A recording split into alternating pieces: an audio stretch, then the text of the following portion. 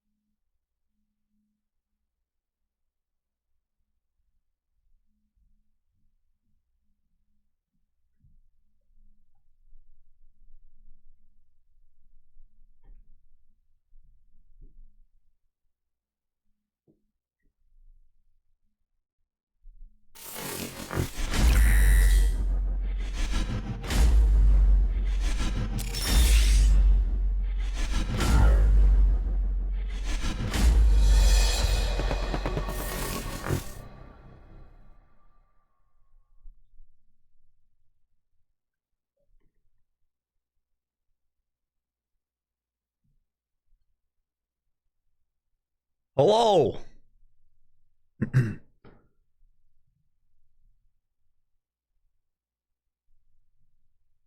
Gladam Maze. Good motherfucking morning. I wet part of my hoodie, chat.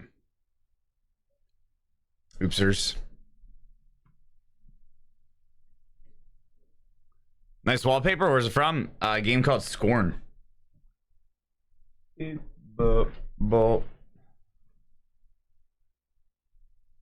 1:30 p.m. Yeah, I was a little late. It's fine. I didn't get to bed until late.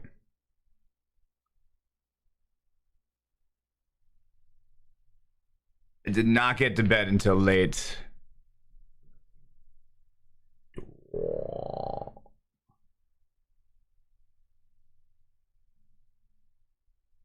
World Boss 8 minutes. You know what? Fuck it. We'll do it. Yeah, I slept. I just didn't get to bed until late. Unfortunately. I'm actually gonna log on for this World Boss though. Fuck. Good morning, Gladdy Daddy. Yo, Happy good morning. 29 years together. 29 years. With this fucking jerk off.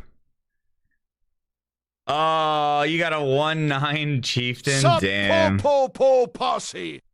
That's crazy, dude. I'm jealous. You only need like 3 enemies. I need like 6. Yeah, I'm jealous.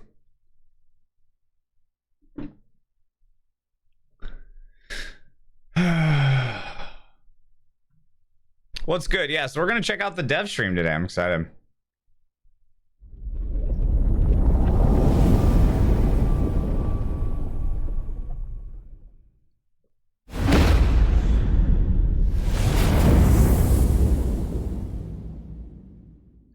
Thirsty as fuck. Yeah.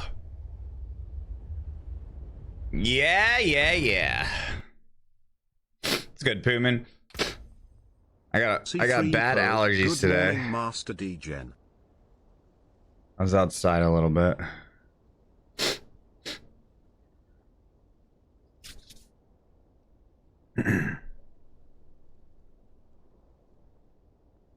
We had to pay the price. We're gonna hop on for the world boss real quick. The new shop item? Okay.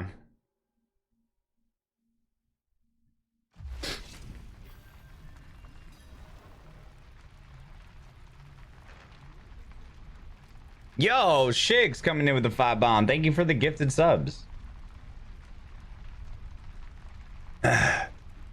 Did you fuck that one up, Myopic?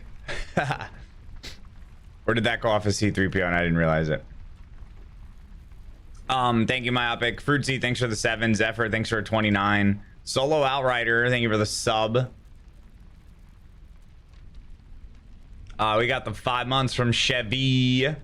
Whiskey Bandit, thanks for the 2. Golden Pony Boy, thanks for the 51. Space Hoonigan, thanks for the full year. Just Crust, thanks for the 11.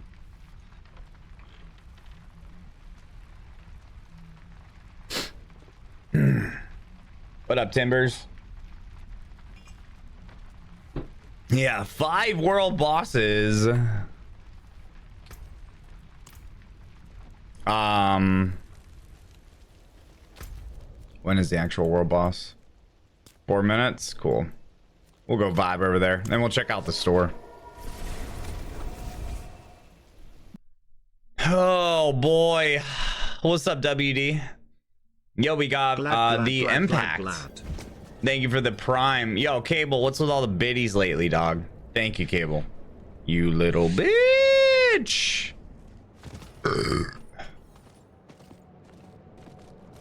Where can I watch the stream for devs? I mean, we're going to be watching it here, but you can watch it on their Twitch as well. Reaper Lord, thanks for the 2 months. Yo, Stay Puffed coming in with the fucking 5 world bosses. Let's go. Biddies is an addiction? Yeah.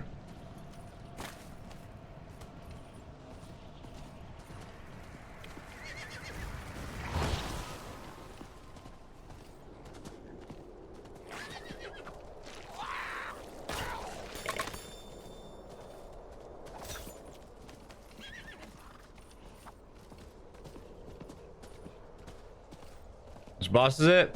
I will let you know in a sec.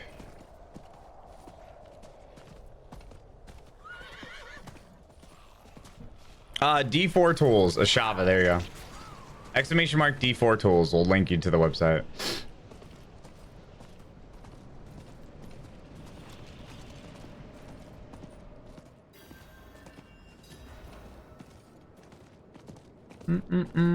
Yep, it's the optimized obol gambling. Ashaba. Alright. We are almost done with our two-handed sword expertise. Which is why we should really I should really swap that back. So that I can get that fully upgraded. That way we can get maximum bleed damage proc. Alright, store. I want to check it out. Salutations, one. Come and did you get your Twitch Prime loot? Did I? I don't know. It stirs you, yes? Oh shit. I don't know if this is new, but I haven't seen it yet. It's actually pretty cool. I like this one. Well, if that's not new, I'm definitely getting it. A powerful call. Yeah, it's pretty sick. Greetings. Lame. Nah. I see. Nah. Already seen that one. Already seen that one. Yeah, this one. I'm gonna get this one. This one's sick. It The comes Hell to Rider.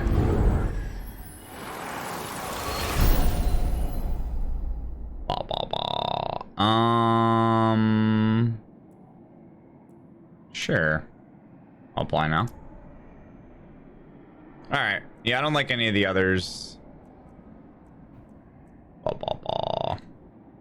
I guess we can check out some of the barbarian ones. Oh, I already did, actually. They were pretty good. I'm pretty happy with the cosmetics that we have. Let me see if I like any of these rogue ones. Sound selection. Nah. It's okay. This one's alright.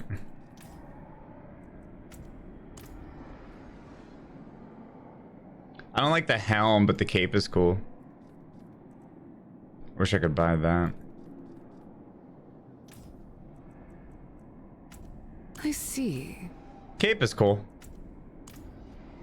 How's the body of the rogue, dude? Not all athletic, alright. Ripped. Nice. Nice.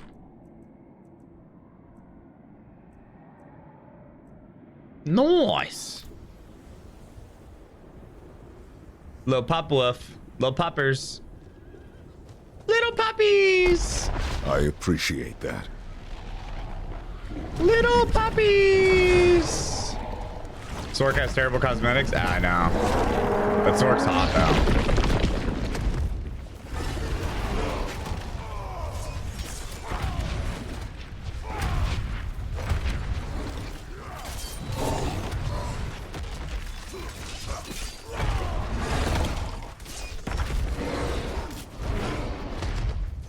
Sorg is a babe. Yeah, world boss already.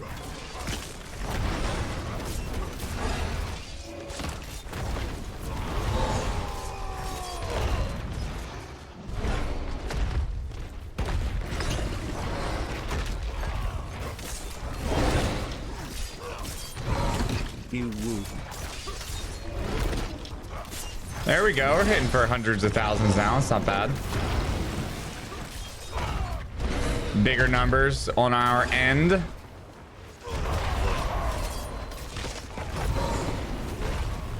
There we go. Was that a couple hundred thou? Not bad.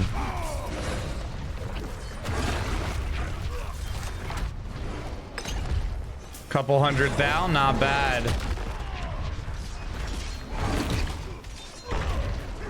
We'll be hitting for millions of crits easily in no time, chat.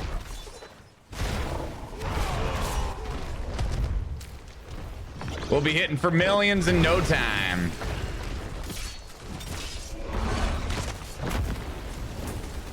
Wipe for damage.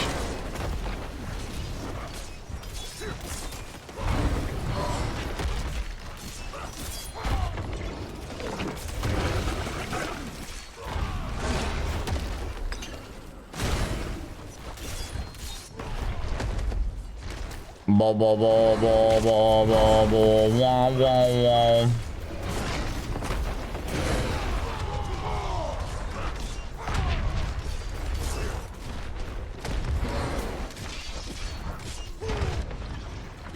Yeah, all right, so we're hitting for like quarter mil crits at level 64. That's not bad.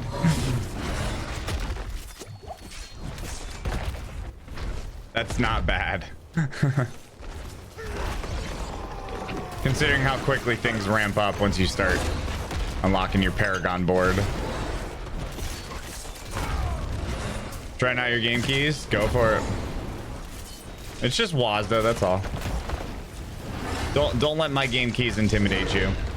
Yo, Crota, thanks for the 42 months. We got the 500 biddies from Block. Thank you, Block. Yo, Rec, thanks for 31 months.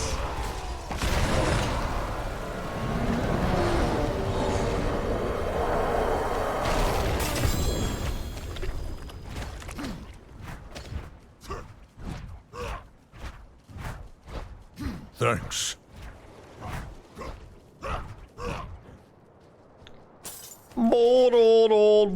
All right, we got the dev stream in about 13 minutes. I'm just gonna run somewhere real quick. Maybe to a quick blind burrows for the boys real quick. Definitely playing Barb season 1. Nice. M&K doesn't feel good. Yeah, man. I mean, that boss loot was so shite. I fucking shit on Pussy. Get fucking shit on Pussy.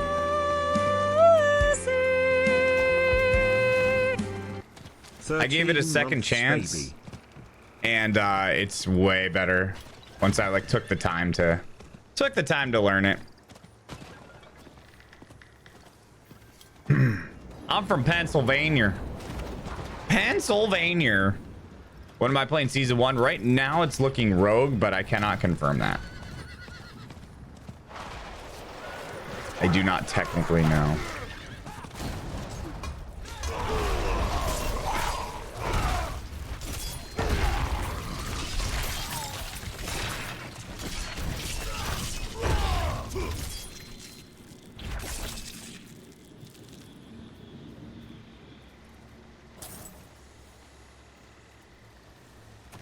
What's up, Neil? Oh, that's awesome, yo. What old school bangers did they play? Thank you, Psychro. It's Omen. Thanks for the 13 months. Boom, boom, boom, boom, bow. Boom, boom, boom, boom, bow. Fury cost and movement speed. What do I have on this one? Fury cost, Berserker.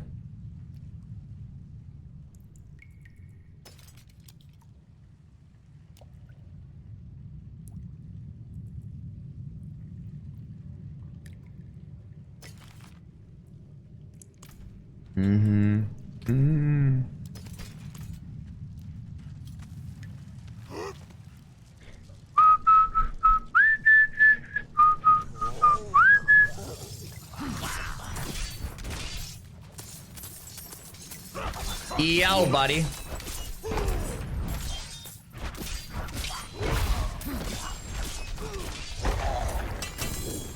Way better damage, motherfuckers.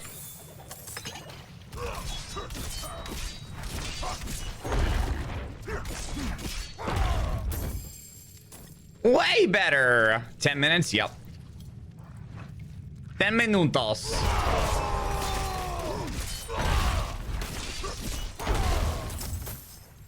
Season 1 streamer bonus. Yeah, what's up for us? Are you gonna be checking it out yourself, or are you gonna be vibing here?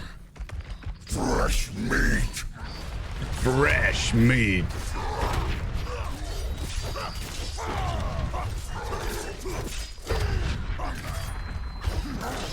Fresh meat. Oh, chat, look, it's an early butcher.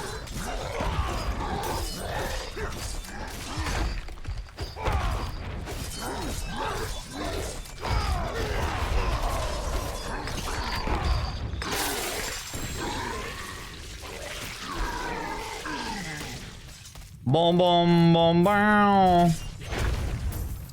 I wanted to test out some of my hits there. So we got the big hit at the end, which was pretty easy. All I had to do was really aim to the side. I came here to purge this evil, but now Deleted. I can't leave my friends here. I'm gonna watch it here with you. That's Not what's like up. this. Yeah, sorry for starting the stream like literally 5 minutes before the dev stream, chat. I was chilling. The only way out of this is to fight. Keep fighting or we all die.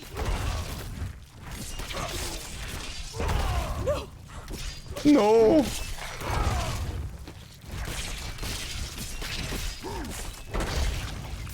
No.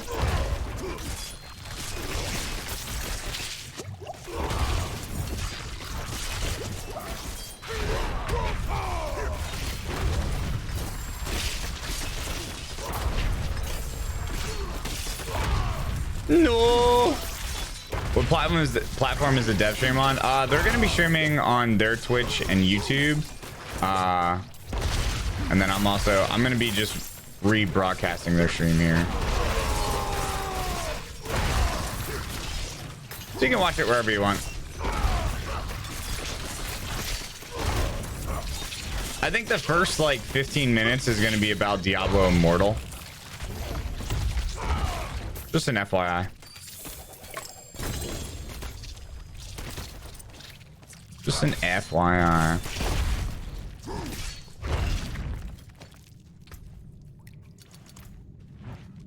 Exploit is a really good glyph for your build. Yeah, maybe I'll try it. Maybe I'll try it one day.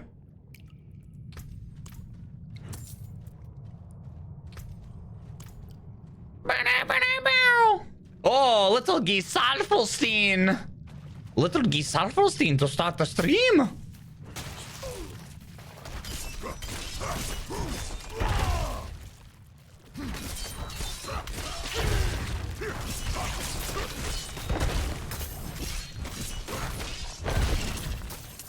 Bum bum bow, bum bum bow.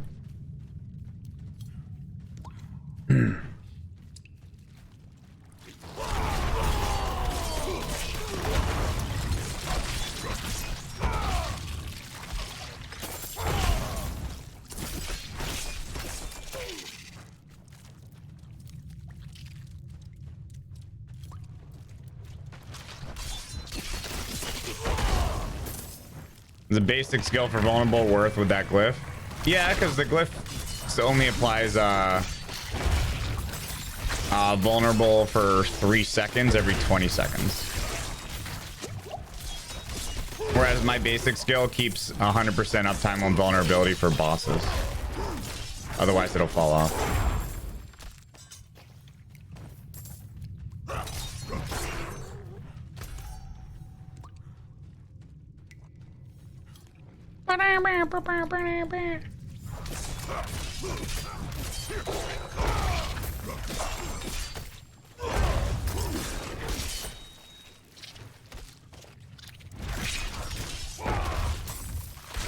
Yeah.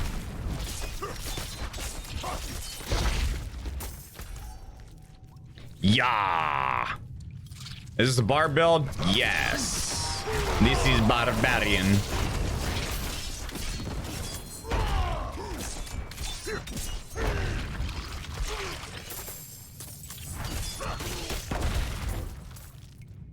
This is our barb. We love our barb. Our barb is finally feeling pretty good.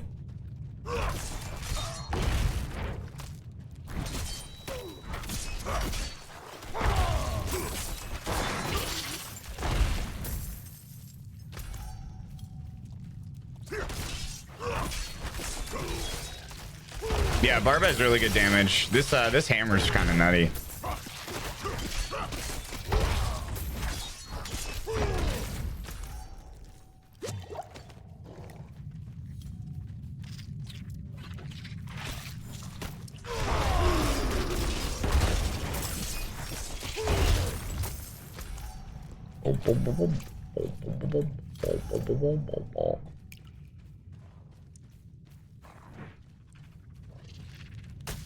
Oh, Lemur wants in. Season 1, we're hopefully going to find out a date today. We don't know exactly. We just know that it's going to be this month sometime. Lamus. Getting in on the action.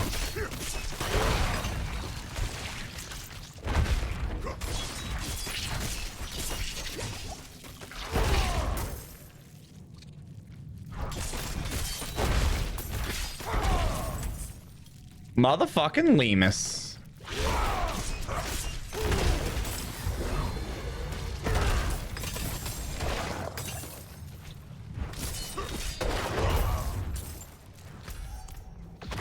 Motherfucking Lemus.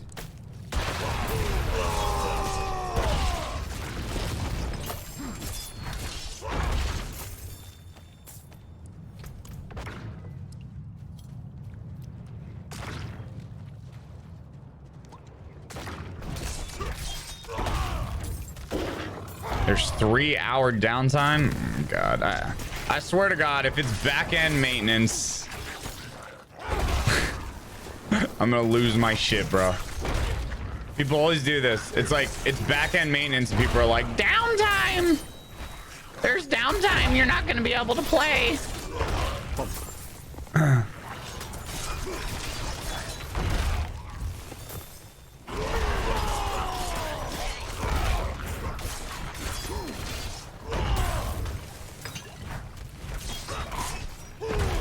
Plum error code. Oh shit, there we go. All right, chat, I'm gonna swap over to the thing now. If I can get out of here.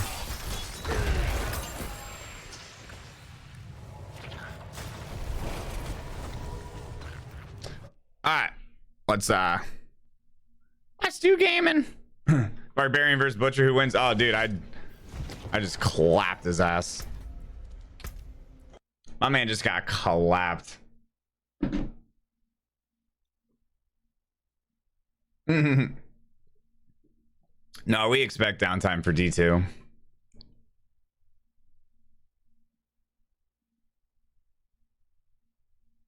Video game opening cutscene. A video game. All right, where are we at here? Where's the Diablo stream? Video game opening cutscene.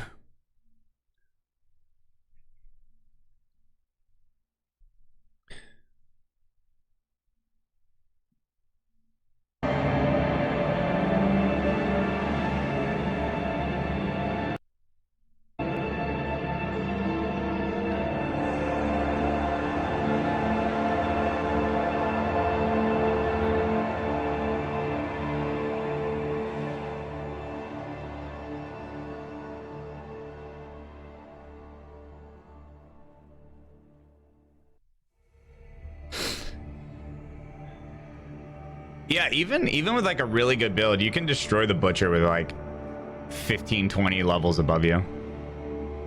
Bomb, bomb, bomb, bomb. You get a refund for what?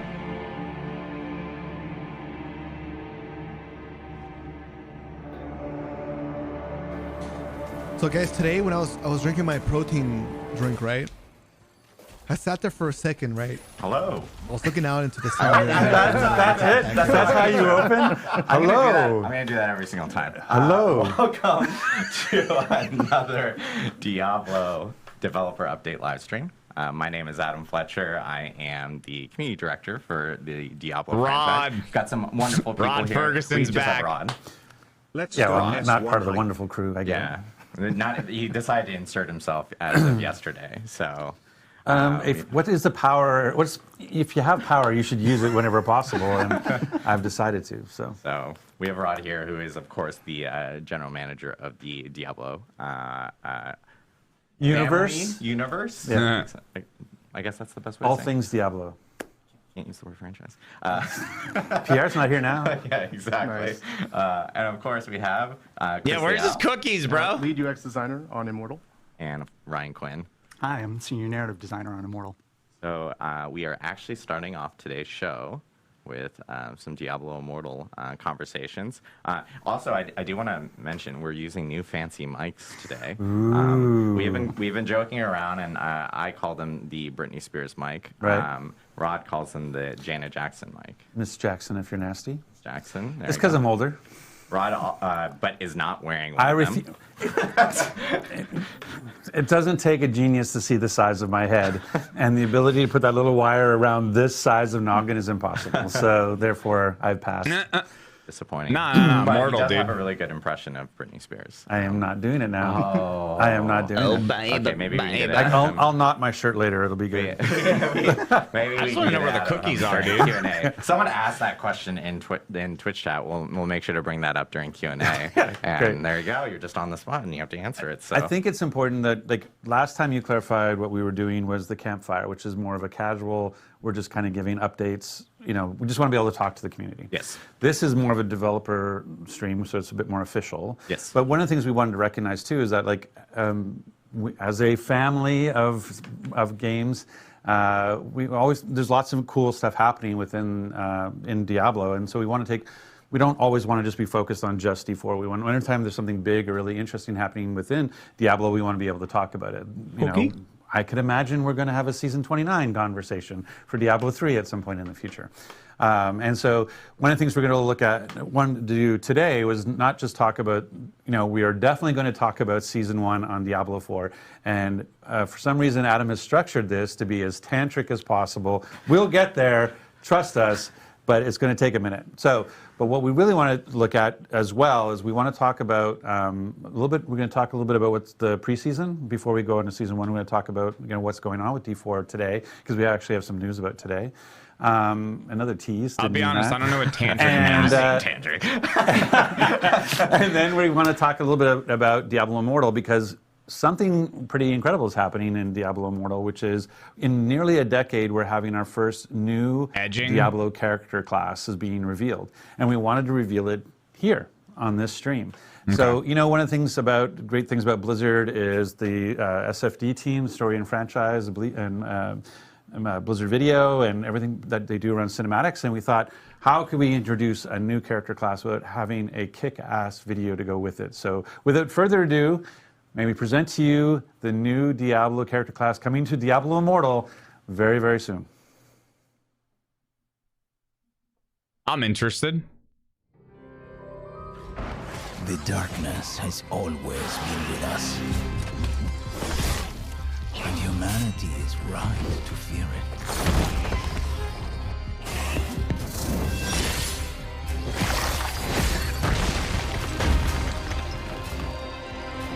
Darkness wants to consume you and all you love. Ew, he's got tongues for fingers, bro. But my kind claim its power. Oh shit. And wield it in defiance. Oh shit.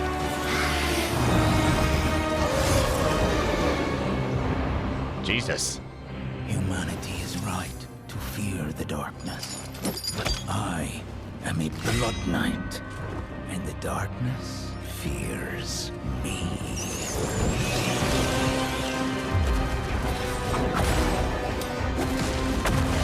So this is mobile? Immortal's a mobile game? I mean, dude, for a mobile game, it looks sick.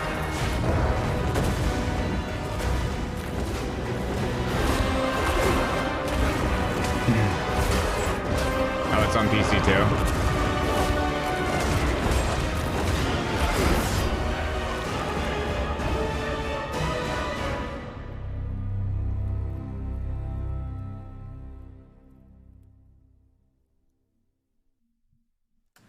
And there we have it. The new class coming to Diablo and Diablo Immortal. It's the Blood Knight. July 13th. July 13th. A little over a week away. Exactly. Sounds like there might have been some encoding issues. Exactly. Yeah, I know that some people are talking about there's a little bit of hitching on it and so forth. I will say that we actually do have that trailer. It was that just will low be frame on rate. a blog on I noticed it too. I didn't want to say diabloimmortal.com anything immediately though. after the stream, so people can actually check it out. It'll be on YouTube, along with all the details that we're about to talk about. We just like to get ahead of ourselves. That's all. But obviously, first new class to the Diablo universe. I just thought it was low frame rate. I was nearly like, 10 whatever. years. I think there's a lot of questions in regards to like the story and so forth behind. They the announced Blood Knight. season 1 date now. Ryan, give us a little bit of background regarding the Blood Knight itself. Yeah, sure. So I think historically, when we released DI, we released it with these sort of 6 very, very familiar, very stalwart classes that all of us love, that many of us have been playing for decades. And it's great to kind of indulge in that nostalgia. It's great to get that dopamine hit of playing a classic. But after 6 classes, it left us with the opportunity to do something that felt really new and different. To do a supernatural class that's kind of monstrous, that does things that our other dark classes like the Necromancer and the Demon Hunter don't do. And so we're really, really stoked about the opportunity to release the Blood Knight on everybody. Nice, nice. Yeah, I know. Like, obviously, everyone's kind of seeing the Blood Knight, and they're thinking, like, is this like vampiric in some sort of way, or like how does this fit in with the actual lore within Diablo? Right. So the fine details are Blood Knights and vampires are intertwined. On Sanctuary, vampires are kind of like living plagues. They go from hunting ground to hunting ground. They kill people, they bite people, and sometimes people who they've bitten, they suffer this monstrous transformation. They start to devolve into what we call thralls, kind of like lesser vampiric beings, long teeth, hunger for blood, all that stuff. And a Blood Knight is a person who, through means of an ancient ritual, has that curse of thraldom arrested inside them, frozen essentially in place. They get some advantages, but they get some drawbacks too. What do you mean the curse of turning into a thrall is a drawback in one way? Well, their thraldom is essentially They're kinda hot, on chat. pause. So basically what happens is a Blood Knight, also preternaturally strong and fast, can see in the dark, can smell blood from a mile away, doesn't age anymore, as you've seen in the concept art, very, very fancy. But on the flip side, you know, they have these blood red eyes, they have black veins in their face, makes people uncomfortable. And maybe, why. Yeah, I know, right? And sort of more pivotally than that, you know, deep inside their soul, there is an abomination, a monstrous darkness that hungers He's for nerdy, I love violence. it. And in order to tamp that down, I love when a in order to nerd's slow nerding their out over shit that he's transformation created. further, they have to perform a ritual. That keepsake that you saw in our cinematic character's right hand, the little thing on the chain. Oh, the chain, yeah. Yeah, that's hilarious. basically their lifeline. I see. like a link to their past? yeah. It's got a memento within of the last place that they were kind of truly human. Right. And so every morning, noon, and night, they're doing ablutions with this thing to hopefully continue to keep the darkness at bay. But, you know, it's a process. Right. The ritual, it's hearsay. You know, it's been passed down for hundreds of years. And for basically every Blood Knight, you know, it may fail at some point. All Blood Knights are doomed to one day succumb to their curse. And they don't know if that's 1 day, 1 year, 1,000 years. Could they be don't centuries, know. right? Yeah. They're very, very long-lived. What they do know and what they pledge on is that they're going to use Destiny all has the a lot time of they passionate have people. left Bungie, you're crazy, to push man. back the darkness. They're just and ultimately for them, working since on that is such an uncertain question, it's really about their inner sense of balance. Can I do enough good to make up for the evil that will rise when I'm gone? I just wanted to give a shout out because we had the art up there earlier, and that art is gorgeous looking. At the same time, they're very pretty. I've been joking about it. I'm like, oh, look, they're so pretty. Well, if you were going to turn into a monster, you'd want to stop there, right? The dude in the cutscene was smoking, dude. gorgeous here. That guy was and a then they Hawkeye turn for into the sure. Abomination, which is really funny to see. So it's like a complete like opposite Well, of what it is. I mean, you mentioned the Abomination. I think we saw the Blood Knight turn into this creature during that. So what actually is going on here? Like this is I guess Chris will talk eventually about like how an abomination comes to be, but this is basically them tapping into what's inside them to change form. Yeah, they're letting the curse off the leash just a little bit. It's going to grant them extreme power in the short term. This is the Bruce Banner Hulk thing. Yeah, but maybe there's a little anime teardrop there of like, do I come back from this? Right. Okay, got it. Awesome. Well, I know with the Blood Knight, obviously, like, it's new class. How does it fit, Chris, into the like a gameplay style? Like, what if you're playing a Blood Knight? What can you expect the style to be as a person that's actually jumping into Diablo? Yeah, so the Blood Knight is actually a melee hybrid class, meaning there's tons of up-close combat with polearms.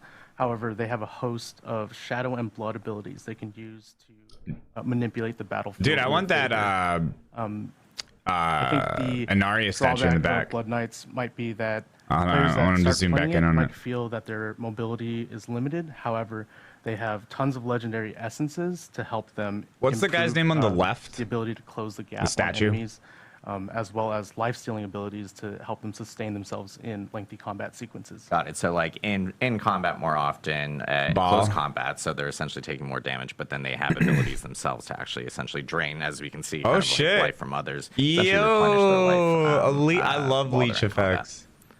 The kebab attack, as I like to call it. The skewer. The skewer attack is my favorite thing right now. Makes me want to play Like, V so Rising. What's happening there? We saw it in the trailer. We see it here as well, is where they're basically able to stab an enemy, smash it around like this at the end of a hammer. So that's.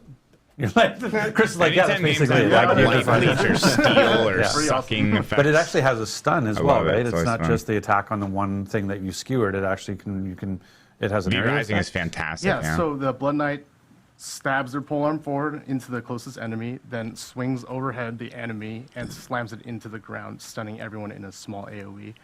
And there are also legendary essences that let you lunge forward or actually leap to perform the slam. Oh, nice. Yeah, it's awesome. And oh then my god, I that's know, like, of course, $1,000. with every class in Immortal, they all have different ultimates depending on their primary attack skills and so forth. Like, what kind of two different ultimates can we expect with the Blood Knight? Yeah, I could talk a bit about the primary attacks. The first is Ravage. They're basically swinging their polearm around in a 3-hit combo. And right here is the ultimate, where they become a 5-hit combo with a stun at the end. And Dual wielding polearms, that's... Chat, that statue is $1,000. And the other primary attack they have is called Shadow's Edge. It's quite a unique one. It's the first in Immortal where the in melee range, the Blood Knight will do a slash, and for enemies that are further away, they'll actually throw the Buy dagger one? forward. Dude. They're legendary essences. That's expensive as you fuck. add damage I mean, over it's time cool, or but make the don't spend dagger ricochet. $1,000 on it. Nice. So you can essentially it's good room clear type of abilities is what I'm hearing. So if you got a ton of mobs in front of you, especially if the daggers are ricocheting and you mentioned piercing and so forth with the ultimate and everything, you can essentially clear out whole rooms with that. So I work it's awesome out. to I have hear. a home fitness I know, center. as you mentioned beforehand, tons of legendary essences and everything that are associated to kind of modify skills. I know, and we're even seeing here, this is like the Abomination that we were talking about So beforehand. why would I want to become the Abomination? What do I get from that? Yeah, so I'll talk about the Abomination a bit. You like fitness? The way it works Oh, is God. it is a transformative Shut up. skill that requires the defeating enemies to fill the bar, much like your ultimate. Right. However, it happens much more often, and it then transforms your entire skill bar into a new primary attack, followed by 2 specific skills, a Blood Rush, where the Blood Knight actually dashes forward in a ball of blood, and then there's a 3-hit combo attack where if on the last hit they fly into the air and slam the ground, stunning everyone. A lot of stuns. Nice. Nice, that's awesome to see. The hitching I is think happening again. with this update that's coming out on the 13th and the Blood Knight itself, and there are like even other components and that are kind of going to be coming with this actual update. Do you guys have any like additional information on? Well, there's ways to play it, right? Like, so the things that's really interesting. Like, I think having a new character class introduced on basically the anniversary. It's 26 inches really tall. Like, it's a great way to celebrate 1 year that Immortal has been at. It's hard to believe it's already been a year. It's crazy. But so having a new character, but I've been like a whirlwind barbarian for a year now, and loving that. And so now I'm going to obviously.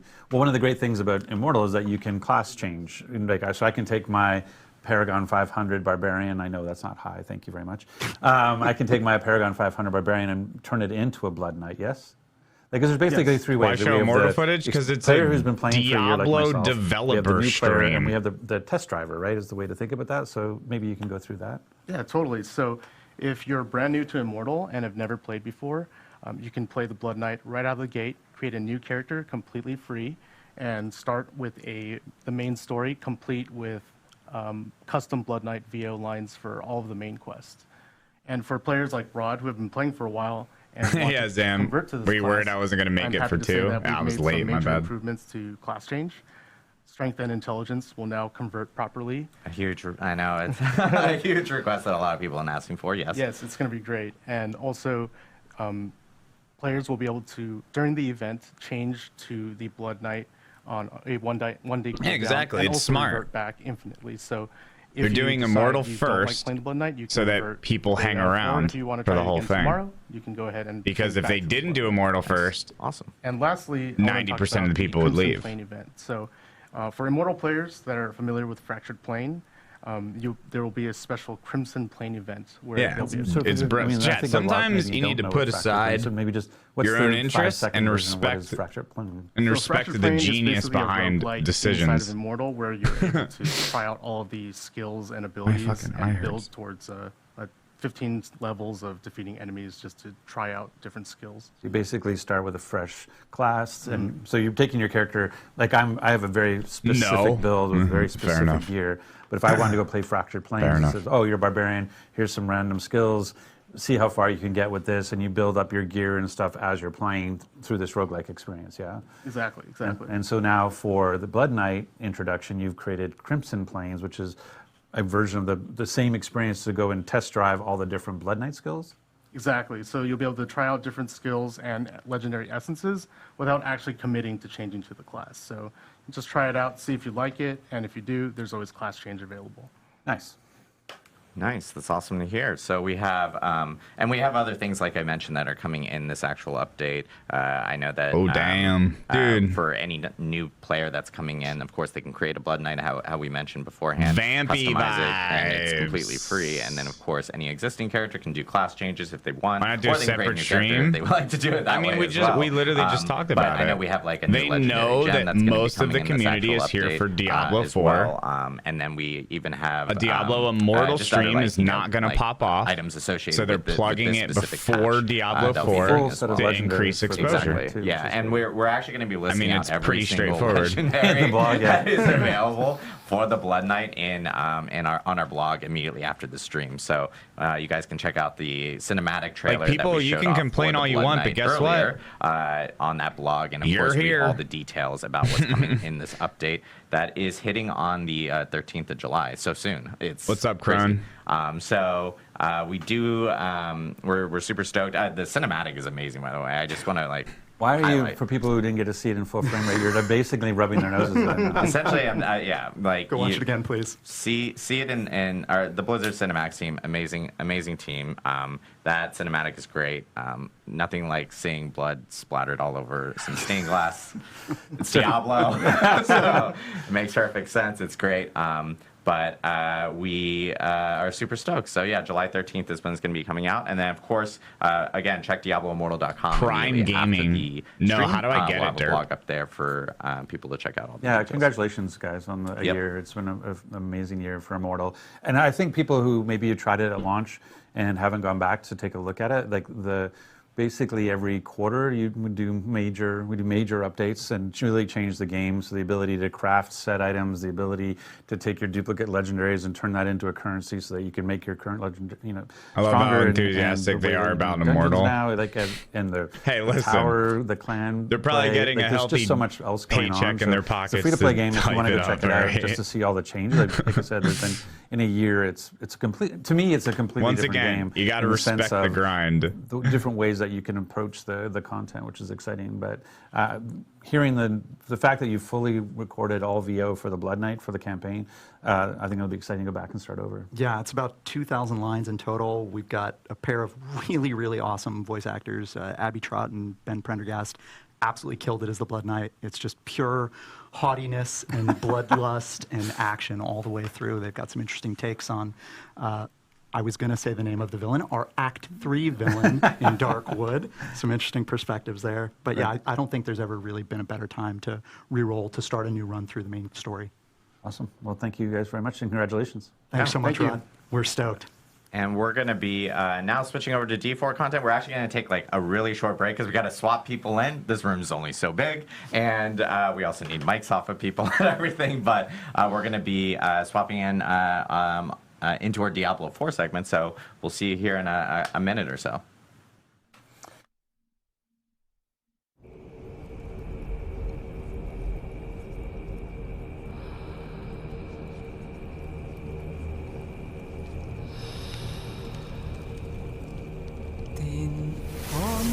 Oh, they showing this? Nah. They're not gonna show the whole thing. Nah. They're like, oh, what do we do during the transition? We just show the best cutscene in the whole game. This is the best scene in the whole game for sure. But this scene is definitely longer than 2 minutes. The scene is like 8 minutes.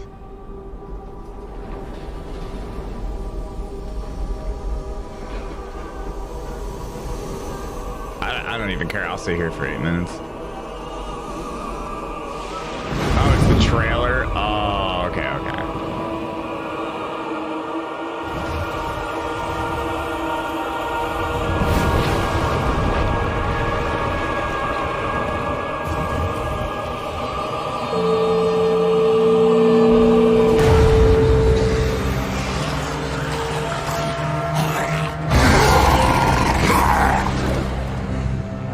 May we fight true in his holy name.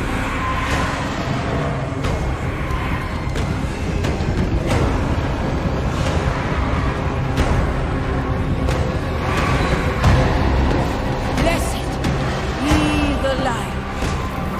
Hello, lad in chat. Happy New Year today.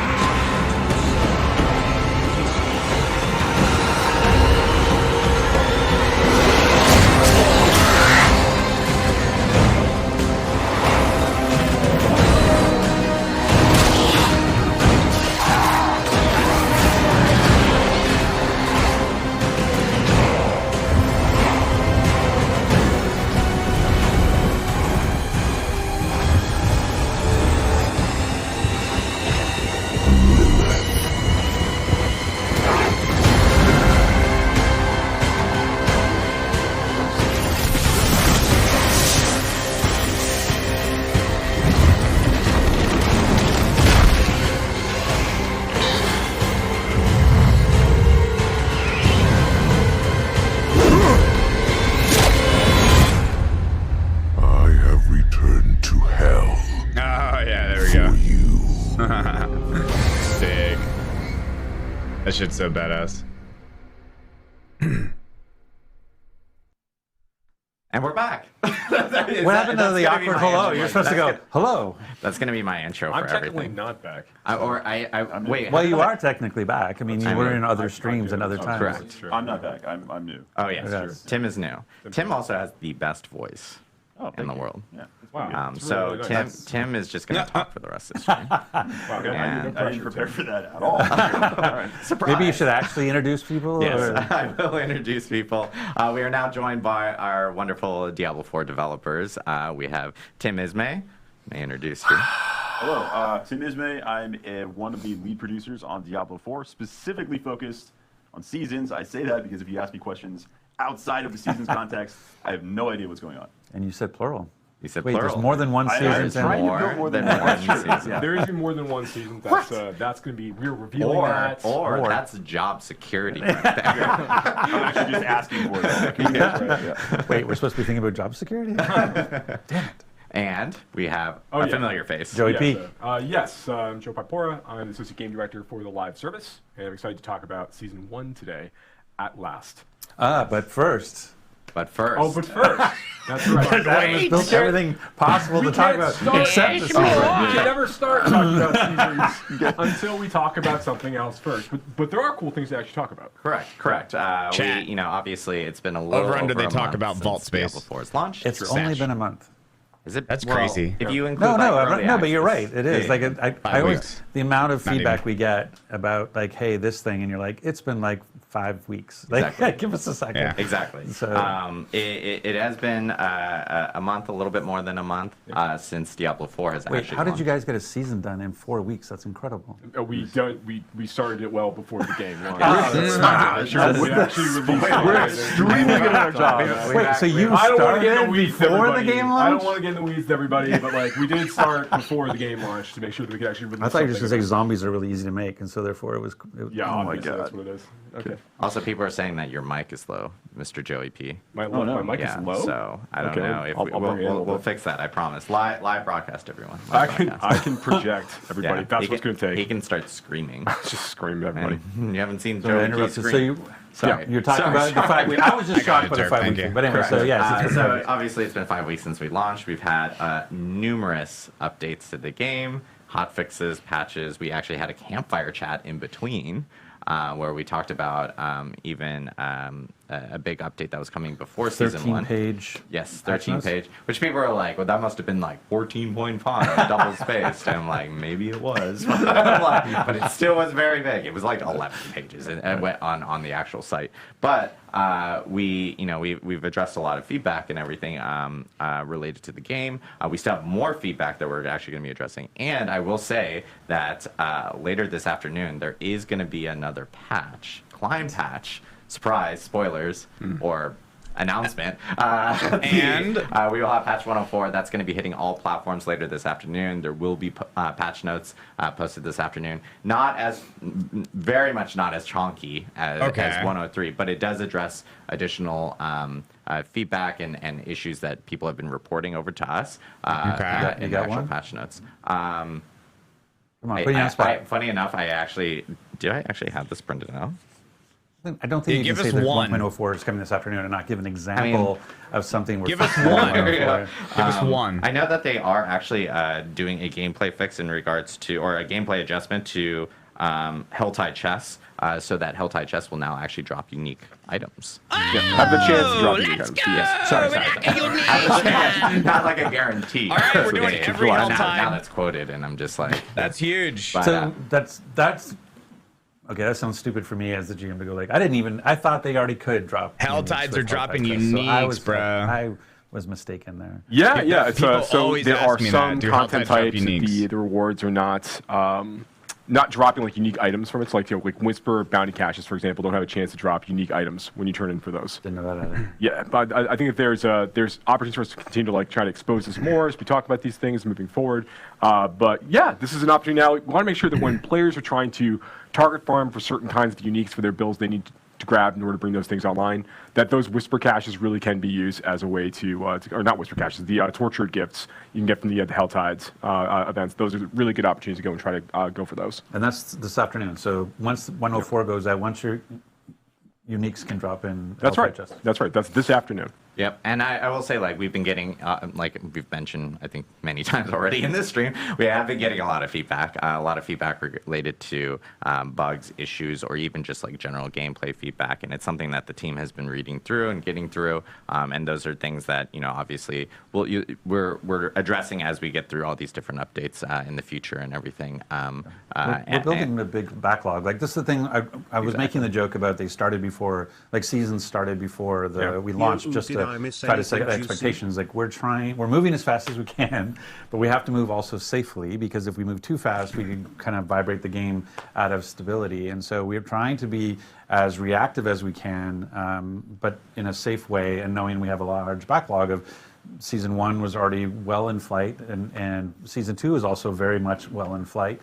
And so we're trying to make those adjustments. So we hear the feedback, so please don't take the lack of instantaneous response as in we don't hear you. We hear you. We hear about, I want to lock my inventory. We hear you about all the different types of things that you're giving us feedback on, and we appreciate that feedback, and we're doing our best to address it as quickly and as safely as possible. So, so just trying to manage expectations that sometimes it might feel, but again, it's only been 5 weeks. This is a game that we are going to, we're going to support for years to come. This is a foundation of, we said the launch was the beginning, not the end. And so we're going to be continuing to support this game through many seasons and through expansions and what have you. And so please just allow us some time to catch up and work through our backlog to get to those items that we know that you care about. And I do want to note that we're, as we were in preseason, we were obviously shooting out a lot of updates really quickly, and this is something we talked about a little bit on the campfire chat, but we are going to get into a more systematic way of being able to update the game, so it's not just going to be like ad hoc, hey, guess what, a new client patch type of thing, unless there's an emergency. But yeah, people start to find a more some familiarity with how we actually update the game around seasons and client patches that may occur, whether they are in between or only on seasons and so forth. So we'll have that actually communicated out, and people then know what to expect going forward when we do have different updates or different patches that actually do hit the game. I think it's really important that we have now talked about things we did in the preseason. We've made a number of changes on the balance side. We've responded to a lot of player feedback. We've got 1.04 coming out later on this afternoon. But Adam, what do the people want to hear about? Zombies! Season 1. So we're actually now going to talk about. No, but we do want to talk about Season 1. Season 1 is coming, and we actually have a really cool trailer to show off before we jump into it. Trailer. So, hit it, Rich and Matt. Rip the people who actually have ads, though. I am writing to you because although a great evil is receding from Sanctuary, a new festering curse now spreads its corruption across the land. More dangerous, more malignant than I could have imagined. I have found a way to stop this plague, to rip the dark power of these monsters from their very core and turn it to our advantage in destroying them.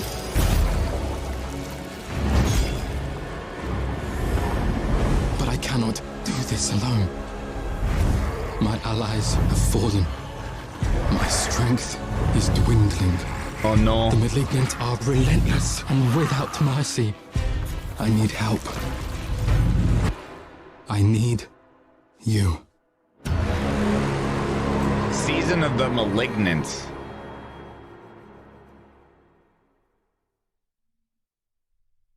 Season of the Malignant. 7/20. 5 days before. There we have it. The first season of Diablo IV coming out on July 20th. 5 days before Remnant, bro. Lots to talk about there. So we're actually going to jump into it. No, I'm just kidding. But obviously, a lot of people want to know what's going on. We even teased it on social media yesterday, where something was corrupting Sanctuary. Thank you, Demon Shark, for gifting a subscription. I guess Tim, Joe, explain to us what's going on now. So Season 1, the Season of the Malignant. So our very, very first season in the game is going to basically take place after the events of Diablo IV. So after the redacted and Remnant, redacted have happened and the player has finished redacting the redacted, once all that's out of the way, that's when things are really going to kick off in the world of Sanctuary, kind of step off from that point. And there is a new threat that's basically emerged in Sanctuary. There's this malignance, there's this corruption that's begun to spread throughout the hearts of the creatures throughout the world, and that's everything from beasts to humans to demons themselves, everything in between. can be corrupted by this malignance as beginning to take root and fester inside the inside people. And it's basically kind of like it's changing them, right? It's turning them into these bloodthirsty fiends. Effectively, they're going out and trying to destroy everything. And it's threatening Sanctuary at a very, very, very high level. The player's going to come across a new character that they're going to introduce to over the course of the season named Cormund, who we actually saw in the trailer there. Cormund is, there he is. Cormund is an ex-member of the Cathedral of Light. He used to be a priest of the Cathedral of Light. And he's taken it upon himself to start trying to dive deeper into this new malignant threat that's risen over the course of these days following the events of Diablo IV's main campaign. But he's finding himself maybe a little out of his depth.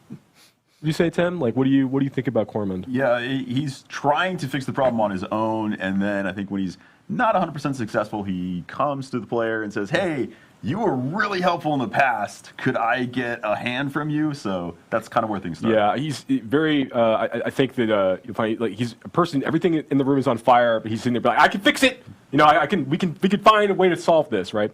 But he's a great new character that the player get introduced over the course of the season. But that's really just where things kick off. Now, and players will start the season of Malignant actually in Kyovashad, and they're going to gain access to like the beginning of the story of the season pretty much right away. You know, so you're able to start off right at level 1, like jumping out of the gate and be able to start like following the thread of this new season storyline.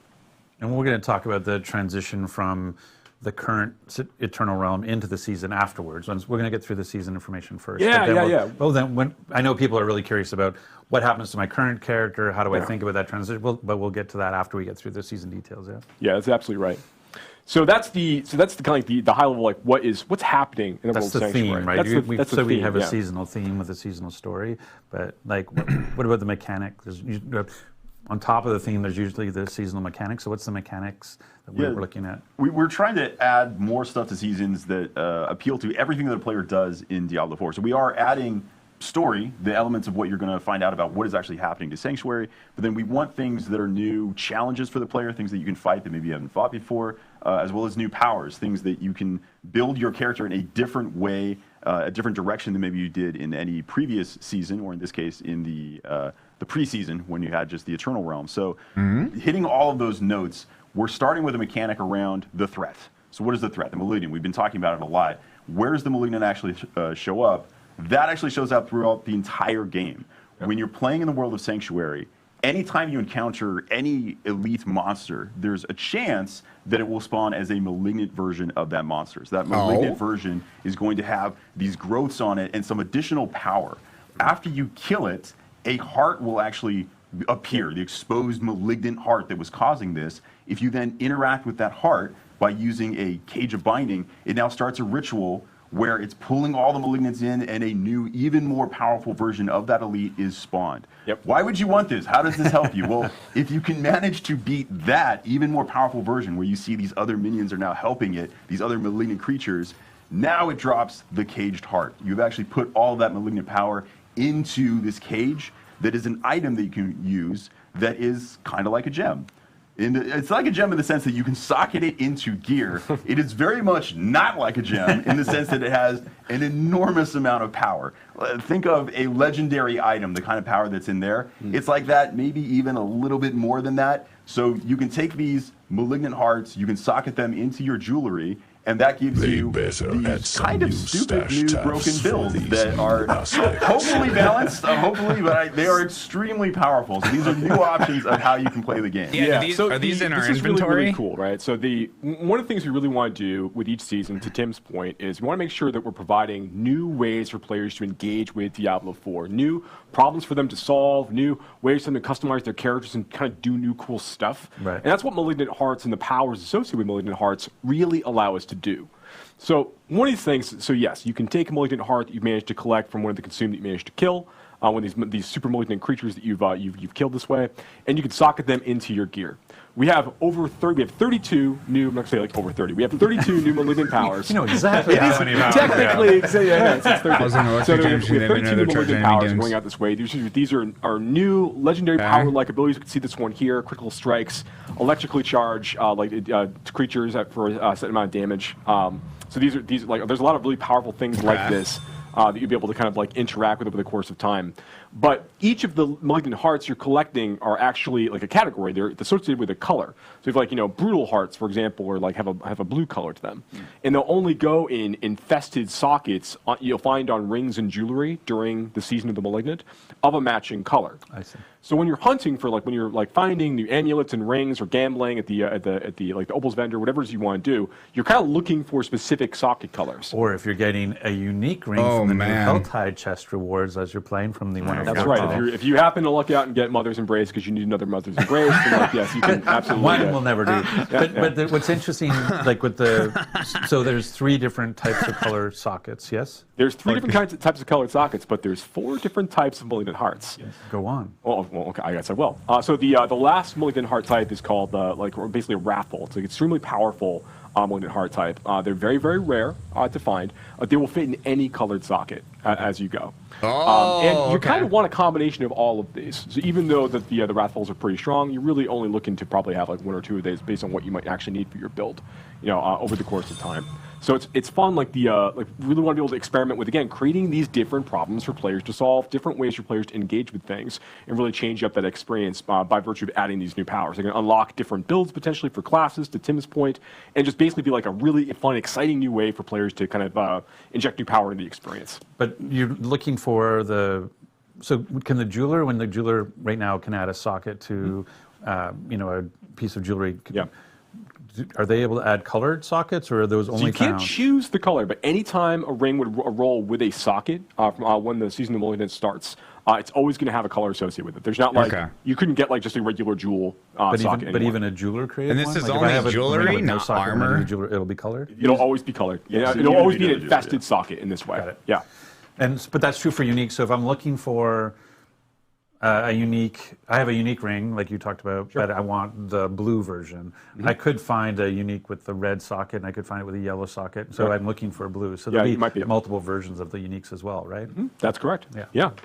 So yeah, fun new stuff to look forward to, and that's just, we showed in the video earlier, the player fighting a malignant creature. There's a chance for, as Tim pointed out, there's a chance for all kinds of elites out there in the world to be malignant in nature. Right. Which That's makes good, it a little 'cause more you're only powerful. But then when you sacrificing kill them, armor and you there. go and you actually use the Cage of Binding to capture their heart. Then you fight that super consume, the consume version. It's that's gonna be buffing nearby monsters. It spawns a bigger combat in that scene. There's more to look forward to, and those get tougher and tougher. And you want to fight higher and higher level versions of those in higher world tiers to get even better versions of those hearts. Yeah, so you can get stronger versions of the hearts as you get further into the game, and you might be thinking okay, does that mean the old, the crappy hearts that I got earlier, are those useless? You can actually break those down at the crafter as well to get a crafting material out of them that allows you to craft new items, including invokers. So invokers are something that you can use a little bit further on once you finish the campaign of Season 1. You will unlock the ability to go and use these at a specific place called a malignant tunnel. So if you are trying to... That's also the name of my colonoscopy. Okay. There we go. And it's a serious thing when you're over 50. You should know that. That's a good point. So if you have a malignant tunnel, you should get yourself checked out. So in the world of Sanctuary, when we say malignant tunnel, we mean, hey, I'm a player and I actually want to get more of these hearts, but it's just a random chance on elites out in the world. Where can I intentionally find more of them? There are these malignant tunnels. So there are actually places across the world where the malignance is manifesting in these new dungeons. So if you specifically want to go find more malignant hearts, you can hunt down these tunnels. You can go in and, hey, there are more malignant there. So there's a higher chance of finding malignant monsters there. And if you want to guarantee it, man, I really need a very specific type of malignant heart. How do I make that even more likely? That's when you take your crafted invoker, you go all the way to the end of a malignant tunnel, and you can use it on a malignant outgrowth. When you use it on that outgrowth, it now spawns that specific type of malignant that's going to have the color associated with it of the heart you're trying to find. You kill that, and you're going to get the specific heart. So there's a little bit more targeted farming you can do as you approach the end game of Season 1. Actually, I have go to the C video. It will be able to show you going into an Evoker event where you can go in and sort of which I've heard called the turkey baster from hell, basically, is what an invoker looks like. It does kind of, yes. I don't, that wasn't the like art direction on it, but yeah, that's where we ended up. So yeah, at the end of these malignant tunnels, you're going to find that there are these masses of malignants that you're going to be able to go and interact with, and each of the That's tunnels the one has we wanna watch. a few different ones that can potentially spawn different colors of malignant outgrowth that can spawn from those. So it gives you those opportunities to go and like really target farm, as Tim's pointed out, like certain kinds of malignant hearts as the player is progressing through the experience. Yeah. So when we show, like we were just showing it, Technical show the one you were issues. just showing, because that was Okay. the Invoker event. So basically, there's a growth. You get to the end of the tunnel. You're able to basically, essentially, you're requesting a monster of a particular color. Yes, you're saying like, I want a blue heart. A chance to get a blue heart by trying to defeat the blue monster. Yes, That's right. And some of these, are, like particularly later on in the experience, like the most powerful hearts you can get are going to be delivered from things like these Invoker encounters that we go and interact with. So yeah, something we're very excited about. So basically, they use an Invoker on the one of the pods. That's right. Yeah, the outgrowths from this malignant mass. Which then creates a blue monster for you to fight. You have to take that down, which will then. So does this one go through the same mechanic where I have to kill it, try to capture heart to kill it harder thing? When this thing pops up after you killed this one, you don't actually have to capture it. You're fighting the powerful version of it like immediately. That's what I was asking. Yeah, so you don't have to do the 1-2. Right? That's right. Oh, I bet you a blue guy nice. So it's spawns. kind of a little like the sigil crafting, where you basically, I've got a bunch of stuff I'm not using right now. I can craft it down so that I can focus what malignant hearts I want. Because maybe my build, I know I want a brutal heart, but I haven't running into any blue malignants out there in the world. Oops. So now I can go into a malignant tunnel, fight my way to the end, have an opportunity to use the Invoker to create a blue malignant to go after its heart. Yeah. That's right. That's right. Yeah. Rogers called it out. And I know. That's all I'm here to do is summarize. That's good. He's like, I will take everything you said, summarize it into 2 sentences. And I know, like, obviously with the story and so forth, there are like new, like a new boss and so forth associated there's new, but with we're it. not really talking about We're the not boss that too much today, redacted, but yes. It's worth calling out, yeah. It is worth calling out. There's new boss monster for players to fight over the course of the season.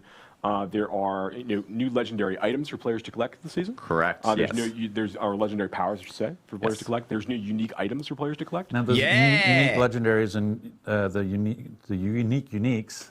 Thanks for that. Those are not just in the seasonal realm, though, right? Are those things that are also showing up in the Eternal? That's right. Those will also show up in the Eternal Realm. So if you're a player who's like really trying to continue to progress your character in the Eternal Realm, there's now a few new items for you to go try to hunt for and use to kind of augment and change your build. This is the moment where I can do the producer thing. Yeah. So you probably saw before on the screen when we looked at the cinematic. It was awesome. And at the end, we said July 20th. Oh my God, there it is. The day it's coming out. We are actually putting out the patch a little bit earlier. So just for awareness, so everyone knows, you're going to see your game patching on July 18th. That is all of the stuff coming to you that is going to turn on July 20th. Balance changes, the new items. So July 18th is actually anything that shows up on the Eternal Realm is there right away. If you just want to continue playing the game as normal on your existing characters or a new Eternal character if you want, July 18th, the new legendaries and uniques that they were just talking about will be available to you on the Eternal Realm, as well as any other improvements, balance changes, rewards changes that we've made. Those will be there right away on July 18th. July 20th, the season turns on. You can now create seasonal characters. I think it's like going back to managing expectations. I think one of the things we've been trying to be really clear about with seasons is that it is not a continuation of the main campaign storyline. Like we've been trying to use phrases like it's a new quest line. Working with Corman to solve the malignant is a big, is obviously the journey you're on, but it's not about the Anarius Lilith journey. It's not extending that story. It's sort of a side story inside the open world. It just takes place after the events of Diablo IV. But you're absolutely right. This is a new self-contained story within the season of the Malignant, which is great because it just gives us it affords us a lot of opportunities to tell an exciting story and to create like these new big features to kind of go along with that and support it. So as I'm playing through that now, it would be amazing if there was some way to sort of track my accomplishments through the season. I don't know, maybe some sort of journey perhaps you want to track your seasonal journey through some kind of feature. I don't know if I could tee that up any higher for you. We went from golf to T-ball really fast. Cookies? Yeah, no, absolutely. So there is, this is obviously with season 1, where we're going to bring out the season journey feature, which I know we've talked a little bit about on stream before, but I guess it's worth maybe calling out and maybe a little bit more clarity. Hey, look, it's this, but without redacted all over it now. That's right. Yeah. So this is, yeah. So this No is, top secret. Yo, yeah, that so this armor, is the, This is the though. battle pass introducing as part of season 1, and then going into here, you'll see the season journey. And again, so the season journey is separated into 7 chapters. And like these major chapters, and each of those chapters has a number of objectives inside each of them in order to allow you to progress that chapter. And you don't have to do all of them? You don't have to do all of them. You have to do a subset of them in order to advance to the next chapter. So I think it's really cool. So like objective to objective, you're going to be earning Show the favor aspect. drops, which can be used to fuel your battle pass, which we'll talk about a little bit more in a minute. Show it. But you're also, for your chapter completion moments, you're getting big drops of that favor that's going to be used like an experience point value for your battle pass. But you're also going to be getting some like item rewards, and importantly, you're going to be unlocking new legendary aspects, ones that you can't normally get through the Codex of Power, through like dungeon completion, and also many of our new legendary aspects we're adding in the season. If you're Land playing in the seasonal Creeper. realm, you can collect that for your Codex of Power by going to the season journey. Creeper so It's a great way slides. for you to introduce yourself to some of these new things as you're kind of playing through. Yeah, I love this. Like one of the things that's hard about, for people who know Diablo 3 Chat, and its sort of creeper journey. slides. Hold on, wait. Do you love this? I love this. Oh, that actually feels really good to hear. I love this. The creeper slide build. The notion around I like the fact that the subset aspect of it, because I know there are certain things. I'll pick a stupid example. It's like maybe I hate sellers for some reason. I'm a seller hater, and so I never want to complete a seller. Then the fact that I can advance chapter 1 to go to chapter 2 without ever doing what lurks below, I think that's great, because that's like I find you get into situations. I have other games where they're like, you must do this thing that you really don't want to do in order to progress, and the fact that I don't have to do that here, that I can choose a subset of things to continue my progress, I think is really smart. Yeah, I think it's really good to hear. It's one of the things we really want to do is make sure that like the base example of this is like we really like letting players use our fields of hatred as opportunities to kind of like progress their characters instead of the season, but we don't, and we want to include that Which in is the the season PvP journey, fields, yeah. which is the PvP content in the game. But we don't want to make that like a requirement that you must go do this content in order to progress your season journey. We want to give players the option to do this if they choose. One thing I do want to call out here as well with the season journey, and I think you're going to call it out in some other places, is that it can be confusing to players initially that you go to this battle pass screen, you click on the season journey button. Do I have to buy the battle pass to get this? No. Everyone has access to the season journey. This is a base feature that everybody is engaging with.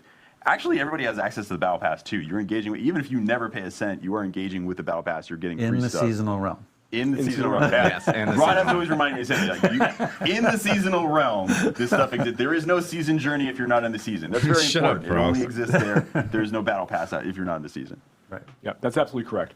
So yeah, that's the Where's that's your the reaction essentially the way the bid, season bud? journey works.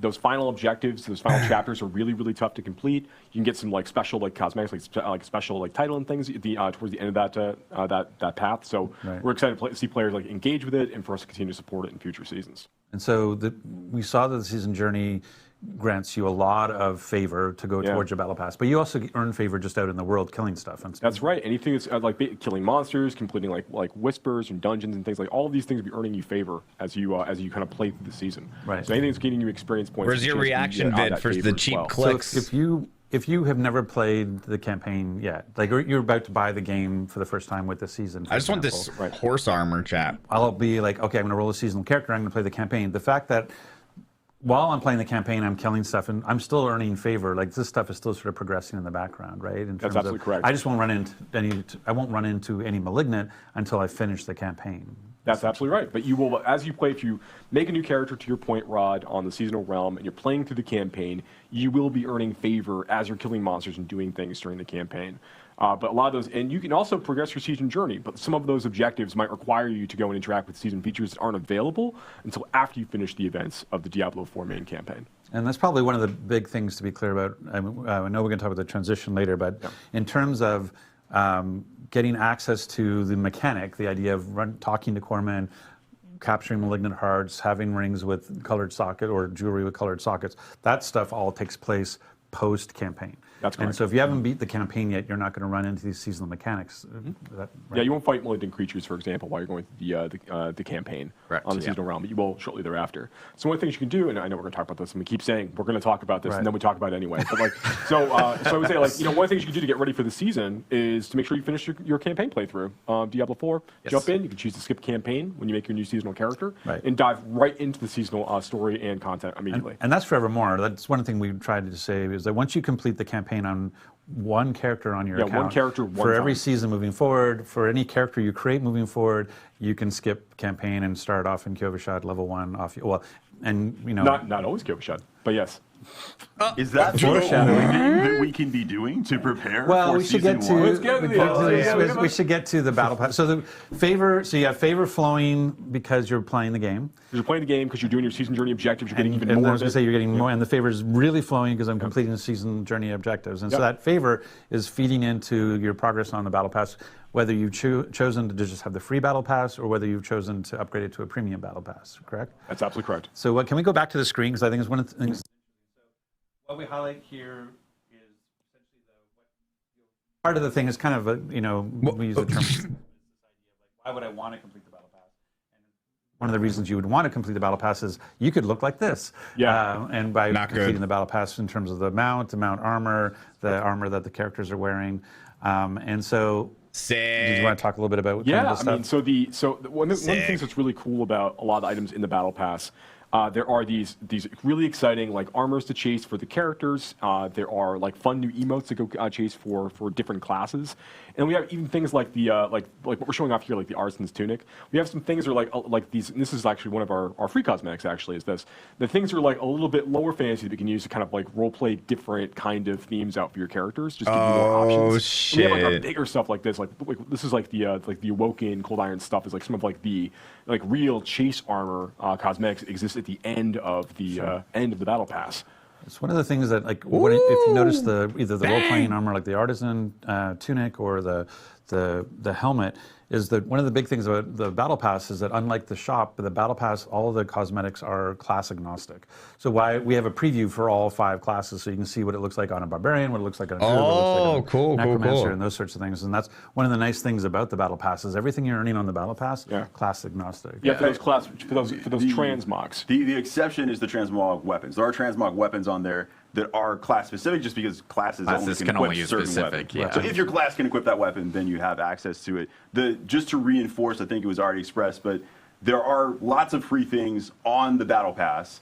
If you pay to upgrade it to the premium battle pass, what you're gaining access to are a bunch of additional cosmetic things. Yeah. So the only thing you're getting access to by paying is that additional cosmetic unlock. So there's really cool stuff, some on the early end, and then especially on the tail end of it, that's what you're buying into. But the free version...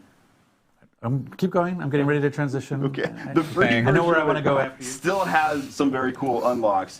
And anything related to, well, you wanted to talk more about blessings, right? Well, that's what they're saying with the free side. Like, so we were saying there's 27 free tiers in the battle pass, and part of those 27 free tiers are smoldering ashes that you can get based on the level you are in the game and that you've progressed with favor. And what do those smoldering ashes get you? So these smoldering ashes the player will collect in the battle pass are, as you called out, like they're on the free track of the battle pass. You need to be you have a character of a certain level in order to be able to actually use them. So they're kind of like they're rate limited that way. You'll take those and you'll be able to use those and apply them to the seasonal blessings system. Right. And here, okay, we can actually finally reveal all of these. So here are the places where, as the player's collecting these ashes, they can invest them here to give all of their characters on the seasonal realm kind of like this advantage able to carry through. So whether that is like bonus to like XP earned for monster kills, like we call out here, or things like boosting the duration of all elixirs that you're using. Okay, I like this. Right, and you can looks like. And it I'm assuming ranks that, too. Look, I don't know if it's linear or not, but if I would assume it's linear, I can do it 4 times at 15%, so like 60% duration on elixirs. In terms of that particular 4 ranks per. That's right. Yeah, we want to make this just be an extra little fun little thing for players to chase as they're going through the season to kind of help them like boost their characters up a little bit more quickly as they kind of get deeper and deeper into progression to the season and give them a cool. So if you're selling, you proc the gold, and if I were to max it with my you use the salvage one. Yeah, that's nice. Earn prolonging is where I want to invest my smoldering ashes.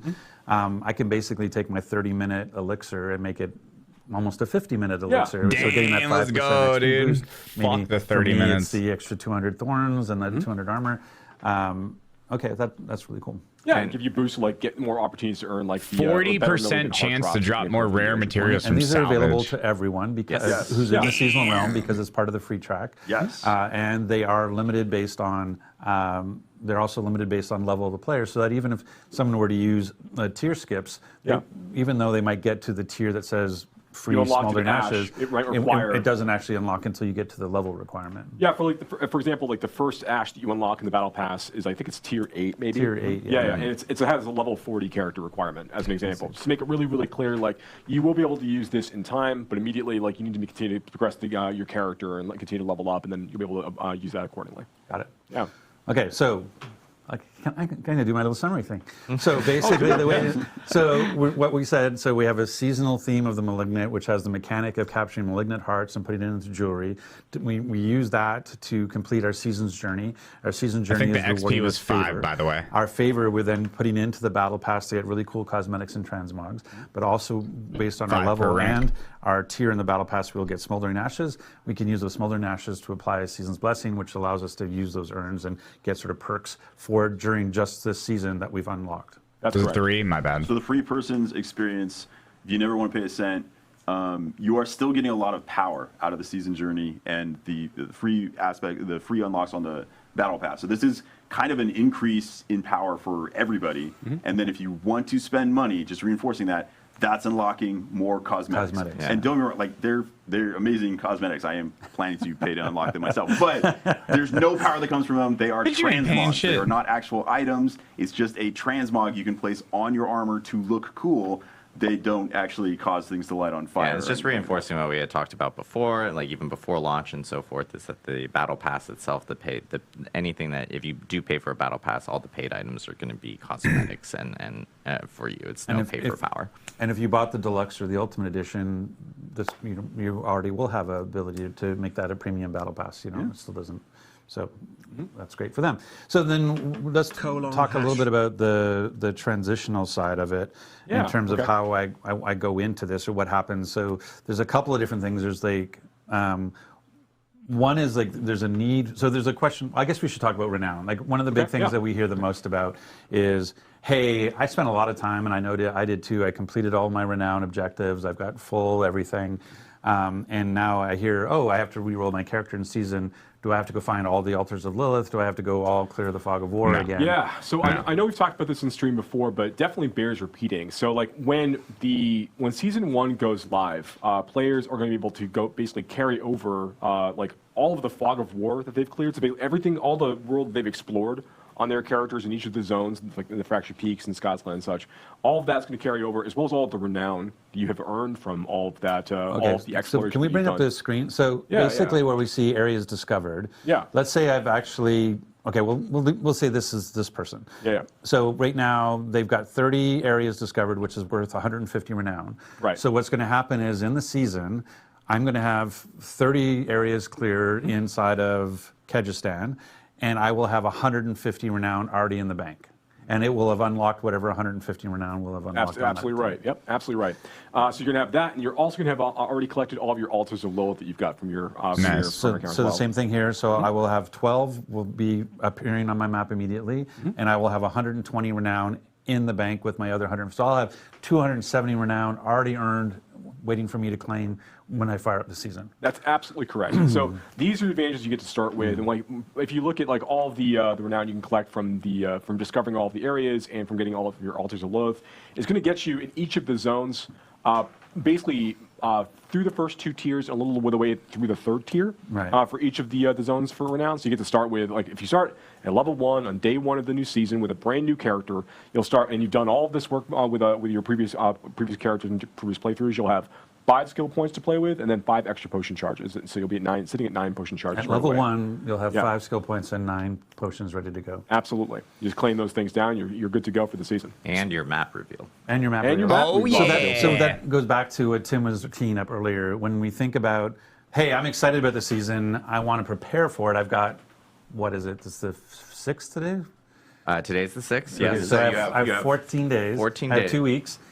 what should I be doing in these next 2 weeks? And so one was, I better get the campaign done because I really want to complete the campaign. fight the Malignant. But now, like, if you had places to go to, like, dig deep on clearing the fog and dig deep on finding the altars, because those are going to carry into this season. Yeah, all that stuff will carry over with you. Okay, so then, Tim, how do I think about, I've got 5, 6 alts, you know, my characters right now in the Eternal Realm. We're talking about carrying over progress based on your, how do I ensure that the progress, like the most progress character, it actually impacts my seasonal character? Like, yeah, Tim, tell us. It's a great question. For various technical implementation reasons, we do actually need you to log in on existing characters to kind of self-migrate some of your data with this. So this is something that we implemented based on player feedback that we got. So we put it in as quickly as we could. It is in for Season 1, but what we need you to do, once Season 1 comes out, actually once the patch comes out, you don't even have to wait until July 20th. You can do this on July 18th, which is when the patch goes live.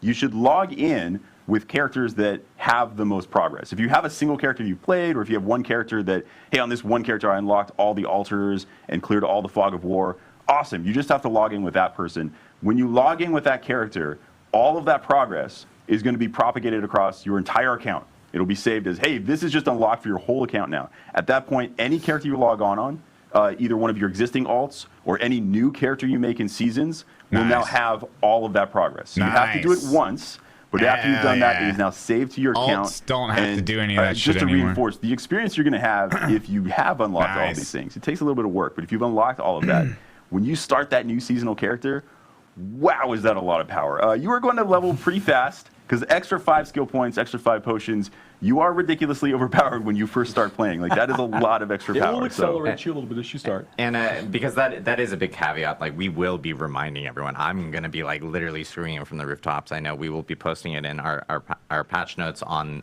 that come out for the patch on the 18th, just to remind people that, yes, log into your characters beforehand. Even if you log in, like, if you jump into the season later on, you can log into those characters with the most amount of progress. Well, that's the two things we should, because there'll probably be questions, but one is, I don't do that for whatever. I go on vacation, I'm not playing, I come back, the season started.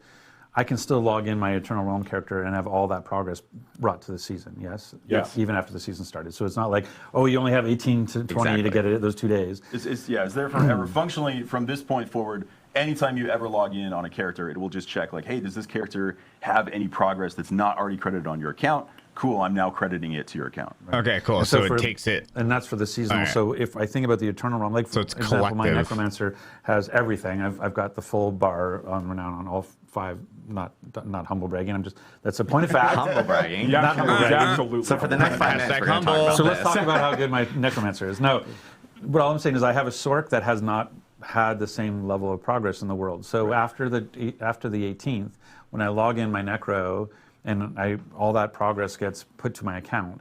When I go to log in my Sork next, even on the Eternal Realm, my Sork will now have all the progress that my Necro Correct. has. Absolutely. That's exactly right. Yeah. And let's say, like, just to dive really deep into this. So let's say that you've got, you've got 2 different characters. We should do some sort of dev stream where we can talk and go deep. That's true, actually, yeah.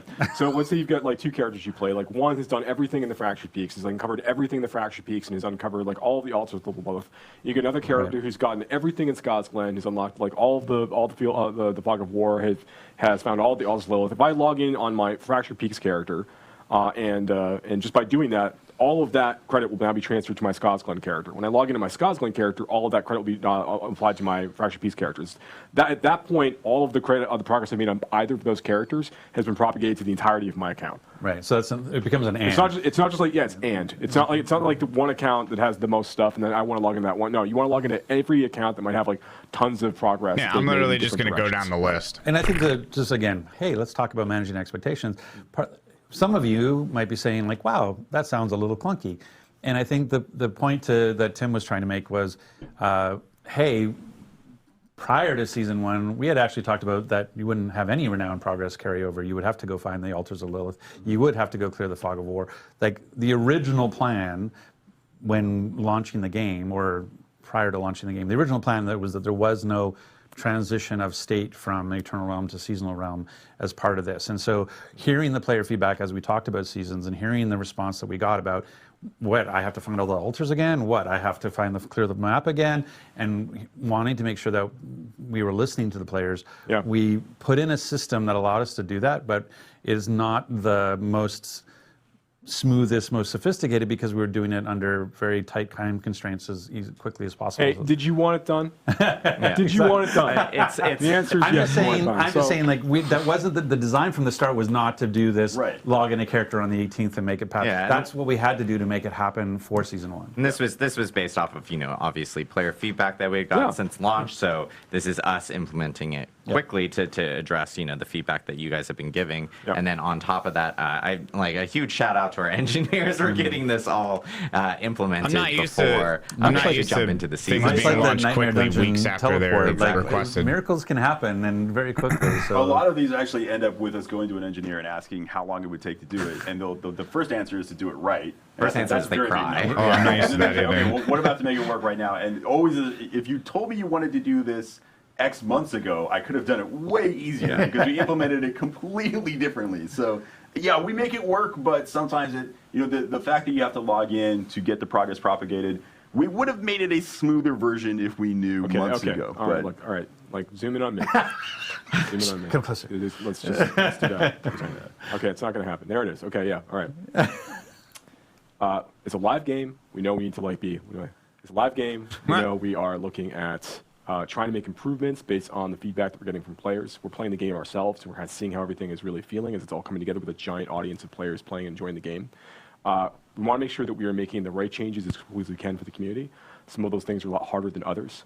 But like all the feedback, like Adam, you called out some things really early on at the program, like, we're hearing feedback about, this and this, and like, inventory space. We talked about gems last time and things we want to do there. We're trying to move very quickly in a lot of these things. Some of them are a lot more challenging technically to do than others, but we are rapidly moving on as many changes as we can because we are fervently trying to make the very best version of Diablo 4 possible in the fastest time frame that we can to deliver to the player base, because we're players too. We also want the same things. So just know that we're working hard. We care deeply. We love our engineers and our designers and our producers and the staff's been helping with like all of like the hotfix and everything else. We are trying to make sure that we are delivering a really, really high quality experience to players on a regular basis. So just stick with us. Keep giving us that feedback. We're going to keep making adjustments as we go between seasons and other updates. I can attest that whenever Joe would like to make a change based on feedback he's seen from reading it wherever he reads it, the first version is always, can we do this immediately? That is always the first request. Never like, hey, let's get this in eventually. When it makes sense and when it's comfortable. No, it's always, could we do this right now? Is it possible for us to do this right now? So I want to move the Overton window where I just expect everything to be done in 6 seconds. But this is the thing about about doing it safely. Like, I think one of the sort of the junior mistake some people can make is this idea of like time is only what it takes to implement, and it's not. It's time is also what it takes to test and make sure that it's robust and stable. And so that's one of the things that, like, when you look at we have a follow the sun QA organization around the world, and that's what allows us to do, I don't know, we're up to 15, 16 hot fixes or more now. Yeah. And our big client patches is that ability of not only can we get we have some heroic engineers who can turn stuff around very quickly, but we also have some heroic QA teams around the world who are helping us make sure that when we make these changes, we're doing it in a safe way. So, but I appreciate your patience on that. And so this is exciting. Season 1, Season of the Malignant. Yes. It's finally here. Yes. I'm waiting to reveal this for a long 2 weeks? time. In 2 weeks. And again, like Tim it's had not mentioned. technically here for you all, but soon. Soon, very soon. As Tim had mentioned, we will have a patch on July the 20th. 18th for Diablo 4 that will contain all the changes that will be coming in with Season 1. Yep. If Tiffany Watt were here, who was on our campfire chat before, she categorized our 103 patch as chonky. Right. I will categorize in Tiffany Watt's words as super chonky for Season 1. It actually is our largest, or chonkster, as Tim called it. I think we were chonkers. So we're going to pull up the Wikipedia entry and actually go through Mad the history of chonkers. But it is very big. So we will have notes up for we that. have chonkers? And again, players can prepare for Season 1 by completing the campaign for sure. Doing the campaign, and making clear sure, Fog of War. clear Fog of War, discover the map, and of course, get all your altars. So lots to come for Diablo 4. And then again, we also have just more improvements that will be in that patch. What class our balance changes to bug fixes to you name it. I can go on. There's even some reward changes coming for some Nightmare and Helltide related activities as well, some endgame activities, because I've been hearing some feedback regarding like, hey, it would be great if we can get like maybe better rewards with some of these activities, and so I know some of those changes are coming in that actual update as well. But I know we want to do Q&A. We do. Yeah. And this is a live stream, by the way. Yeah. So I know we get sometimes That's people not are True like, Storm this is Gaming. live. No, this is totally live. So we're actually going to be bringing in Stash is going to be the first. We're actually going to kick off Rod because we're done with him. No, I'm just kidding. Rod is actually. I'm actually going to go and annoy you from the side. I know. Stash will be one of the first 3 questions jump over here. guaranteed. We're actually going to bring back in Chris and Ryan from the Immortal team. Who will be jumping in here. I think you're supposed to open that chair. I didn't do my job. Rod I didn't do my job. Rod had one job and failed to do it. I failed to open the chair. So we're going to bring these guys in. I know we have questions queued up from different people in Twitch chat. So if you guys have questions, of course, feel free to drop in questions and Chris everything. is not quite in. You need to switch to Oh, I need to scooch too Scooch a because I little think bit I'm Yeah, I think like, we can scooch a little bit more. Live okay. Does this We're camera not scooching zoom? live. scooching, live scooching. ladies and So gentlemen. here's the problem. We also the Like all production kinds of team hates me. cables beneath us. I want to give a shout out to our production group behind here because I literally go like, oh, we're only going to have like 2 people, and then we continue to add people, and then Rod wanted to be in it yesterday. So now suddenly we're up to like 20 people, and this room can't hold this many people. So I apologize. They are angels, and they deal with me. But we do have some questions, and I will be kind of going back and forth in between both of them. But we do. Oh, perfect. We do have some questions up here. Someone's also calling me, which is awful at this time. Yeah. Quick question. Paragon Any board. updates around, this is for D4 specifically, any updates around respecting characters? Yeah, so right now I think that there's a few different concerns we're hearing from the community. There's the Thank you, there's the general American cost of _Mike for respecting gifting characters, attached to and then there is subscription. at various stages of the game. And then there is the actual experience of respecting a character, particularly when you're deeper into the Paragon system. Like that takes a lot of effort. So we have longer-term plans on the user experience side, like on the menu side. Things we want to do to improve the flow of allowing players to respect their characters. These are things we're actively investigating. We have designs for things we're looking to add into seasons in the future, but we don't have a date that we're committing to today for that. And in terms of the actual price of that, we're evaluating things on like the gold economy, and we're taking a look at like what players are doing on a regular basis. We're not making any fundamental structural changes to today at this time, but we are, because we're satisfied with where things feel like in the 150. One thing we will be adding though is as part of seasons, there's now a new reward that you can collect as you're going through the season journey at the end of each season, called the Scroll of Amnesia. Which, once you collect a Scroll of Amnesia, you can use that one time to basically reset the entirety of a character all in one go for no gold cost at all. So these are going to be like pretty fun things to bring back with you to the Eternal Realm if you want to use for future playthroughs or for that character or another character. So we want to make sure that we're like slowly adding a few of these as the player's progressing through the experience. Kind of make that a little bit easier for players to go through. And that Scroll of Amnesia is everything. It's all your skills, all your Paragons, everything goes to 0. Yeah. Awesome. Okay. For There we go. Immortal, we have a question from, I'm reading everyone's names. So we can 8 reset miles Paragon. west. How much will the Blood Knight cost? I know we covered this early on, but if you guys want to reiterate. The Blood Knight will cost nothing. The Blood Knight is free. It's free. So if you're a new Immortal player, or you're a existing Immortal player, you can literally jump in, start playing the Blood Knight on day 1, which is on July 13th. Oh, they zoomed the camera. I didn't even notice. And of course, you can back play that through shit the up a campaign. bit. And we had mentioned that it has essentially custom VO and everything associated with it. That's right. For D4, I should be more prepared with these. That's usually that's usually- a safe statement all the time. Is you should be more we prepared. have Rod judging me off screen right here, and I'm just like, awesome. Perfect. Little side story real quick. So we have a thing in design called design armor, where like as you're about to like talk about an idea with someone, you're like, this might be a really bad idea, but and that's you putting up your shield saying, this is my design armor. Saying, I know that this might be really, really bad, but we're talking about it anyway. So yes, I should probably be more prepared, but here we go. That's your design armor. Question from Fig Larna. You committed to saying the names. I know I did. We don't want anyone to suggest that these are not gold questions. From Fig Larna, will seasonal mechanics be added to the Eternal Realm after the season ends? I think that's something we didn't actually clarify fairly well. That is a great question that actually gets asked internally as well a lot. Like, hey, this is awesome. Are we going to keep it around forever? Initially, no. Like, initially, the version of the malignant mechanics that you're seeing are not planned to show up in the Eternal Realm. However, we are reserving the right as developers that if we see something cool and we think, wow, this is just fantastic, this should just be part of the game, that we will just make it part of the game. So it is absolutely an option. Some mechanics you might see in future seasons might be that way right away. We might be planning that, hey, this will show up in Eternal Realm right away. Others will evaluate them as we play them and then see if this is working really well. This is something that we want to integrate with the Eternal version of the game. Yeah, I want to stay on this just 1 second longer. That's not to suggest that we're not going to be, as part of the seasons, intentionally using those update opportunities to create content for the base game, like stuff that will persist beyond the end of the season. But we really do want to hone in on the idea that we're like, Malignant Hearts are very powerful, as we talked about before. They're really, really cool. They're very exciting. We can't add something exciting like that every season if it's expected to all last, because the game's going to be a complete mess. Right. So we're not going to do that.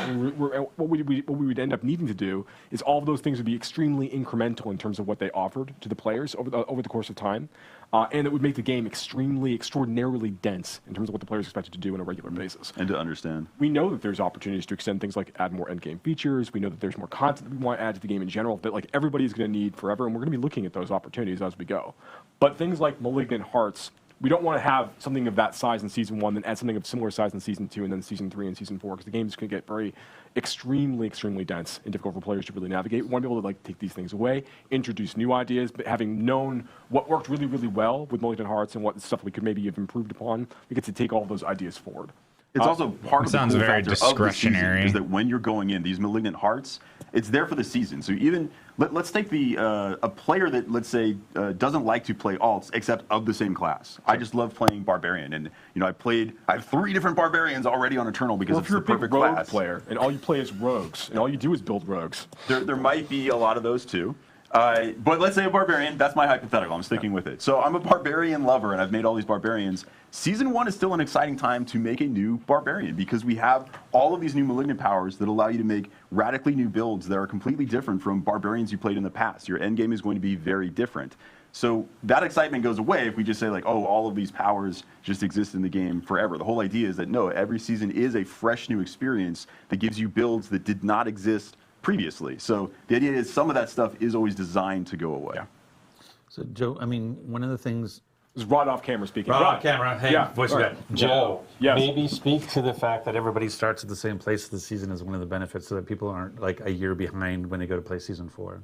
Yeah, that's an important part of this as well. One of the reasons we really like the idea of letting players start back fresh and have like an economy reset, players really jumping back in the experience at level 1 with characters, is it allows us to focus on making sure the entirety of that journey is really engaging and exciting for players to go through.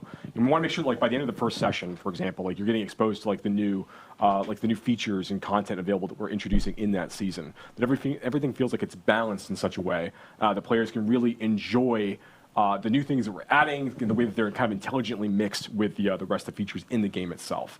So that we think that experience is part of what makes the Diablo game a Diablo game anyways, like making a new character, getting those item drops, like building up towards the end.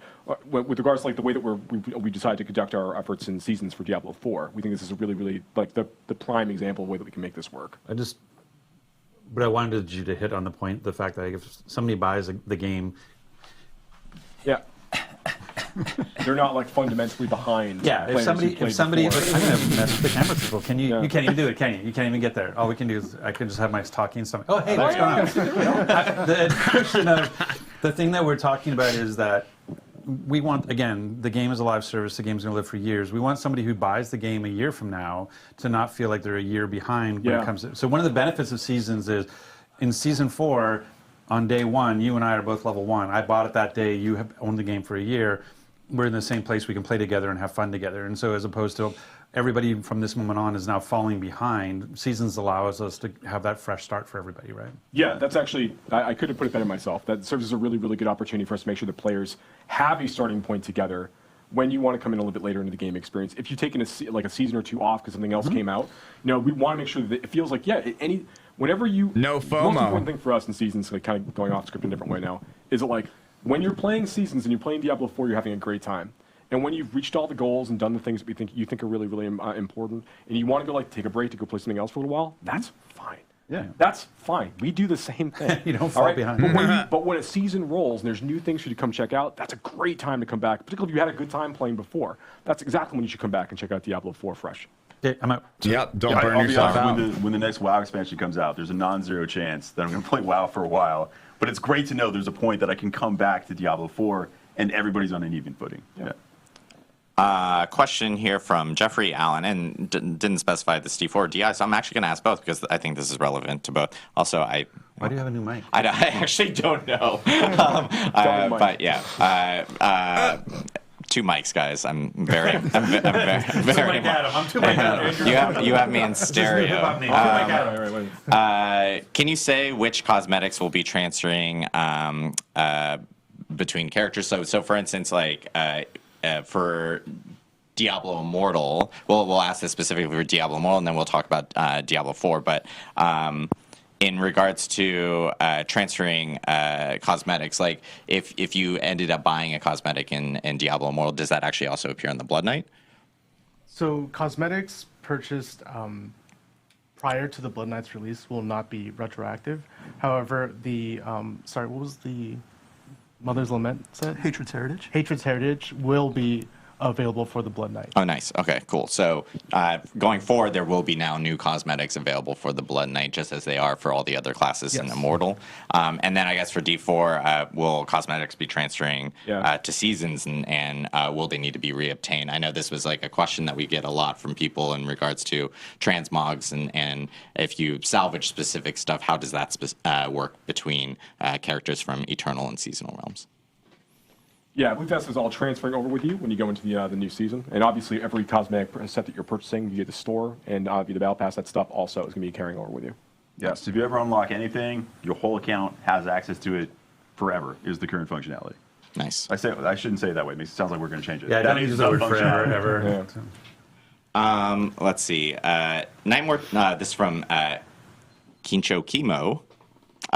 This is Nightmare Teleport was great, but why can't we just teleport right into dungeons rather than just to the entrance? So this one I think is interesting because Nightmare, we obviously incorporated the teleport here in 103. It was another thing that we had talked about where it was community feedback that we had gotten, and the team jumped on it really quickly to implement it in a specific way. We have been seeing a lot of feedback in regards to players having to teleport outside of dungeons and kind of go through like a couple load screens. It was a quick, implementation from the team and everything. So I know it's something that we've been hearing from our side, and it's something that we're going to be looking at more here in the future for optimizing and making sure that we can implement in maybe in a better way from some of the features that we've been just kind of adding in really quickly. On Immortal, we have. Was there some sort of Castlevania inspiration with the Blood Knight? Looking very, very similar to some popular characters from that franchise. Very pretty vampire-ish people, but not vampires. I think we discovered Adam's kink, by the way. We can turn off Rod's mic now, so that's all we need to do. But yeah, was there any inspiration kind of thrown with the Blood Knight? I think when you're working with a tropic idea in fantasy like vampires, you take inspiration from all over. The spear thing puts us in mind of Vlad the Impaler. The aesthetic, you've already talked about some potential references, but I think for us is as much like what we take out as what we leave in. We don't want the Blood Knight to feel like a grab bag of all vampiric myths. They are very specifically grotesque, blood, shadow, knightly weapons oriented. And so there were things like turning into mist, like turning into wolves, etc., that we immediately said, hey, these need to be off the table. And so in that regard, I think there's a lot of familiar that we're channeling, but there's also like a very dialed in identity for the class. Awesome. Everybody knows that it's necromancers that turn into mist. Stash space. let's see. In regards to Diablo 4, we have. Will you guys be nerfing or buffing in the middle of seasons, or will you be making changes after the season starts? Yeah, it's a really good question. So, this is from Godic, by the way. So there you go. Okay, I just wanted this to. is a real person. So yes, this is a good question. So we made a number of adjustments during the preseason period to make sure that we're bringing some builds back into where we expect them to be functionally and performance-wise. When we go into the seasonal release, we do want to create structured moments in time that we're going to be talking about, I think, more in future streams when we expect like buffs and nerfs to happen. So we have like a regular set of like patches that are going to be occurring after the season is released, where we have like a better schedule like in cadence when we're talking about these things. We really want to try to reserve like big nerfs and big buffs for only like extreme outlier cases, and things were like really damaging the end game experience for a number of players. So we want to try to keep that more constrained, and we also want to have just fewer general like off cycle balance updates and things. So we're kind of keeping things more into this weekly cadence like we talked about. So yeah, things will be pretty stable throughout the course of the season, unless, if one of the malignant powers, I know I've joked about them being broken, but if the zone lights on fire when you use a malignant power, we're going to patch that. But otherwise, we're going to try and keep things stable. I know we're running close on time because we were planning on this stream to be 90 minutes, and we're 1 minute away. So I'm going to lightning off a few questions. A big question within chat is obviously about stash space, which is something that we kind of just talked about a little bit earlier. I'll say real quickly though, like we definitely hear everybody about this. We are talking a lot about what we need to do with this. We've got good plans of things we can do to improve the situation.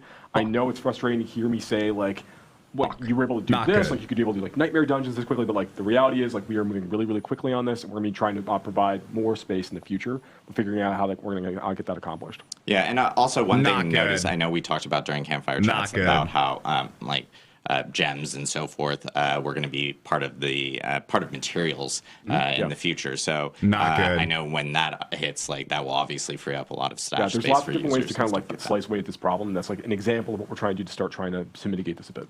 And then so no stash Jim, the Q guy, asked how much time between seasons. Still wants to level up his main. So in between seasons, obviously, there is we had talked about seasons lasting 3 months. It's a minimum of 12 weeks. Sometimes it might be a little longer, but you'll always have at least 12 weeks to complete your season. Correct. Yeah. So you guys will hear the calendar dates, right? But so you guys will hear like no matter what within or like once we hit that 3 month period, you'll start to hear news about the next season actually hitting and everything like that. And then this one, I guess for Rod, are there any plans on new classes coming to Diablo 4?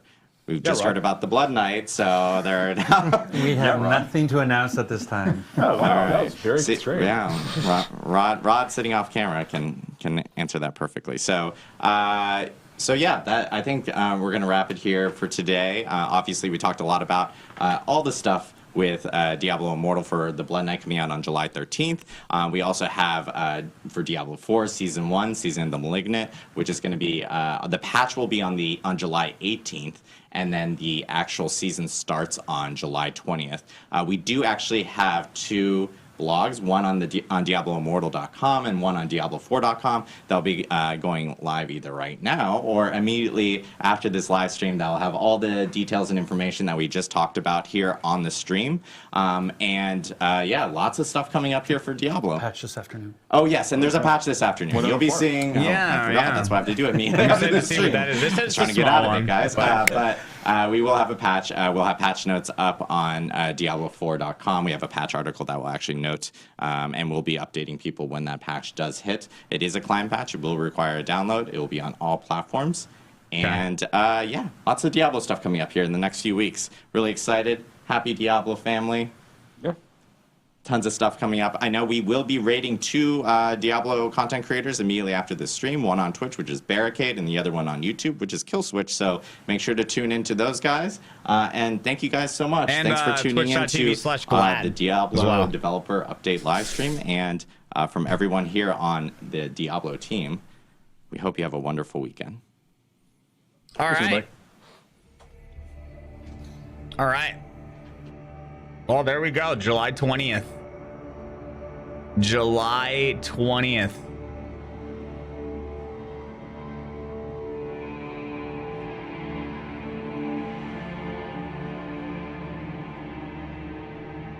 No stash space, bro.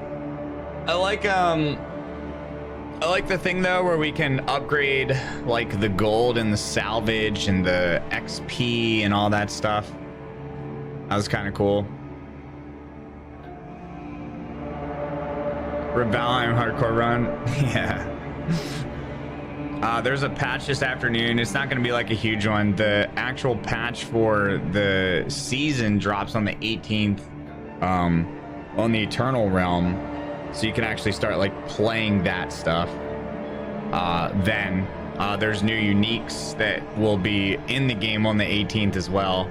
But you won't get access to like additional story stuff, new content, the whole heart system, the mechanics, all that stuff until the 20th. And if you play the season, and then yeah, I'm excited. It should be fun. Should be fun for sure.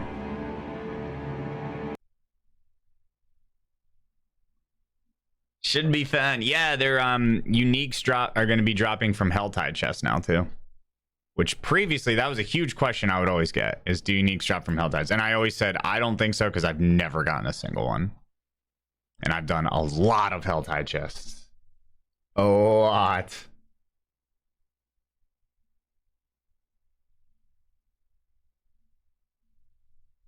All right.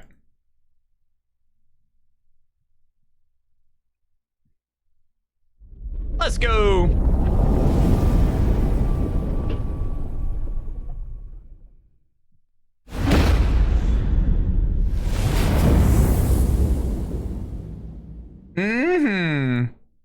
The unique Helltide chest might be today, I think. I think it is today. So yeah, man, I'm excited. I mean, surely there's some stuff that we don't know. That we'll have to wait and see. What's good? My cow level. Yeah, that's today. Cool. So we'll be testing out the Helltides as well.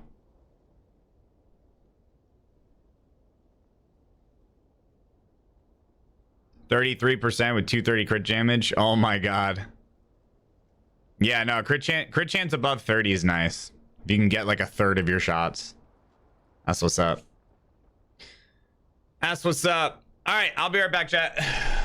Yo, we got Doc coming in with the 20 bomb. Thank you for the 20 gifteds, Doc. What else we have during that? We had a substandard, Jar Jar, Mr. Jykar, Crude Meme, Jake Roach, I'm Quell, Leafy Palm Trees, Camo, Trippy.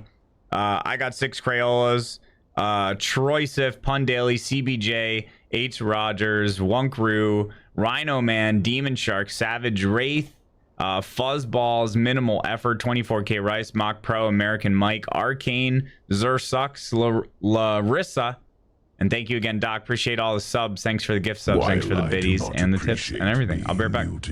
Thanks for the follows, I people. understand and still love you and all the other hot guys in chat. My condolences for no stash upgrades.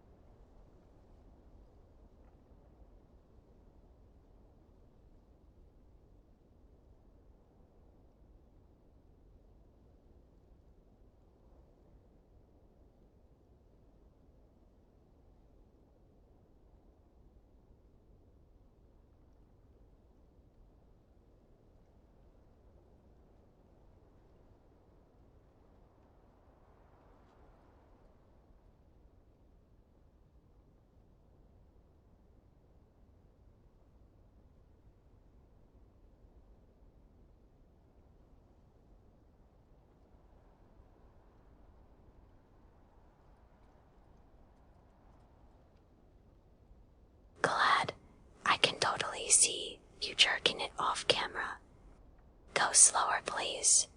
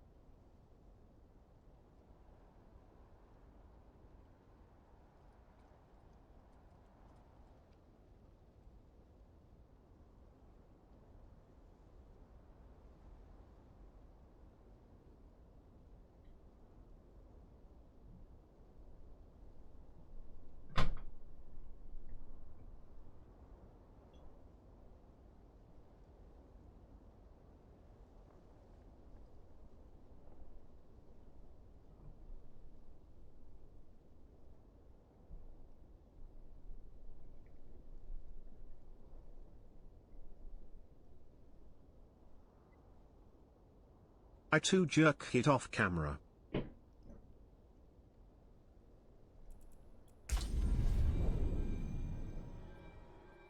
Catting cat PLS cat rave. Yo, thank you, Fallout. What up?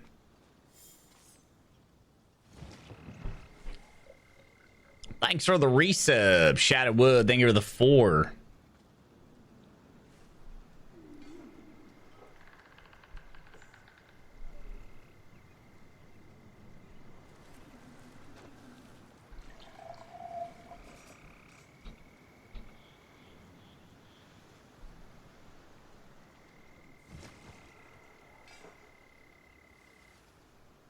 Bow, wow, wow, wow, wow.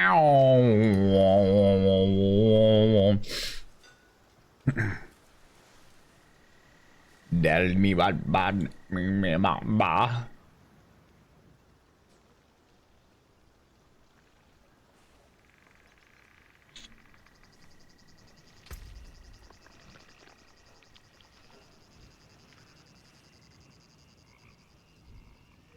Okay. So we're gonna go ahead and grab. You want to grab this max life fire resist? No. Tell me want back. Damage while fortified. Probably gonna grab these though. What are the perks of skipping the campaign? You just get to dive right into the like new stuff because I don't think you can actually access like any of the new mechanics until the campaign is beat. That's what I think. What's good, gamer? That's what I think.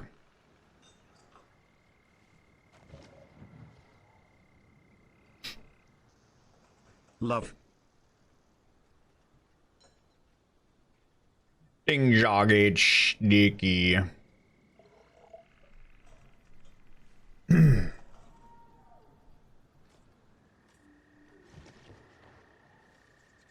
Ding jogged sticky.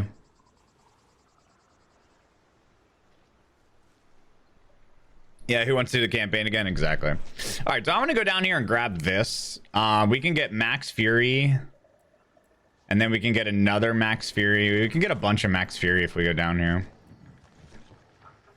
or we can just leave this board. We'll see. We're gonna grab these. I'm gonna skip the fire resist.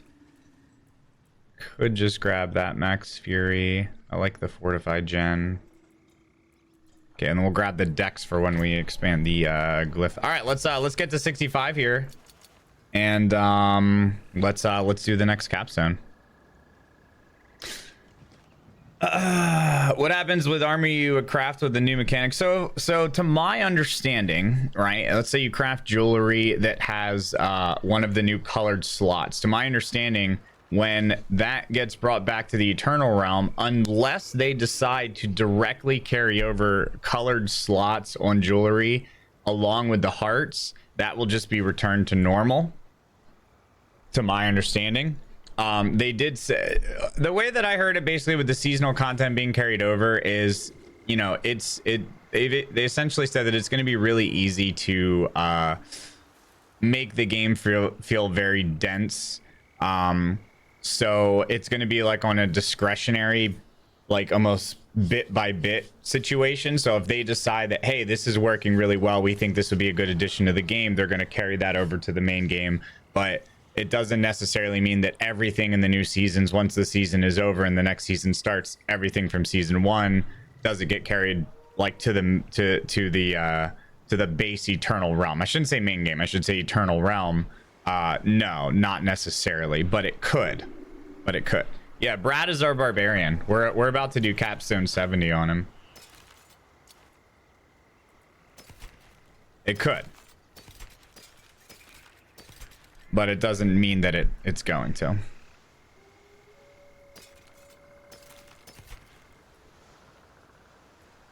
What is this one? This is crit damage. Yeah, no thanks. I love being your barbarian. True.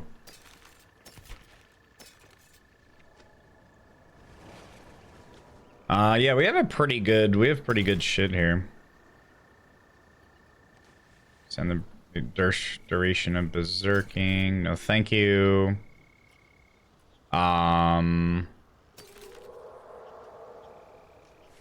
Okay. Cool. Do uniques drop before level 85 dungeons? Yes, uniques can actually drop before even level 50. Yeah, uniques can drop. Business. Come again. Uniques can drop early. All right, I should be doing what, 14s ish. So let's see here. Do a 15. Well, we have Conclave, Alderwood. Let's do Alderwood.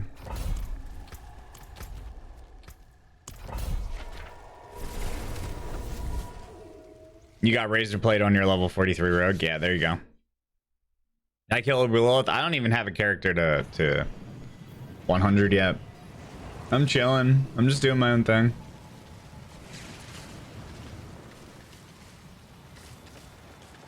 Doing my own thing.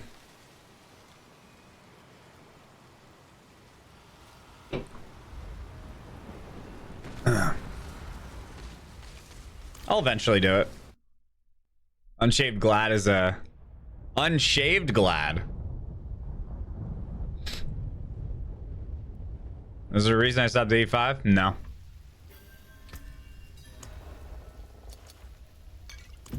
Need more pots, man. All right, we are really close to getting this to rank 10. Once we get that to 10, we'll be juiced. Apex Perfected, thanks for 21. Rob Senko with the 16. Snow White, thank you for the 9. Thank you. When am I bringing back the stash? The stash will be back. The stash will be back.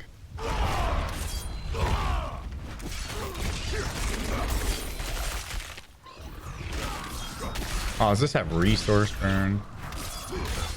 Dude. This has resource burn. I'm about to just abandon this one. Come on, chat. Keep that hype train chugging along. Yeah, fuck that. Isn't that right, angry man? Yes, keep the hype going, boys. Hello, Meow, is it cool if I chime in and remind you about our Lord and Sav? No! Shut the fuck up, you crusty ass, it's high time! Choo choo!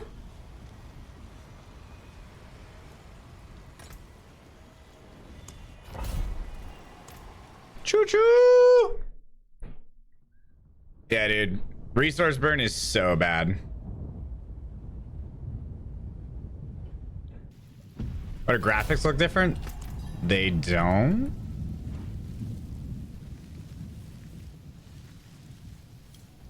Choo choo.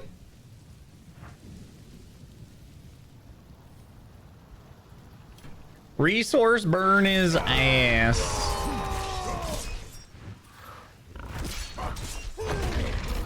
Oh, my game is a little laggy right now.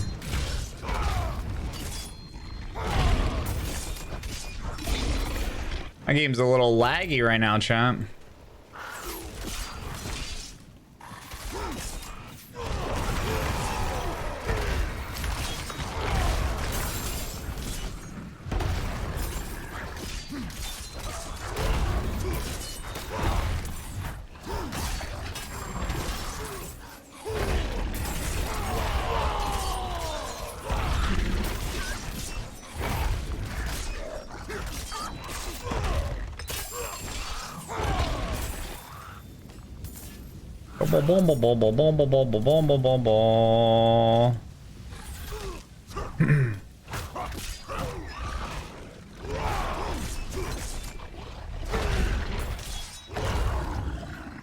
Been watching you for longer, but happy 7 months glad. Yo, thank you, Satoru. Thank you very much. Appreciate the 7. Have you seen the Bloodlance build on Necro crashing the game? Yeah, I've heard about it. I haven't actually seen it. But I've definitely heard. Unfortunate. Unfortunate. Yeah, we're gonna test out the Hell Tides for sure. For uniques, absolutely. Apparently that patch is coming today, which is pretty cool. Maintenance is going live this afternoon, so it could be any time. For them, it's now what, 1:50 p.m. or no?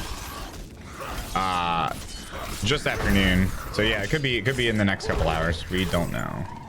They didn't give us the time. They just said this afternoon. Turn off crossplay. You know what? People have been telling me that. How do I do that? It can only be changed on the character menu. We'll do it after this. We'll do it when our potion runs out. Probably 4 Eastern. Yeah, could be soon. If you guys see it go live, let me know.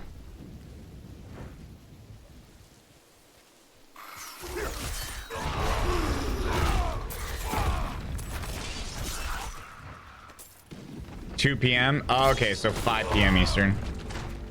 Cool. 2 p.m. Pacific.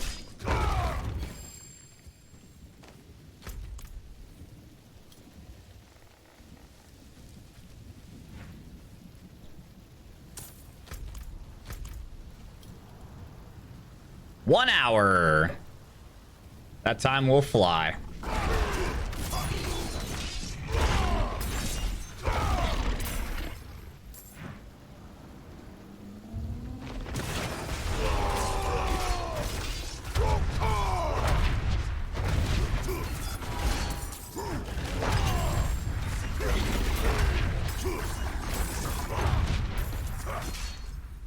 Group hog.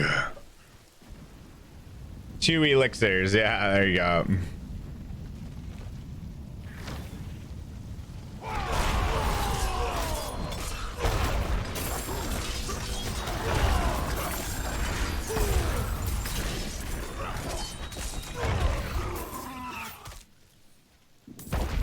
Magnify my eyes, baby. Magnify my eyes.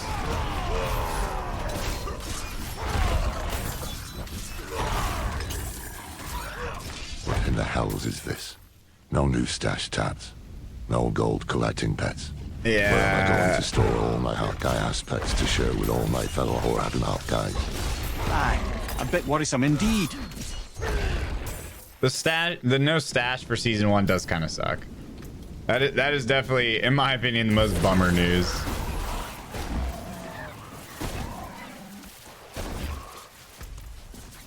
We are not getting increased stash space for season 1, unfortunately.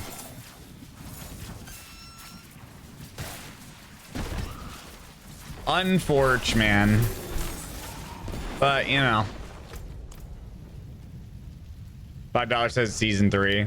Yeah, it didn't even seem like something that is like right around the corner. It seems like stash space is a little bit more of a distant push right now.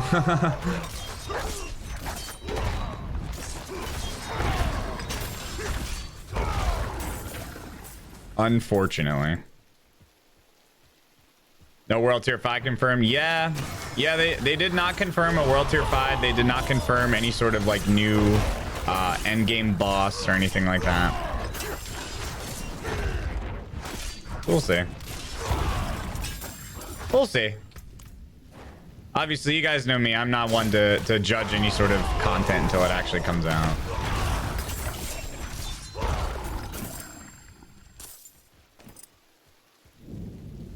Yeah, they did not confirm any new bosses or anything, no. That I was keeping a keen eye on.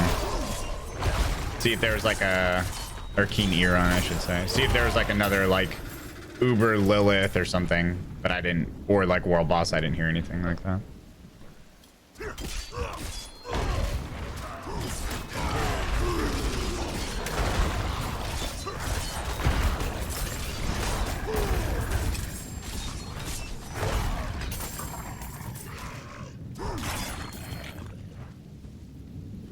There is a boss? Oh, did they say seasonal boss? Okay, my bad. Then I must have missed that.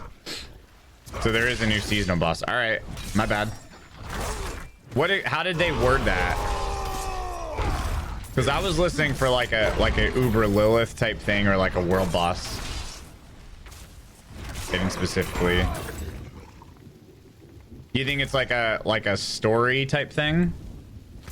Like a continuation of the main story, but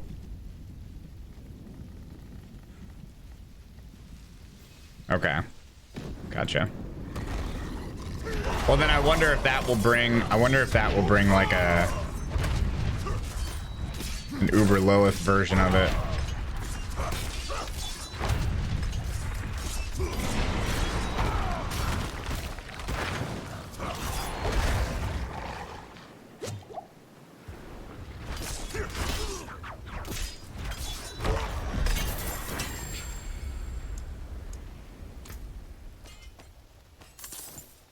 Magnify my eyes, baby. At this point, I would cut my own 8-incher off and sacrifice it in Mommy Lilith's name for a few extra stash spaces. I would crush my cock with a rock if it would make it happen.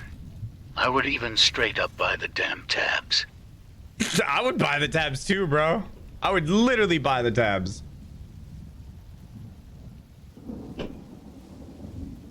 Helltide is on? Yeah, but the update didn't come out yet. I would fucking buy the tabs too, brothers.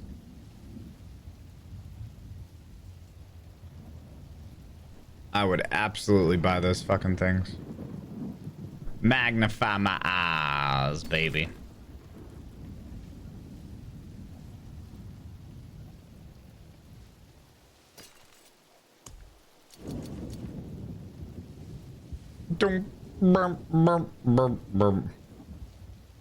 Let's do... What's our 15? Conclave? I hate Conclave. Sure. Yeah, but that's not what they're talking about. Uniques can drop from any enemy, but it can't drop from Helltide chests.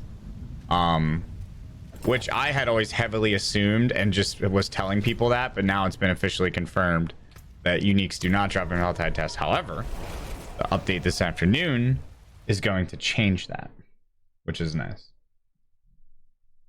So we will we're gonna do all sorts of Helltides. We're basically gonna farm Helltides like a madman until we get unique, so we can see what the drop rate's like for ourselves. Am I mentally recovered from the millions I wasted? You know, why'd you bring it up?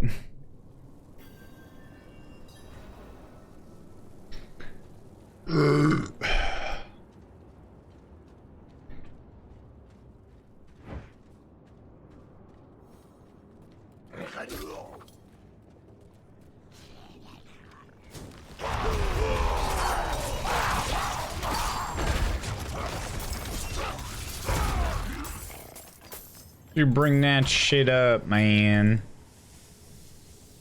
Dude, I lost like, dude, overall, I probably lost like 25 million yesterday.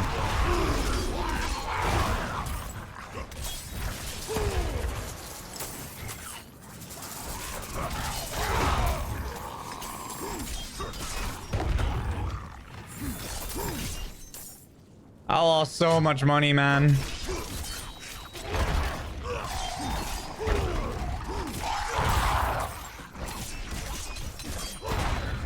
It was depressing. You know? Is it better to target farm the armor specific and weapon to have high drop rate of unique instead of RNG mystery? Well, the thing about the mystery is the mystery drops the most items. So if you, I mean, I still think mystery is the play. I mean, I guess if you're looking for only one thing, maybe the specific chest would be the play, but the mystery chests are just insane. They drop so much.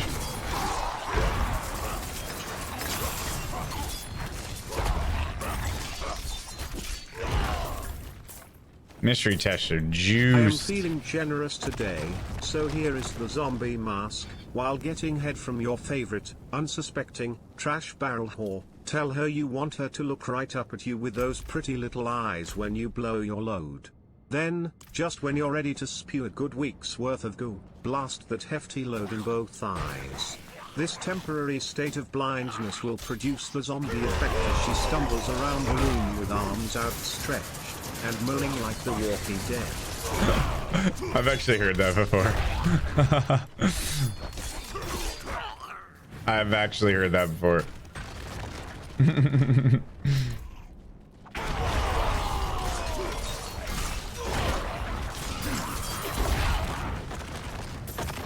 Definitely have.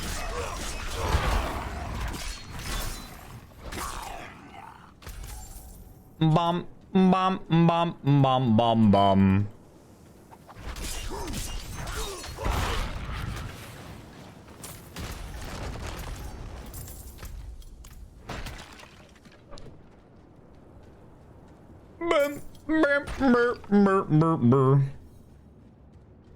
Jacques came out of the Widwicks.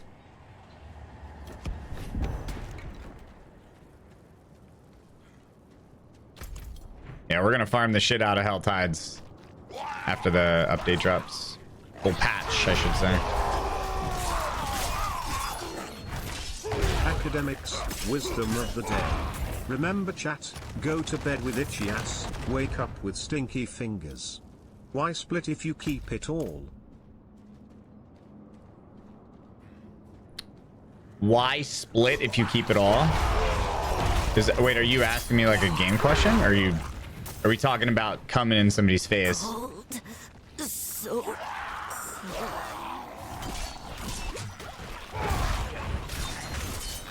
What's the context here?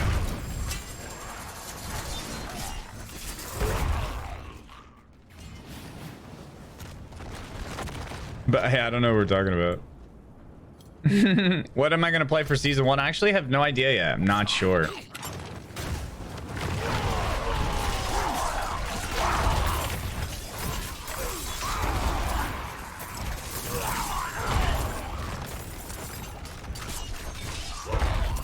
I'm actually not sure.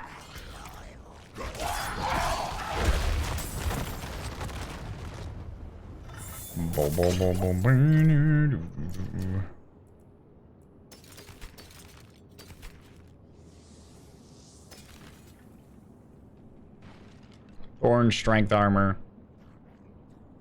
The one I have is pretty good. It's got double DR and strength.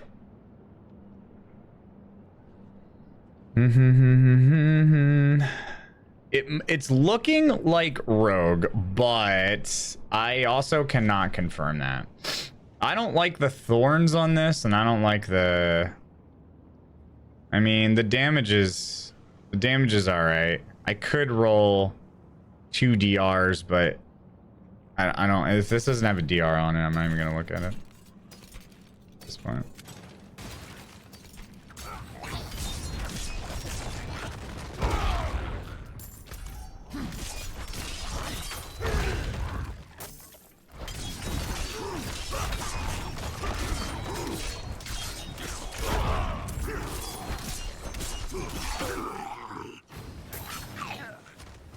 over him! Help! Wom bum bum bum bum.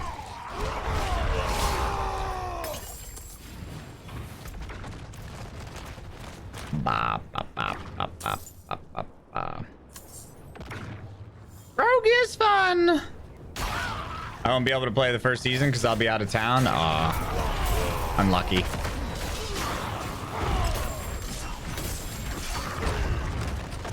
Unlucky friend.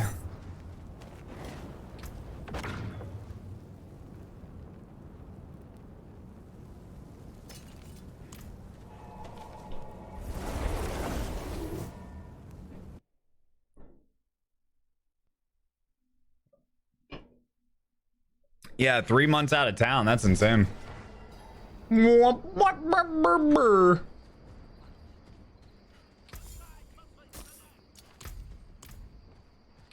Chat, we need to make our money back, dudes.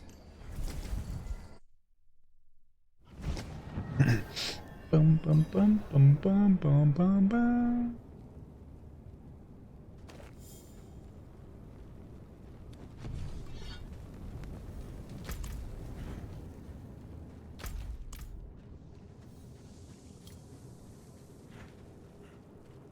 Sneefa! Where is the charitable contributions, Mr. Sneefa? You son of a bitch. Rude.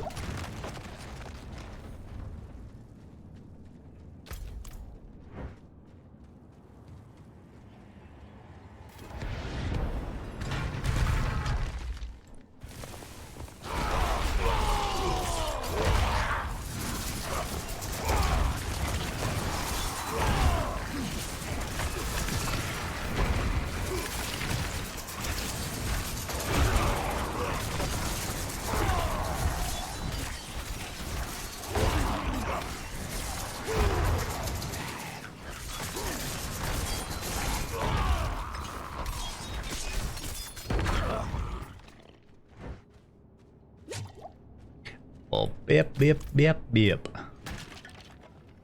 Motherfucking Sneefa. Hit me with the 50 mil.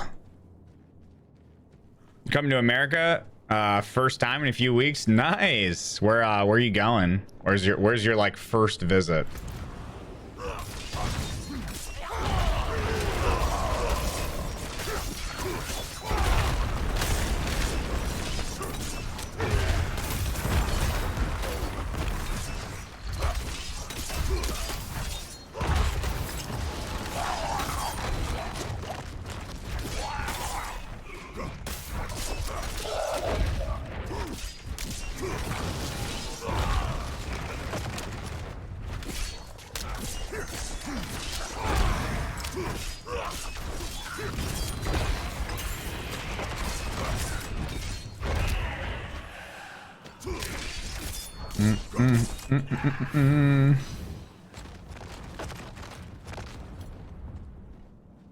Vlad's alive? Yeah, bro. What do you mean, man?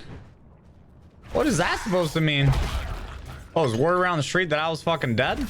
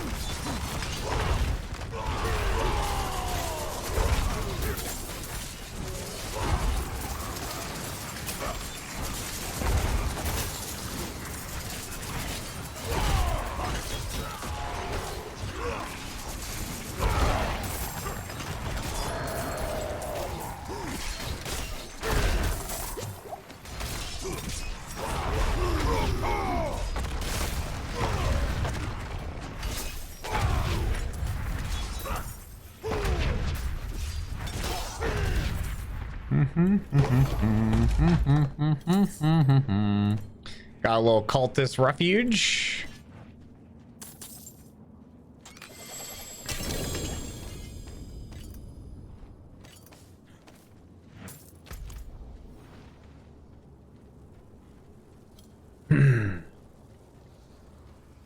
Uh, 3 days in Orlando for Busch Gardens and Universal.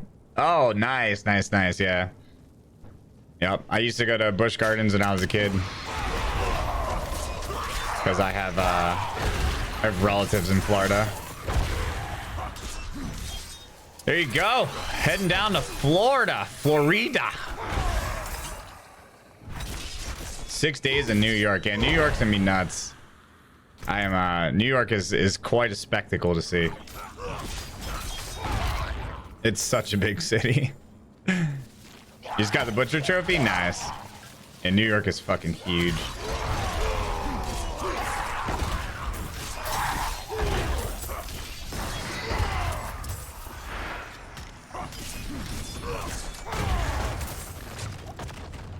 New York is massive.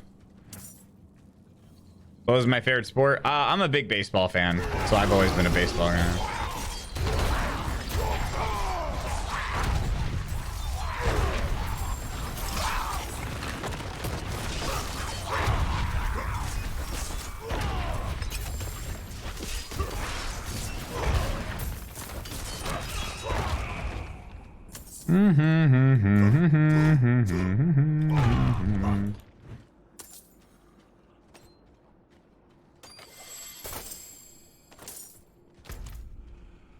Ew, baseball. What the fuck? That's toxic. Baseball's the best. It's a thinker's game.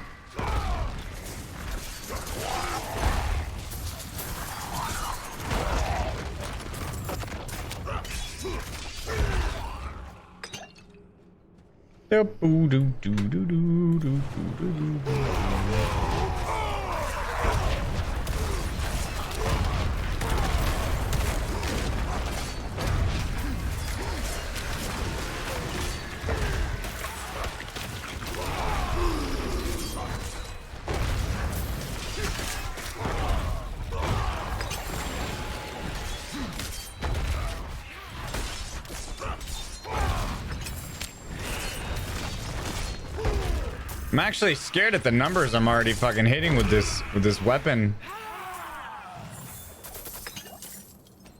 These numbers are already like dangerously high. Jesus. These numbers are dangerously high.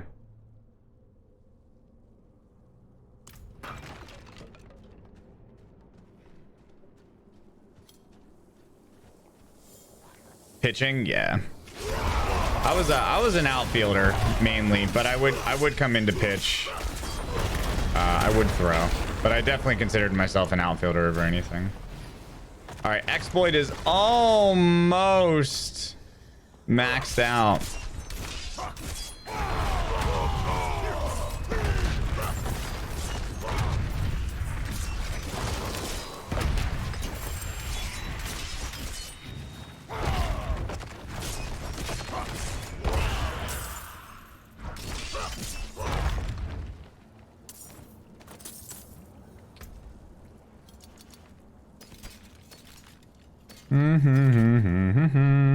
Fortify, thorns. Nope. I got 2 DR on that one. Keep it base. Oh, a max. Let's go, dudes. Huge. Chat, let's go. A max basic attack skill. I've been looking for one of these. I think I'm probably going to throw this on my, druid. It's going to be the play there.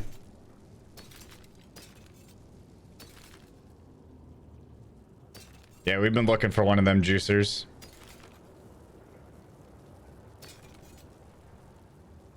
Cooldown and fury. Jesus, look at all these like double lined. Imagine finally getting the roll. Yeah, bro. You just look at this. Damage with skills that swap. Damage with two-handed. Damage with two-handed slashing. Damage for 4 seconds. A quad damage amulet.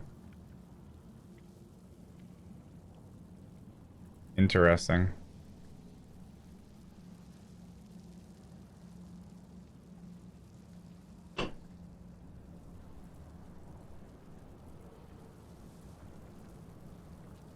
Iron skin unstop. All right, so let's go ahead and grab that. Grab that thing.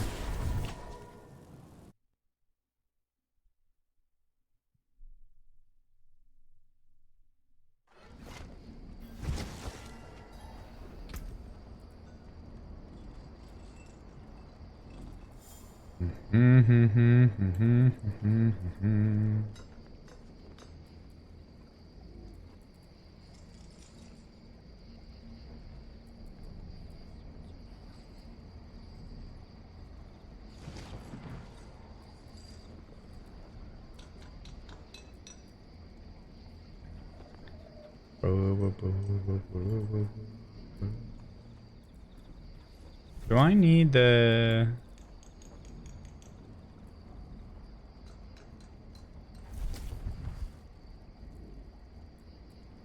Grab will and int. Okay. Yeah, we'll grab this will and int for now. No, I haven't played Rogue yet.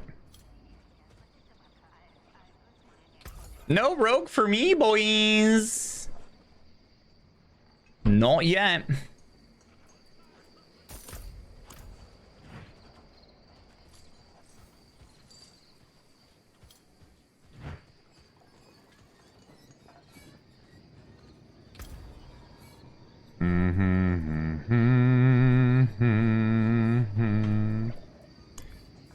All right, cool, man. We now have a max rapid offensive.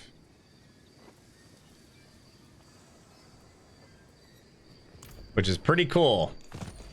That's a really good one. That'll be excellent for my druid. Prone staff just rolled all max stats. Every single one max? Nah. No way. I don't believe it.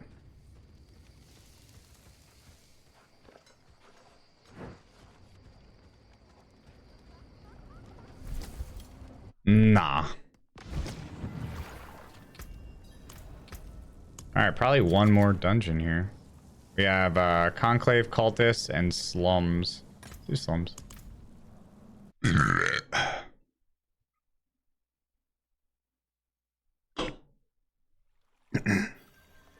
Yeah, I've never seen an all max item either. I've seen pictures on Twitter of things almost like 0.5 off. But I've definitely never seen like everything completely max. And max, what's even better is if it's 820, like 825. Because apparently things can drop at 825. I've never seen that ever. It must be so rare. I've never even seen it in like somebody's stream or YouTube video. Like, dude, I've never seen anything. I haven't seen shit. Does anybody actually have anything that's 825? Like, without upgrading? Yeah, I've seen a bunch of like 814s, 818s, 817, but I've never seen an 820 plus. I'm convinced they don't actually exist.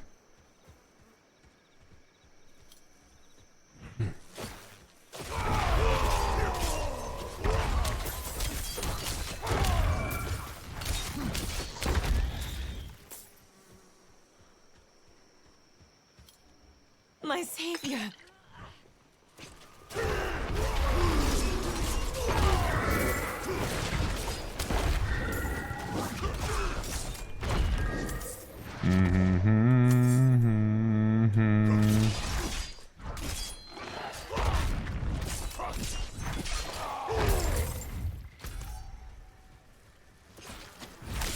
Rare mobs can drop 820. I've got an 824, don't remember about 820 plus. Gotcha.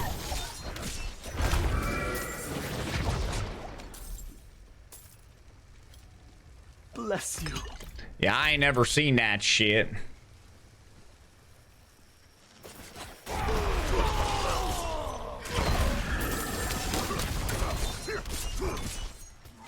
Die, bitch. Chat, I'm gonna turn off crossplay after this.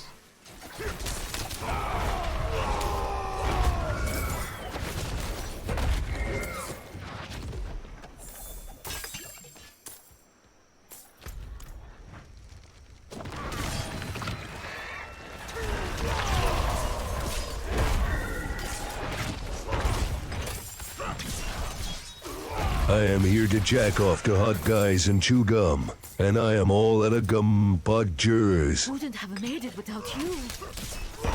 What'd he say? Podgers. Yeah, bro.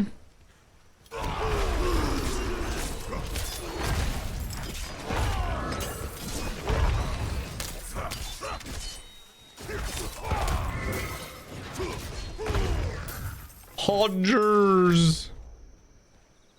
Bubble-da-doo. I turned off crossplay and it got super laggy. When you turned it off? Oh, I'm turning it off to like The beasts can't resist help with the lag. blood, even their own. I have enough here to lure out a few.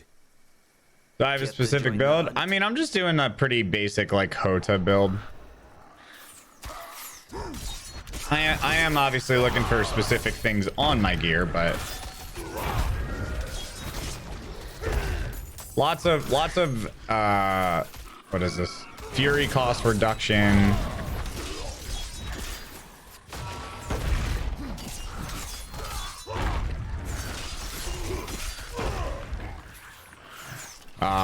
Lots of cooldown reduction, lots of stacks of certain skills that I'm using, things like that.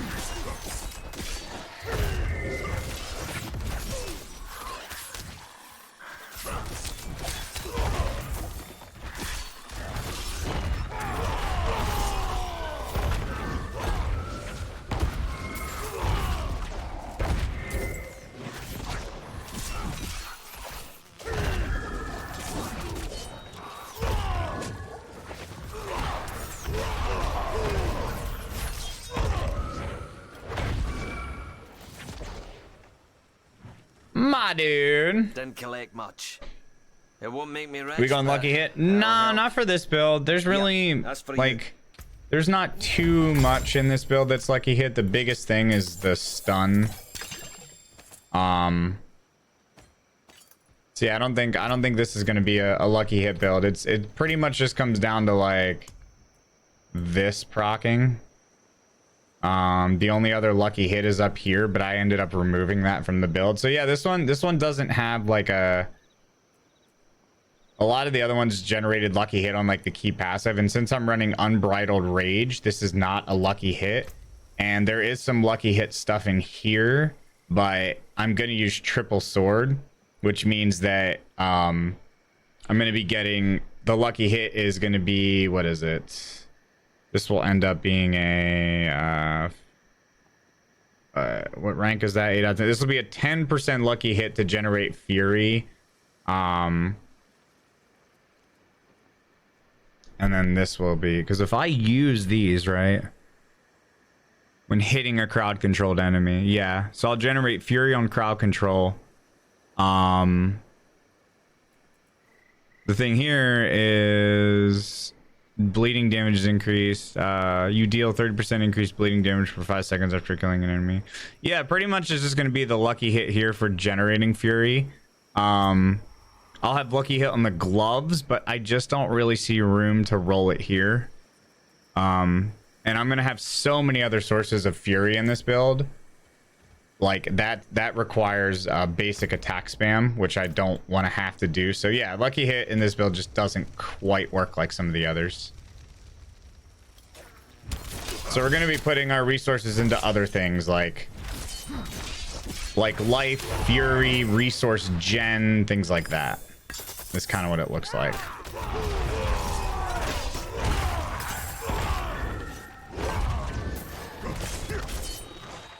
You know. Whereas most of the damage from Sorcerer was coming from a lucky hit proc of a key passive, but this one is definitely not that. Well, my damage isn't coming from bleed. I'm not running like a bleed or a rend build. My damage is coming from my hammer and generating as much fury as possible and then ramping up the damage with wrath. That's where my damage is coming from. So the bleed, I am running this bleed expertise, but I'm running it for other reasons, not for damage.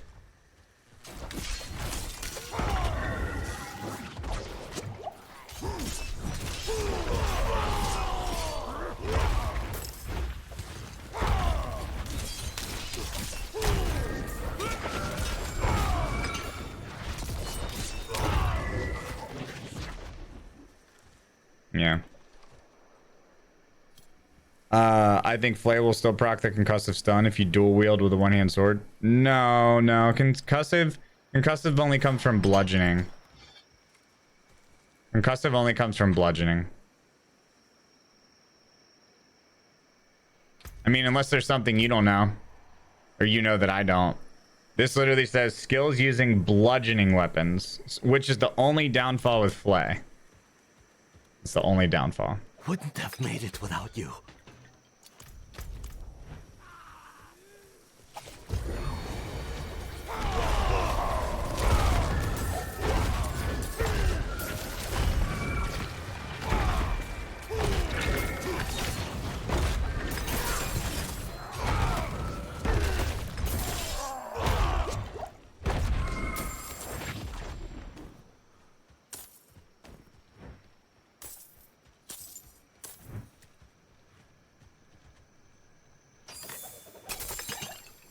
Yeah, I mean the bleed is gonna be nice. It is still gonna be extra damage, but it's not my main damage dealer.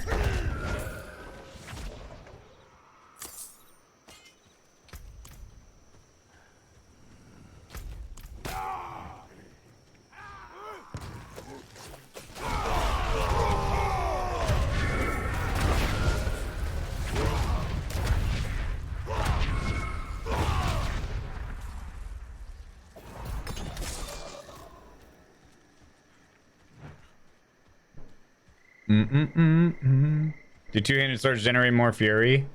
They can if you use the skill in the tree, or if you unlock the skill in the skill tree. There's one where fury is generated more from two-handed weapons.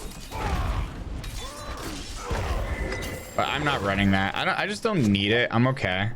Plus, there's benefits to me whacking enemies with my basic skill right now. At least once or twice. And when all these shouts are active and everything, it really only is like very few basic skills to proc the hits. Like I can pretty much just spam my hammer.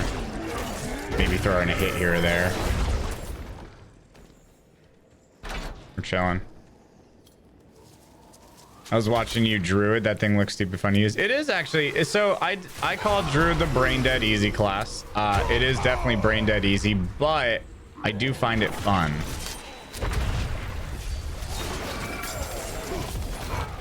So just because it's brain dead easy doesn't mean it's not fun. But it is a more simple class. Like if you're looking to play a really easy class, I definitely think Druid is the play. For sure.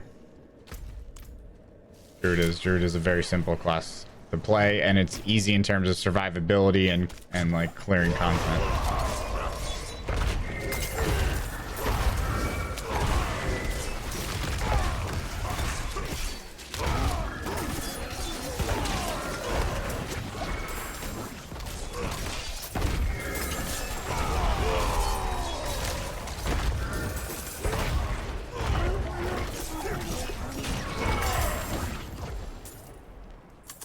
Bangers, baby. Bangers. Thank you, Law. Appreciate the 17.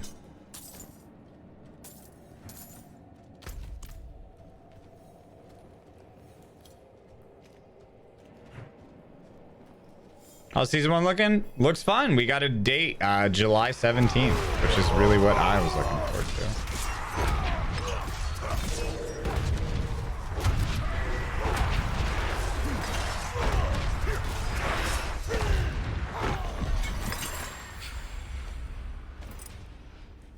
That was my big thing. I just wanted a date.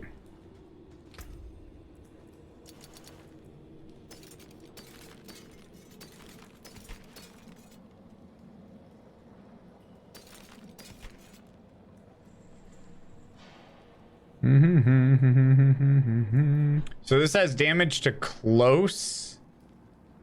This says vulnerable, bleeding, slowed. This says vulnerable, stun. Yeah, this one's kind of poop.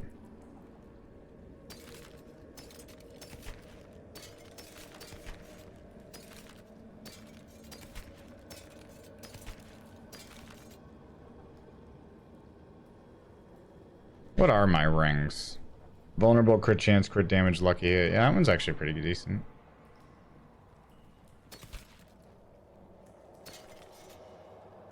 All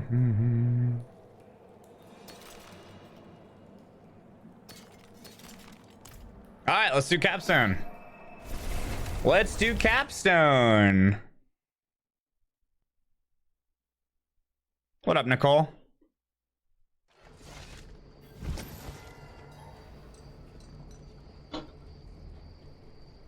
Barbarian is fun for sure.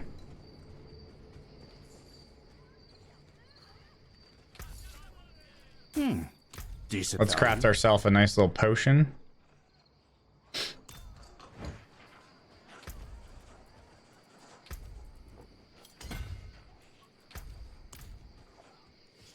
Now you gonna know where you going. Use the alembic, the crucible, whatever you like.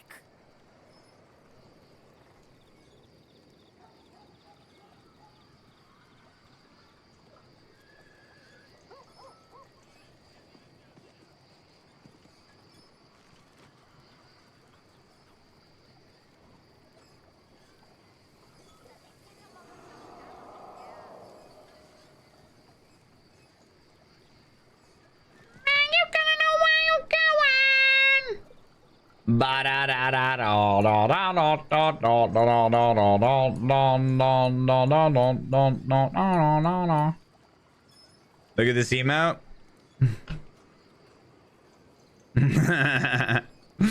Nice.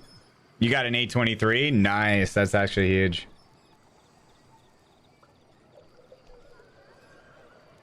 That's huge.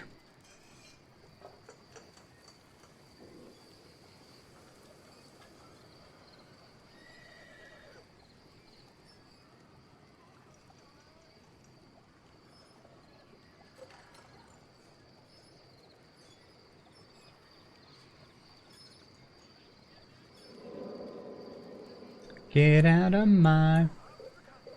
Ba, ba, ba, ba, ba, ba. Get out of my...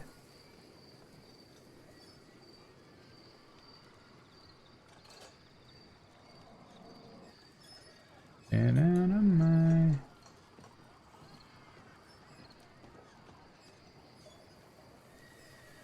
Alright.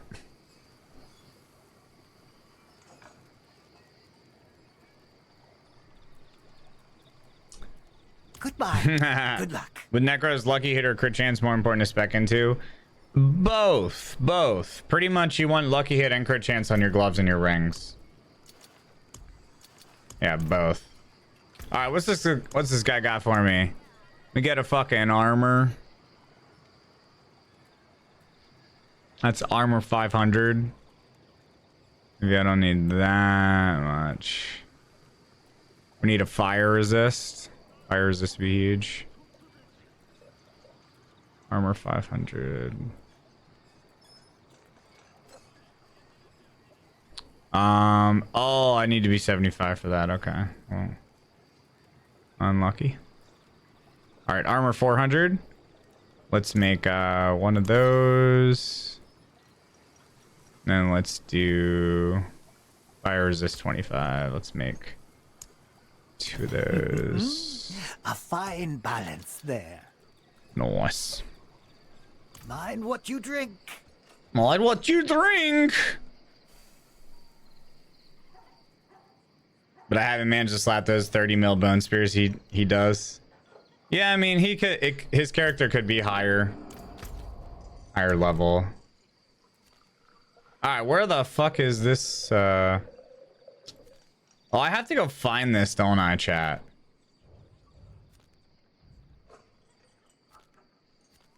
Chat, where's this capstone again?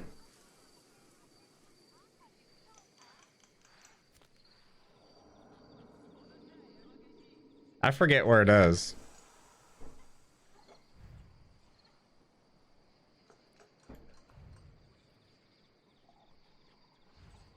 Left of Kyovashad.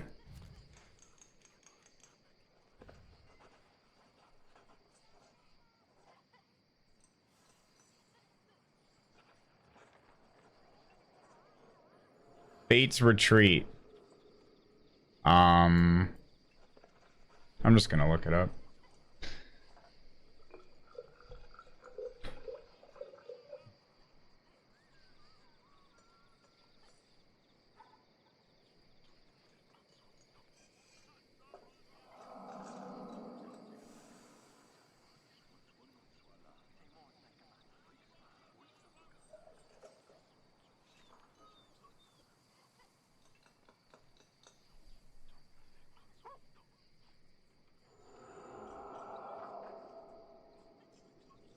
It's called Fate's Retreat. Oh, wait, nah. What? No, it's not. To the left of your cursor right now. What, is it like up here?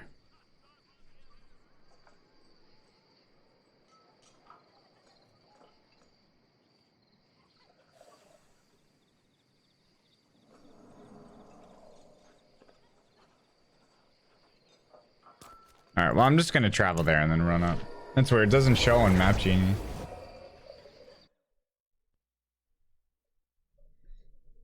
Fallen Temple, okay. Hug it, chug it. That guy's swinging his shirt, dude. He's having a good time. Get out of my head. This looks right.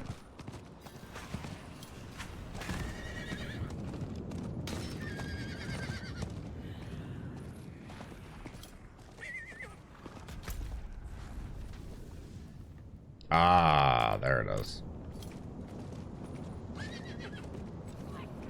This looks right.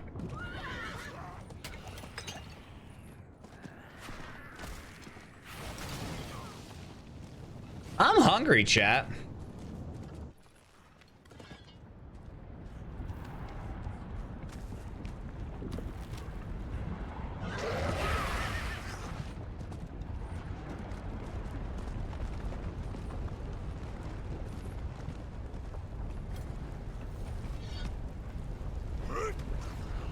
I love this entrance right here. This is cool.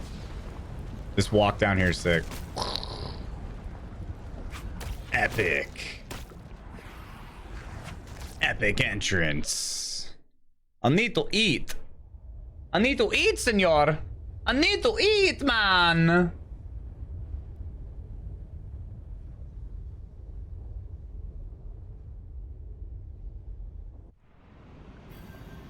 Yeah, dude, right before fucking, man.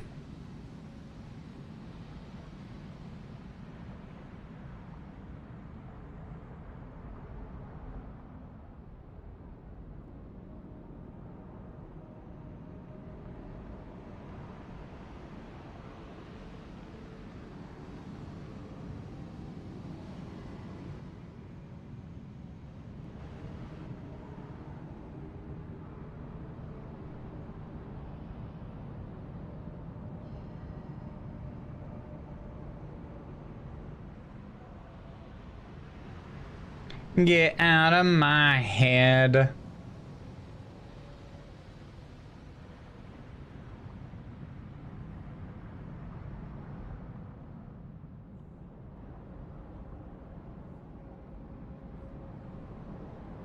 Get out of my head.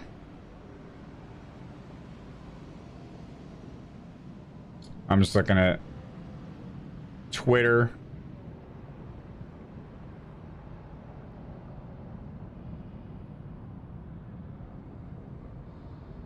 Seeing what people are saying about. Is there an XP farm you figured out? No, just Nightmare Dungeons are the play now. Cursed. Nightmare Dungeons are definitely the strat. Thoughts on season 1? I'm stoked.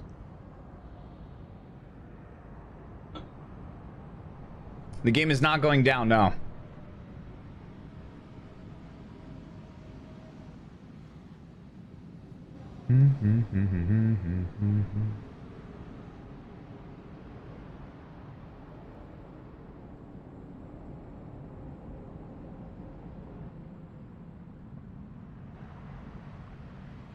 Nopers.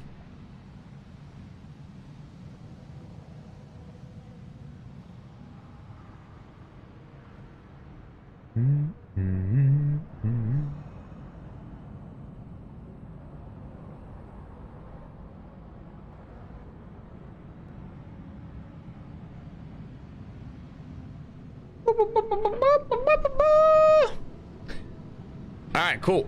Let's go. The game is having an update. It doesn't go down. We aren't used to this. I know, right, dude? All right, let's pop our armor one. All right, Capstone 4. First difficult content with our barb chat. I think I'd do this one first.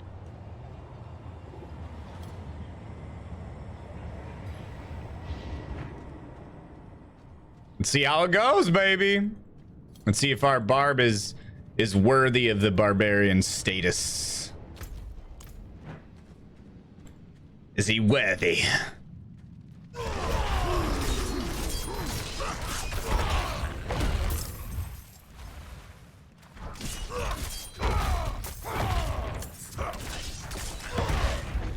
Is he worthy?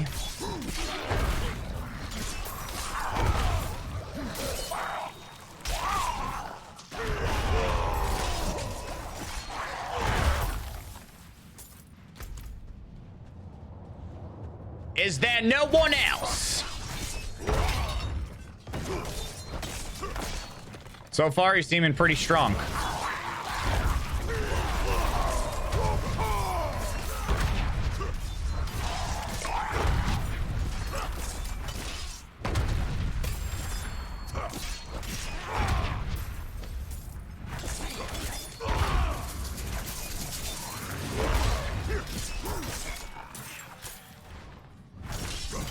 You do be kind of shitting on this right now. Now, this is easy mode. That movie made me realize I want to suck Brad Pitt. Which one? You know what movie made me want to suck Brad Pitt? Fucking, what's it called? The one where he's yeah, Troy 2. Oh, because I said, is there no one else? Oh, yeah, for sure. Every Brad Pitt movie. Yeah, that's also true. Yeah, Brad Pitt's a stud. He's also a great actor. He's not just all looks. He's fantastic at his job. He's not just a pretty face. I love his roles. No, Moneyball's great. I love Moneyball. I mean, obviously, I'm a big baseball fan. Nah, the fucking movie where he has that crazy accent. Snatch. Snatch is funny. Snatch is pretty solid.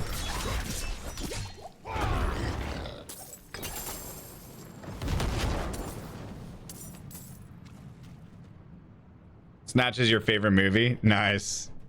The dags. You like dags?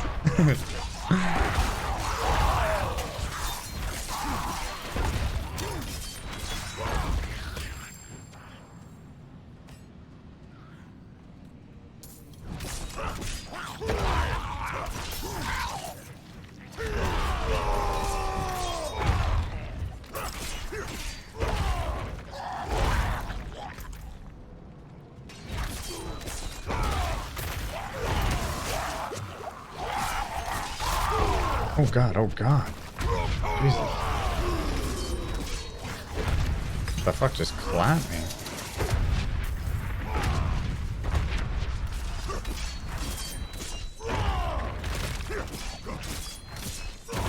Dude, so what just hit me right there? Something hit me really hard. I didn't even see what it was.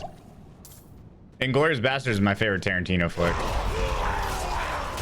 It's not my favorite Brad Pitt movie, though. I mean, dude, that one has to go to Fight Club. Fight Club is such a fantastic film.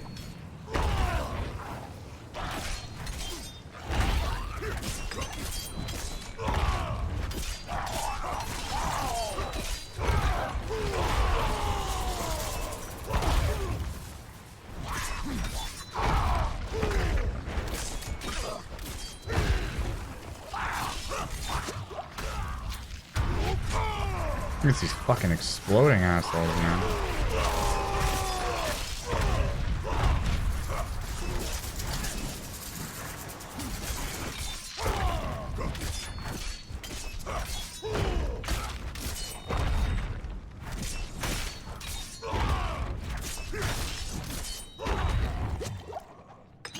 Get out of my... What's your comfort movie? I guess I have a few. I kind of have a few. What's a movie when I just like... I mean, Lord of the Rings for sure, but is that my number one comfort movie? Not necessarily.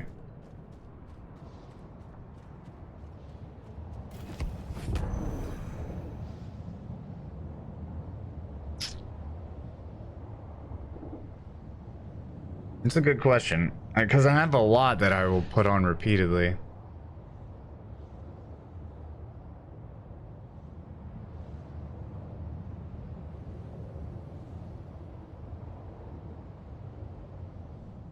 I gotta think about this one. I watch a lot of movies, man.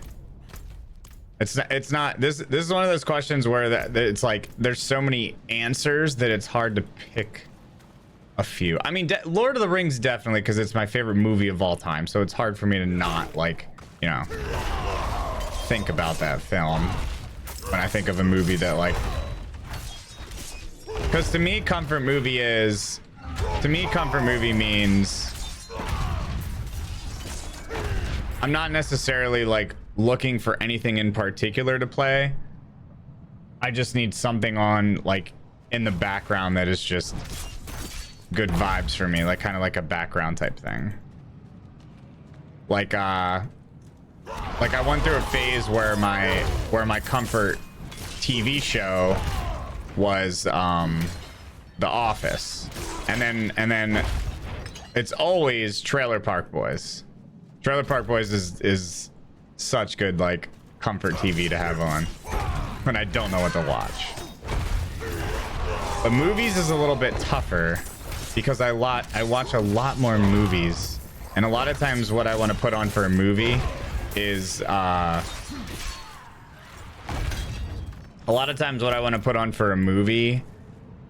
depends on my mood and what type of movie I actually want to watch.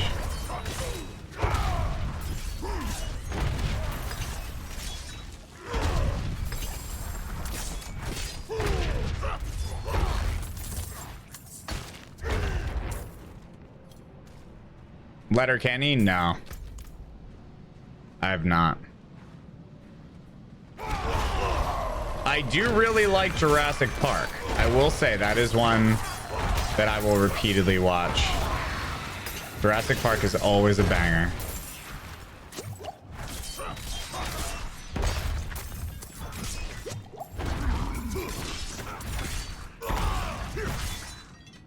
So I would say Jurassic Park is definitely one of them.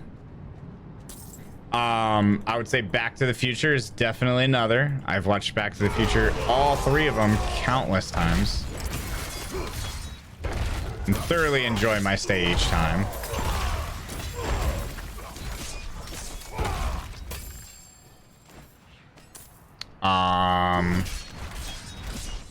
No, not Star Wars for me. So Jurassic Park, Back to the Future, any Lord of the Rings. So there's three.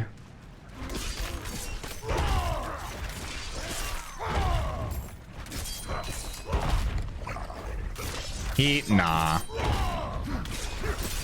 Dumb and Dumber is my favorite all-time comedy, but I'm actually not, like, I don't watch a lot of comedy movies. Comedy movies are actually one of my lesser watched genres.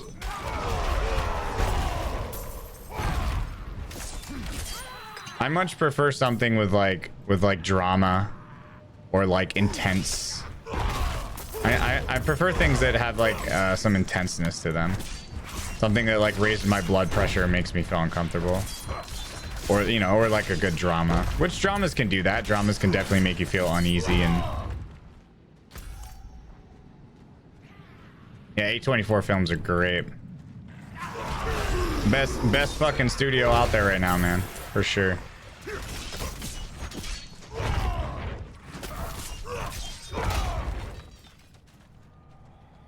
"21 Jump Street." 21 Jump Street's good, yeah. It's not that I don't like comedies. I like comedies. It's just I prefer to do other things. It's kind of like my honest opinions about mint chocolate chip ice cream, right?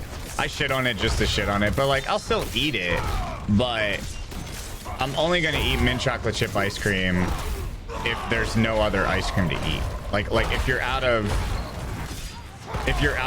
chocolate chip cookie dough, and then you're out of like vanilla bean or something, then sure, then I'll throw on some.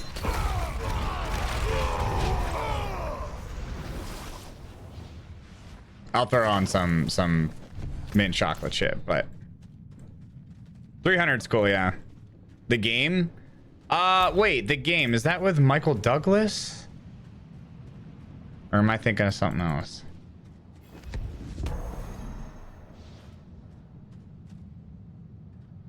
Yeah, okay, yeah, that's a great movie. Yeah, that's a twisted film.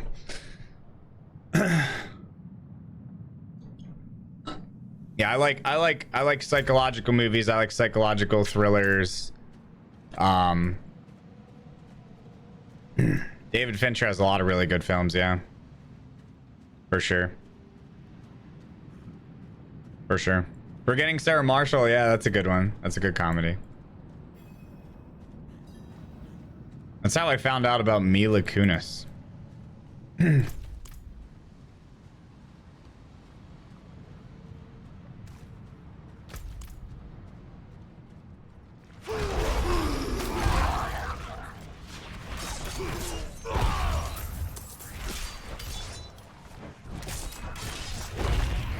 I never really watched that 70 shows, funny enough, and I'm a big Ashton Kutcher fan too, and I never watched that 70 show because that movie, Forgetting Sarah Marshall, introduced me to Mila Kunis, and then that introduced me to that 70 show. So then I started watching that 70 show.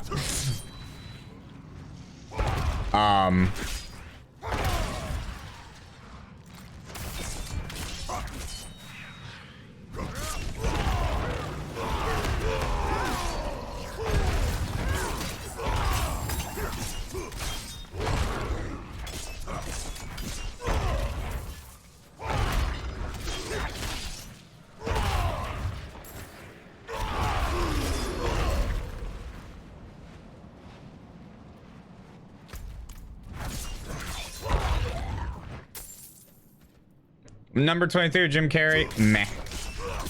Meh. It's alright. It's alright. I think it. I don't know. Jim Carrey has many other better dramas. It's alright. Jim Carrey's best dramas, hands down,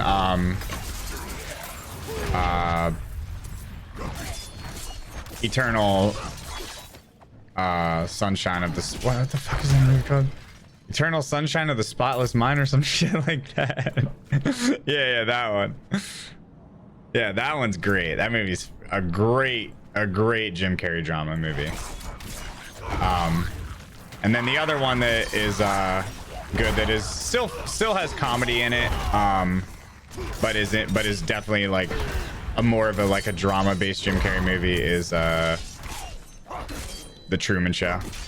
Another good one.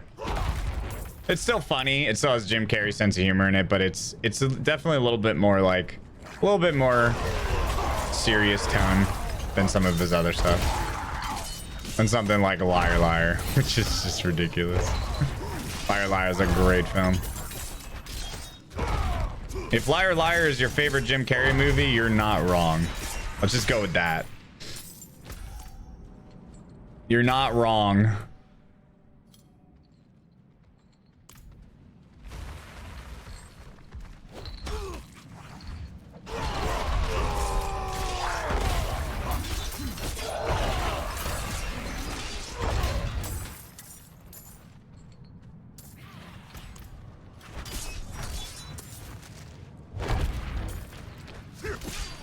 Yeah, Grinch is great. Grinch is a fun movie.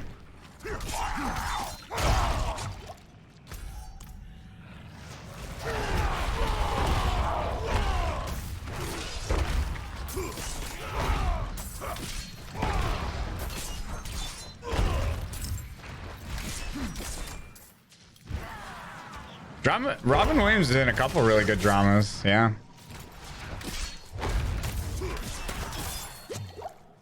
Definitely. I like the one where he's like the photo booth dude.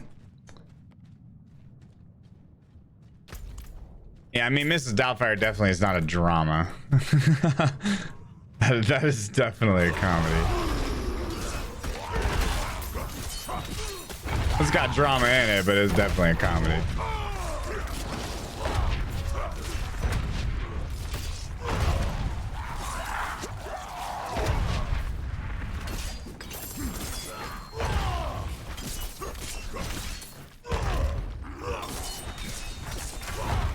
What's the one I'm thinking about, chat? 24-hour photo, yeah. Or 1 hour photo, 1 hour photo. Yeah, 1 hour photo is pretty good.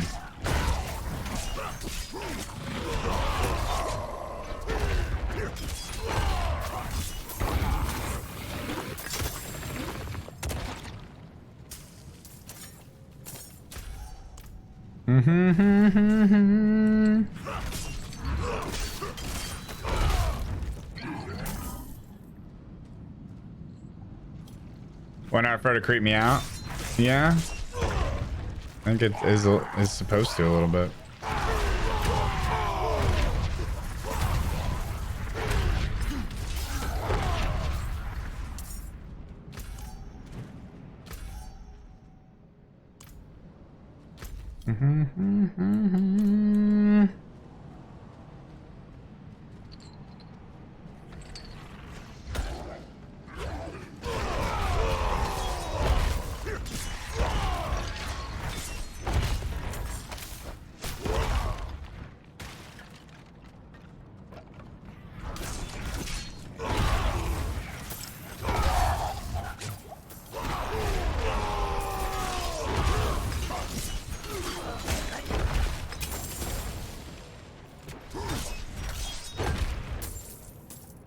Alright, I think we have one more boss to kill. There he is.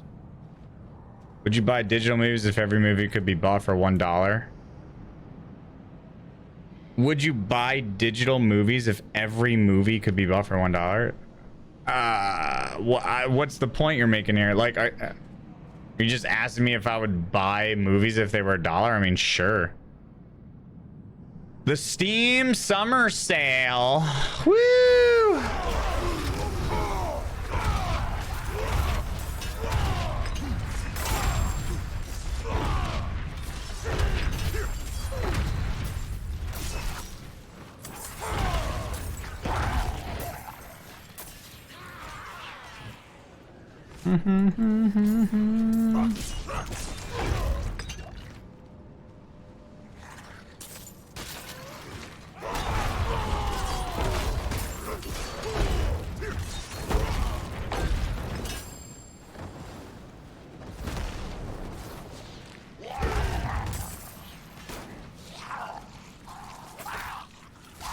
Knock at the Cabin was alright.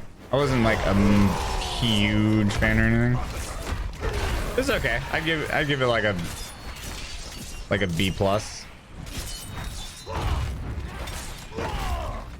Then again, I'm kind of like, my expectations were a little bit weird for that one. I was expecting more of like I think overall it was a really good movie. Like overall it was a solid A, but because it was an M. Night Shyamalan film, my expectations were different.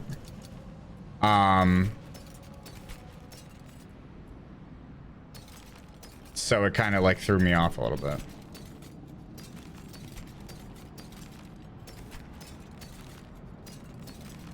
If that makes any sense.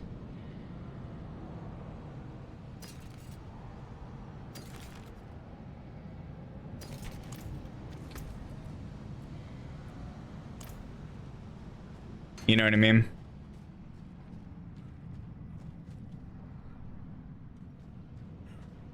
He's been hit or miss since Signs. Yeah, I mean, you either love his movies or you hate him. I always appreciate him because he just does his own thing and he takes big leaps and it either hits for some people or it doesn't. You know what I mean?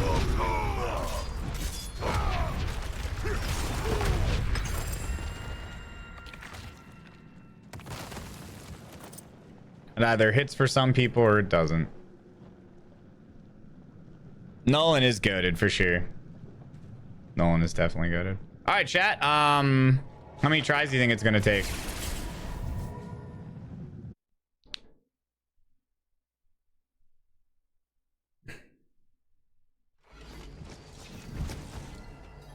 How many tries do you think it's gonna take? One. When you go to World Tier 4 with 200% against Monster on open world, you get better and faster points than ever. In World Tier 3. Wait, what are you talking about? Are you saying you get more? Wait, what are you talking about, Turbo?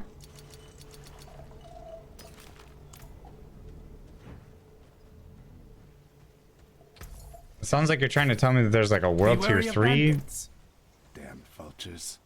XP bug or something.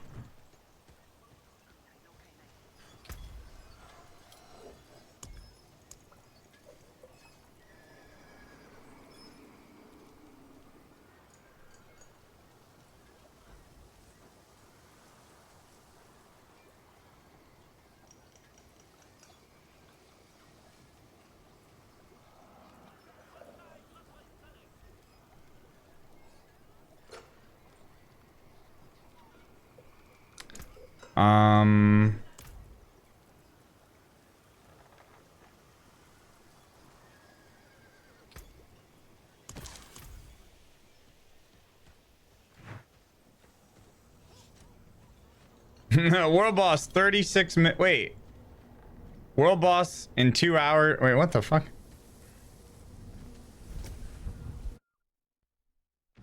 You get more XP in World Tier 4 open world against monsters than every World Tier 3 normal mode or nightmare dungeon. I mean, it's... I would...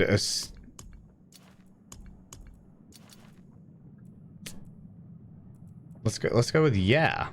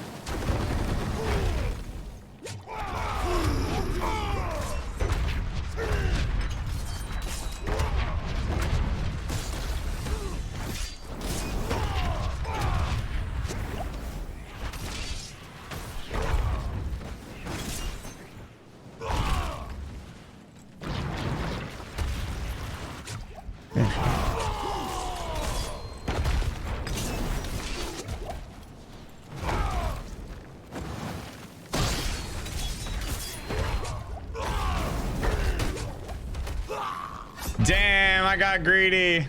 I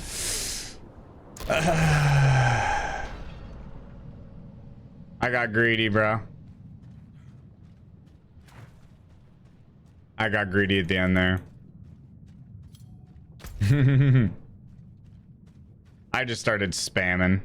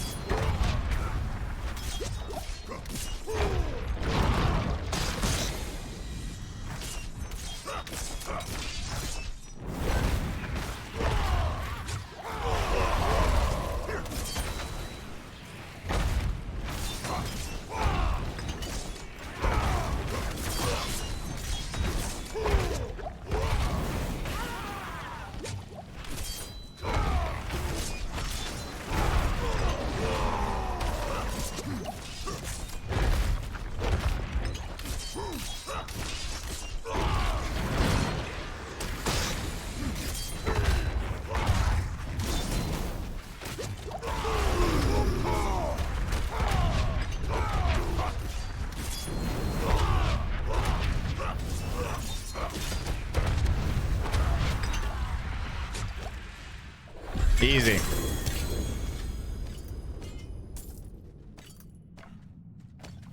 All right, let's get out of here.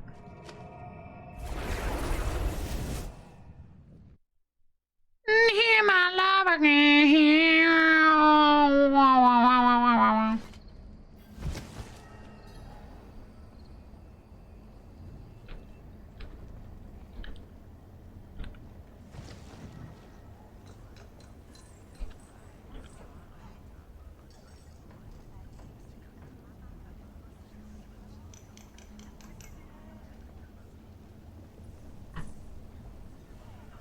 Easy. So Barb, yeah, Barb is pretty easy for sure.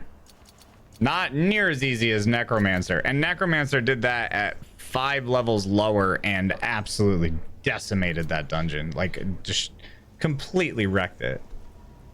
With my fucking eyes shut. Necromancer's so busted. Necromancer was probably 20 times stronger than my Barbarian while being 5 levels lower at this particular stage. Now there's a lot more to go for sure.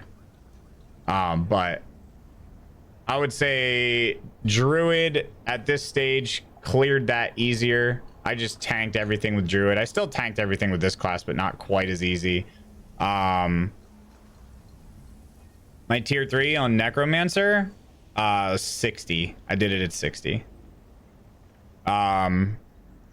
Sorcerer was still 100% the hardest.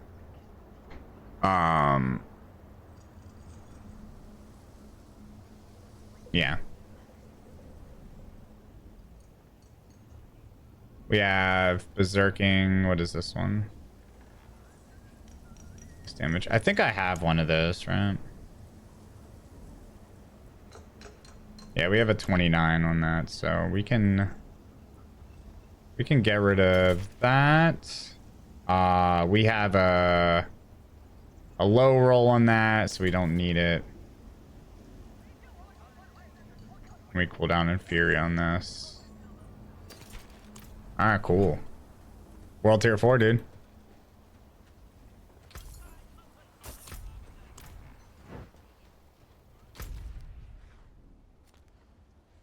Kiovashad. Kiovashad. You did capstan at 58 for sure. I definitely could have done this at 60, but I didn't want to. Let me go grab that horse cosmetic real quick.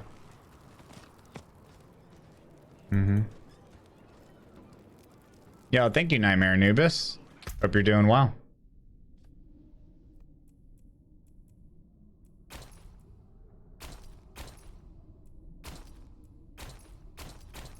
The Big Daddy horse. Haha.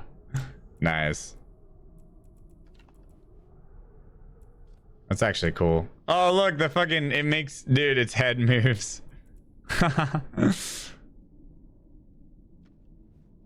The Helltide uniques are supposed to be dropping sometime this afternoon. That's sick. Oh, that's a cool horse armor. This one's in the shop right now. I like that a lot. It's dope. Does the horse do jump farts? Shut up, Bell. I knew that was, I was like, that's Bell's, bro. This motherfucker's always on about the jump farts. It said 2 p.m. Pacific, no? Or did it get extended?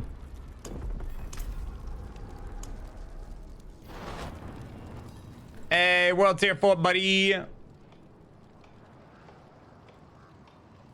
Oh, okay. I thought it was like a, okay, so it's a rolling, gotcha.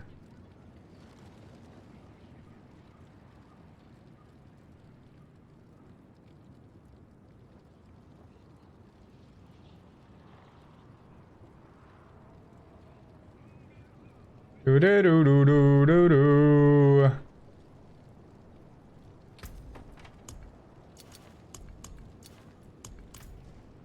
All right, let's go take care of all these. Can you get uniques from the Opal vendors? No. But you will be able to get them from Helltide chests at 8 8 p.m. Eastern, No which is pretty cool. witchcraft here. Only honest magics.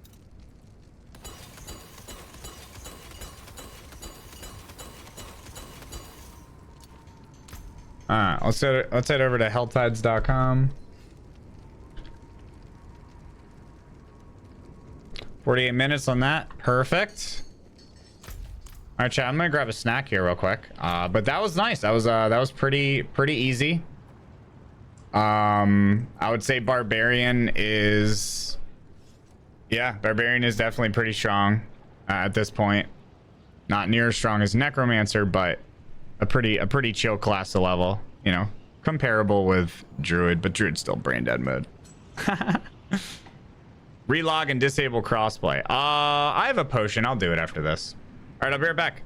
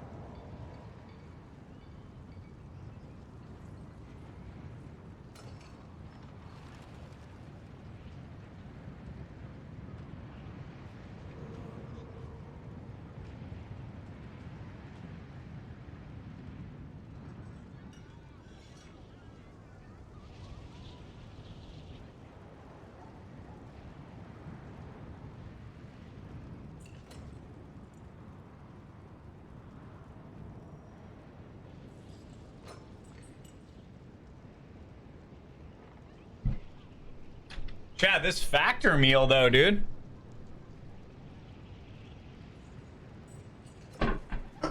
This factor meal. French onion dip. Go glad, yeah. Yo, we got Beast Cruel. Thanks for the 11 months. Mucker Moosh Boy, thanks for the 1.5 years. French onion dip beef. Oh, dude.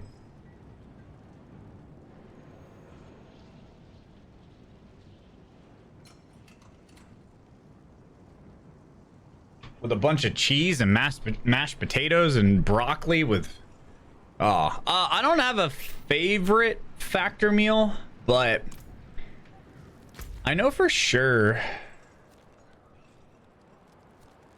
All right, which dungeon do we want to do? I like the one that I had yesterday. The risotto one is fantastic. Big fan.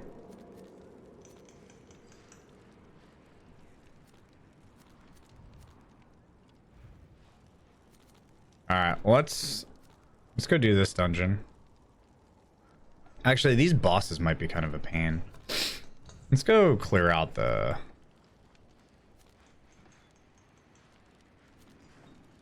Yeah, let's go do these. Complete an event. Cool. Anything with potatoes? Hell yeah. Hell yeah. Code Glad. Just got a god roll for Barb. Vuln, crit chance, crit damage resource. Oof, that is exactly what I'm looking for. Exactly. You're hungry as fuck. Let's go. I'm level 59 with 1 character, and I've completed 6 to 7 normal dungeons using level 1 sigils. What's the best way to get level 3 sigils unlocked through the occultist? Literally just keep doing the dungeons and picking up sigils that drop for you in the dungeons. And go and do 3 Whisper Tree drops. And then the Whisper Tree drops will drop you higher level sigils, and after you do 3 of them, it unlocks the ability to craft them at the occultist.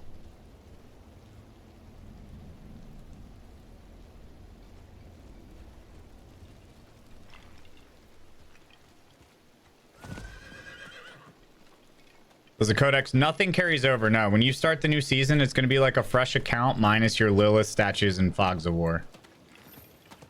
Essentially. I like the sweatshirt. Thank you. This is a cool horse cosmetic. I like this. So this is the Twitch bounty horse, but with the new shop cosmetic on it. Looks sick. I just like the Twitch bounty horse because it's so big. It's just like so much bigger than all the others. If you missed the Twitch bounty horse, I'm sorry. You can no longer get it. But it is a nice horse. It's a chonker.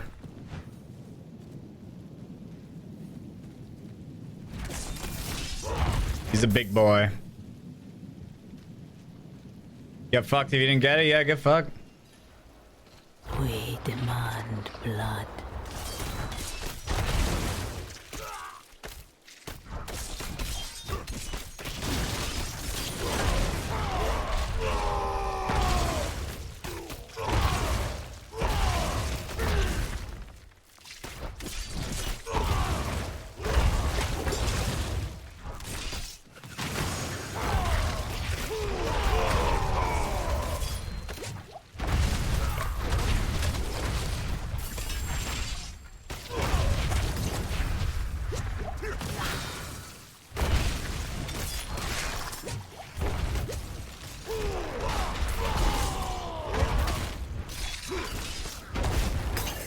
You.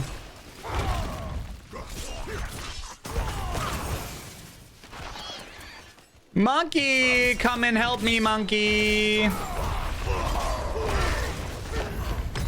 Thank you, monkey.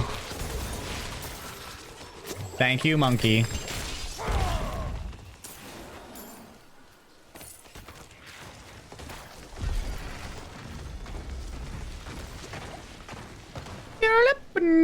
How much is the armor set for the horse? 1,000 silver on the store. 1,000 silver.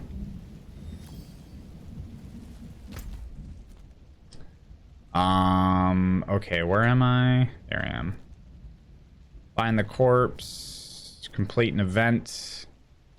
Find the corpse. Let me just kill a couple more things in this area. I've not made a rogue. Nope. I'm thinking rogue might end up being my seasonal character. Or at least my first seasonal character. Who knows how I'm gonna grind the season, man?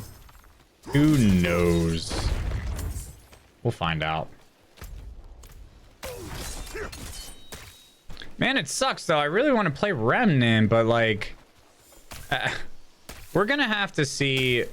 We're gonna have to see how the vibe is. Because Remnant's gonna be sick.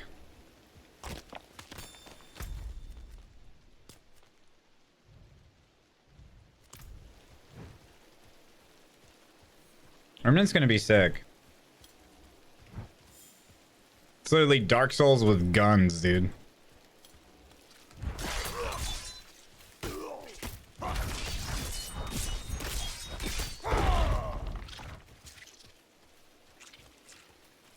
A barb vid? I'm not sure. I mean, I'll make a decision.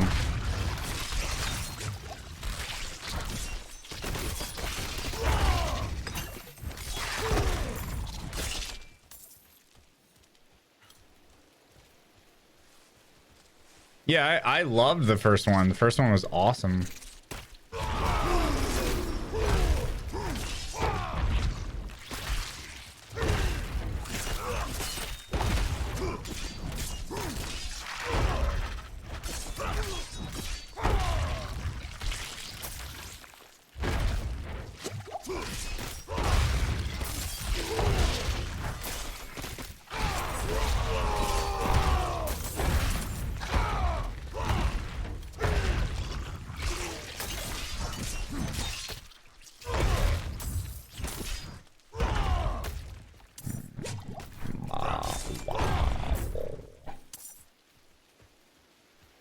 Remnant is cool.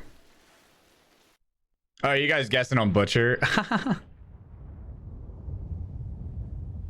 I'm gonna get sauce if Butcher shows up.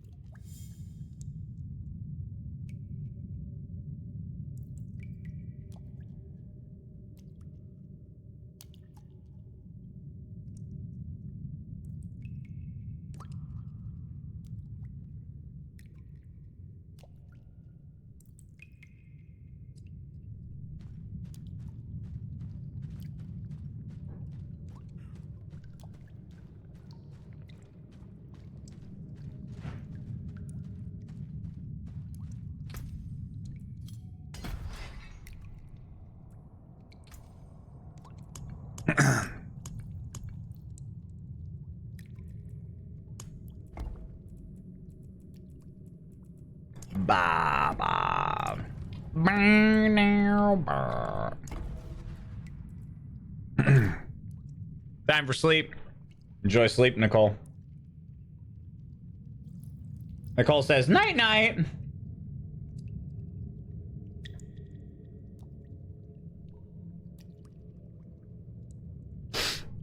Have I seen Woody's Kratos barb build? No, what's the premise?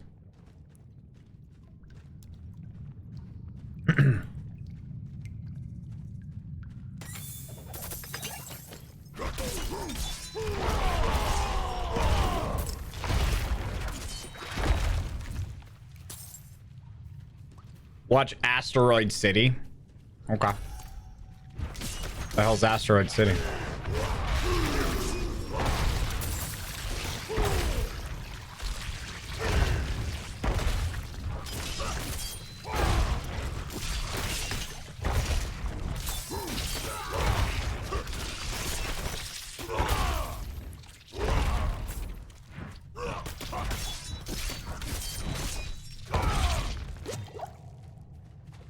You'll love it. A Wes Anderson movie. Oh, okay.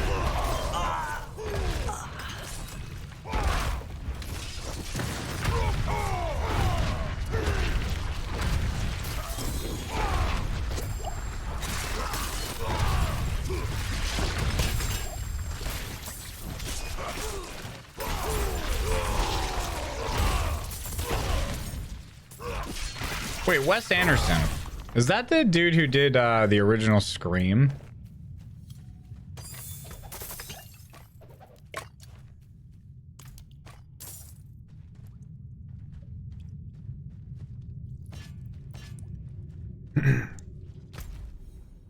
Oh, that was Wes Craven. Okay. That's what I'm thinking of. All right. Well, understandable mistake. What has Wes Anderson done that I would know?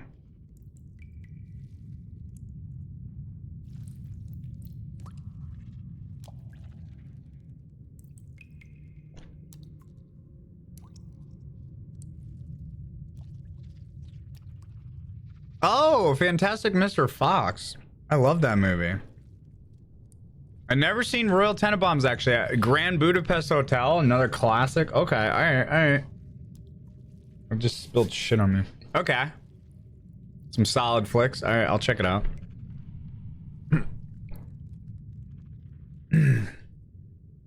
I've never seen the Tenenbaums one, though. I gotta check it out. Oh, yeah, Grand Budapest Hotel's nuts.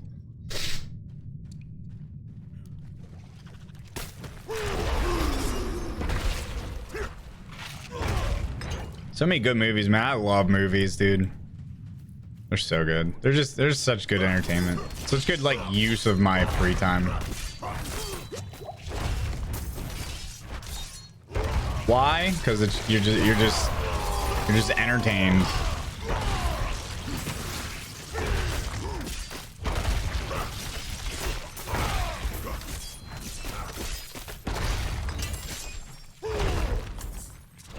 Yeah, my Barb kind of shitting on World Tier 4 though. Straight up. Wes Craven died? How old?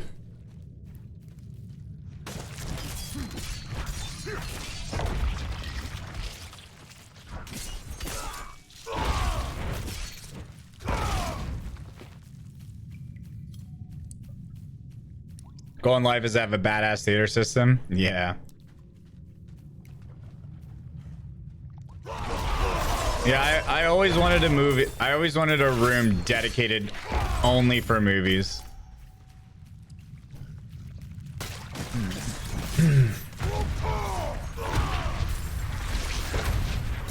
That was always like a dream of mine as a kid.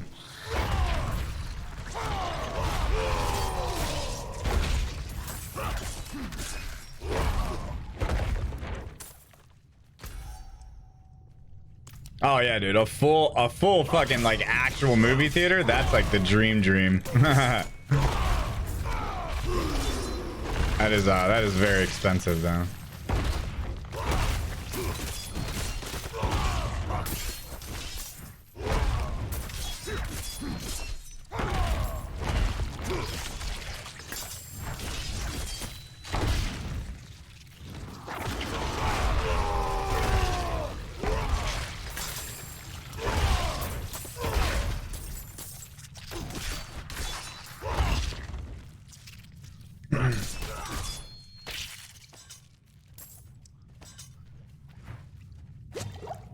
Boom, boom. He was 76. Okay. Still, 76 these days is still young to die.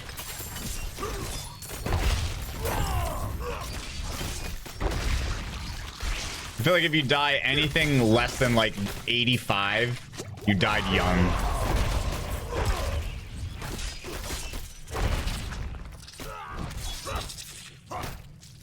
I'm gonna live to 100. I don't. Fuck that.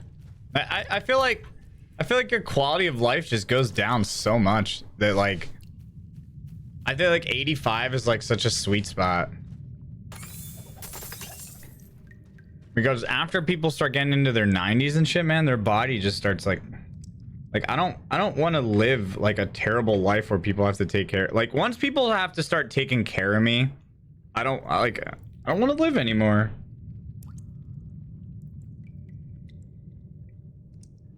Just take me off the drugs and let me fucking die in peace. It's like just let me die in peace. Let me die naturally. Stop keeping me alive. you know, like let's say I get older and I get some sort of like, I don't know, nasty fucking old people disease, and then I start not being able to do anything for myself. Like, just take me off the drugs and just let me die Dad, naturally, I would bro. gladly wipe your ass for the rest of your life when you become infirm. Let me die naturally. That's what I'm gonna tell people. Like, if I ever require machines or like extreme amounts of medicine or things to like keep me alive, just let me fucking die. Like what kind of quality of life is that? And that is like my decision, right? That's my decision. And that's one of my biggest fears is actually, like, let's say that, you know, God forbid something really bad happens to me, right? Like I get hit by a truck or something, right? And I'm in a state where I'm being kept alive and my whole family and my friends want to keep me alive, but I can't communicate. That's one of my biggest fears. Because if I'm ever in a state like that, I don't want to live. Like, just let me die. But if you can't communicate that to people, you're like, think about how many people are in fucking mental and physical pain and they can't do anything about it, and they can't move or signal or talk or write or read, but they are like inside their head, they're like, ugh. Like, dude, that has to be the worst nightmare imaginable. And because people that love you are keeping you alive, they're actually just torturing you. Like, I understand that it's rough, but like if somebody that I really loved was in that situation, I would pull the plug. I'd be like, this is a fucking horrible way to live. Like, this is I do not want my loved one to be living like this. This is fucking horrible. Just let them go out. Like, let them die. You know? I don't ever want like somebody to keep me alive if I'm ever in a situation like that. Like, fuck that, dude.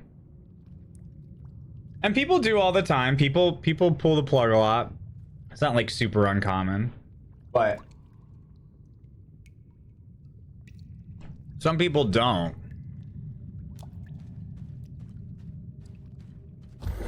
Or like comas is an interesting one though. Like, what do you do there, right? Because you're not really sure. Like, nobody knows. Are you gonna wake up? And then the other thing is, if you're in a coma, where's your mental? Like if you're in a coma, is there anything going on in your head? Are you people that have woke up from comas after like 15-20 years, what have they said? Like, were they aware, or did they just sleep and wake up one day and they were like, oh? But the problem with that, I feel like people that go into comas for that long and then wake up, like, they're not the same. I feel like they're not the same. Even though it's like a 1 in a million after that story of the person coming out of a coma after 10 years, I want to be kept. Yeah, so what happened there, Derp? Like, what was the person like?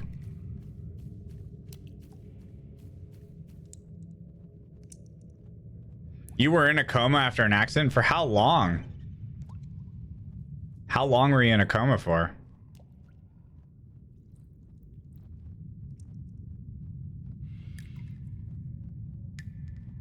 Yeah, that's interesting. Like, you said that you dreamt.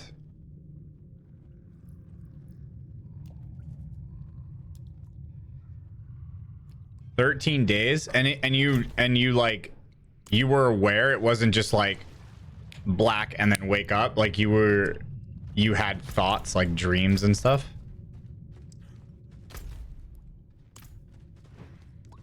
The entire time was a dream. I was a South Park character. So then it wasn't like misery or torture. Like, you were like, oh, I'm dreaming, whatever. You obviously didn't know that you were in a coma.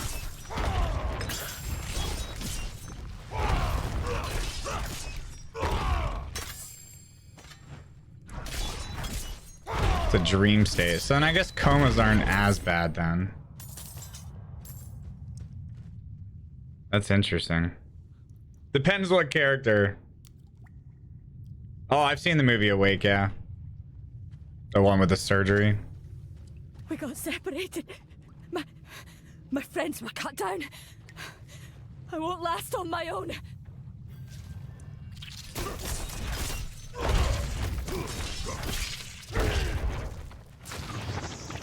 Yeah, I mean, I guess it definitely does depend on the dream. If you are just in a chronic nightmare, ugh, that never changes for like 10 years.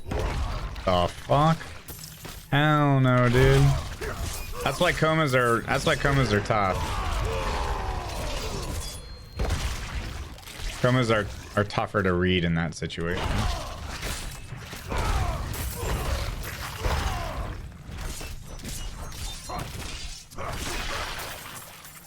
Am I looking for an editor? I am not. I'm okay right now.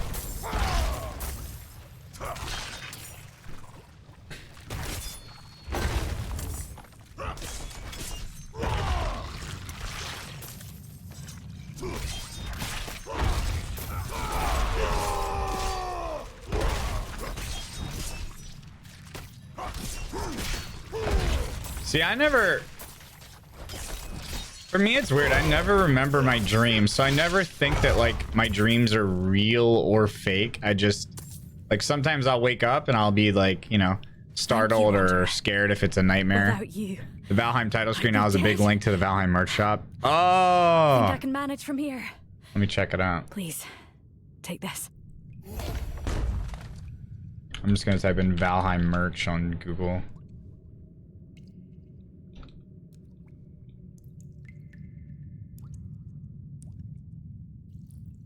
ValheimGame.com. Surely it's there.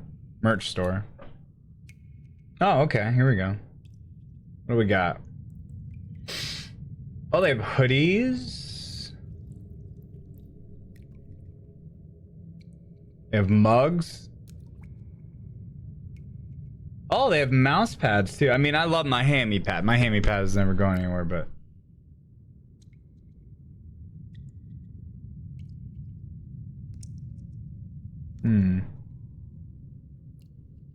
kids accessories. All right, let me grab a Valheim t-shirt.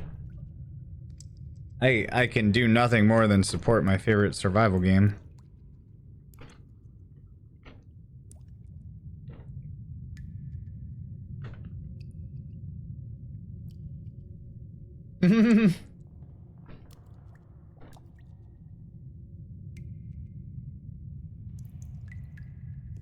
They have the bees are happy shirt. That's so funny. Let's see, what do I like? I kind of like just the one with the big logo on it. Let me see. I'm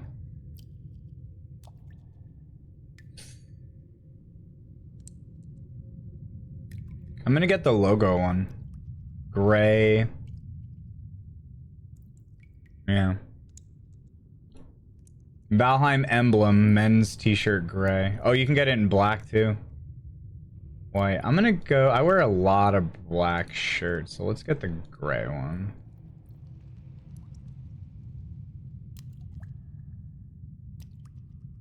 Nice. Add to cart.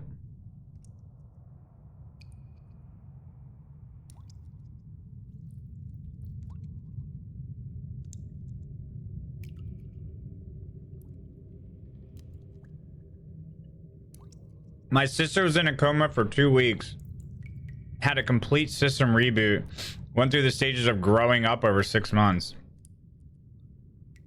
Wait. My next question is, did she know, like, did she recognize or know anybody, or was it just like total, like, full memory wipe?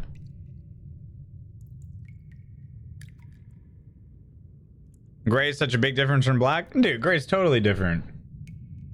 This hoodie is gray. This is nothing like black. If anything, it's closer to white. Just, fuck out of here.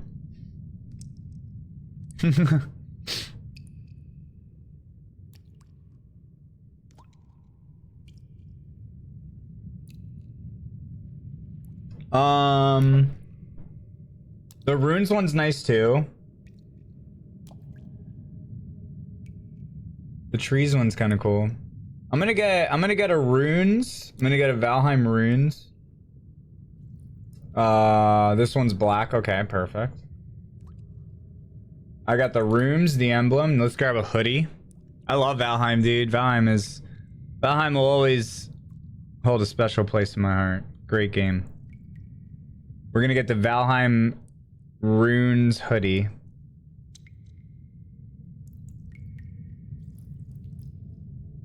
Let's check out merchandise. I don't wear hats. Mouse pads.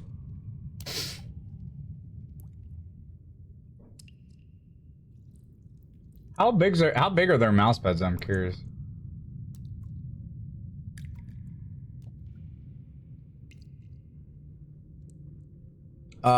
35 inches by 16. My mouse pad is 36 by 24. Okay, so this would be a little bit small for me, but I like my Hemi pad anyway.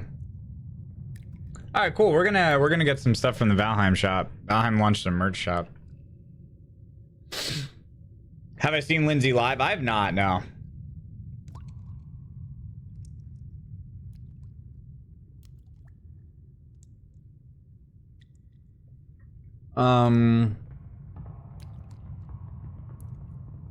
Full recovery. She was 28, full memory wipe that came back with stages of her life like infant, toddler, child, acted and spoke like it. Oh my god. So she's full recovery. So she's back to like completely normal now? Or does she have, are there like side effects from it? There has to be some sort of side effect for your brain to have to go through that. That's ridiculous. That's so absurd. That's, dude. Fucking fighter, man. Holy shit. That's insane.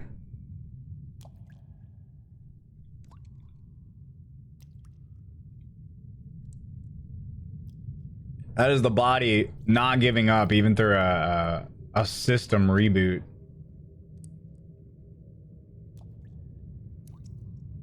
All right, we're getting some Valheim. She has 2 kids, completely normal. Wow. The patch is not out. It's downloading right now. This back end. Nice. All right, we got some Valheim merch. Thanks for pointing that out. Cool. It's gonna be done at 8 p.m. Eastern. I'm excited. Some Valheim teas.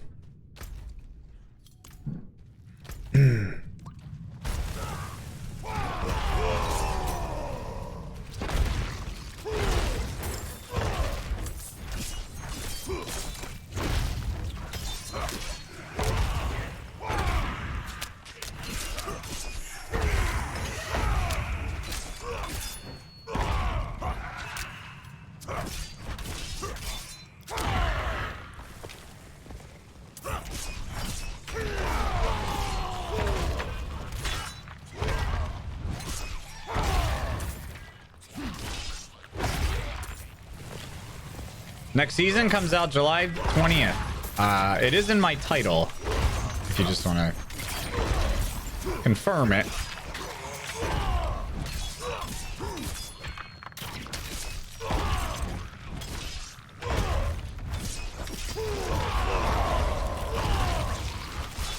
I just made my title July 20th. So that anybody that, well, in hopes that when people clicked on my stream, they'd be like, oh, shit.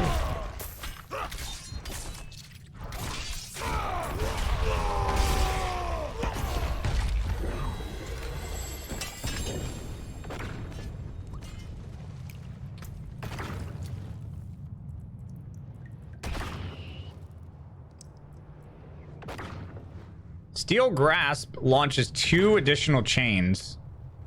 Enemies hit by Steel Grasp are slowed. Vulnerable, damage while berserking, damage is slowed, ranks of Steel Grasp. That's a pretty good weapon. What is Steel Grasp?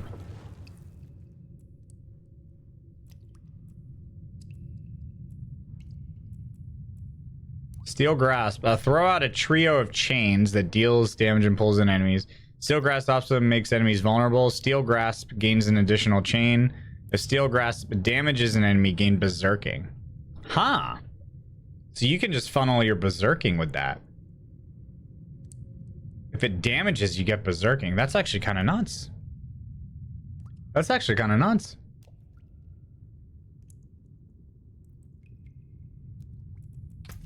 Yeah, that would keep berserking up. Or we'll hold on to that weapon just in case.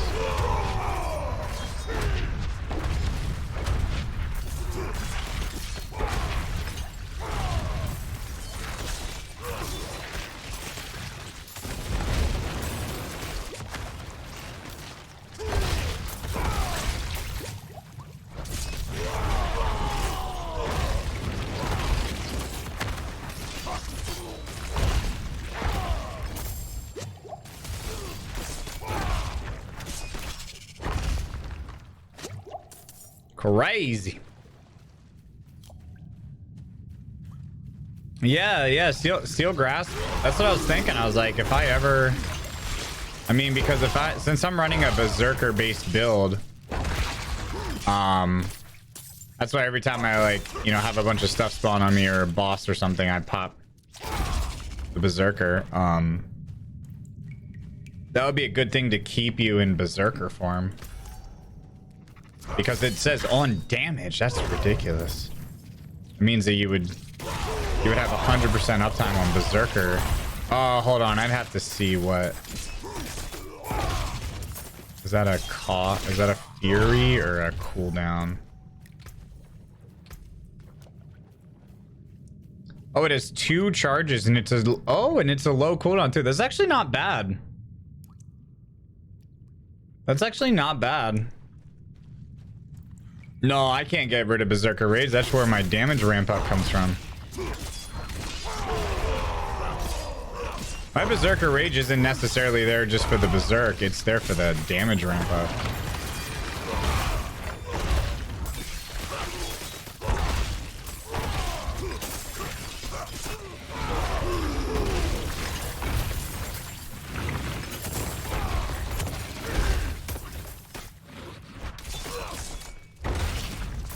Every fury that I spend in Berserker, every 50 gives me 25% damage bonus.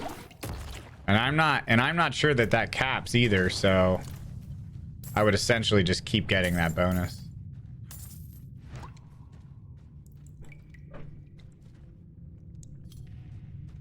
What else do people drop basic skill for, I wonder?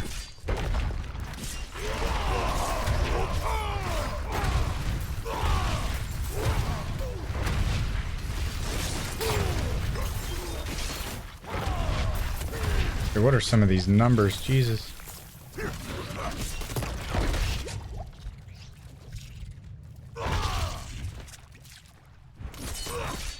Stomp.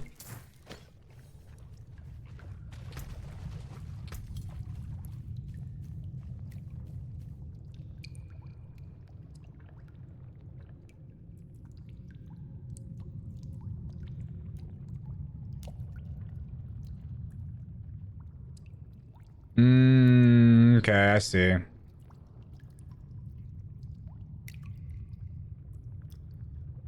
I mean, surely this.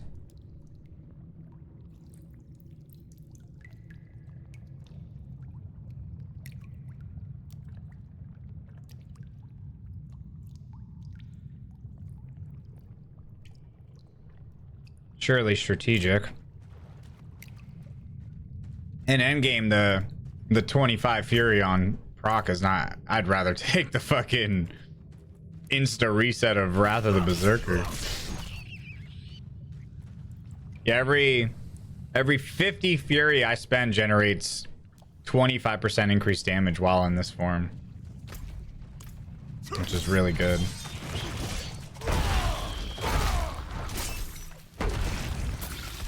Yeah, and that would Stomp would keep that Berserker up. Yeah, that's an interesting thought. I'll keep my eye on it.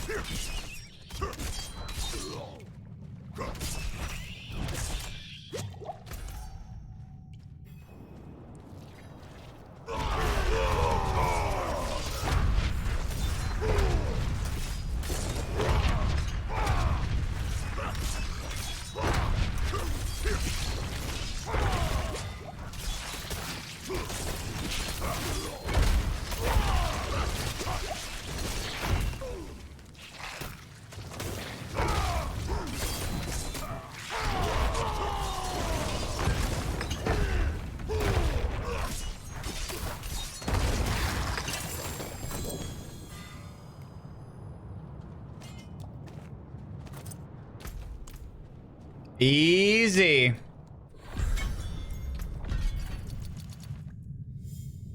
Now we're gonna start getting some ancestral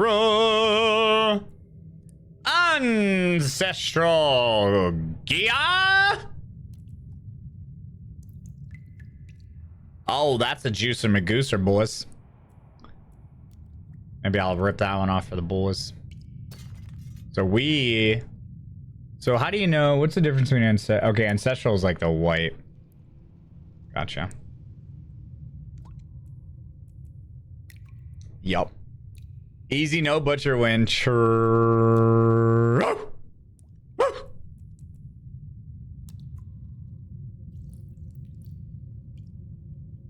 Yeah, I'm not gonna replace anything unless it's ancestral.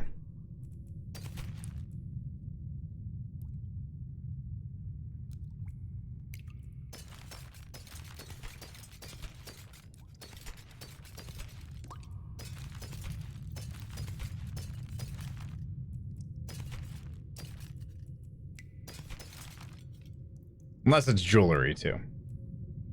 Jewelry's different. All right, Hell Tide's 5 minutes, baby. Woo!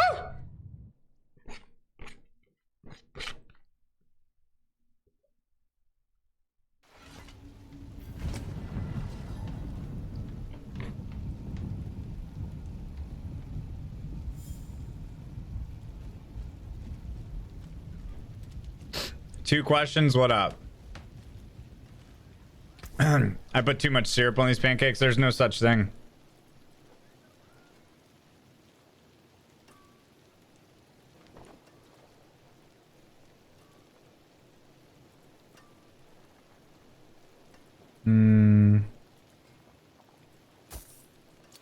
Show your teeth. Bup, bup, bup, bup, bup, bup. Alright, what do we got here? We need cooldown reduction. Damn, 791 though. What the fuck? Crit healing. That's just a bad amulet, unfortunately. Crit chance. Oh shit. Okay. All right, boys. Okay. All right. Yeah. All right. High crit chance. 2 ranks of the ancients. We lose the attack speed. However, we get juiced up. I got ego by Glad twice. That's not true. Shut up, pussy. What's with you guys today, man? Glad ego, man. You fucking ego at me, man. That's all I'm hearing.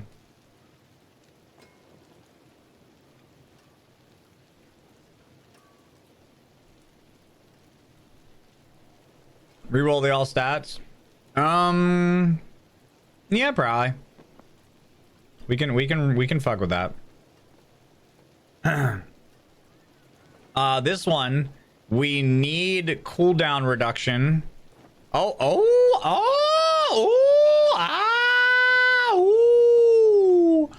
Okay.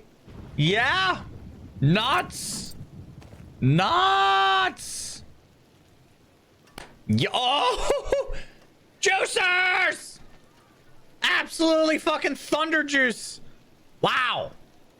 Crazy. All right, boys. God dang.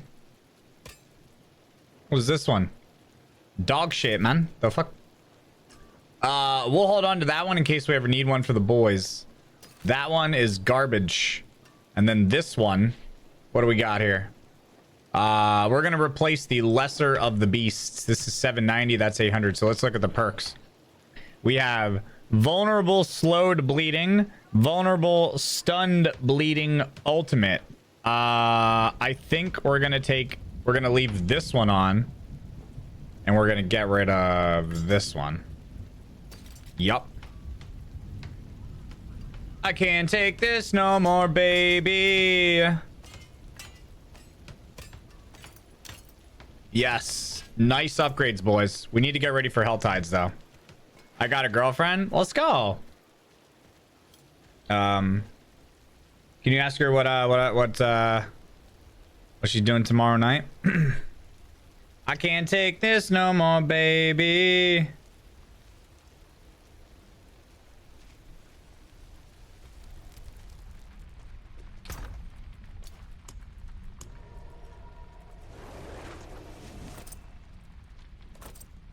Wait.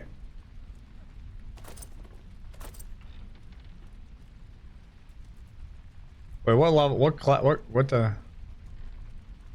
Oh, this is for Necromancer. Oh, yeah, that's true. This is Rogue. This is Druid, right? Necromancer. Alright, so we're gonna throw these here for now.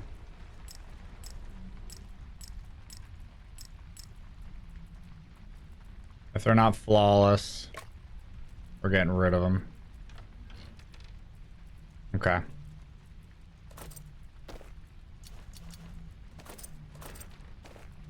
Those are going to be juiced. We got to quick put this build together for Altide starts. So instead of leveling things up, I'm just going to keep them. Hold on, I'll get the questions in a second here. I'm crunched for time. I want to make sure that I'll take it off your hands. Oh shit. Whatever. Looks like we're selling the flawless. Let's go over here. Let's go over here. We're gonna roll on the sword. We're gonna roll distant enemies have a chance to be stunned. And then on this, we roll 20% increased damage. Okay. So we'll go ahead and toss Edge Masters on the big dick. And then this is distant enemies have a chance to be stunned. We'll roll that. I don't know what this looks like. Distant enemy, yeah, Retribution. Okay, right. And then you deal increased damage to stun enemies. Okay, perfect. Impeccable. Nice. And then we can salvage that and that. Whoops. We can sell that. And then we can gem slot that. The patch is not live until 8 p.m. now. 8 p.m. Eastern. Add socket to there. And then let's go sell. And then we'll be good. We'll head up to about why did I stop at level 85? I just did. Greetings. That's pretty much all I How shall got. guide my hammer? Better than starting from nothing. Okay, then we can sell these. This will do nicely. Huh. Big upgrades. Hell yeah. More there than I thought. Big upgrades. Let's go. I like that. All right. We have Helltides is over here. So I'm gonna just juice up this area and hit up the juicers that spawn here. All right. What did you want, Bread? You said some shit. Queen Ire, thanks for 27. Crispy with the 2 years. Clutch with the 41. Oblivious Minds, thanks for the 2. Welcome back. Trey Dog, thanks for the 7 months. Bread, I didn't even... Wait. Cast out thine darkness, for only light must remain. Oh, God. Yo, what up, King Skellington? Was good. When did you find out when it was time for you to stream when you first started on Twitch, and how long did it take you to be here with the community you have today? Yeah, we actually talked about this in super full detail yesterday. I'm not going to go into as much detail by any means, but I've been streaming for a little over 5 years. full time, and I don't know. I kind of just like knew it would be the right time. Oh, what the hell? When I had started creating like my following on YouTube and Reddit, and yeah, just took a big hunch. Yeah, you'll have to apologize. I did like a full. I basically did like a huge breakdown for like 30 minutes about all of this yesterday. So I do not want to have that same conversation 2 days in a row. I don't want But to be alone. you know, I just sensed that after working on YouTube videos and making a name for myself in the community on both Twitch chats and Reddit, I just kind of like took a calculated risk when I thought things would work out for me by investing into streaming equipment. But it was, you know, it was after many YouTube uploads. You know, I didn't just jump straight onto Twitch and be like, oh yeah, this will work. Sure, I'm gonna be a streamer. Let me just boot up a stream and just hope that people show up. No, it doesn't work like that. I did a lot of work before I even booted up my first stream.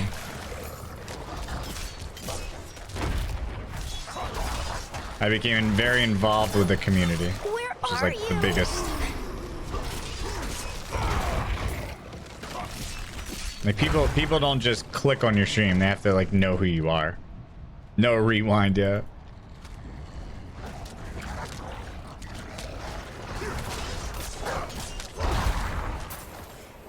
Friend? Don't Friend? Just get raided by Tfue? Oh, not anymore.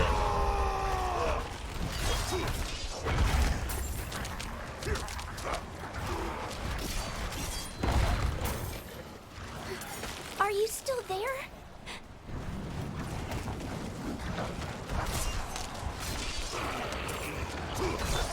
Look at my link and scroll down. Alright, what link? Friend? Don't leave.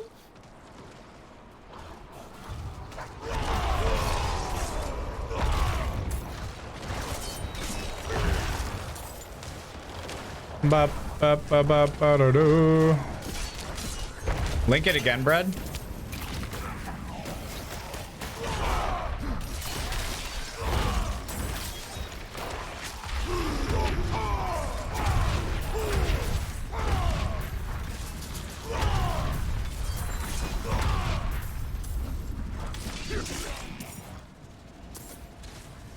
Where are you? Ba ba ba da da da da.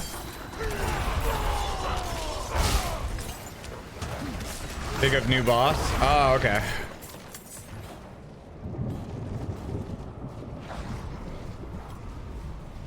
I think if you get 50 average viewers, you're like top 50%, top 1% streamers. Yeah, probably. I mean, most of the platform are like small streamers. Absolutely. Like from a. Are you still there? From like a number of heads streaming.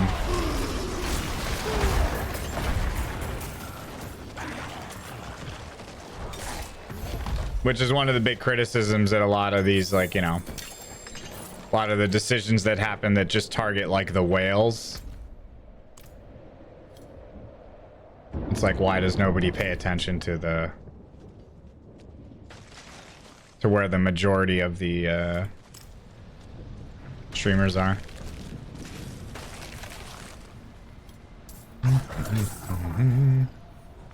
Majority being smaller and medium sized. Absolutely.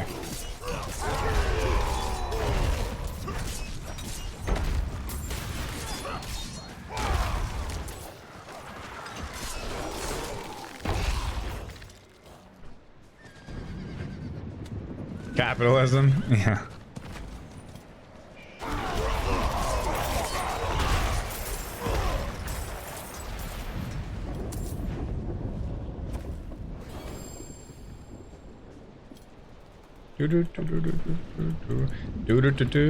Small streamers are great because the chat gets read. For sure, yeah. I mean, that's definitely one of the downfalls of like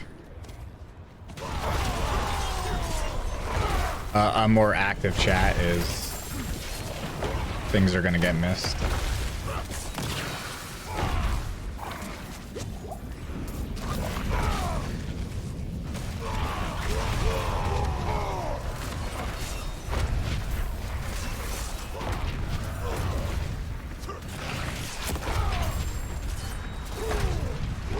Oh, this guy's fire. Be careful.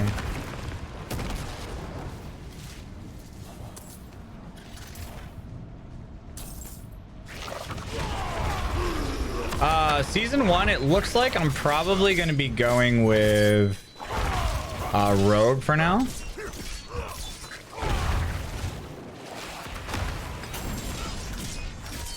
That's what it's looking like, and that's unless I actually make a Rogue.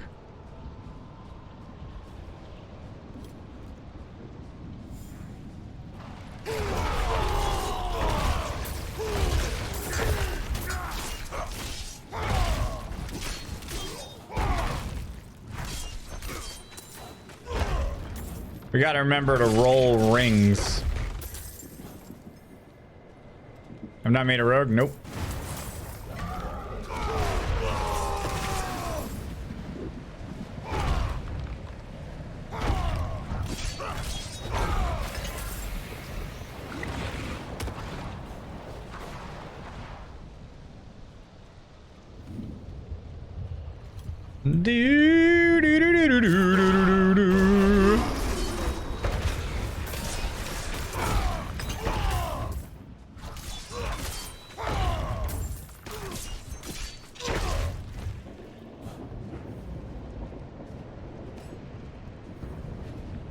Ancestral gear.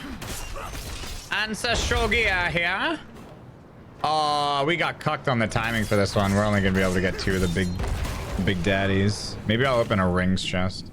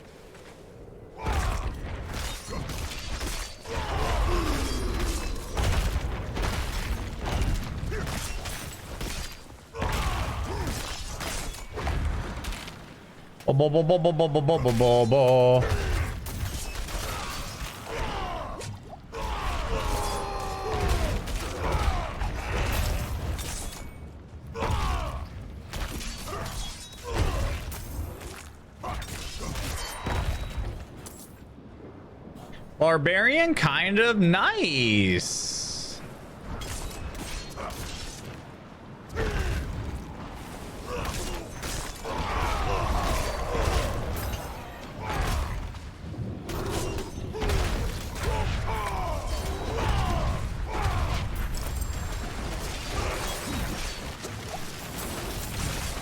Oh, nice, dude. Damn, that shit's OP.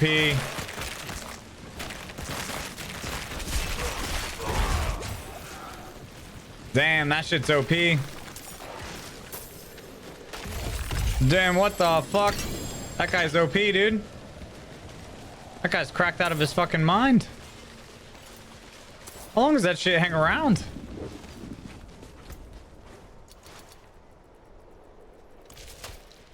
Yeah.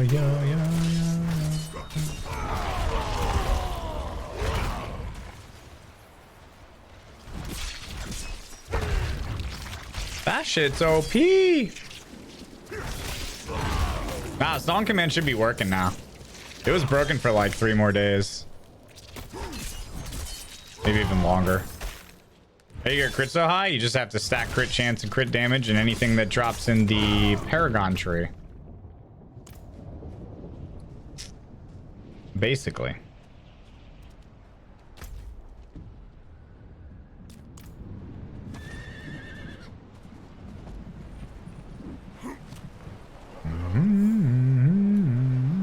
It's heavy weaponry.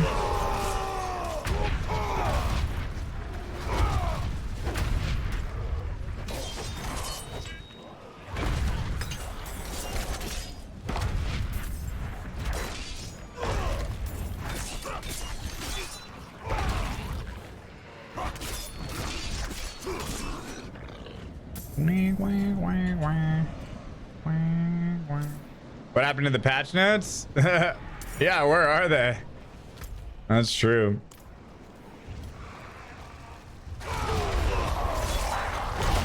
Where the fuck are these patch notes? I said this one's like a smaller update, nothing to be compared with the last one, but still, could be something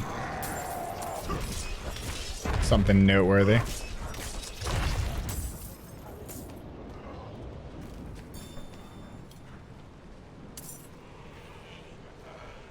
Maybe I'll open this thing if it's rings. That is rings. Chat, should I open? Because I'm gonna open 2 big chests. Should I open, and then I'm gonna do 1 small one. Should I open a rings or a weapon?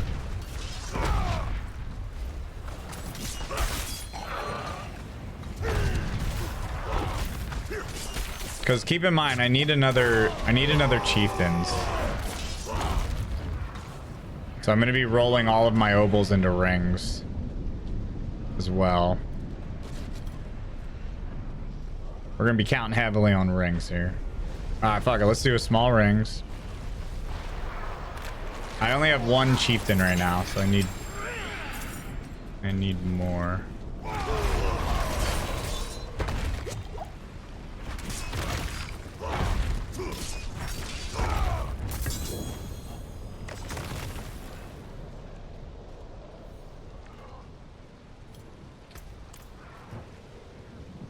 I need more. All right, we'll get 175 here, and then we'll go open the chest up at the top.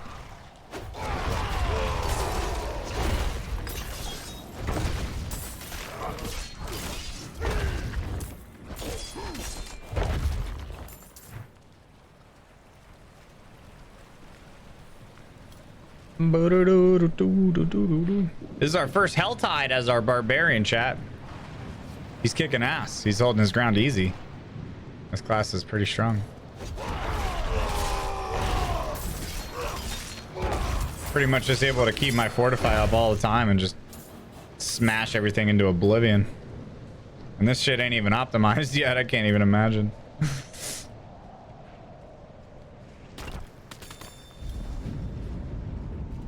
I'm still at the point where I'm just like putting on things with higher numbers. Kind of.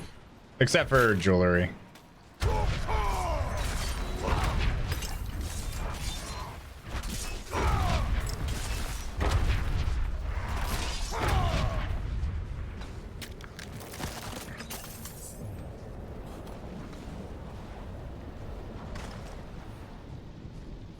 Loving the necro build? Yeah, it's pretty good. It's very good. Necro build is absurd. Jesus Christ. As soon as I went in there to throw those gems out, I was like, I'm gonna get run up by a dude with fire. And what happens?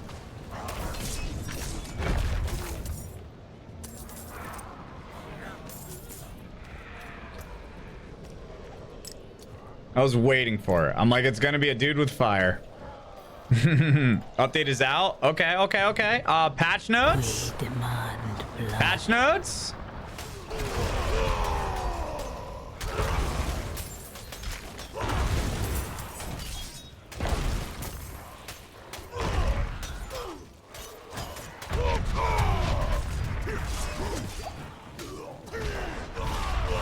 These guys are annoying. They don't run to the middle.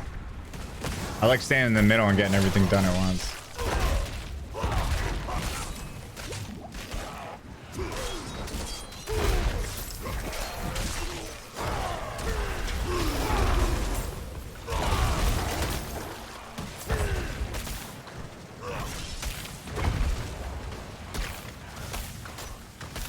Ooh, this is not good. Not good. Ooh.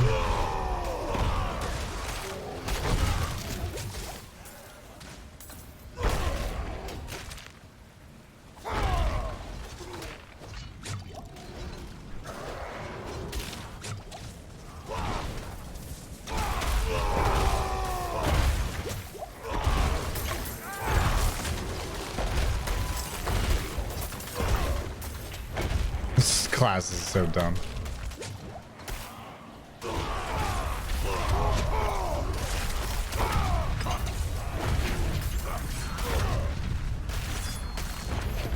Jesus.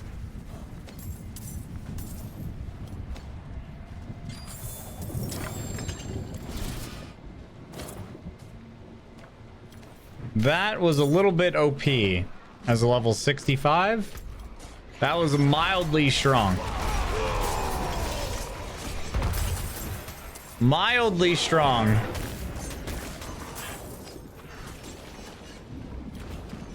Thank God for the CC, man. Go over here and grab this one. Actually, I'm not. I'm just gonna go back up here and grab this. There's actually a lot of bar players. Bro. This is I just unlocked World Tier 4. This is my first time in World Tier 4 battling enemies. Literally just face tanked about 40 fucking... Like, come on, this class is ridiculous. I'm not even optimized yet. I'm literally just throwing shit on with high numbers and putting on codex aspects. But nah, Barb is trash. Bro, you hit one thing and you have full health, full fortify, and you clear the entire room. Like, come on. I understand this class has been nerfed, but I'm telling you, as somebody who has individually leveled 4 out of the 5 classes right now, this class is far from the weakest.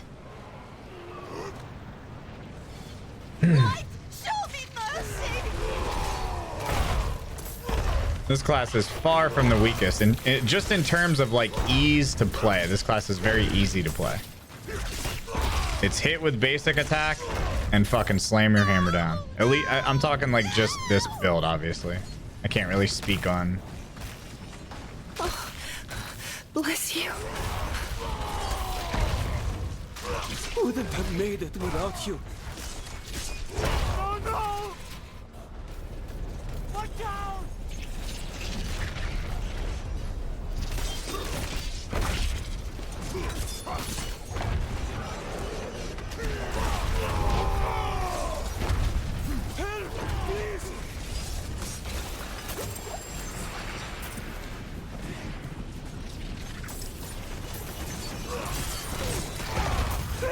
I beg you!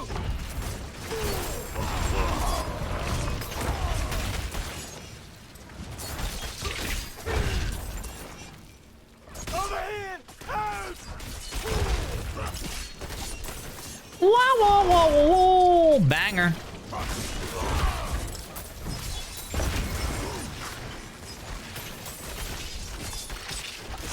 Over here!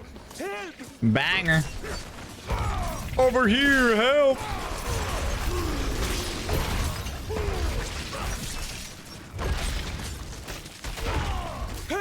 I think Druid's the easiest. Oh, Druid is 100% the easiest class to play, yeah. In terms of like being able to survive.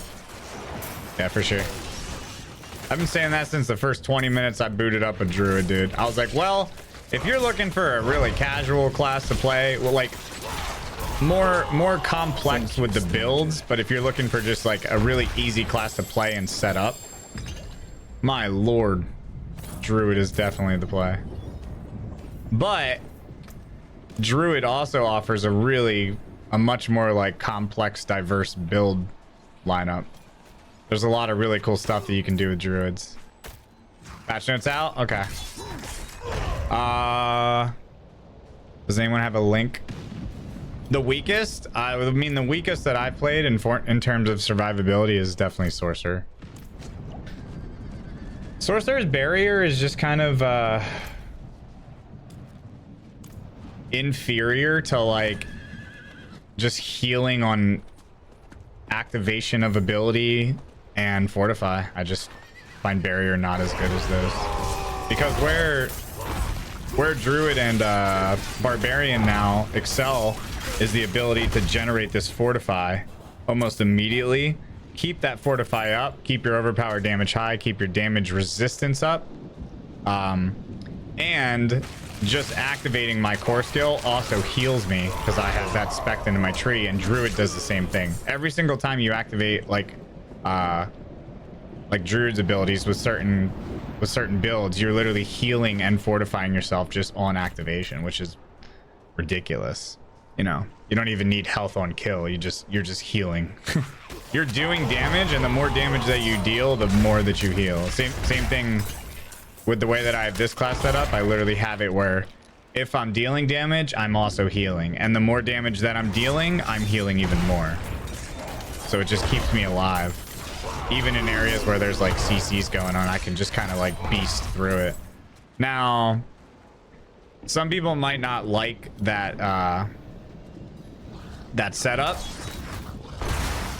with the what is it? I'll have to show you when there's like not chaos, because I have the thing where I'm healing after I generate a certain amount or spend a certain amount of fury.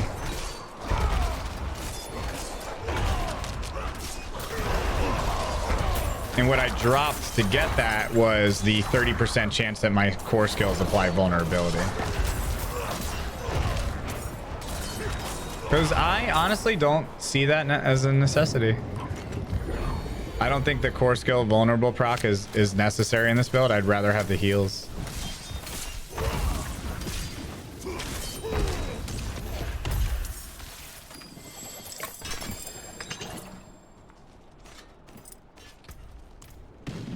Let me go open this chest and then I keep saying that and I keep coming across waves of ads. The new world tier 4 Helltide, you're like, ooh, piece of candy, ooh, piece of candy. Because all the gear that you get is just so much better than what you currently have. Alright, we're gonna read the patch notes live on stream. Unless they're like super short. Are they super short?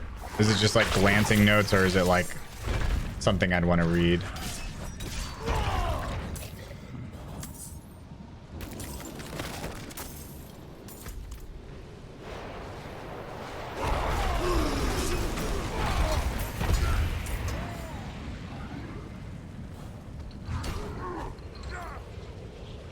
All right, I'll check it out.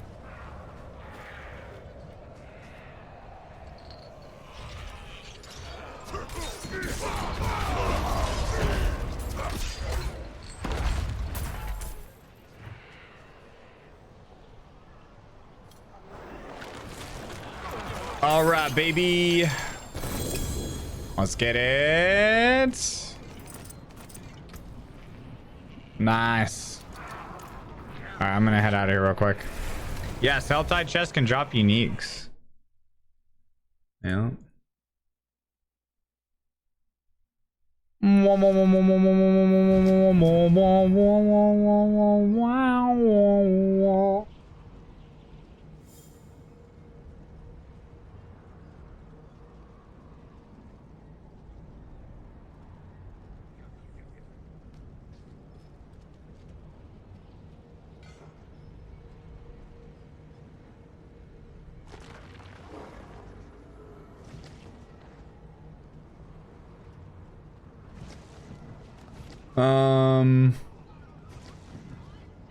All right, so what do we have here?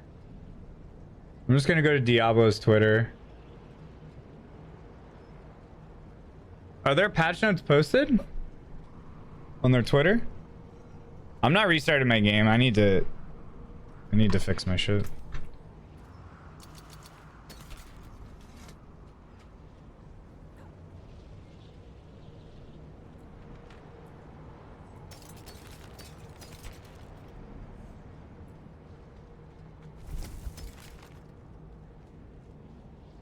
All right, I need jewelry. I'll keep cooldown reduction while fortified. Outburst passive.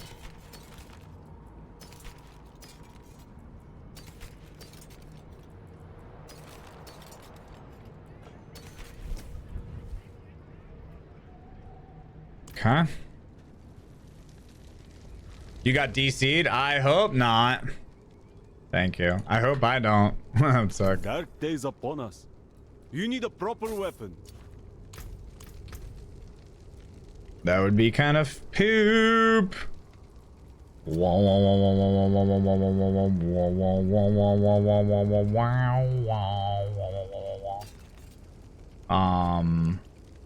In thorns. What about this one? Willpower, brawling, ultimate. No, thank you. No.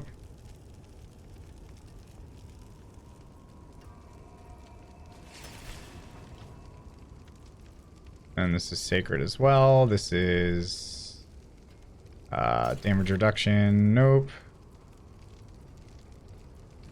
Alright, cool. Be wary on the road. Alright, I'm gonna put everything in the thing. They spelled July wrong. Freaking Bungie, dude.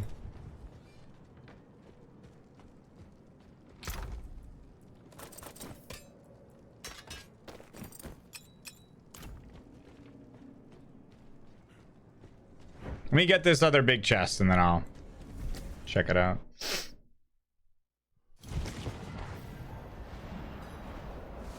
Friggin' Bungie, dude.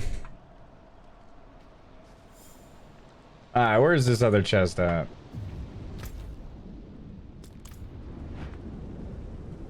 Friggin' Bungie, dude.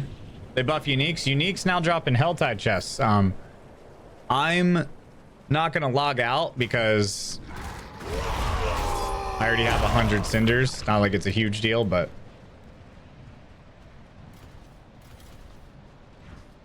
we're definitely gonna run Helltides and test it ourselves.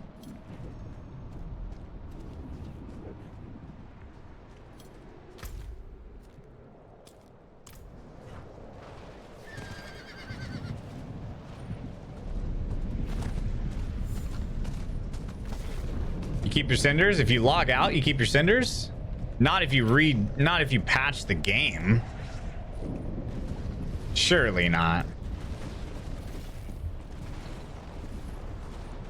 If you patch the game? That doesn't sound right. I know that you do if you get kicked, but if you patch the game sounds a little sus.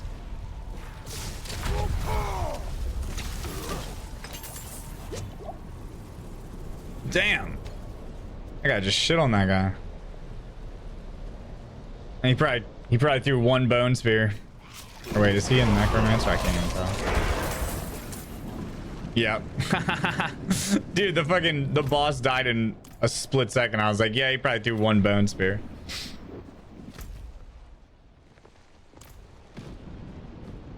I logged out and lost mine. Yeah, I'm not logging out. No shot.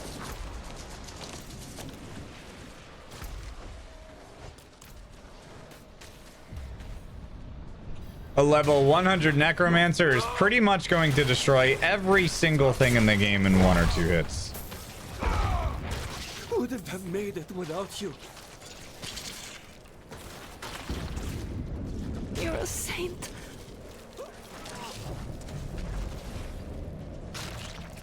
Look out!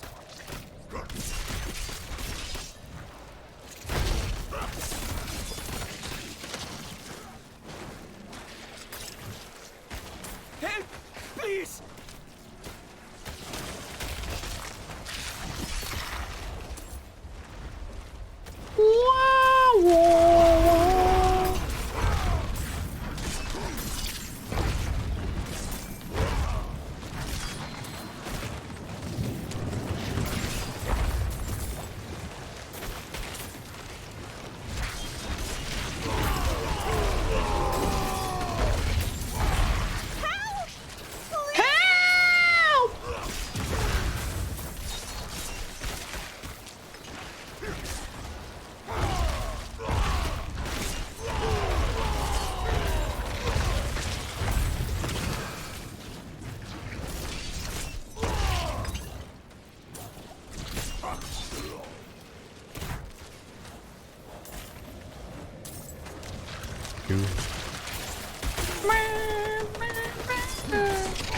Thank you, stranger. Thank you, stranger.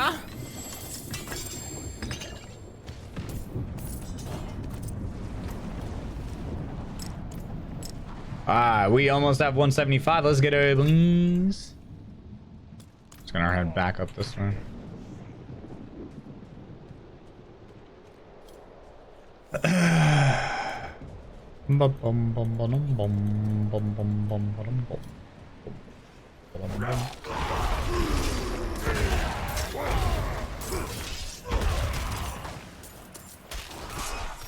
So they actually had talked about mob density in one of their first dev stream. So mob density is going to be addressed. I mean, it definitely has its moments where it feels great, where it feels fine. But I agree. Overall, I do think mob density in this game does need to be increased. The Butcher leave mid-fight. The Butcher is pretty much on a tether. So if you stray too far away, he will despawn.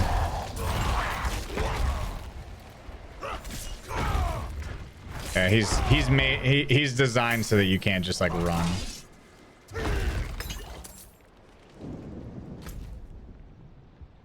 Basically. Yeah. If you get away. Yeah, with the Butcher, you either have to escape, fight him, or like you can run, but then he's gonna despawn. So it's, you know.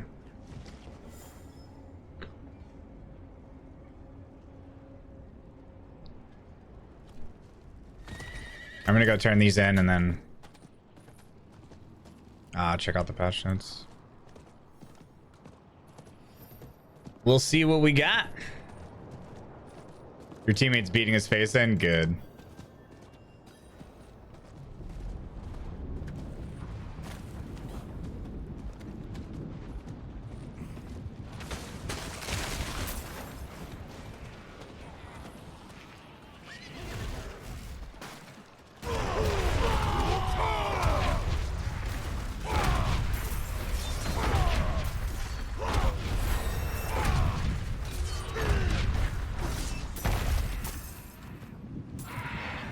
Alright, baby, Big Daddy Juicer! Big Daddy Juicers! Let's go, baby. Let's get out of here.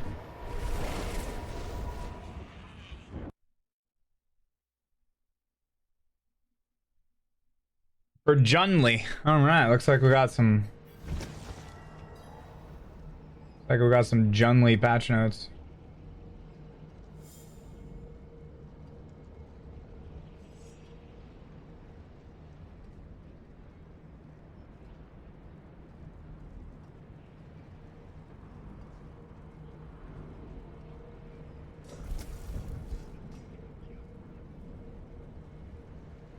Blah blah blah blah blah. All right, chat.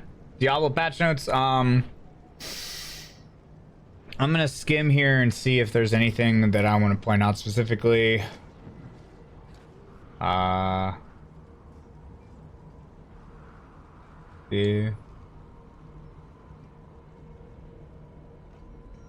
Fix an issue where Barbarian's Whirlwind ability would briefly stop channeling when using a cooldown, when a cooldown skill was cast when using it. Fix an issue where the guaranteed overpower buff from Barbarian's Earthstriker's aspect would be consumed upon gaining any other buff. Fix an issue where a player's character would freeze when using the rogue's Shadow Step skill if used outside the range of your intended target.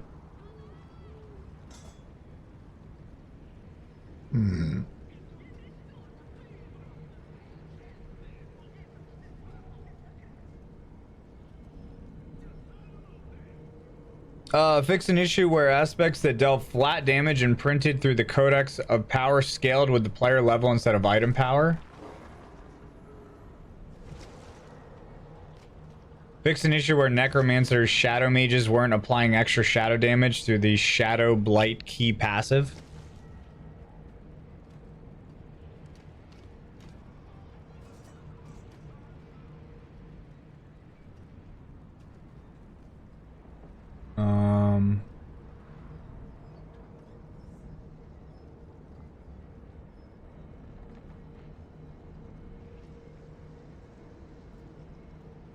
Oh, there we go.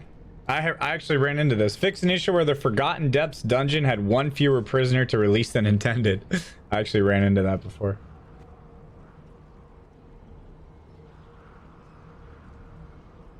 Fix an issue where the Cultist Refuge, Howling Warren, and Lubin's Rest dungeons couldn't be completed if the Butcher appeared and was not killed.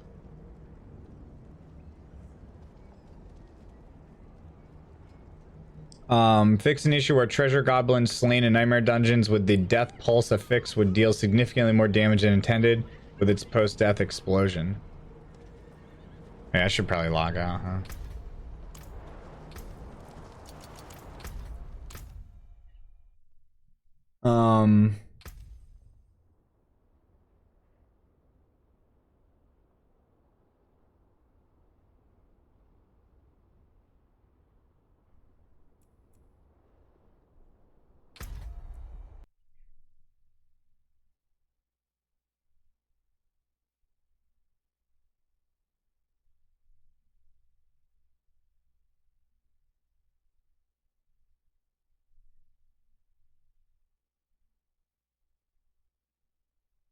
Okay.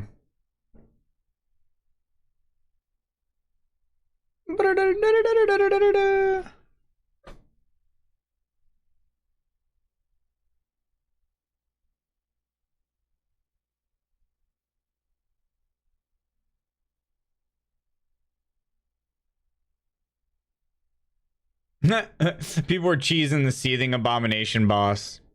Fix an issue where players could lure the Seething Abomination boss in the Azulta Fields of Hatred Zone to a location where they could damage it, but it couldn't damage them.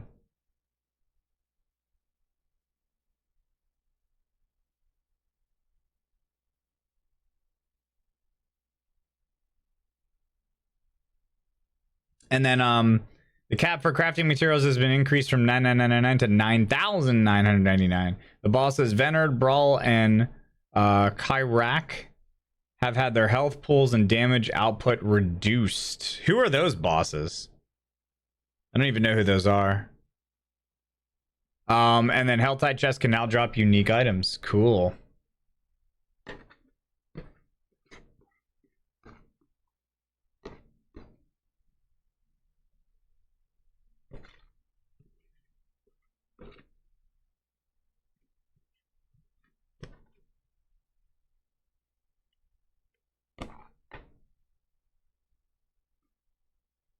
Oh, there's story bosses. Interesting. Guess the story was too hard for some folks, too. Oh, that's a typo? Oh. Oh, wait, so I get to hold... Oh! So I get to... So, dude, okay, Daddy Juicers with the fucking rawhide. Let's get it, boings.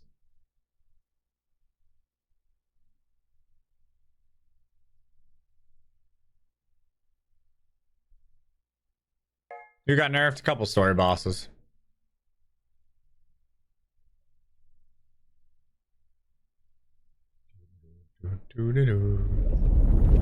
Nice.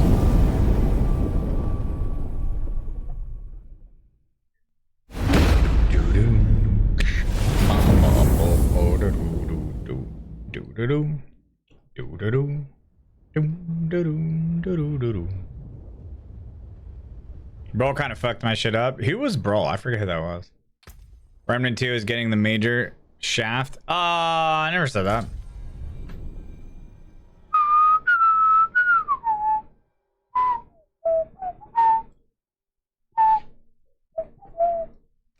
Blum bladum blah, suck my dick. Suck my dick.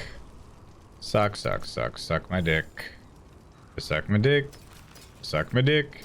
Suck my dick.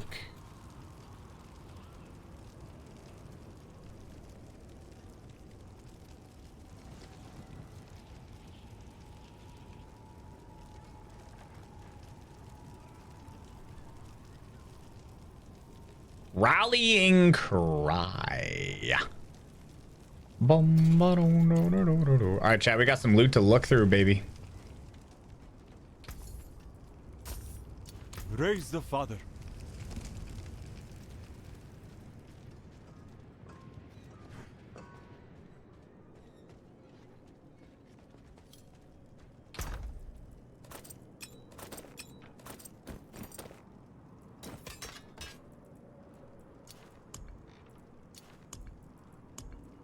Can I put a juicer in here? Do-do-do. Do-do. Do-do-do. What's that? What's that, X-Boss?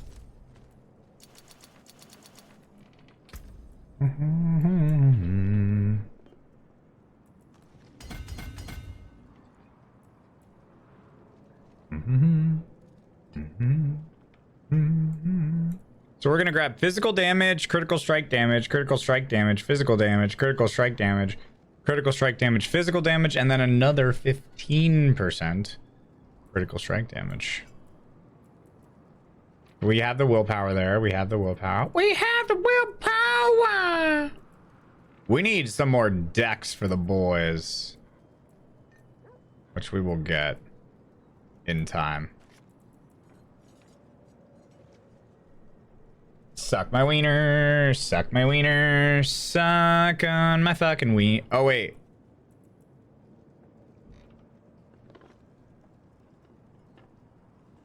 Suck on my fucking ween, suck on my fucking ween. I'm gonna put that. Because this is what, if every dex or every 5 decks. Yeah, okay, so we need to bump that up. And then we need to bump up. We could put another dex there, actually. Any other decks that we don't have? Fuck. Looks like pretty much just this one. So we'll be able to juice that up.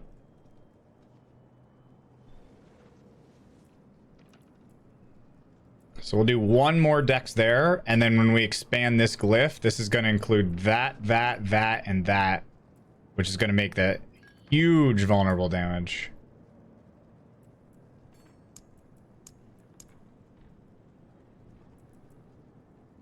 And then everything now is fulfilled. Yeah. That looks real good. That looks real good. Sucking dick is so much easier than eating pussy. Like if you sucked one dick, good, you got it down, but every pussy's different.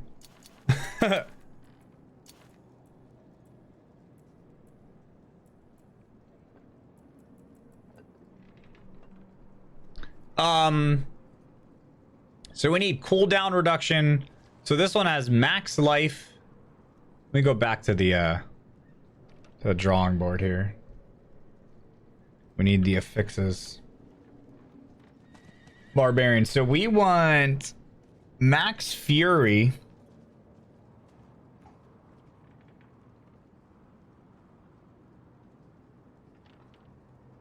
And cooldown reduction. For sure. So this has max life, basic skill, will. What is will again? Okay, will is actually not bad. But we definitely want the cooldown reduction more than the max fury. So this one actually would work. This one is actually the hottest of the fucking steamy garbage, bro. Holy shit. What are my god roll stats? I'll go over piece by piece. So on helmet, so I'm on the Gear Fixes website, the website that lists what all the gear is. So on the helmet, I want, this is just what I want. I don't know what's best in slot, but what I want is cooldown reduction, damage while berserking, maximum fury, and either maximum life or basic attack speed.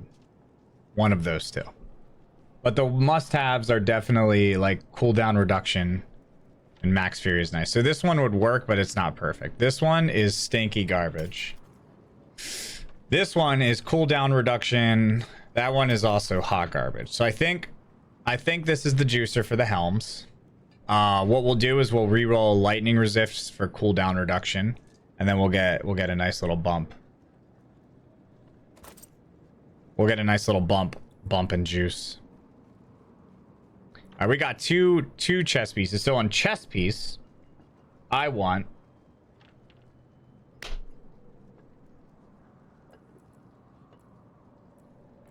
On chess piece, I want ranks of rallying cry.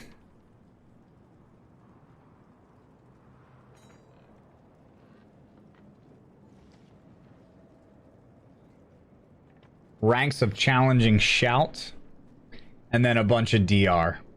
That's pretty much it. So rallying cry and challenging shout would be ideal.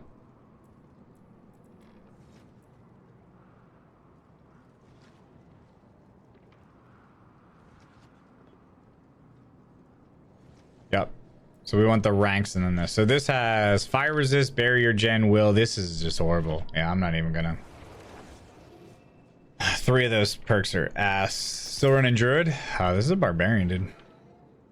This has damage reduction, crowd control, damage with dual wielded damage. This one is also really bad. We're not using dual wielded. Yeah, I'm gonna wait until I at least, because I don't like the dual wielded or the control impaired. You want to put your tongue inside me? That's actually kind of hot.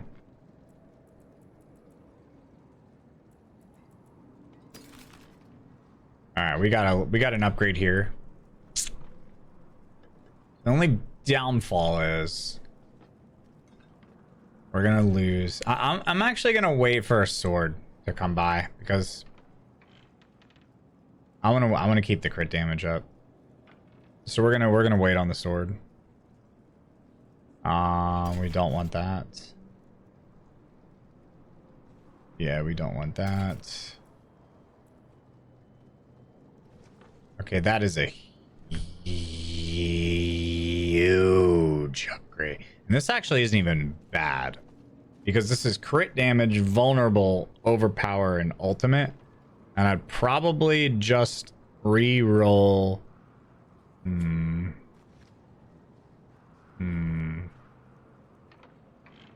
Oh, no, wait, it's a fucking... Nah, dog, the fuck... We don't want that at all. That thing is fucking shmee, man. I'm only doing swords. I don't give a shit about axes. What up, Max Dog? If it's not a sword, it's getting the hot delete, brothers. Okay, both of these could work. So, lucky hit, crit. All right, okay, okay. We could keep the strength and re-roll for ranks of hammer. So this one might not be bad. This one. Oh, shit. This one's a little bit more juiced. We're going to re-roll both of those and see what we can snag. Because this one, I would keep the dex for the crit chance. This one, I would keep the strength for the damage. Yeah, so we'll actually keep this one. We'll see how we feel after this one. Okay, on pants, we want fury cost reduction and berserking duration. And then a bunch of DR. Well, some DR. Wait, I lied. That's not on the pants. My bad, I was looking at the boots. On the pants, we want ranks of Warcry, damage reduction, and potentially maximum life, but basically a bunch of DR and ranks of Warcry.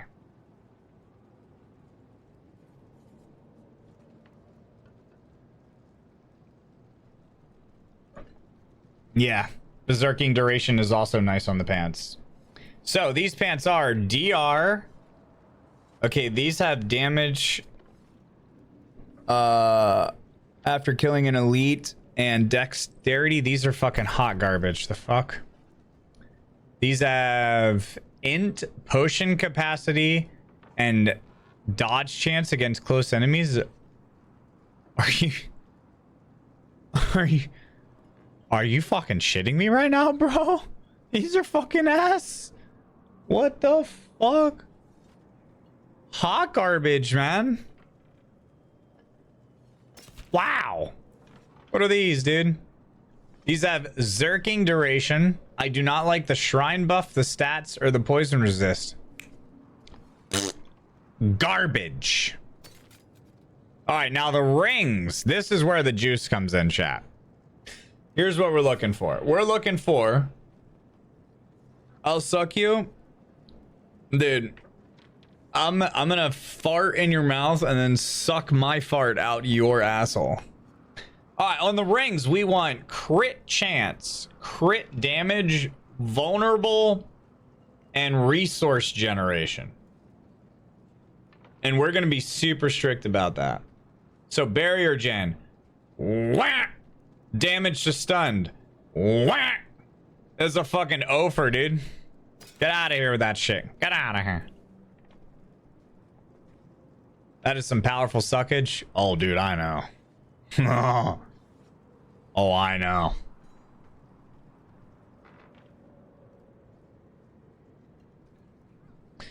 This is vulnerable, crowd control. Nope. Stun. Nope. Max life. Nope. These are fucking actually ass. Wow. All right, we got a couple good things to check out though, chat. You guys ready to do a little bit of fucking gambling for the boys? Bitch, I'll straight up suck a fart out of your tongue. That's a skill. That's a fucking skill. You need a proper weapon.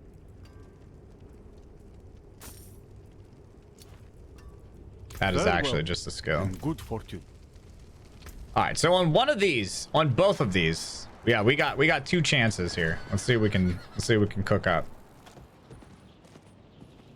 How my stats showing all the details green. Into your gameplay settings gameplay, you can do tooltips.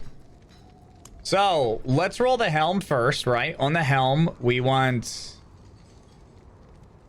Wait, what does willpower do? Oh, resource gen. Okay, we want max life. We want cooldown reduction.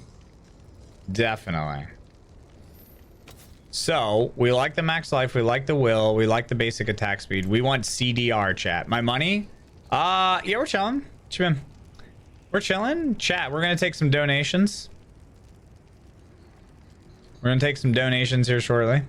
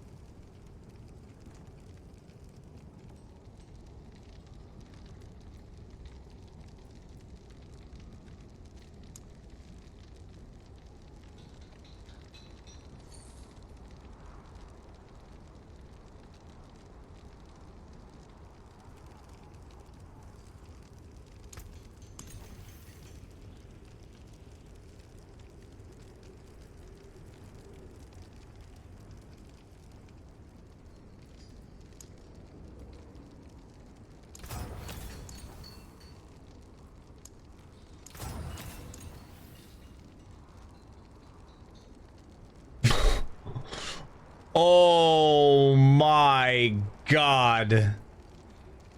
How many?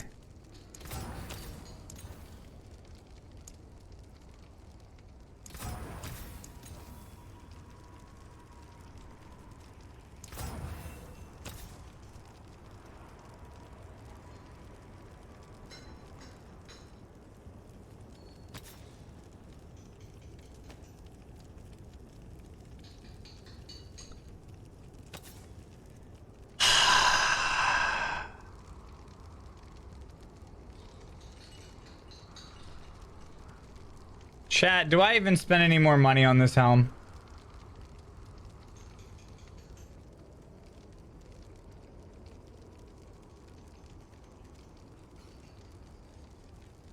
I feel like this helm is ass. No, this helm is ass, dude. Because I want damage while zerking, max fury, and cooldown. Until spring. No, fuck that one. Alright, this one has crit chance, dex, stats, hammer of the ancients here. This one's ass. We got a juicer, boys. So we get rid of that. We're gonna roll when you deal direct damage while berserking for like 20 as bleeding. So we're gonna roll berserk ripping on the gloves. And unfortunately, this thing is just taking a back seat. Chat, we need gold. Go. Let's go. Corey Trevor. Let's go smokes, boys.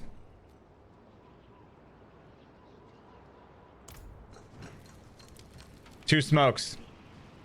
Smokes and chips.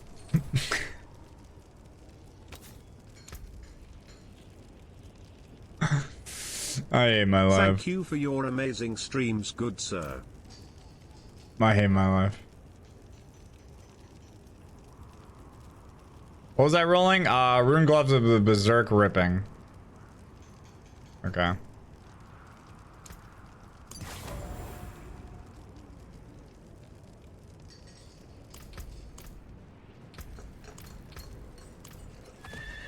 If you laughed at anything that just happened to me, you're a fucking demon. Chicken chips and zesty. Mordante? What is mordante? Arms for the light.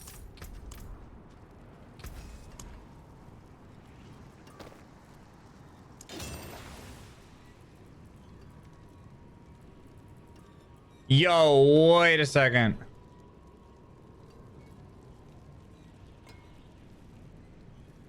Mordante. Mordante. Alright, well that was some juice. We got a few things. Chat, we're getting a few items, and that's really all that matters right now. I'm fucking poor! Got no fucking money, man. I'm fucking poor as shit. I need dough.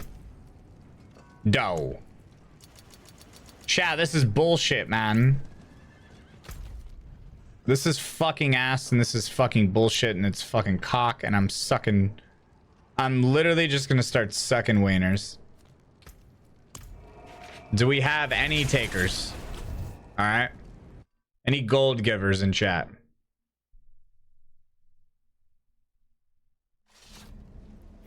I need to trade the black market.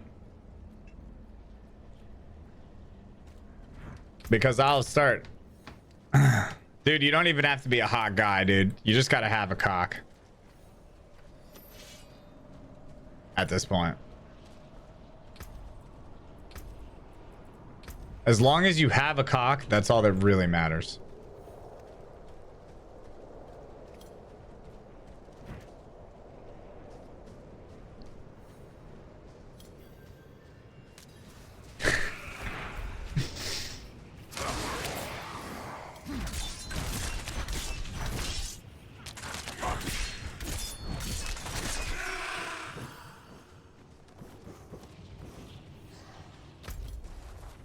That's pretty much all that really matters.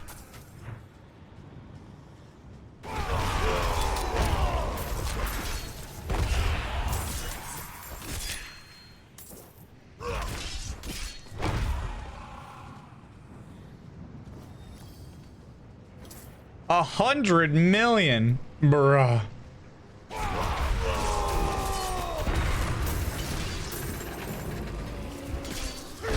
$100 million. Chat, that's aggressive.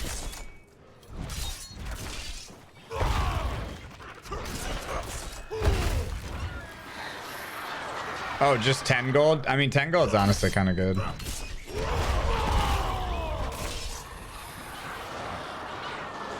See, chat, here's the deal, right? The gold contributions, it's really all for science, right? Because what the gold contributions allows me to do is to test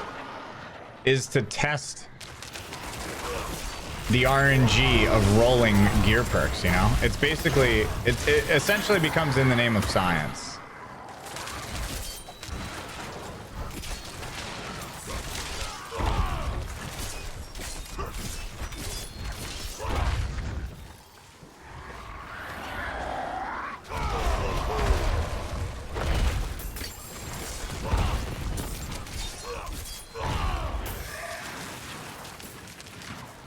Essentially, it just becomes in the name of science.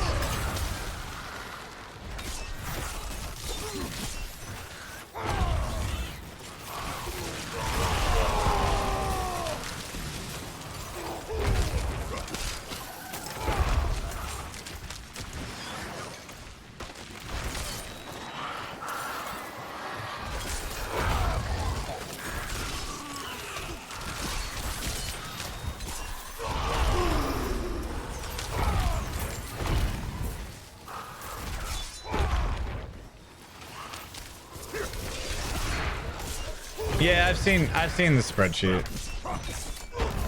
That doesn't really mean anything to me though, because it's like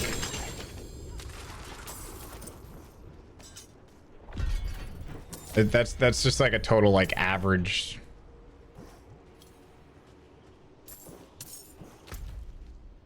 Wamper.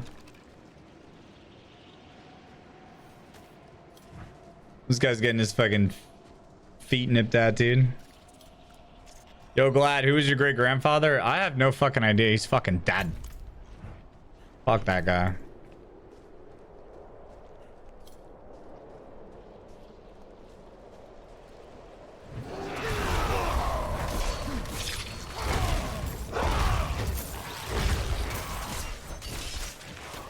How many ranks of ancients do I have? 8? Nice.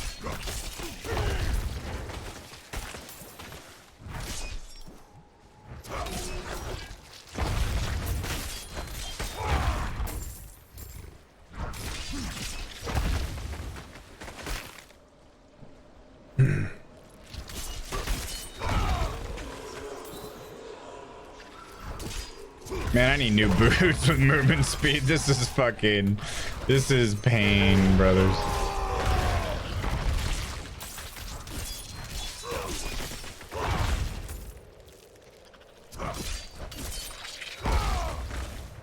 This is pain.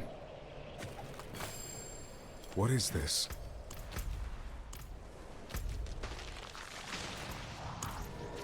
What are the things that I'm getting ranks on? Chest, pants, right? Yep. Chest, pants, and gloves. Chest, pants, and gloves.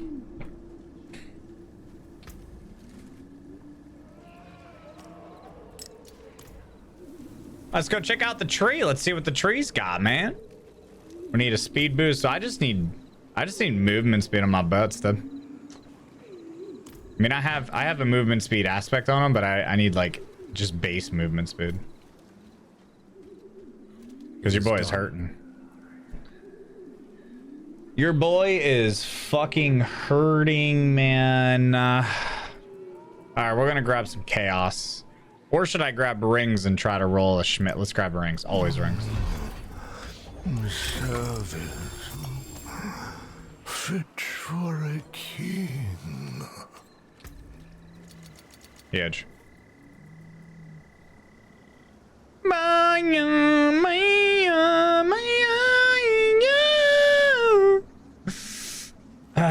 20 mil.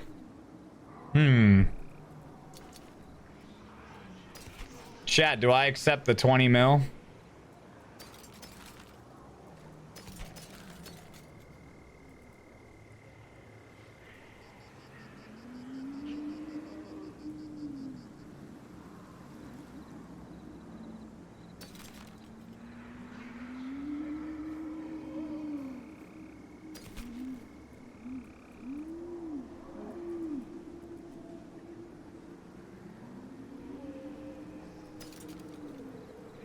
No, that's cheating. That ain't cheating, dude. That's, bro, that's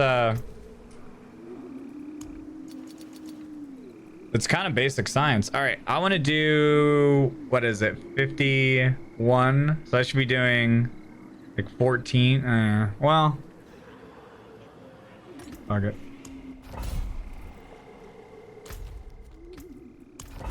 Ah, man, it's for science.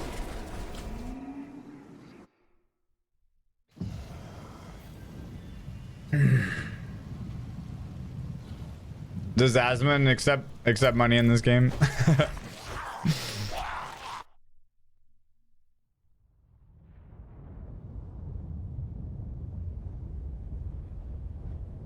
Yo, thank you, Doc Sinister. Appreciate the 39 months. Filthy Nizness, thanks for the 7. Bread Pit, thanks for the 2. Did I get Oblivious Minds, the Clutch, Crispy, Queen Ire? Thank you for the thank you so much for the subs. Yo, we got 20 mil. 20 mil coming in hot.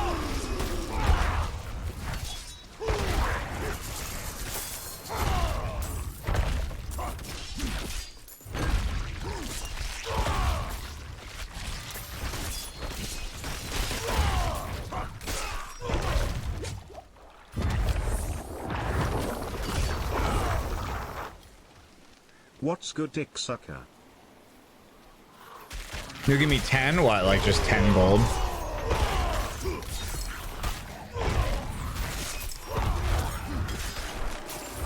Yeah, what up, Steven? Thanks for the full year.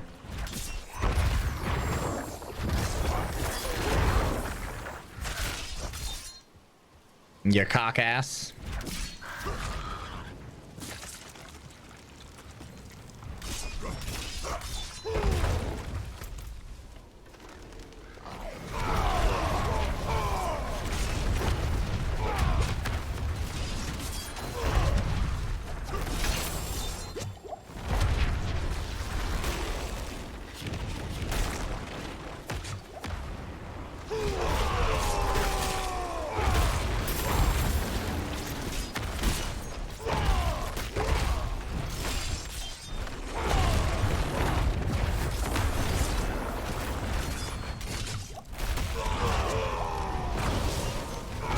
This guy kind of hits hard.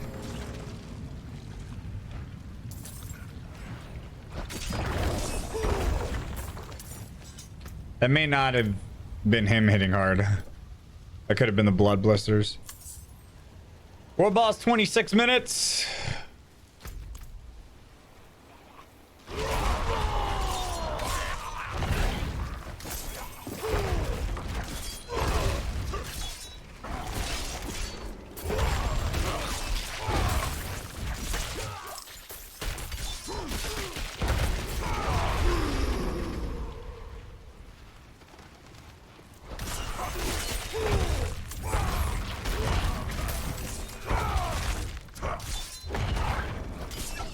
Yeah.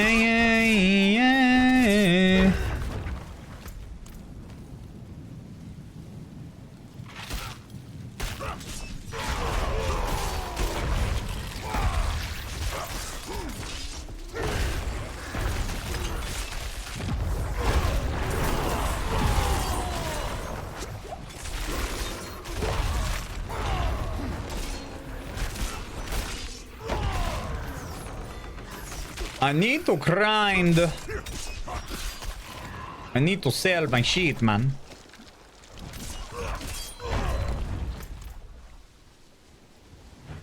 Yeah.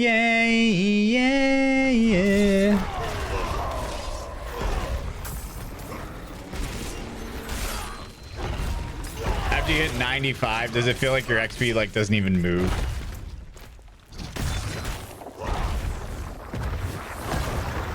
Probably feels like your XP doesn't even move, doesn't it?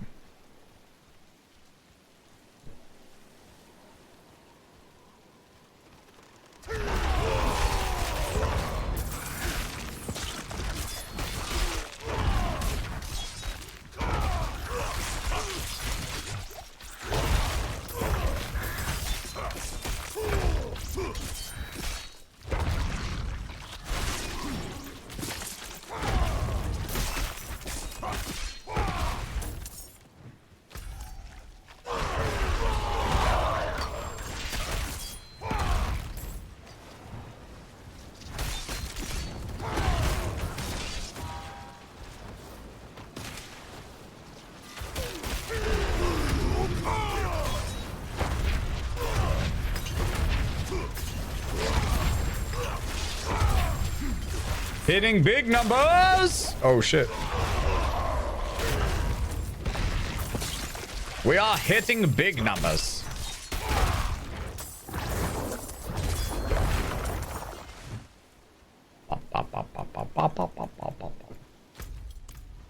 Yeah, I think the buff to XP with Nightmare Dungeons was so clutch with the speed at which they got it out. Cause that shit sucked without it.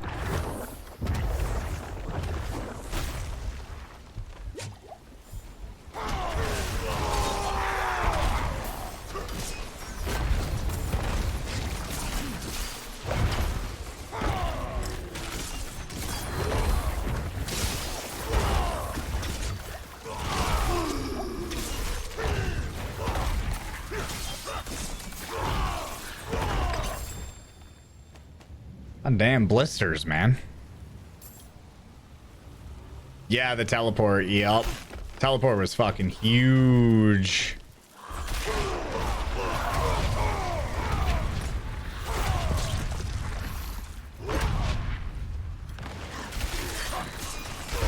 Teleport was so huge.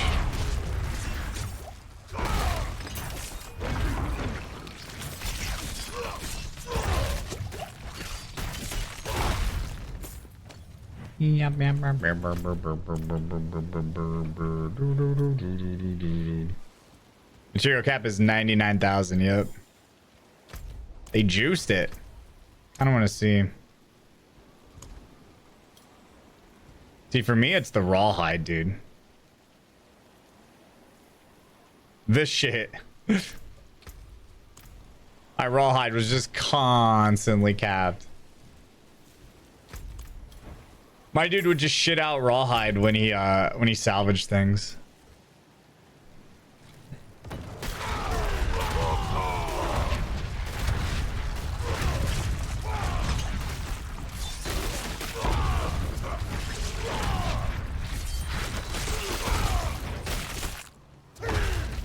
You going all night tonight, big boy? Yeah, most likely. What time is it? 7 p.m. my time? We'll probably juice up a little bit.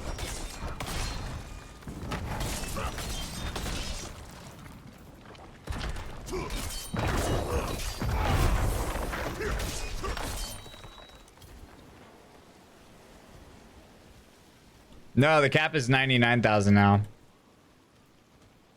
For sure, because I just collected. Yeah, rawhide 10,059. Ouch.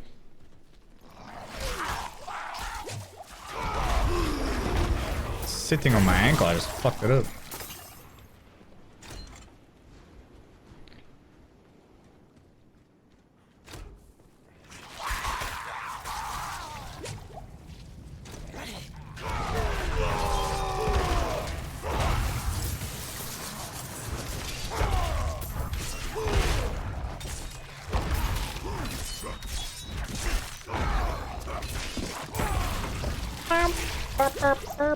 Oh shit. Fucking spiders.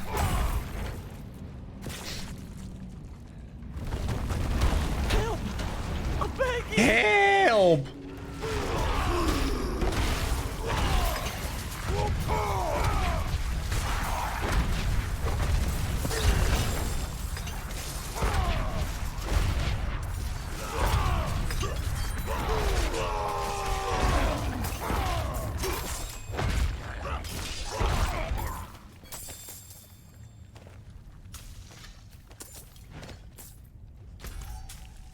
Huge.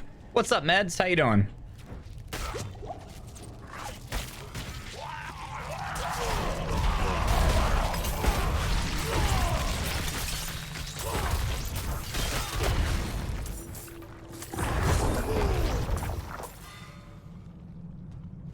Oh, baby. Go, man.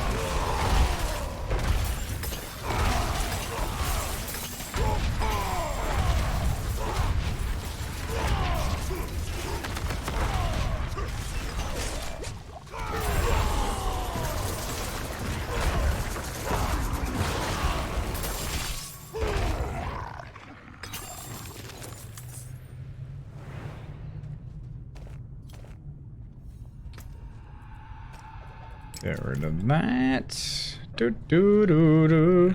Evening, Robbie.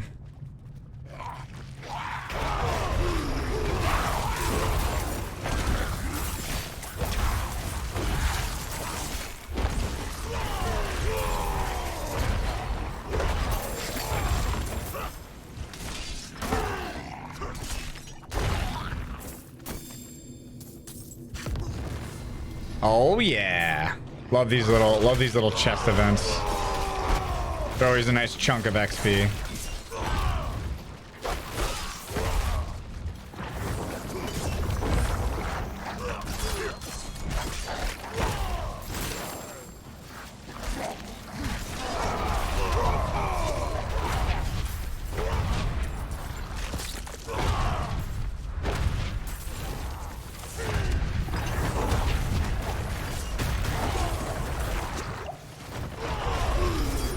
What I don't like are these fucking blood blisters.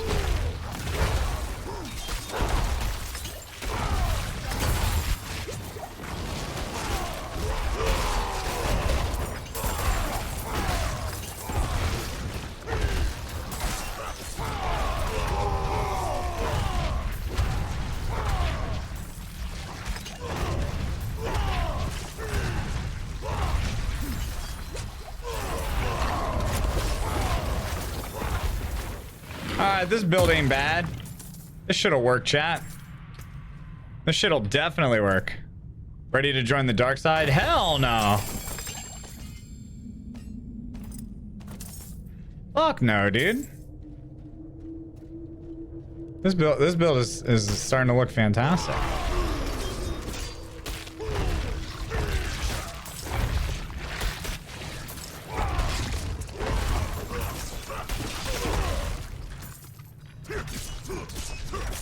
It's finally starting to come together.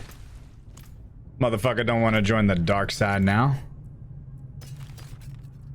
What are you, fucking high? Meh.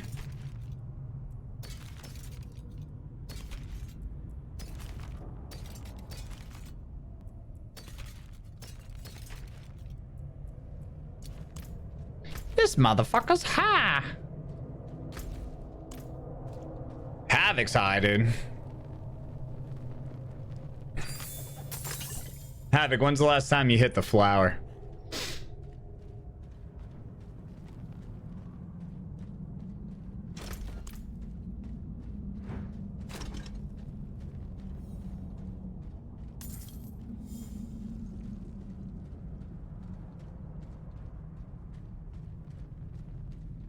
Should I be stubborn and wait for another ring to get vulnerable damage, or should I take the close damage? Nope, be stubborn.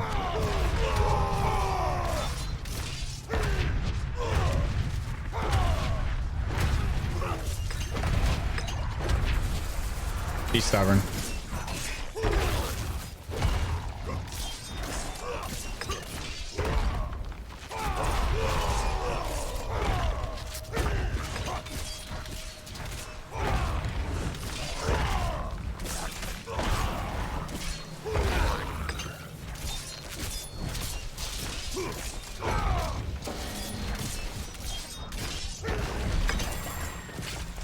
Be stubborn as fuck, boy. Oh, thank you.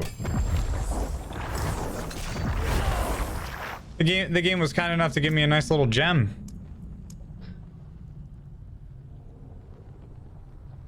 Potheads, SMH, grow up, do coke. Ah. That's very true.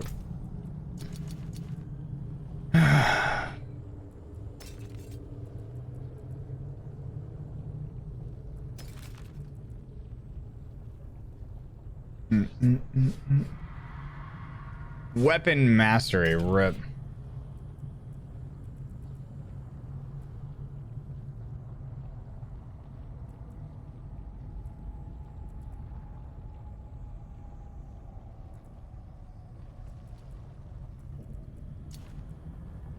Crowd control, life on kill his ass, healing receive his ass. Yeah, this one's bad.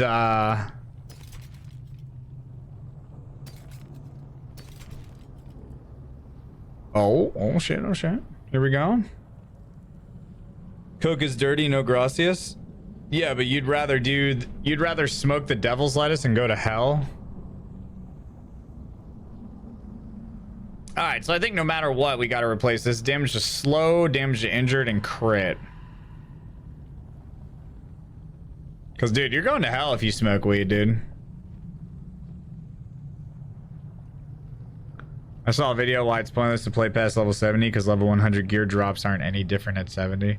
Well, I mean, I would say that the truth of the incentive to grind high levels for gear is definitely not there if you're just looking at the numbers. I mean, if you're trying to min-max and get your build absolutely perfect, then yes, there's still incentive to play, of course. Also, the Paragon board is probably the biggest motivation. Yeah, I mean, I'm not disagreeing. I think we throw that on, then we throw basic skill damage on that weapon.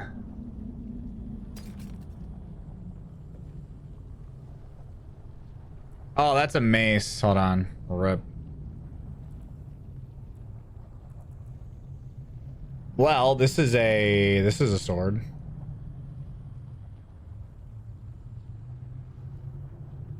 The sword has 939 damage. Here we go.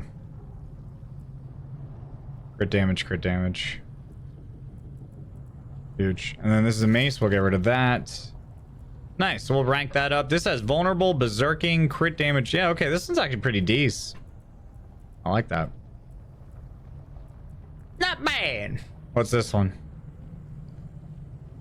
Crap. What's this one? Crap. What's this one? Damage. I don't like the stats or the lightning resist. I need fury cost and zerkage. Yeah, that one's going in the garbage too. Cool.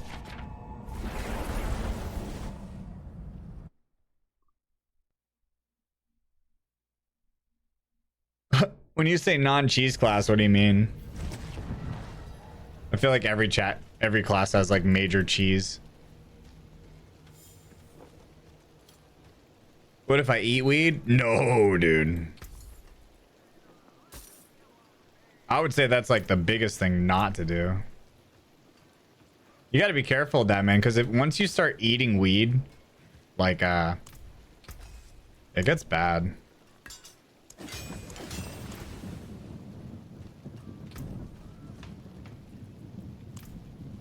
This needed attack speed, right?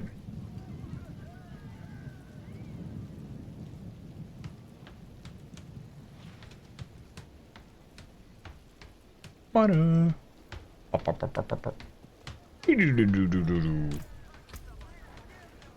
Butter.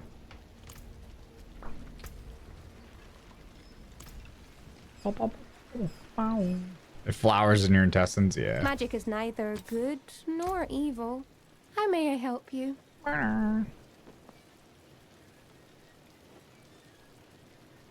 Rapid. Chat. Oh my god, I'm already low. Oh, dude.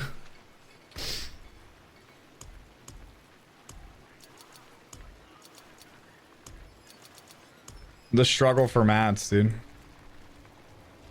Have I ever tried weed? Dude, do you think I'm consuming the fucking the shit that the devil? Nah, dude.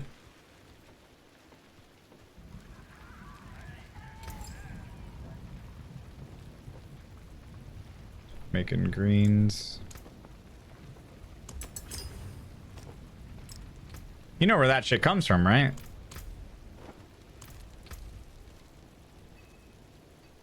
Weed is literally grown by the devil, and then it's like summoned to the planet.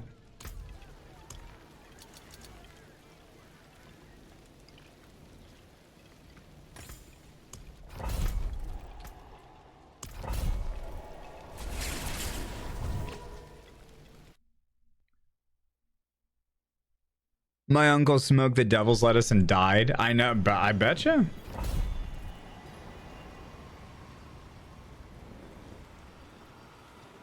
You ever tried crushed beast bones? Yeah. I think they paid out the bet. The prediction.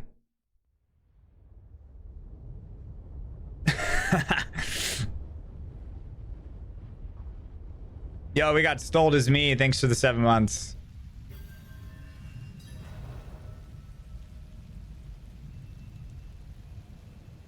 I look like Nathan Drake? Nah. I just not qualify again. Bro, get the fuck out of my way! You stupid fucking pineapple piece of shit, asshole cocksucker, bitch! Fucking cock blocking my asshole. Fucking stupid. Move forward, you dumbass. Yo, there's some.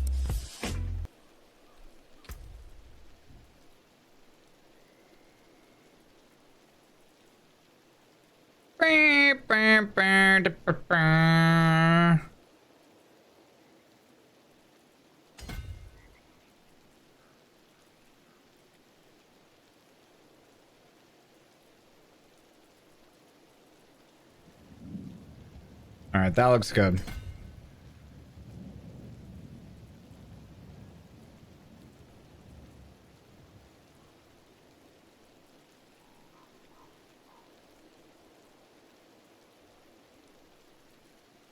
All right, let's go down here and grab this shit.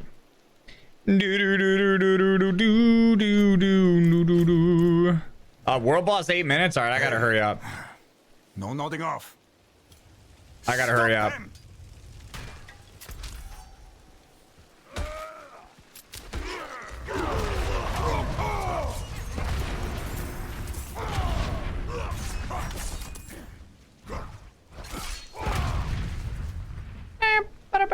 Nighttime, yo. Good night, Val.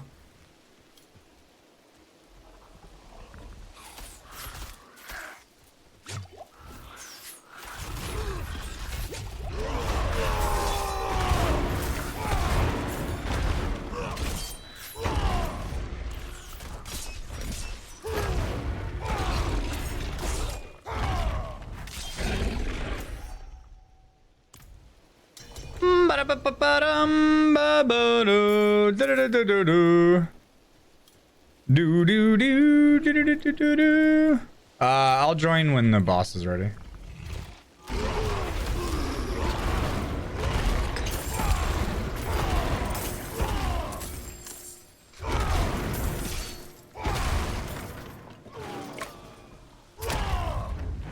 Slow down, man.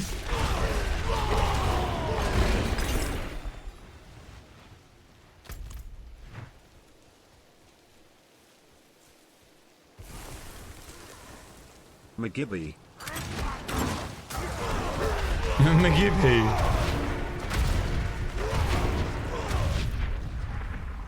Bum bum bum. Ba-da-ba-da-ba-ba. Yo, that's a tier 3 sub from motherfucking Dan. Always being dope as shit. For the boys, thank you. You are too kind. What's up, Dan? You know, sometimes I may say fuck you, but I love you.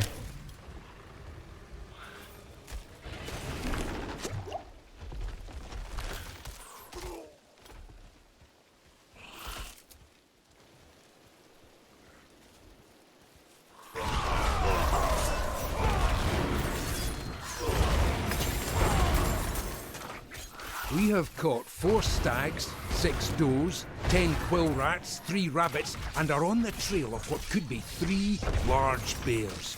Some do not want to tempt fate by hunting such fearsome creatures. I say, when will we have this chance again? Oh my god. I'm not gonna make the world boss champ.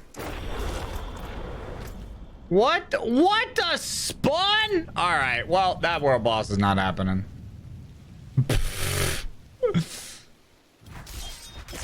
What kind of fucking spawn is that? That's so bad. It just spawned me back at the beginning of the fucking... What the fuck? Yeah, I'm not making the boss.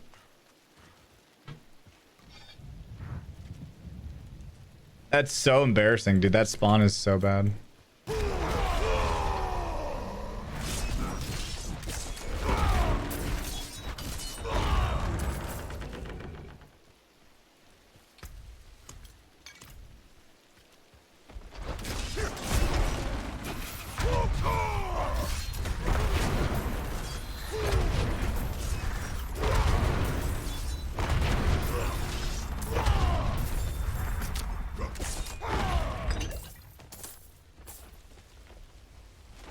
Yup, don't care. Yup, don't care.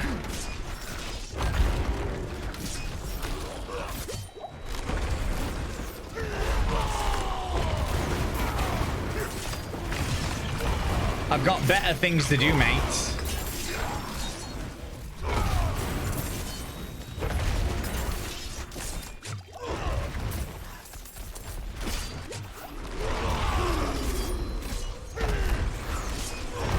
Really, dude? You know what I could do?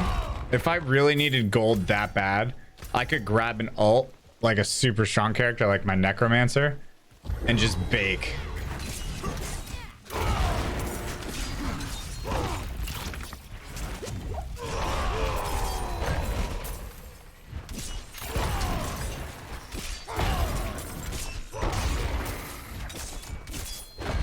You know what I mean?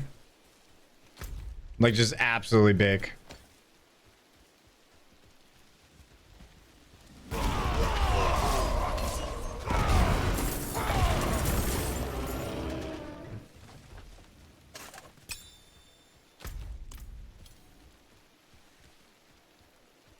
That's a gold trap. What? What's a gold trap? Oh, you're talking about what I just said. Yeah, for sure. That's definitely the play.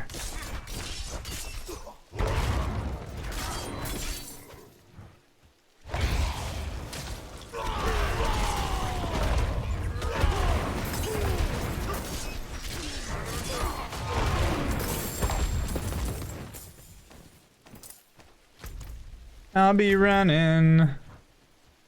Did you know that the world boss is spawning soon? I heard, yeah. We came here to purge this evil. It's a word around the stream. But now, I can't leave my friends here. Not like this. We can't. 1 minute, chat. Apparently, there's a world boss. The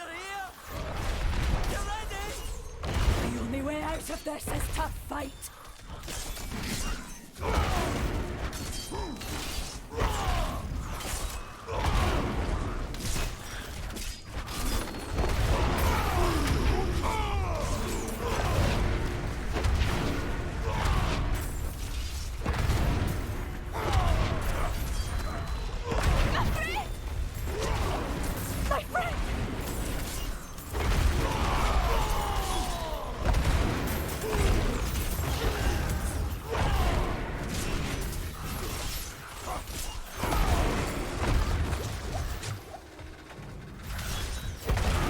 Holy shit. Getting fucked up.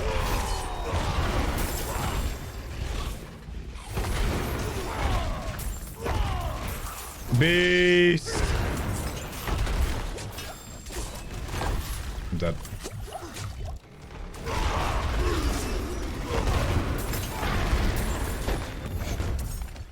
Holy, how did I not die, dude? Woo! Oh boy. Oh, chat, Mike. Oh boy. Oh oh dude. Whoa. Whoa, dude. I'm getting whoa. I'm getting the hippie what the fuck? My character. Oh my god.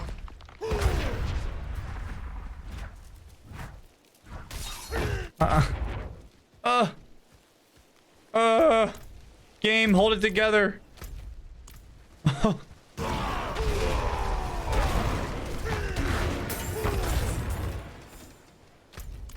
Game. That's not my internet at all, bro. My internet's chilling.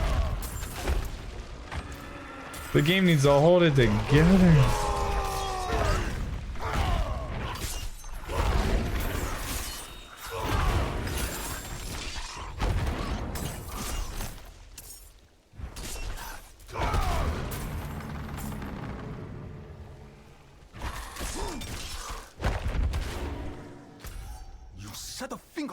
Game needs to hold it together. You trying to steal from us? No, apparently you're trying to steal.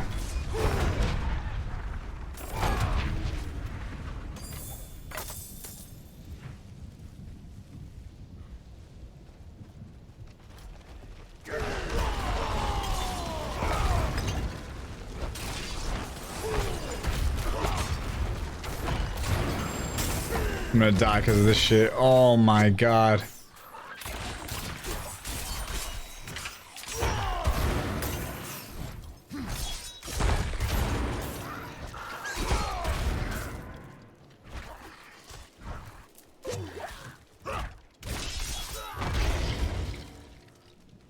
Dude, this is so bad. Boss is dead. World boss? Hell yeah.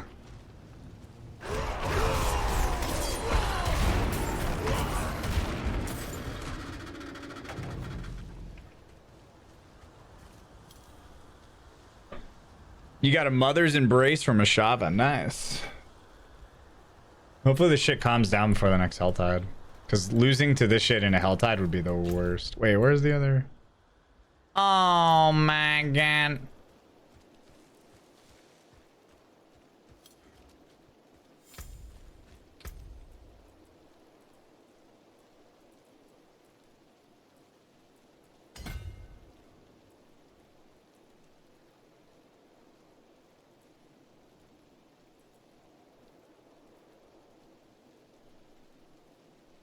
Beep beep.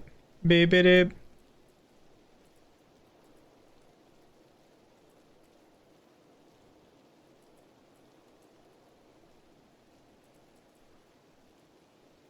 What was the shit where... Oh, it was this. Each point of fury generated while at max. So does that mean that...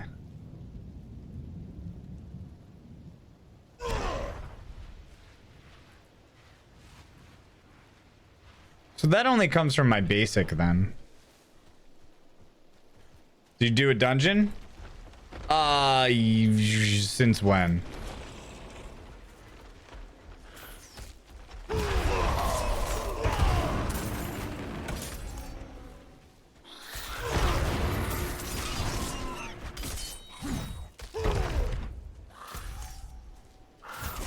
Since patch notes?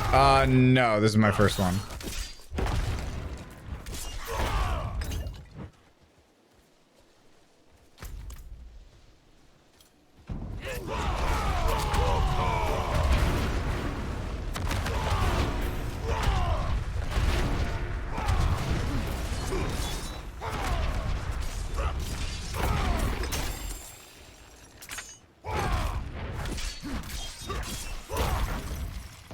First one.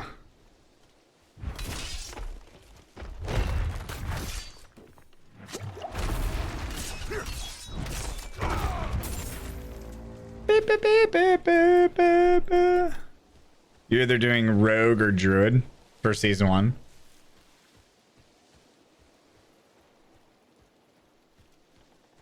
I also have not decided yet.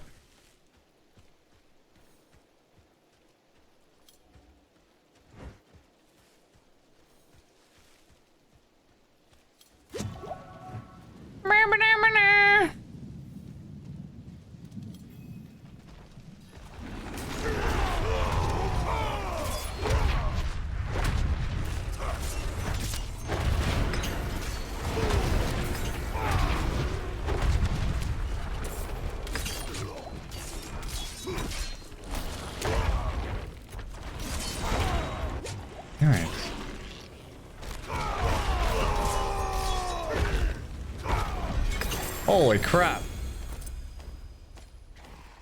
I one at the end there did a fuck ton.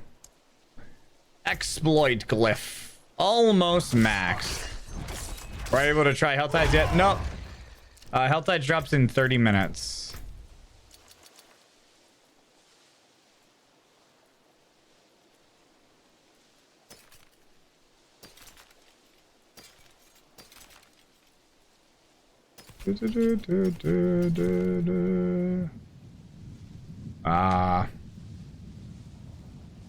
Nope.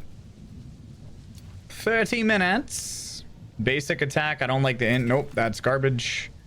Oh, nope. We're gonna wait until we get a sword for the boys.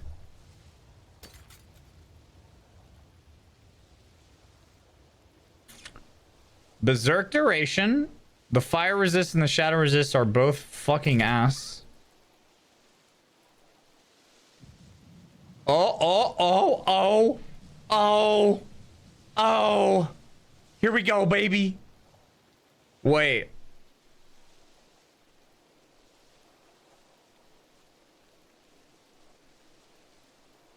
We want Fury cost, Berserk duration. So we have Berserk duration, movement speed. So we need Fury cost. Yeah. Fury cost. Yep. I think that's it, chat.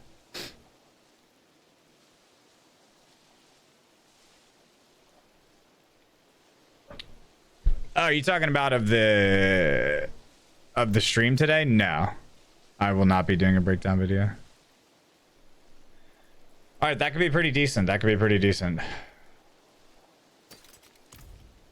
Let's roll up the next one. We want to do 21s only for right now. I can get down to a little earthen wound. Yep, we finally got some movement speed, and then we roll fury cost, and then we're juiced.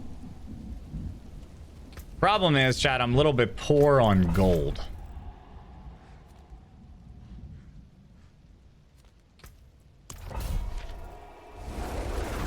Is the Necro build video on YouTube up to date? For the most part, yeah.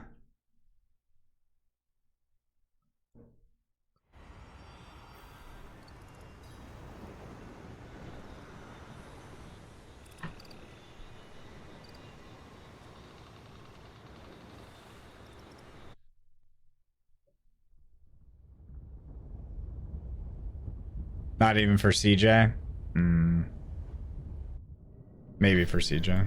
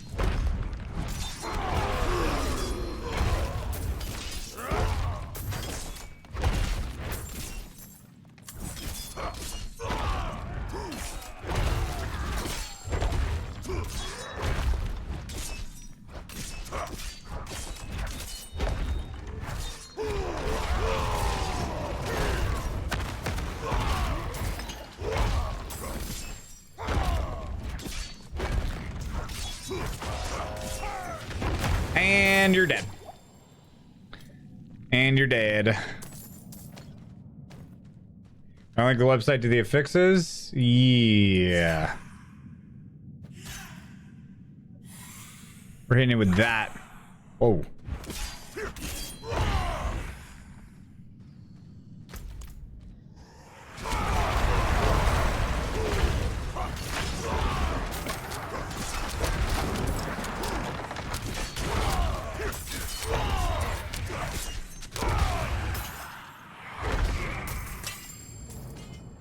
Nice.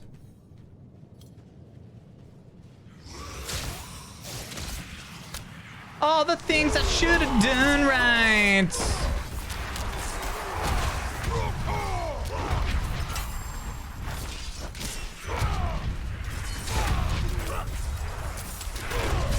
Oh, I'm getting fucked up.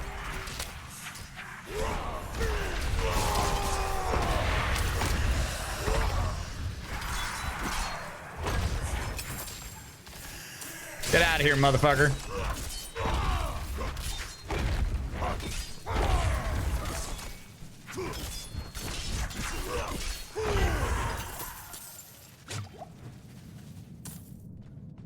Did they nerf the bone build? No. There were no nerfs in the patch today.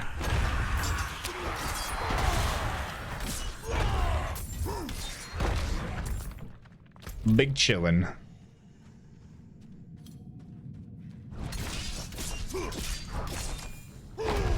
Can you mow your yard? Makes mine look bad. I actually do need to mow though.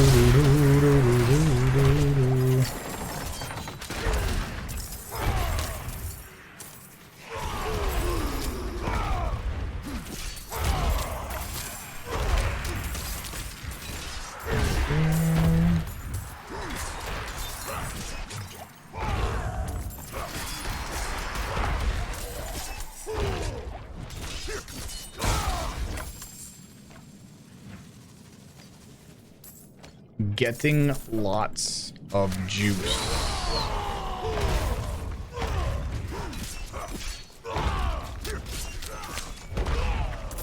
That bitch just got clapped.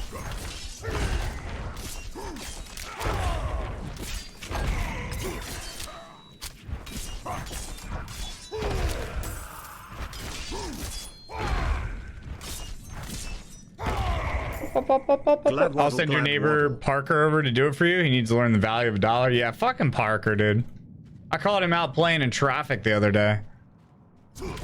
Fucking Parker. Is it worth getting 5 levels in each area of the map before season 1? What, like Renown? I mean, Renown is 100% worth it.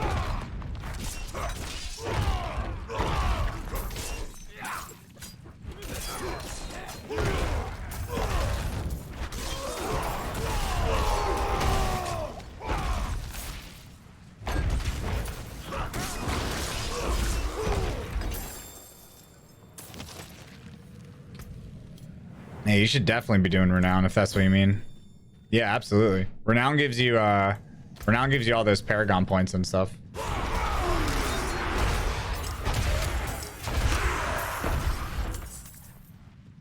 Yeah, Renown is great.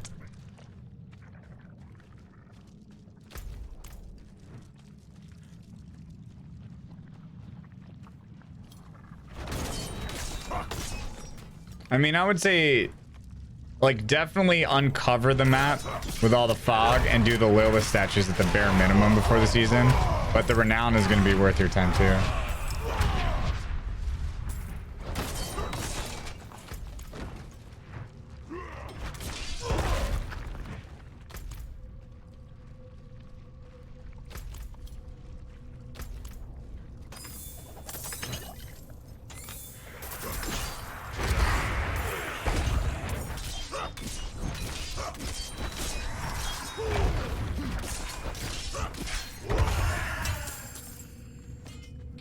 Wonder what my expertise is at here. Oh, this is 10. Nice. Nice. All right. So, hell yeah.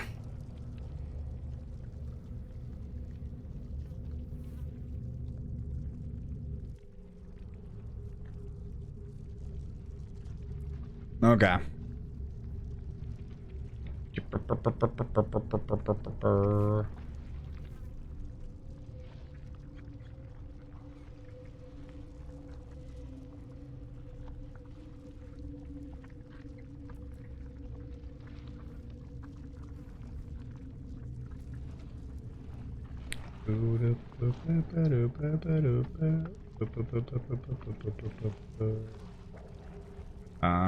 Increase critical strike chance against vulnerable enemies.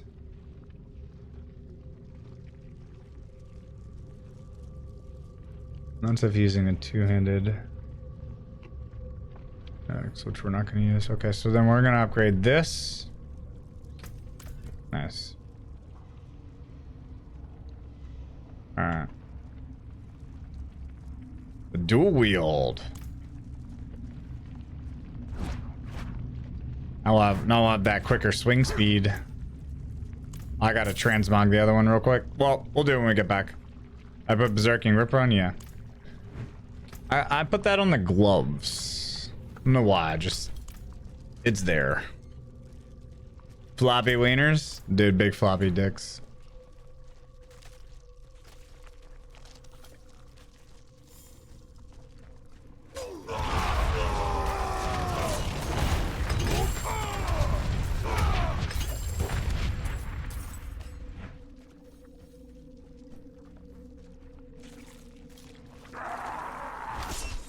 I don't know when I'm gonna play season 1. I mean, right now it's looking like Sork.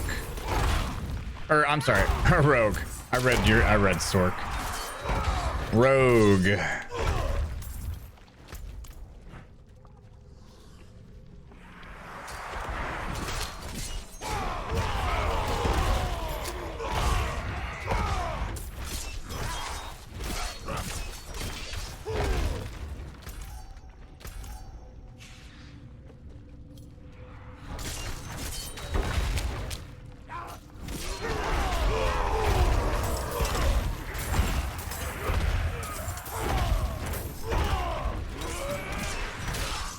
No.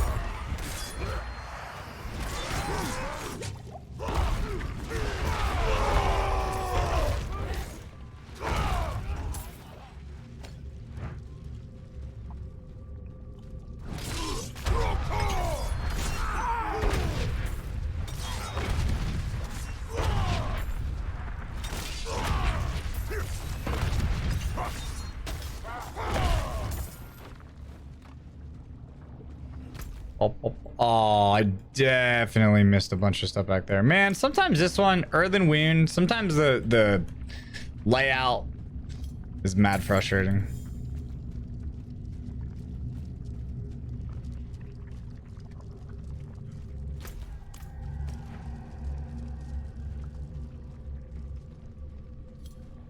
Worst map in the game? It's just weird, like it does this a lot.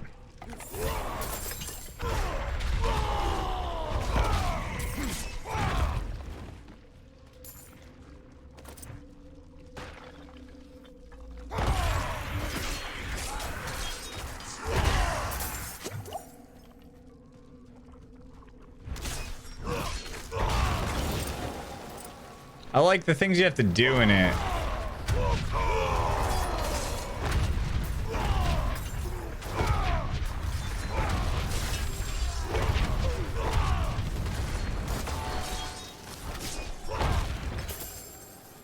But it's very weird.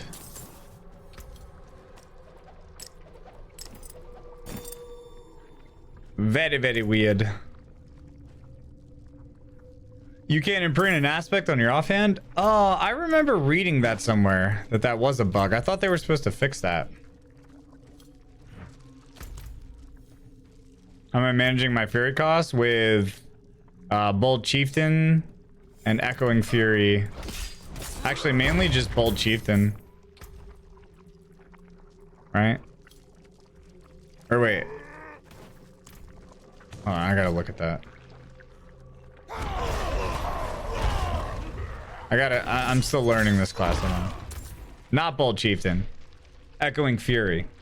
Shouts generating Fury. And then on top of that, yeah,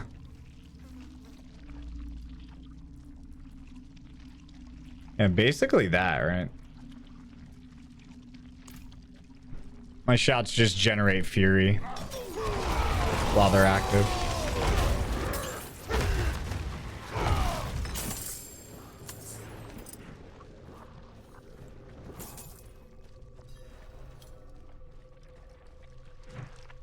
Yep, it's easy. It's in the codex.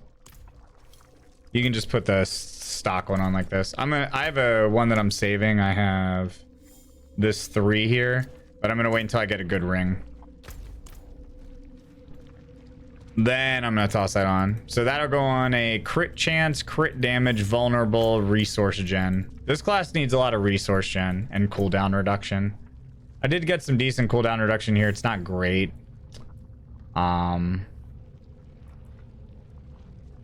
This one is the previous. Yeah, we need a better helmet really bad. Our helmet is basically hurting us, but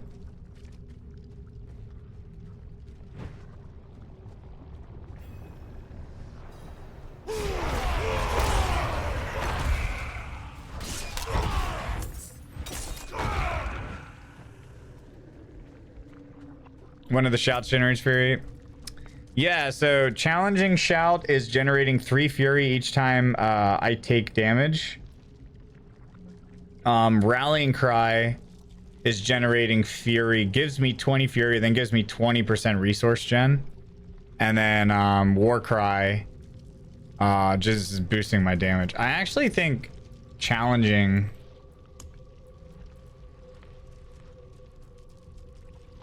You gain 3 fury each time you take damage, yeah. There's something that was each time you take or deal damage. I can't remember what it was. See, all that. This is a very, like, this is a very shout-based build.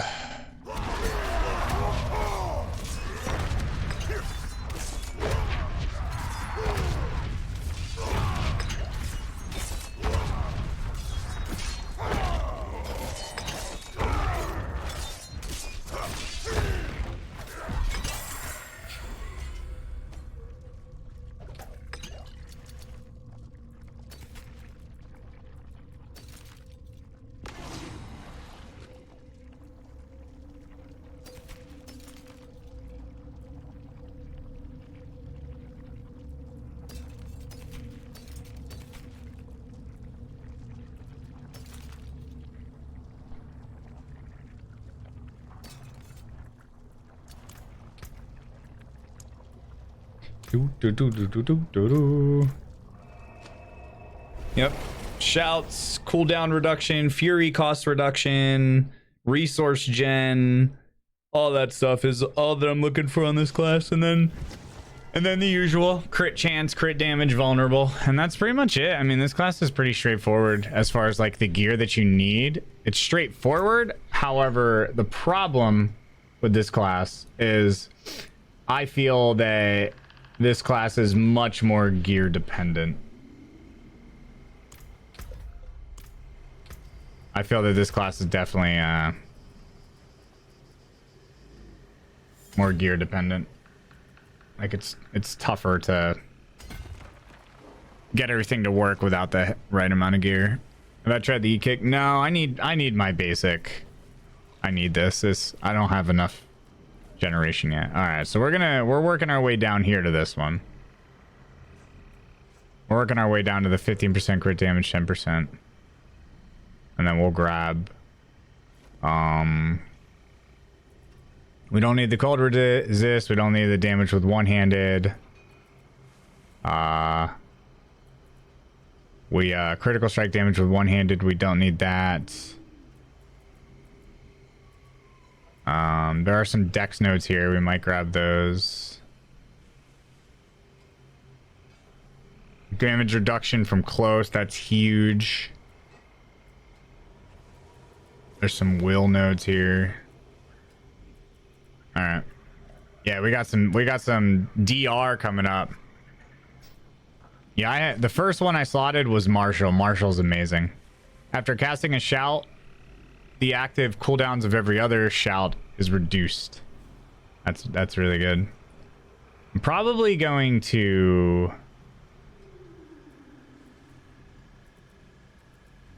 Because if I increase this radius, right? This will give me a bonus to physical damage and physical damage as well. Plus, this will just increase the amount that it's increasing these bonuses. So after we do Dex to 15, which we're almost there, we're going to start leveling Marshall to 15, which will help a lot. All right, let's check out some of our gear. We don't like the strength and the int, because I want cooldown and damage while berserking. So yeah. Not liking the strength and not liking the int. Plus it's not even that high of a roll. This is ranks of ground stomp and iron skin. No, thank you.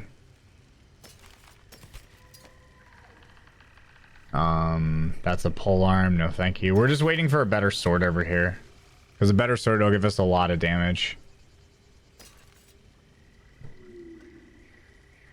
Best place to get glyphs? They just drop from everything, but Nightmare Dungeons are definitely going to be your best play. Oh, okay, here we go. We got a 774 now. So what are the rolls on this, though? We're going to start paying attention to rolls on these. Damage to stun, core skill, damage to slowed. This is close.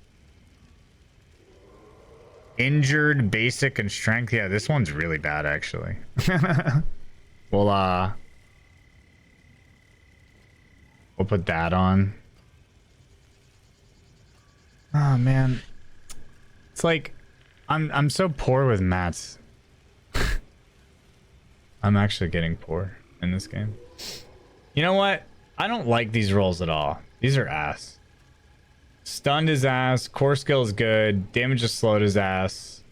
Well, actually, damage to slowed is good. But we have the stunned and the fucking non-elite is such dog shit.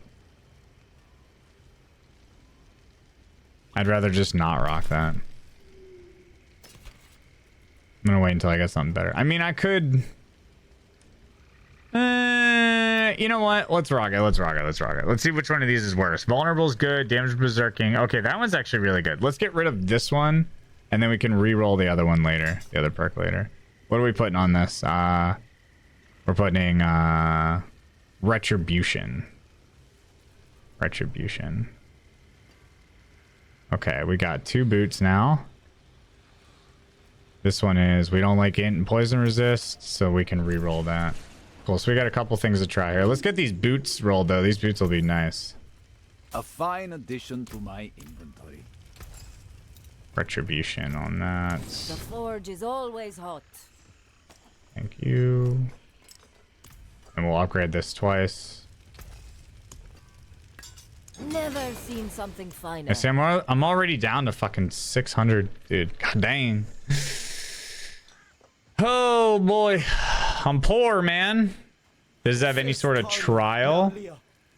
I mean, no, there's not like a trial. I mean, you're just playing this game to get better loot, make numbers bigger, and feel stronger. Basically.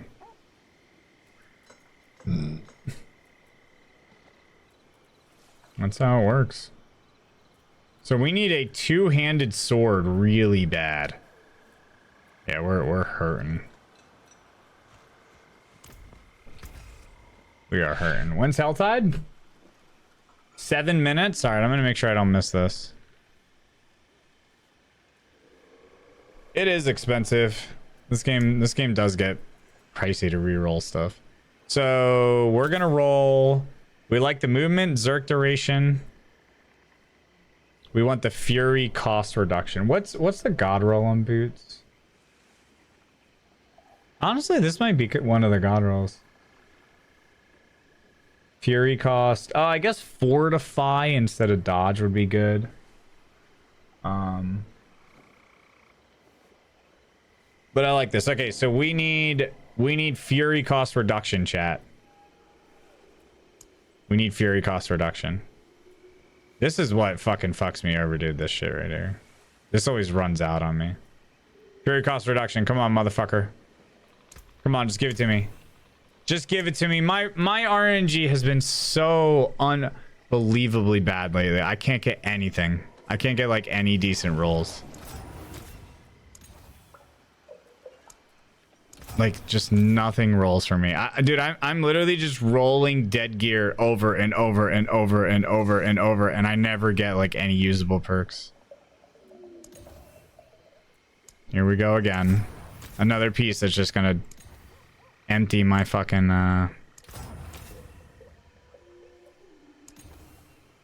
Alright, well, we got it. It's a low roll, but... Oh my god, it's bottom roll. Of course. It's literally bottom roll, not even low.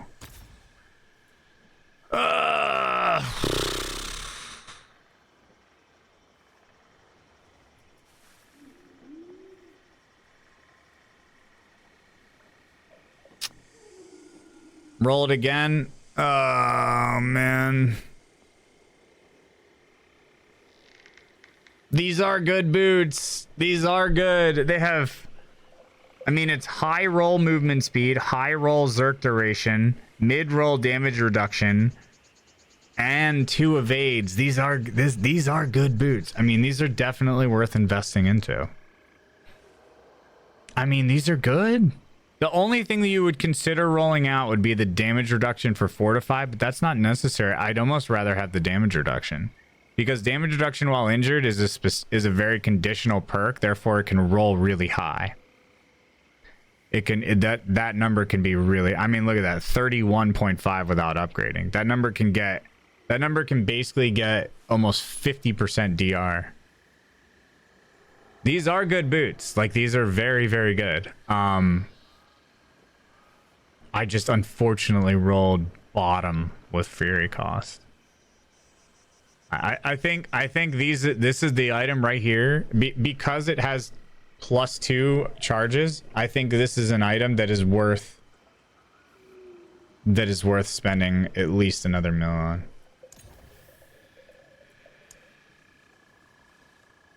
Because these are good.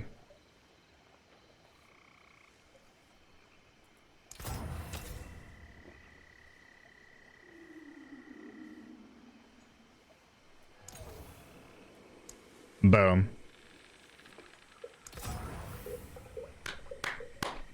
Boom. Those are good boots. Hell yeah. Those are good boots. Fantastic boots. Excellent. Excellent boots. Mm-hmm. Those are nice. All right. Now, hand it over. Now, we need to talk about what we want to imprint on these. So we can do direct damage against bleeding enemies has a chance to stun. We could do that. Do we want to? Or do we want to keep the while unstoppable, you gain movement speed? What are we thinking here?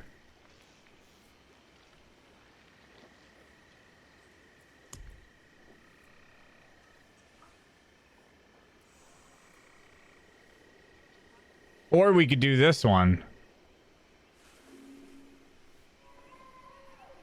We could do this one.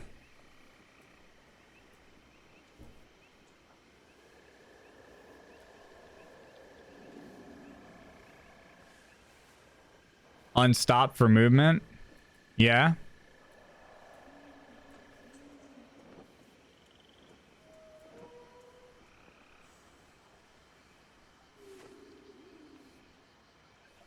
How often are you on stop? I mean, that's my main damage drop is like when I drop all my skills. Yeah. So like when I'm dumping everything, I'm going to be unstoppable. So this is essentially, by putting this on, I'm making it so that I have 10% movement speed while I'm dumping my abilities and damage, like my hammer.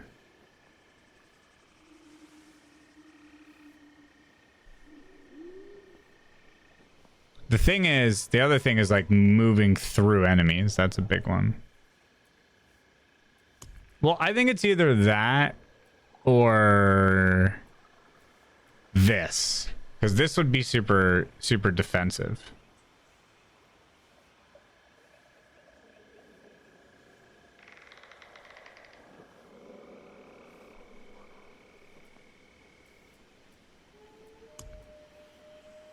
No, I don't think. I mean, this is nice, but this.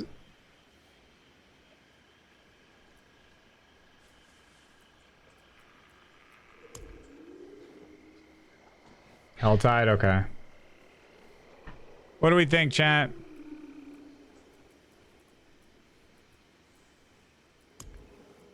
Ghostwalker? Yeah, the cooldown on that does suck. I agree. Ghostwalker? Alright.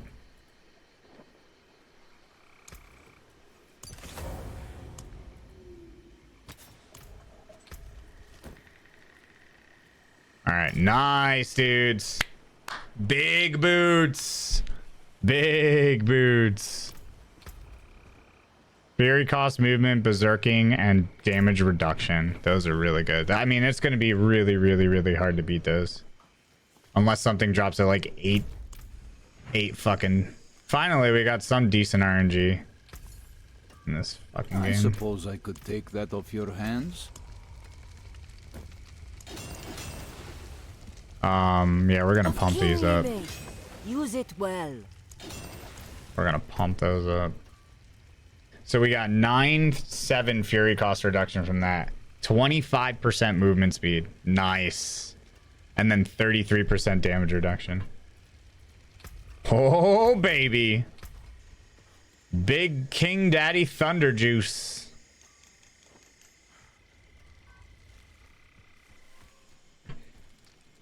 Yep.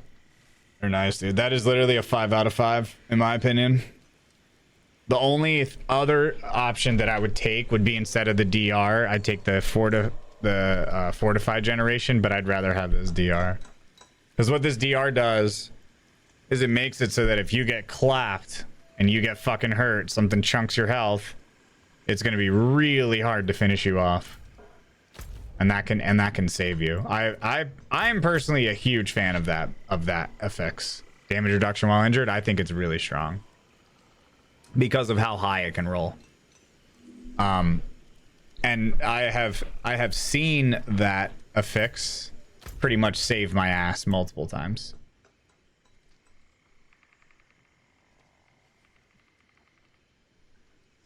I've seen that affix. Yo, Chad, this is an easy 4-chester. Let's get it, boys. I've seen that affix save my ass multiple times.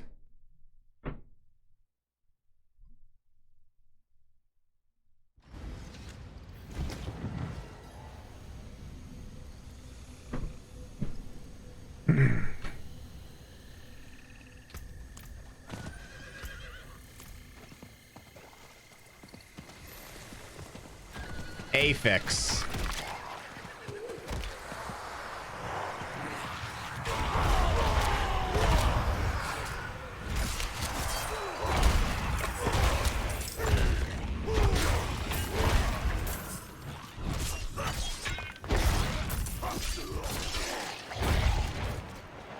Mr. Wonka. Oh. Chad, I forgot to... What was I supposed to put on that other one, chat?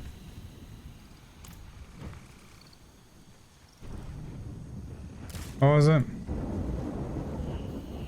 DR when injured is kind of a break glass in case of emergency.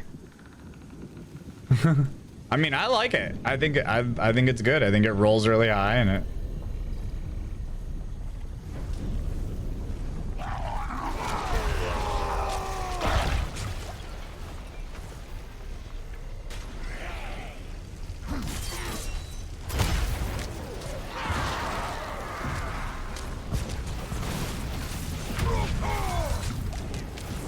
Oh, this place is a shithole.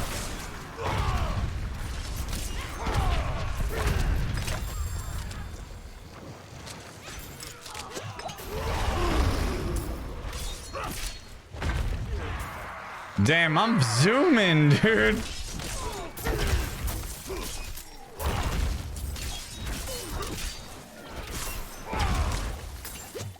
Bro, I'm fucking zooming.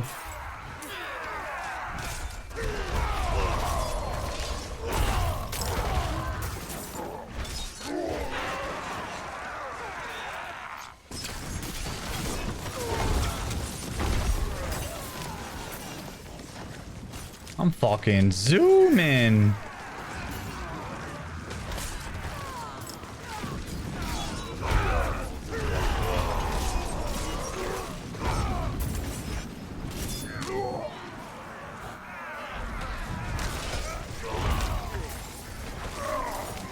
Almost moving too fast.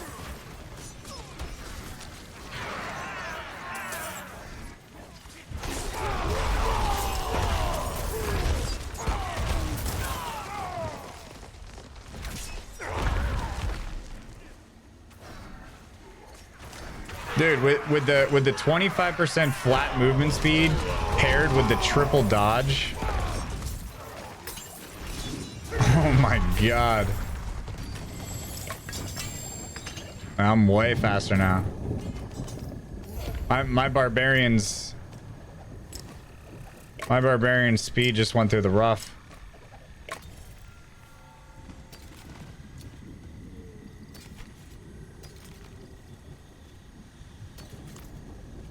My barbarian speed just went through the fucking rough, dude.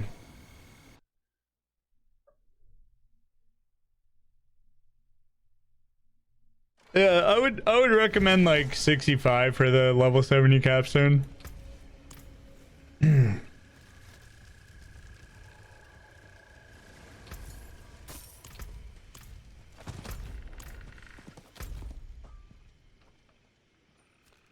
Where is this guy? Oh. Alejandro hasn't been here in a little bit, yeah. He's bounced. All right, chat, we need rings.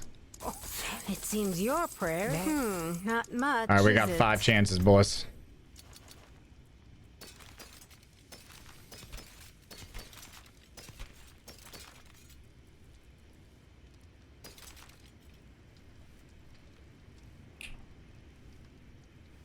No, damage to barrier. Crap. I'm pretty much just looking for the perk here. Crap. Oh, a max edge masters. All right.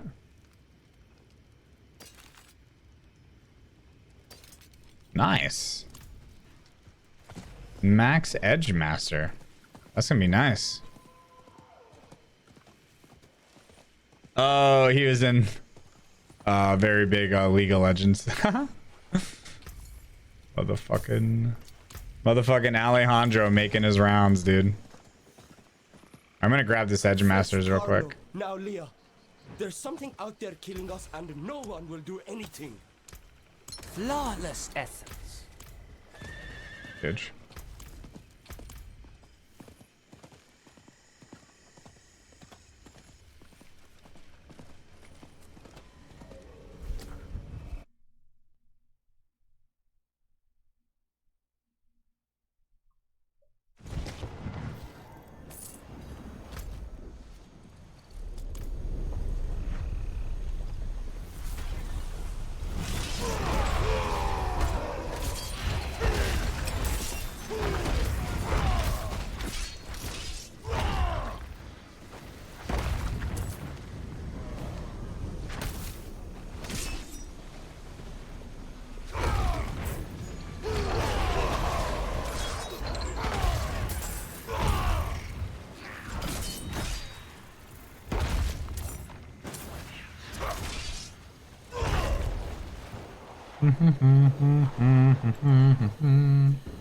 Alejandro, you cheater. Cheating on us, man. Imagine. Chad, imagine getting cheated on by a bot. Very toxic.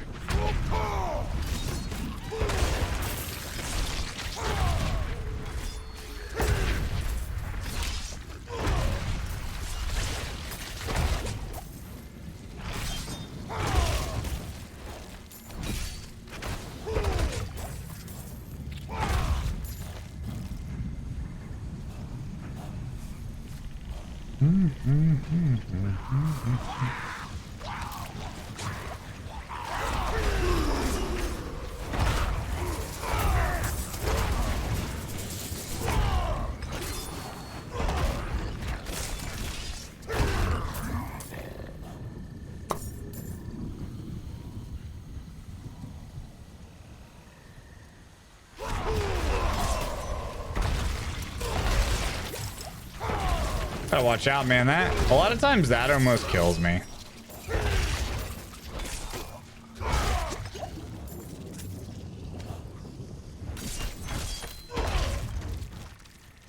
Those guys blowing up, dude, gets me a lot. I can find a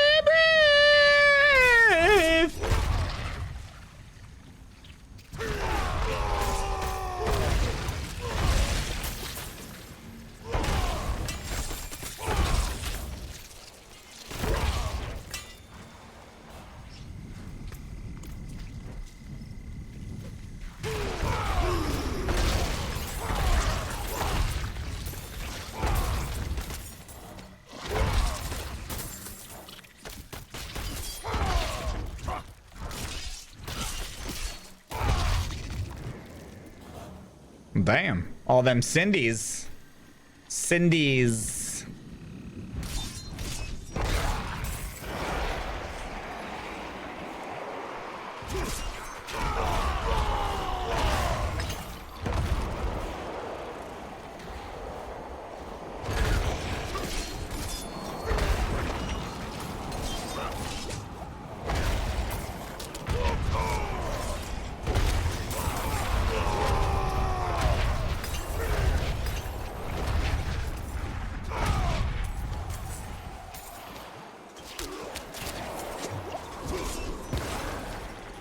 Well, that was easy.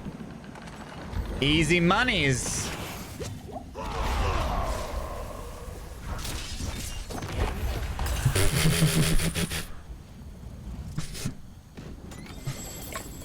Hammer is getting very strong. Very strong.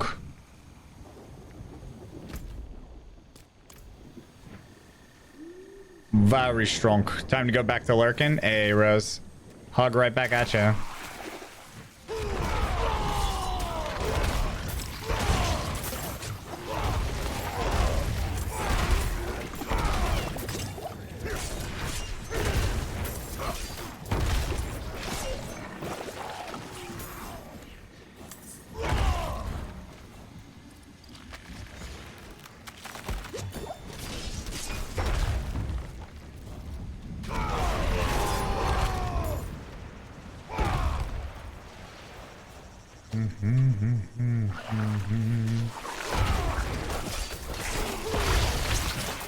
Hey, we ranked up our sword to 9.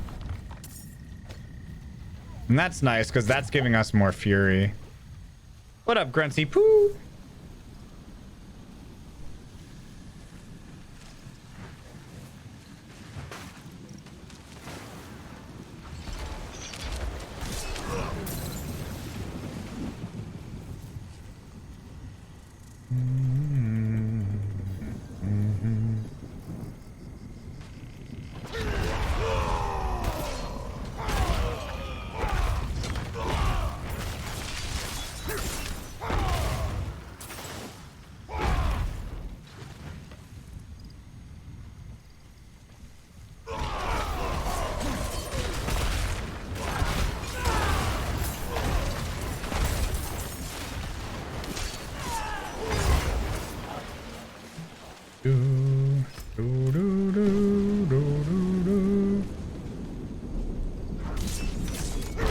Finally 100 on the barb. GG's.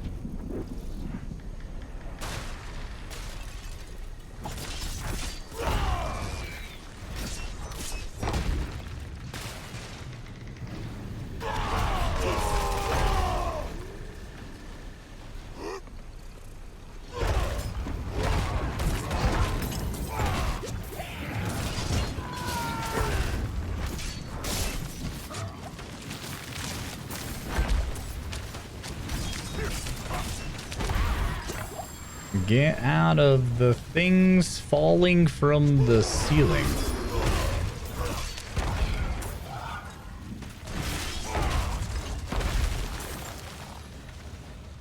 All right, boss in mid. Love the D4 content. Keep up the great work. Glad waddle, glad waddle. Open the chest. Yo, thank you, Scorpius. Thanks for the 3 months. Appreciate the resub. Dragon Zombie, thank you for the 22. Kilohorns, thanks for the 2 years. Salty Bob, thanks for the 40 months.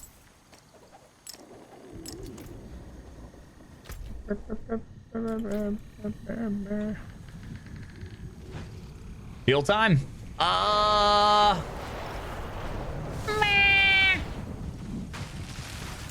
Maybe.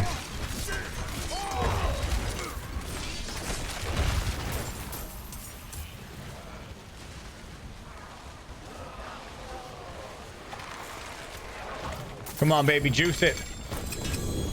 Juice it.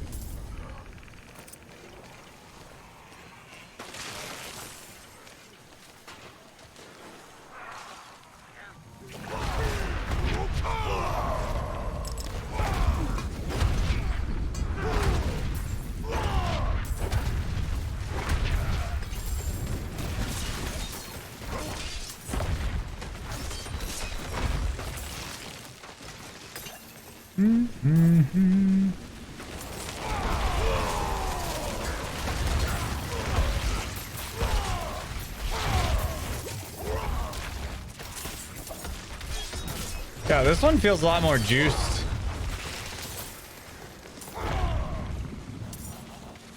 I feel like this one is like way more juiced than the other one that I did in terms of like enemies and cinders dropping. They get the update? Yeah. Yeah, so I do have the update for uniques. Now uniques can drop from these chests. However, they are still unique, so they're still going to be really rare. So I'm not expecting like 100% drop rate or anything.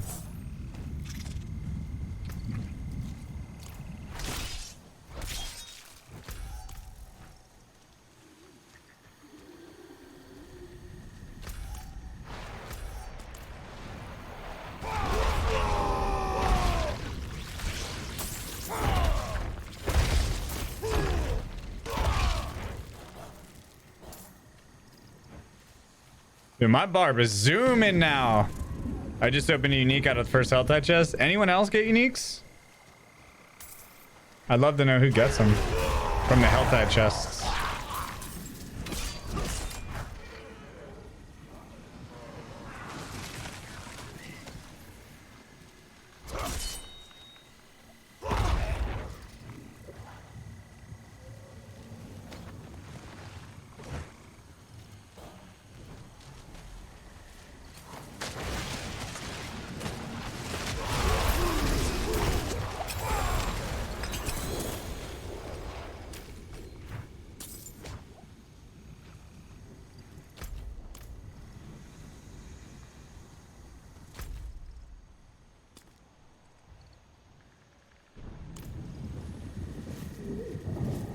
Alright, where's the chest up top?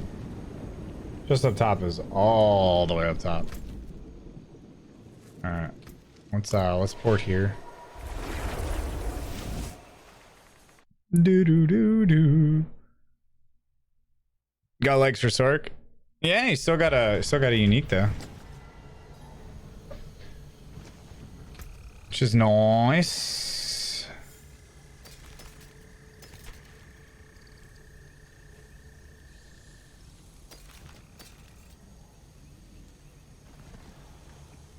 Ooh, shit! Yow! Dude, we just got a juicer.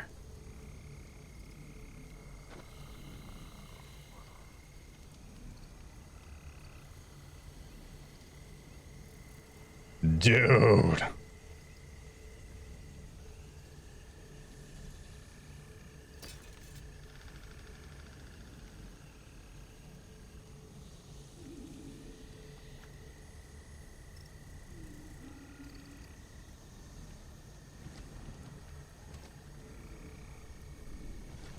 Lucky hit vulnerable, crit chance, crit damage.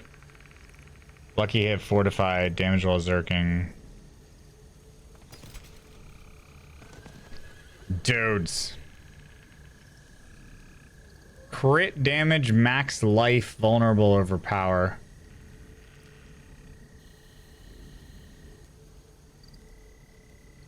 I don't like the overpower or the max life. Havoc, what do you mean?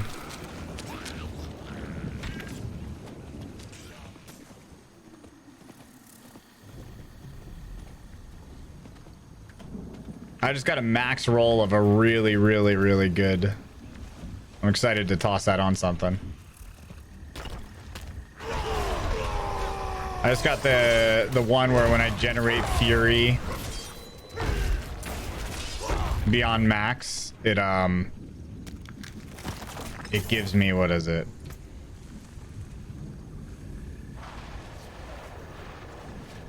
Yeah, my next core skill does 2% damage up to 30%. I'm running like the basic one right now.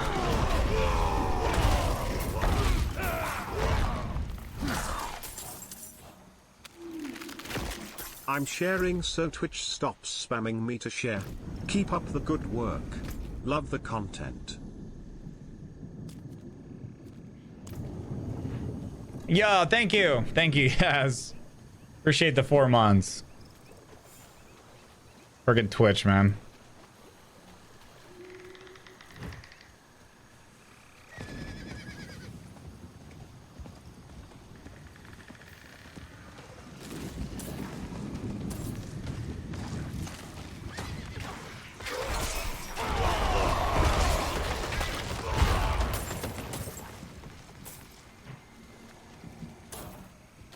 Like an event going on here? Nah.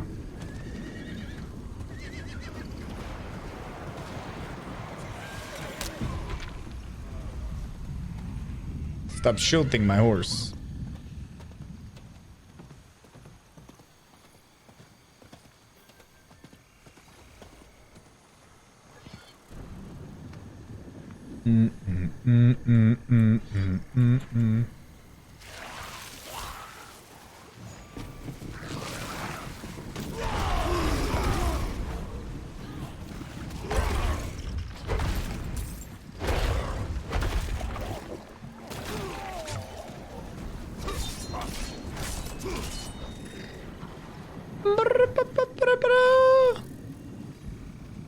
We demand blood.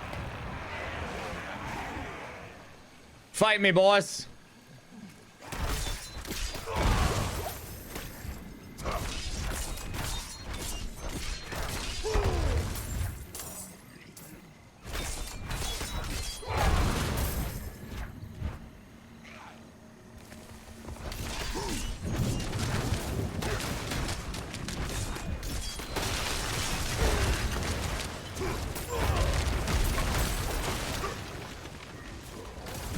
Stand in the cracks.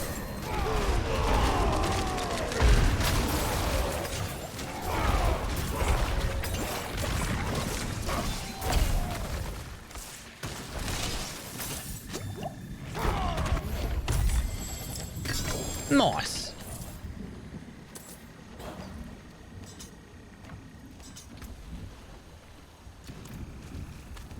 Nice. Alright, this one is all the way up top for the boys. So we're just gonna walk up there.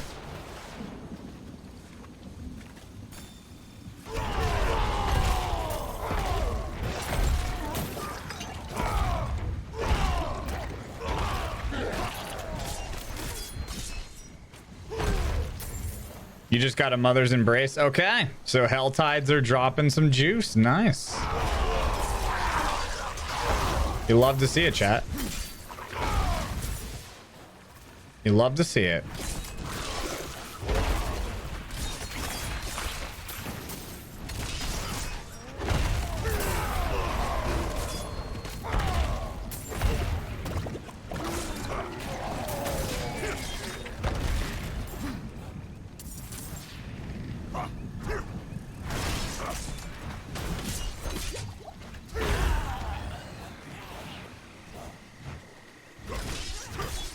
Fucking love to see it.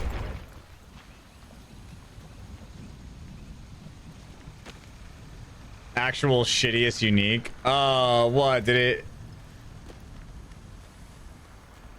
Oh, the mother's embrace. Oh yeah, that thing's a meme. Did you catch the devs today ripping on it?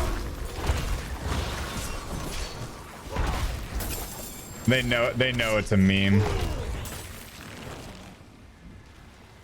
They literally made fun of it today.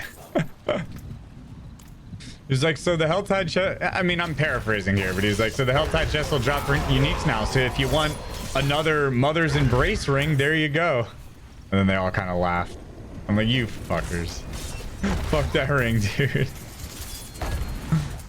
We're trying to get some like class specific uniques, not our 30th Mother's Embrace.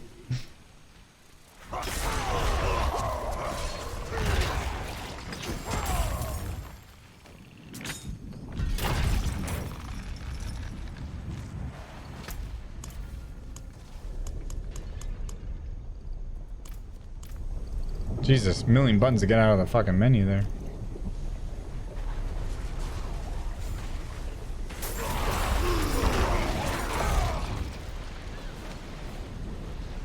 Cheers, mate.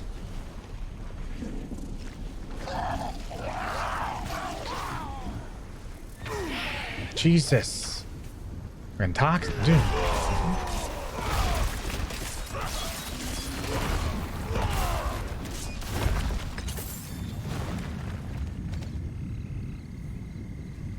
I was dev stream was sick.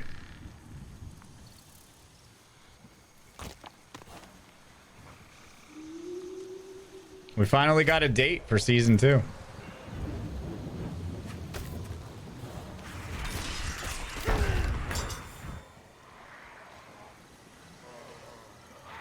All right, chest number 2, baby. Let's go, baby. Let's go, baby. Aw, what the scam? Did I just get 4 sacreds? Bruh.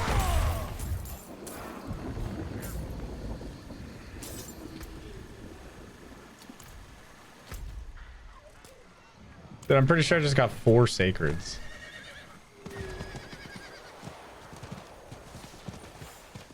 Was that my second one, chat, or was that my... That had to be my second, man.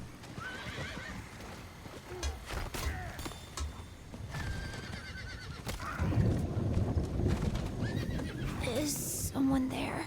I'm here.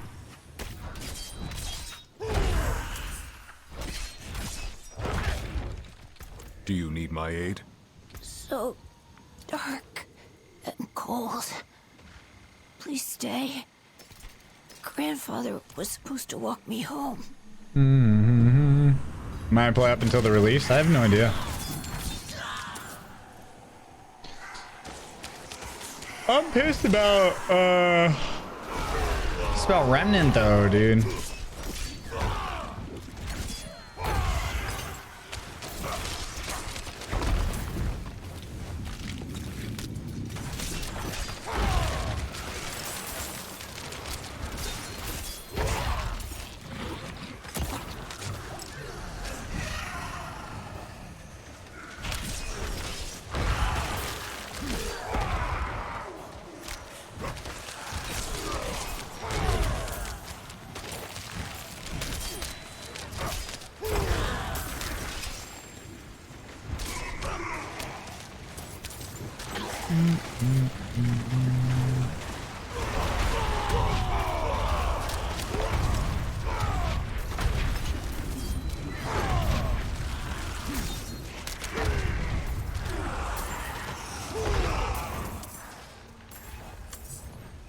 Unique's bug? No.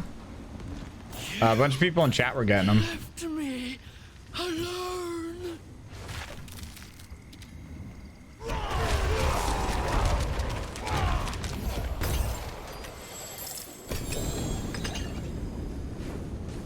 Huh, well, there you go. Confirmed. Confirmed. Uniques do drop. Oh, dude, my barbarian's fast as fuck now.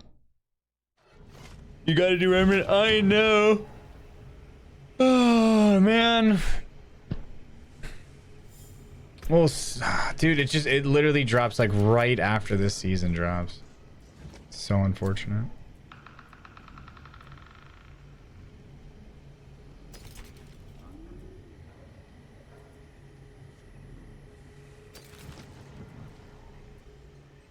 So unfortunate.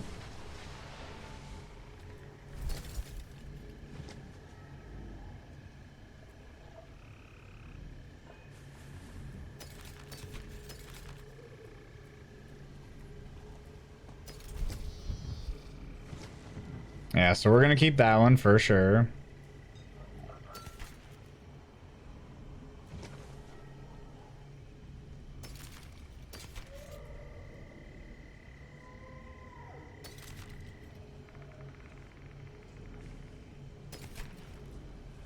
And then we'll go through all this stuff later. So we're gonna pull the one from the gloves and then drop everything else off. Akarat's blessings on you. I'll give you a fair price for it. Let's go pull these off. Whoa. You hear it last night? Running through the streets. What's up, Not Jumpy? Carlo. Now, Leah. There's something out there killing us, and no one will do anything.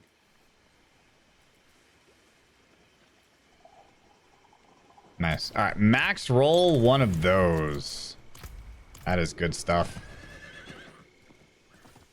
Very, very good. I like it. So many people pulling juice from Helltides. Yeah. I just pulled this. The Hellhammer. I'm going to read it when I get back. I don't want to...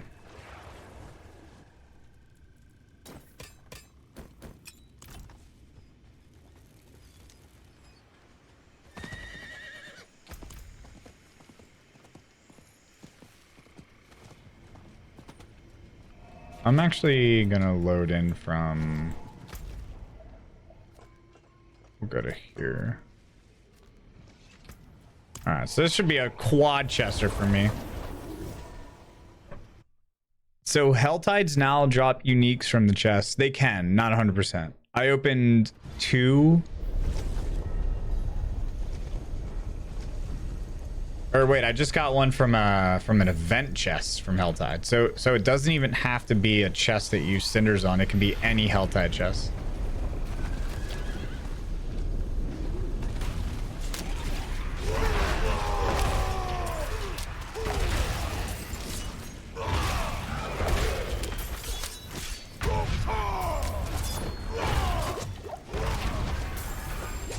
Which is cool. So that means that you could literally run around Helltides and just spam the public events and have all these opportunities to get uniques from the events. Oh, event chests always drop them? Oh, okay. Oh, okay. Well then now you have even more opportunities. My bad, I actually didn't know that event chest dropped them. My RNG must have just been dog shit.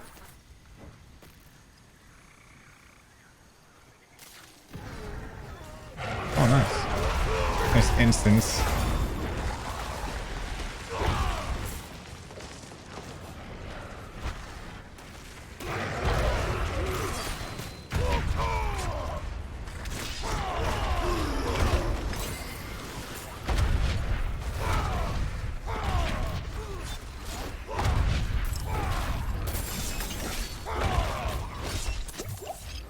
Oh my god, that scared the shit out of me. Yo, low-key, that scared the shit out of me.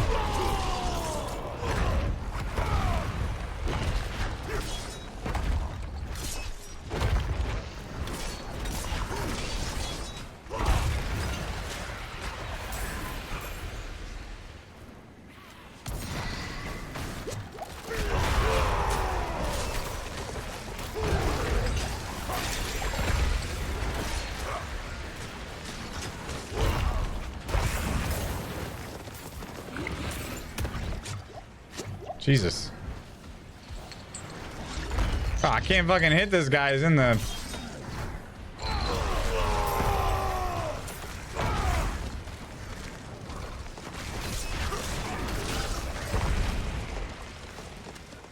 There. Open the thing, man.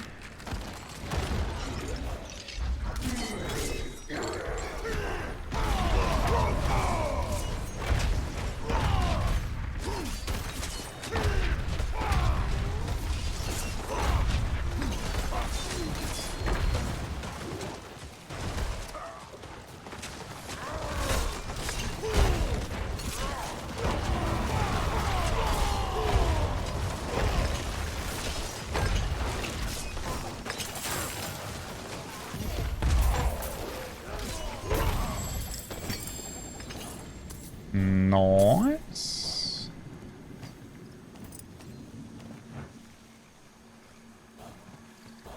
Did I get Shirko yet? Nah, bro. If I did, you'd know. I'd be freaking out. That piece looks nutty. Why, did you get it?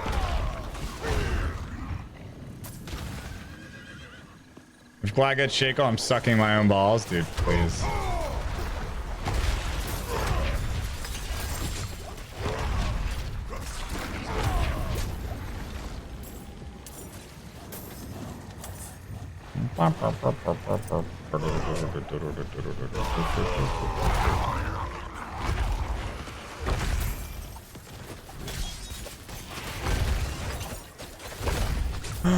Wow, I just got fucking melted by bees. Almost melted.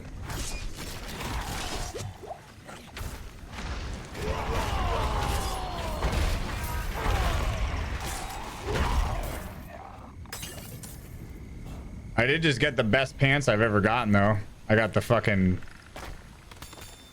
God Roll Barbarian pants.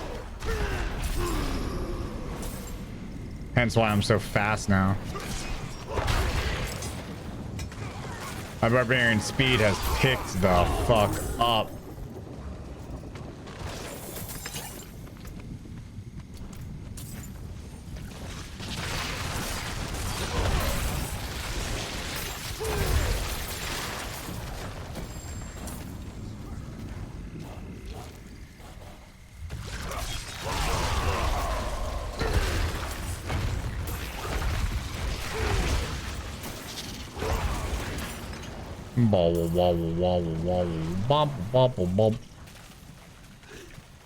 What's my movement speed? These rolled with 25 movement speed plus the aspect. I gain another 10% movement speed when I pop my abilities. And I can move through enemies, so I'm juiced. Yeah, these pants are awesome. I got lucky with these. About time, man. My barbarian was, and my barbarian has not been kind to me in the form of RNG.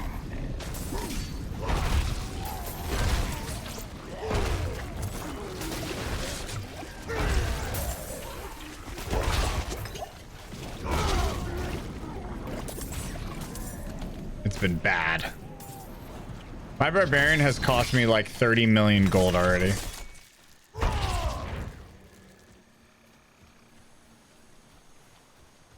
Most enjoyable class for me, I mean, probably Druid has been the most enjoyable just because it's so hilarious, but my favorite has probably been Necromancer just because of how busted it is. Necromancer is like way more broken than any other class.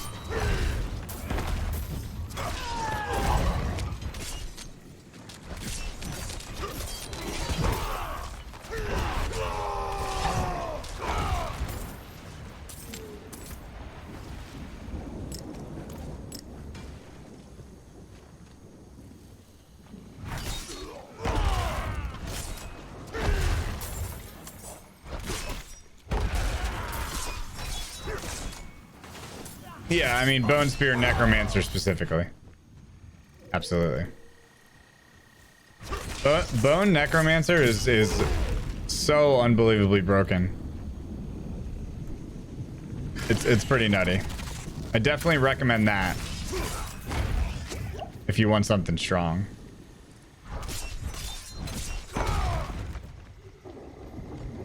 Have you seen the Shred build? Not really, nah.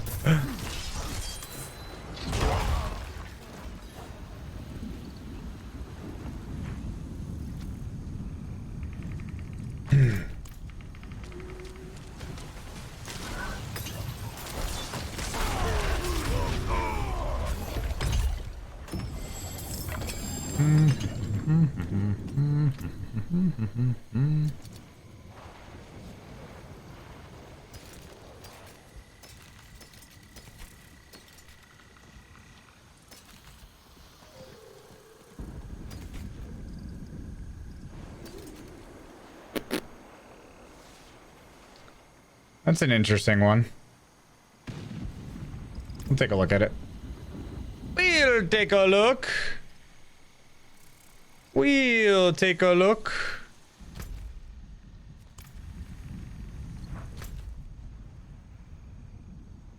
All right. We are going to go back here.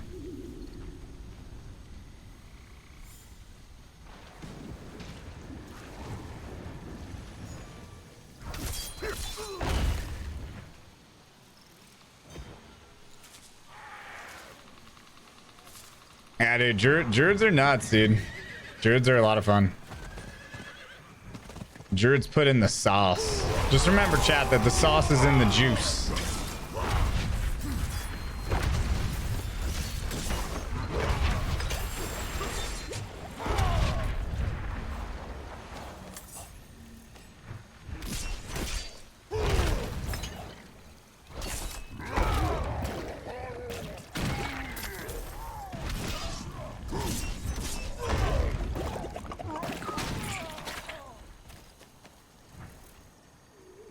Alright, these chests are about to reset. Those are the wise words of Alexander, or Alejandro. Alexander the Great once said, "Remember, chat, the sauce is in the juice." Why do I have a legendary over here?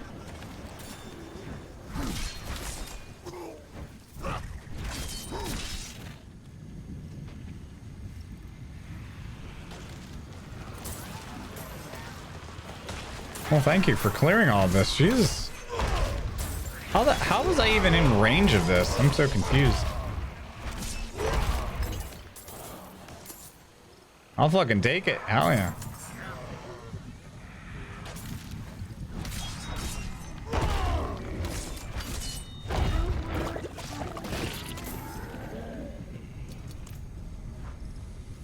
Druids are amazing. Yeah, Druids are sick. How many hours do I have in this game? Like 400. Did we finally give him the bop? No, he's still around. He's just not showing himself.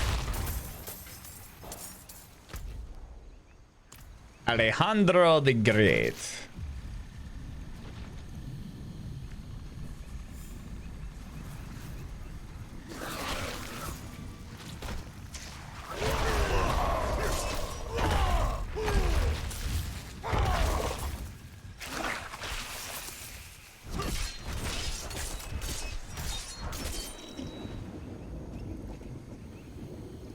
Maybe he's going through maintenance. Yeah, the chests reset. They reset every hour on the hour. No matter what time the Helltide starts.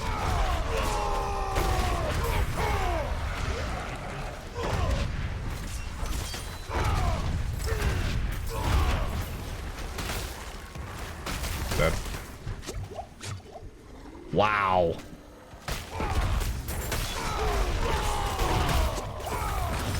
Wow.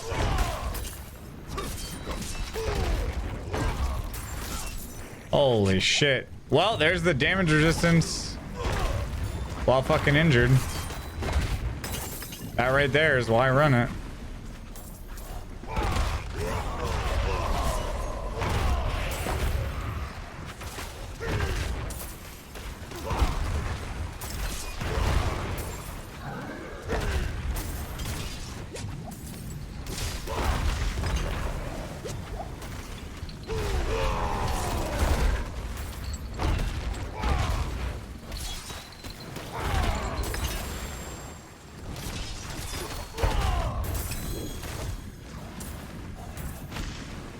Can you feel it?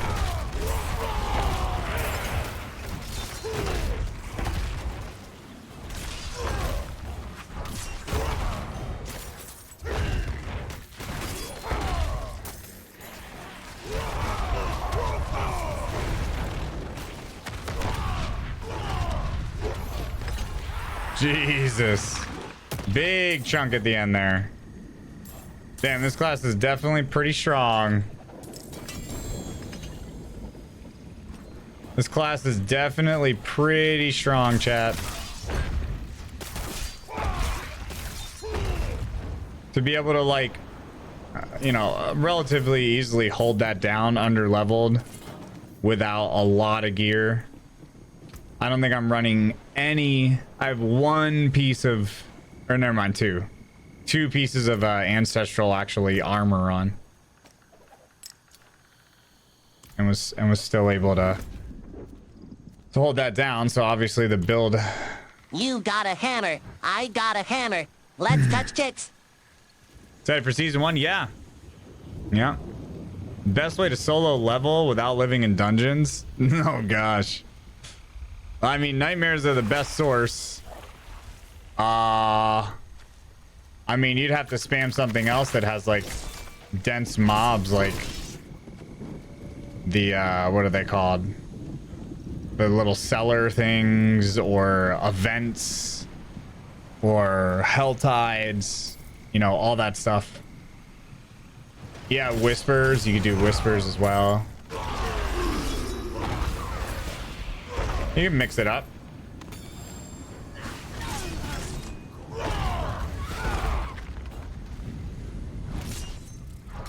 Dude, this is an amazing zone. I think I like this one the best.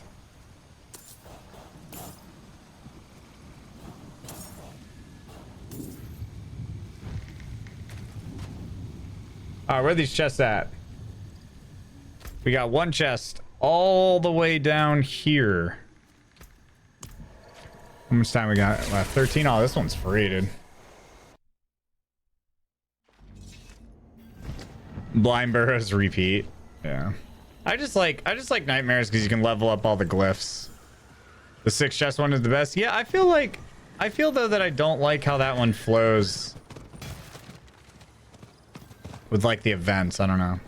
I never really got into a rhythm in that one. This one I've been cruising.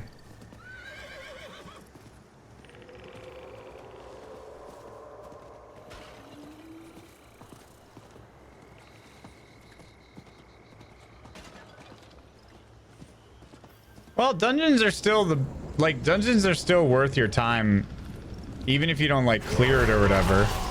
Like just spending time in the dungeon clearing the mobs is still going to be really good because the dungeons overall got like an XP buff.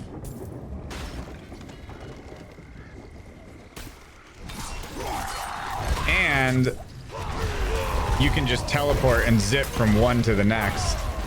So you don't have any like travel time. You're also leveling up your glyphs while you do it, and you're getting new sigils as you're playing as well. So it's just, overall, I just think dungeons are just big dubs when it comes to like leveling and stuff. Oh, hold on, I saw a boss over here.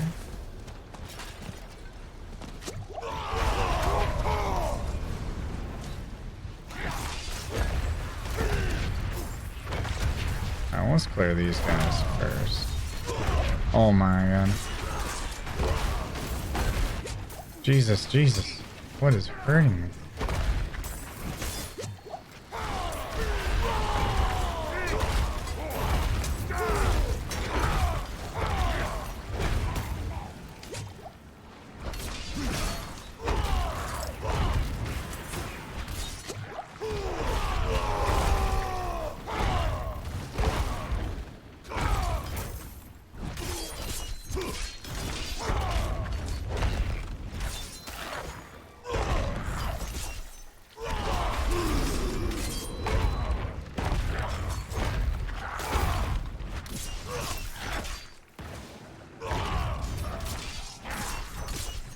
Alright, bro.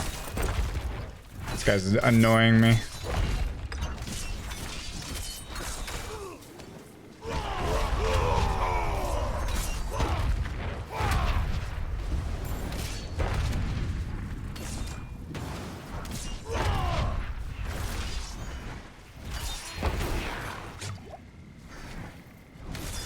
Get out of here. Bruh.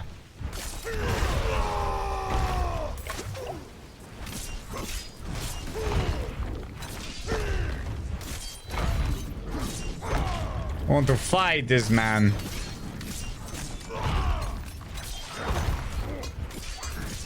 God damn it.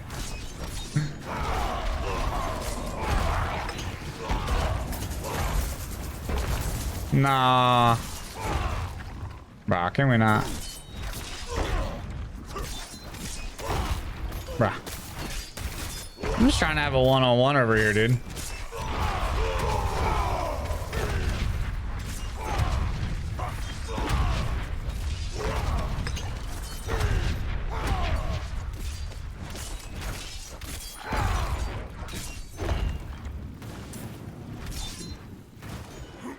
So I'm trying to have a little one-on-one over here, man.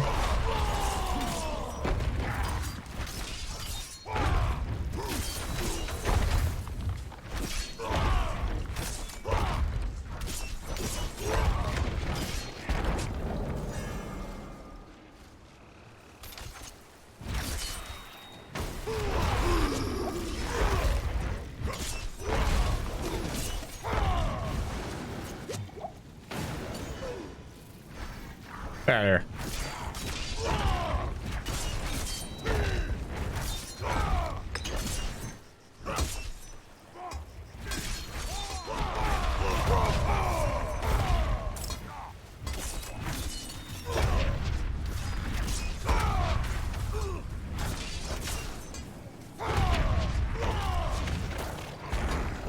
Nopers.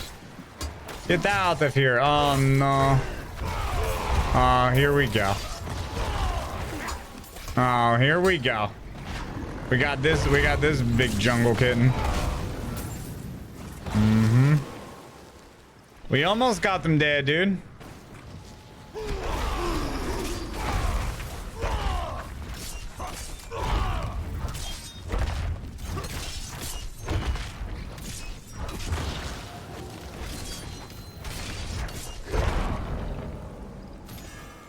Oh, so do you just have to like look away from that or something?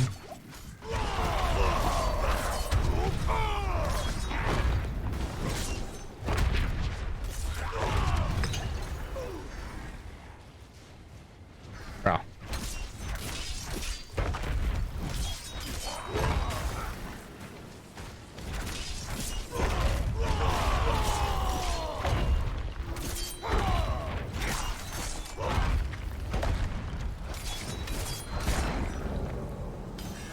Oh, okay. I think I just have to run from that.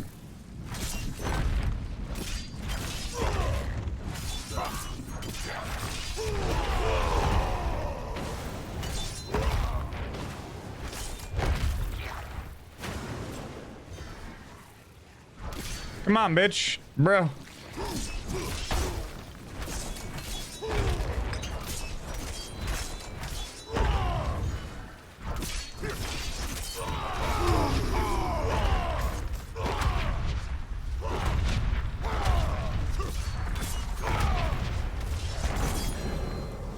Get over here, man.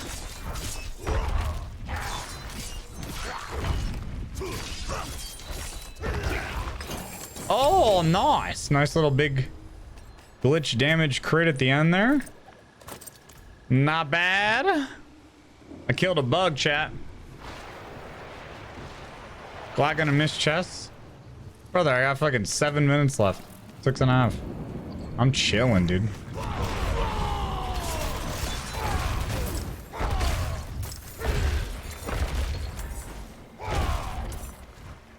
Yeah, we got the big chonker hit at the end.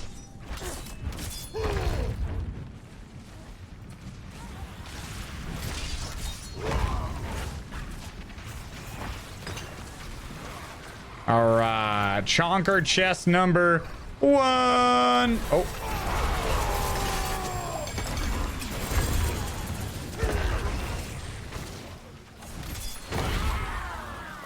Chonker chest number 1.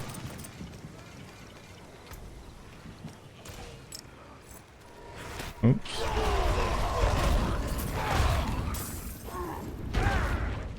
You know what's funny, chat? I ran into that same guy. I ran into that same exact enemy, lower level on my necromancer, and killed him in about 3 seconds.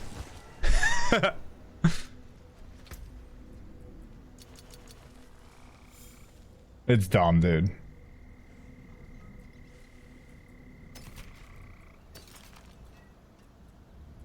I wish there was more of a difference between...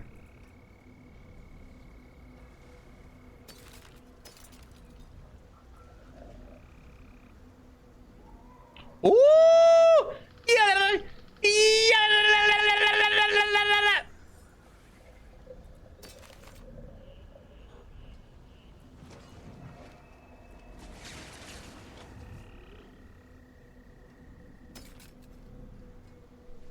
Juiced.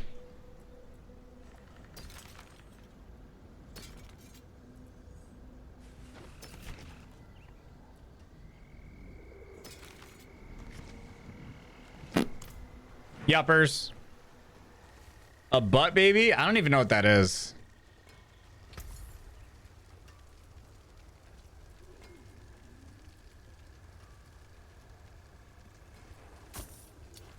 What the fuck is a butt baby? When you upgrade Marshall... No, it only upgrades the top portion. The main bonus. So in Marshall's case, it would be the bonus to the magic nodes. And then the top chest is... looks like... Where? Like over here somewhere? Basically. Oh, you came out the butt. Oh. I don't even know what that means, bro.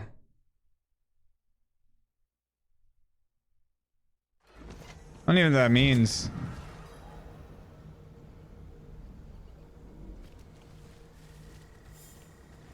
You lived off of Chef Boyardee, bro.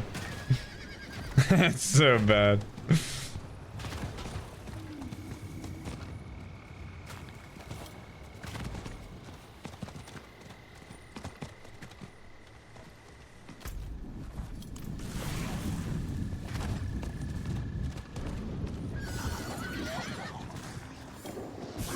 Well, Luke got one. I'm lucky.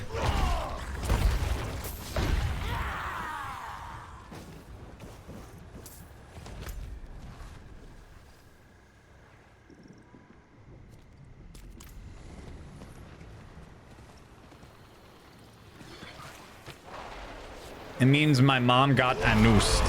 Oh, okay. I mean, she did. I mean, my mom was working the streets for a while. And she was pretty good at what she did. Trust me, I know.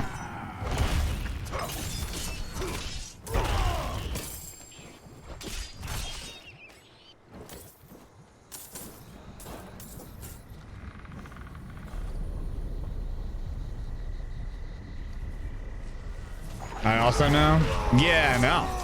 She said you weren't that great though. So unfortunate.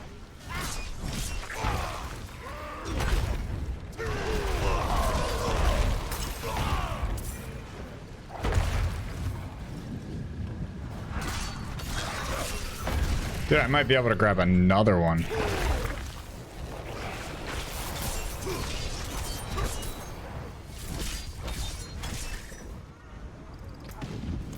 I might be able to grab another one.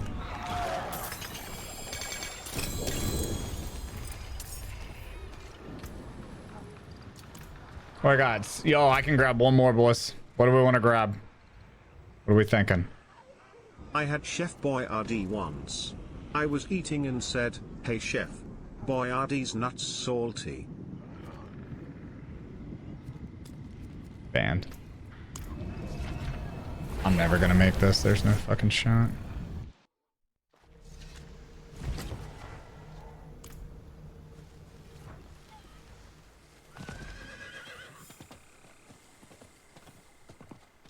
There's no shot of making this.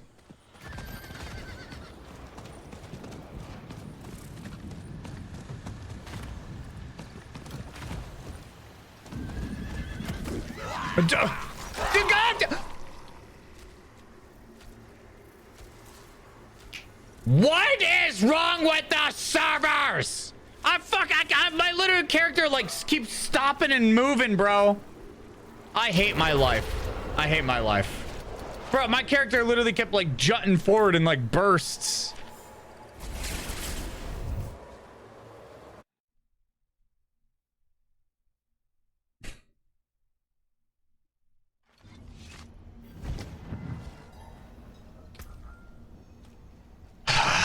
What dropped for me a minute ago? A max roll aspect. Meh. Dude, I want to shit on Nips after that one, dude. I got a pimp coming in.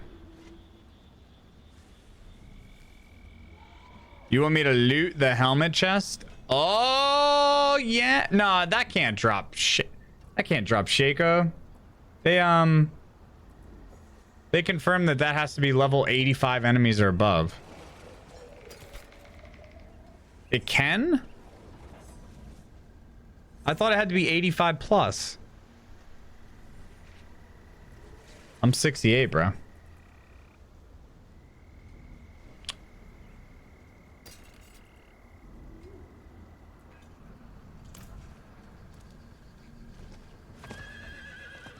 So if you're 85, it can draw Shaco. Oh, okay. All right, all right. Dude, I wonder if more people are going to start getting it.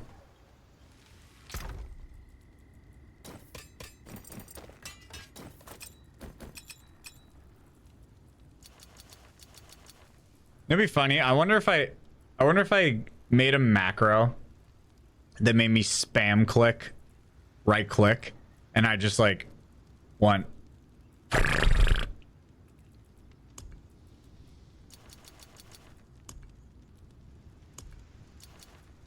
If it would just go.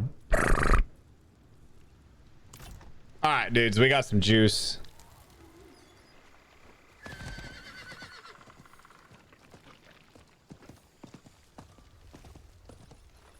Seven chests, no uniques. Yeah, get fucking shit on.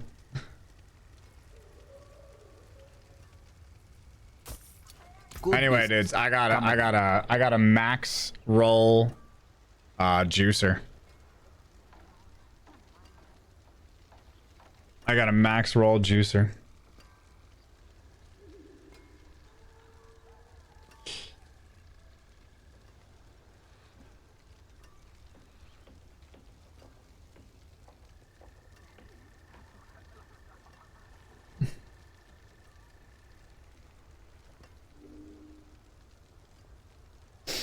All right.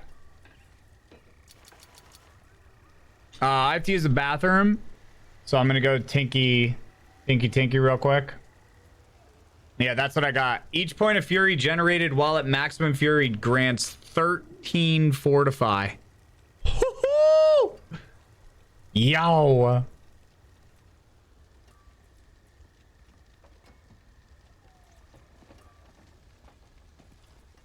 That'll probably rank up too, since it dropped on. Yeah. So the base one that you get is 7. So it basically is doubled. That's great. Hell yeah, dudes. I've been rocking this one. So I'm basically gonna double my fortify. But are the servers fucked? Oh, dude, my character's been skipping all over the map like crazy. I'm actually gonna go back and turn off but we're gonna save that though, because that's gonna be a good one. How do I change Thank you Moxie for raiding with 292 viewers. Oh, okay.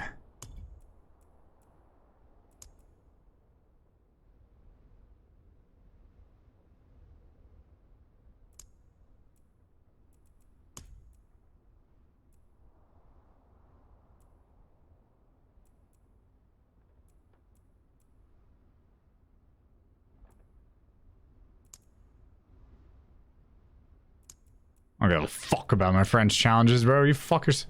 Fuck your stupid challenges, man. Yo, Moxie, what's good? Yo, thank you for the raid. I am going to use the bathroom real quick. But thank you so much for the raid, homie. Hope you've been enjoying the games. My bad, I took my earphones out so I can't hear anything. Yo! Hope you've been enjoying the games, man. I know you've been grinding, as usual. Welcome, everybody. We are working on our 4th character. So we're basically just getting all the characters to 85, because 85 is like when the character, like, you feel the strength of it. So I'm pretty much grinding each character at 85. I am playing completely solo, so I'm doing no absolutely 0 boosting or XP boosting or level boosting or anything at all. So yeah, I would say all things considered, we are doing pretty good. We've been grinding the game pretty hard. We have like 400. I don't even know how many hours in the game now, but probably like 400 plus maybe. So we've been gaming as well. But thank you, Moxie. Welcome, everybody. What's the difference between being an asshole and a racist asshole?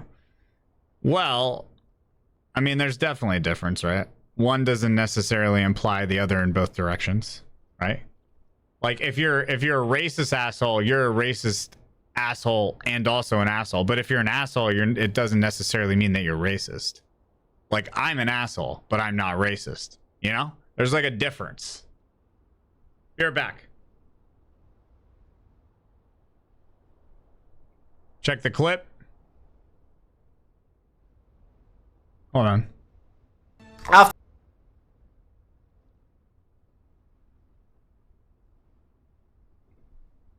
But if you're a racist but not an asshole, no. If you're racist, then you're an asshole. That's a given.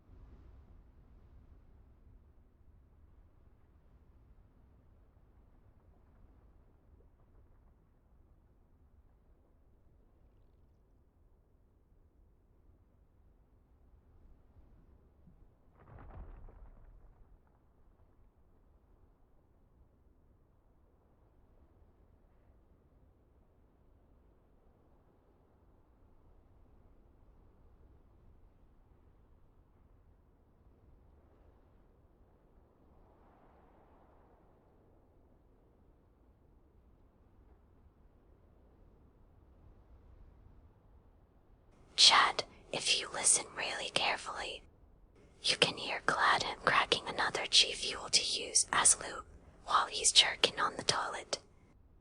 SHHH, we must not disturb him.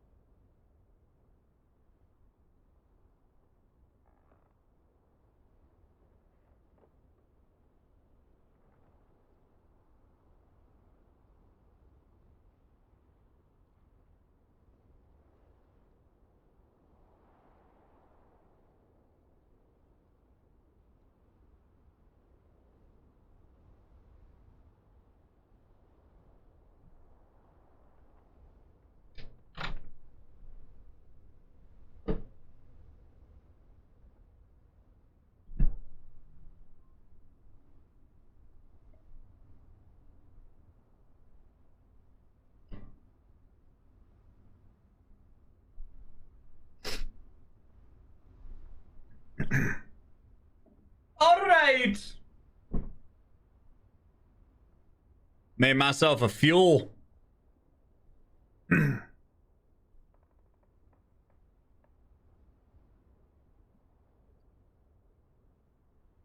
Made myself a fuel. I need to re-up on the cans, so we're going to be mixing them for a bit. Yes, sir. Dude was jacking. Yo, Draynilla, I will literally have sex with you, bro. You better watch your mouth.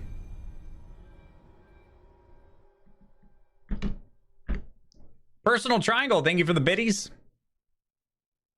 Crunch Lopez, thanks for the 15 months. Lord Mercatron with the big dick tier 3 sub. Thanks for the tier 3, homie.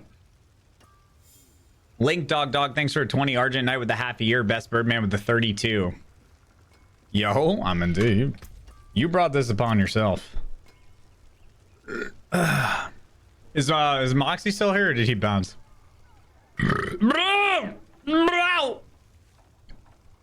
my favorite class so far. Necromancer. It's a tie between Necromancer and Druid. Honestly. I think I like my Druid build better because it's super unique. It's a basic skill build, which I think is cool. But my Necromancer is just like, if I wanted to feel super strong. That looks just like my fucking... Alright, we got some new gear here, so let's peep it. I don't like Steel Grasp or crowd control duration.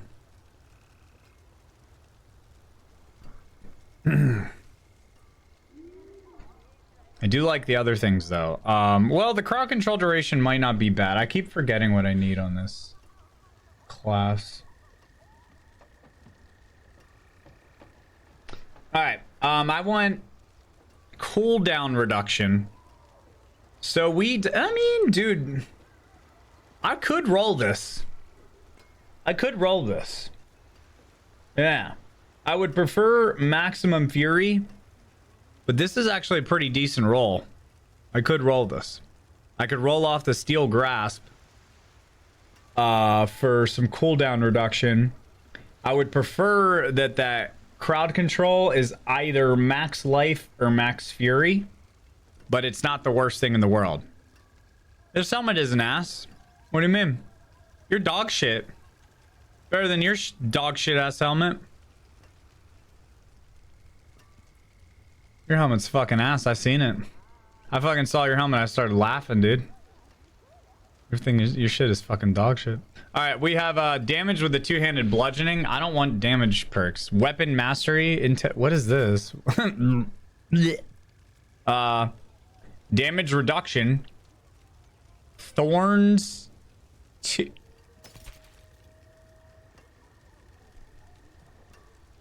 Barrier gen. What are these fucking chest pieces, bro? I'm about to shit on my fucking ass. I'm gonna turn my asshole inside out and shit on my own ass. Upheaval ignites the ground, burning for 3,000, burning enemies for 3,147 damage over 3 seconds. This has damage with bludgeoning, max roll, huge. Max roll damage to crowd controlled, huge. Damage to burning enemies, not huge. Damage reduction from enemies that are burning. This, yeah, that sucks. That's a high roll, though. That's a high roll. I'm not burning shit, though. Can I have a piece of that shit on it? Yeah, you want some of my shit ass? I got you, bro. Okay. Read his donation. I had Chef Boyardee once. I was eating and said, hey, Chef, Boyardee's not salty. So it's that time of the month again. Glad heart, glad love. Okay. I don't want this. Holy shit! That's a fucking 535 DPS? Brothers! Wait a minute. Nah. That doesn't make any sense, man. Chat, alright, listen. Not that one, you puts. Oh, what do we got? Chat, if you listen really carefully, you can hear Glad. You can hear Glad him cracking. You can hear Glad him cracking. Nice, dude. Another G Fuel to use as lube while he's jerking on the toilet. Shh, we must not disturb him. My missus said, can she have a jar of your pubes? Yeah, we can swap. Right. She's got a fire crotch, right? Yeah, that's what I'm thinking. Forums, thanks for the 5 months. T-Butt, thanks for 27. Chat, what do we go with here? Do we keep the crit? Right? With the plus 193? And do we roll with the vulnerable, the strength, the damage to stunned? Or do we juice it with the two-handed, hit it with the damage to crowd controlled, vulnerable, damage to injured, and then like what's more important? The plus 193 or the plus 535, but we drop the crit damage?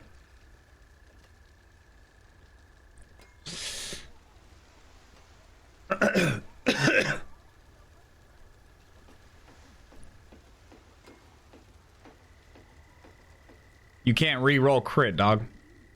I'm looking at the intrinsic. See why I want a sword here so that I get the intrinsic crit damage, but I'd be sacrificing crit damage. That is a crazy DPS difference. Okay, I agree. I agree. I agree. Yeah. We'll put that on for now. We need to roll the Quaking Hammer of the Ancients. That is an insane DPS difference. What do we got going on here?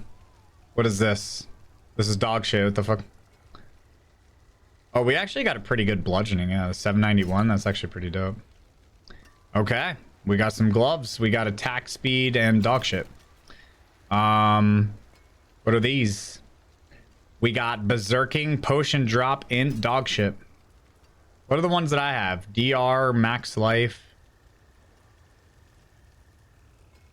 Oh, dude, these are bad. What the fuck? I need damage. What is int? Int is useless. Oh, these are fucking so bad. I would need some sort of DR. What do we got going on here? Yep, those were yoinking. These pants might be good though. No, these are sacred. These are sacred. Movement speed, will, damage reduction. I don't like the dex or the will. However, these are absolutely juiced. Don't like them. Fury cost, shrine put. Don't like them. Don't like them. The spectral mount. Oh, I have no idea. Crit chance, damage while zerking. Okay, we got a resource ring. However, I don't like the other things, man.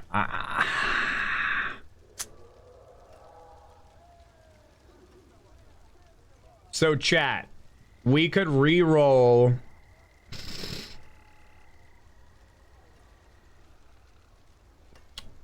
I mean, this one has lucky hit.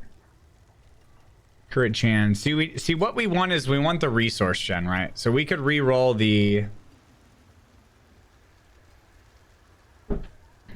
I know ghost chance. I know it's insane. I don't like the regen. Yeah, we don't like that either. That's bad. Lucky hit, crit damage. Is this This is sacred. Nah. Reduces the cooldown of leap by 4 seconds per enemy hit. Oh, that sounds interesting. I'm gonna keep that. Chat, do we roll off the damage by zerking for vulnerable and roll with this? Or maybe crit? What do you think? Because the resource gen there is actually pretty nice.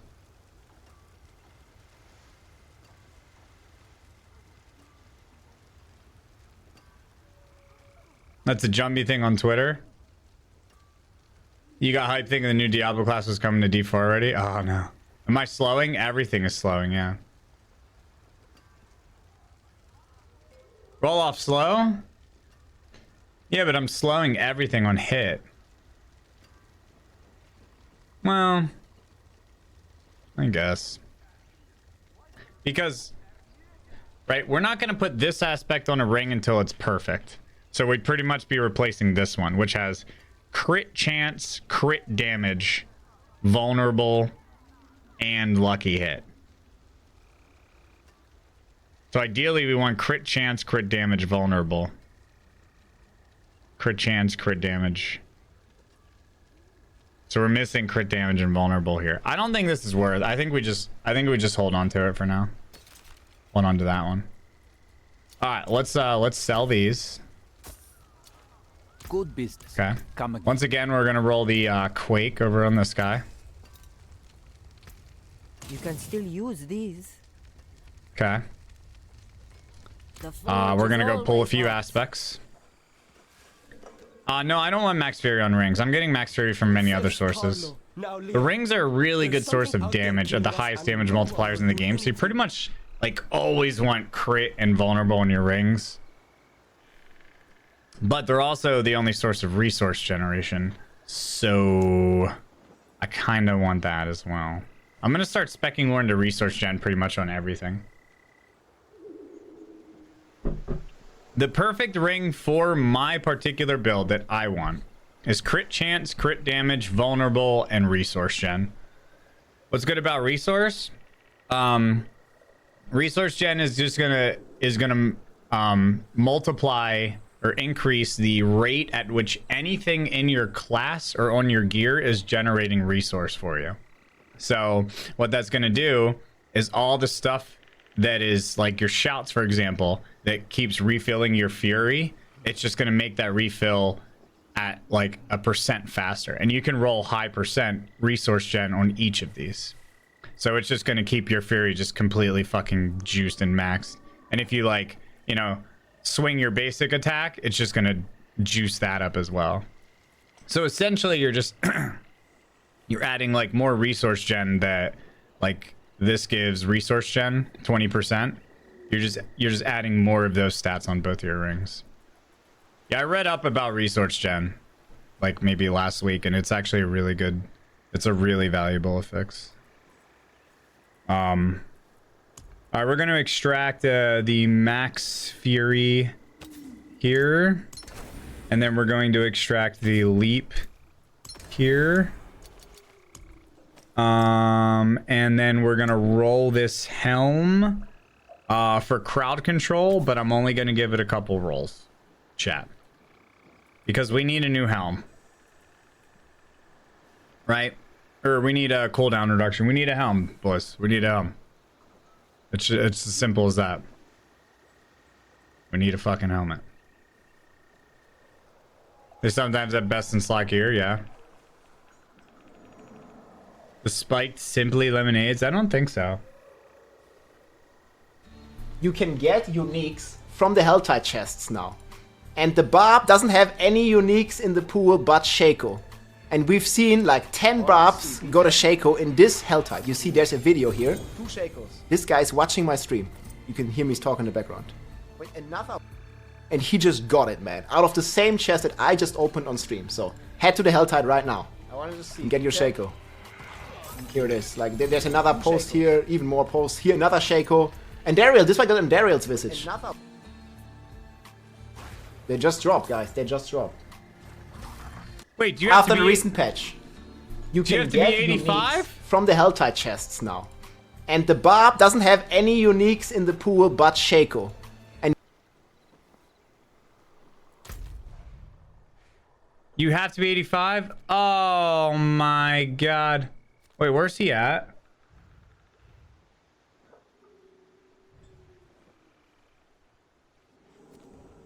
Where's he at in that? It works on Barb and Sork. Oh, it works on Sork. It works on Sork?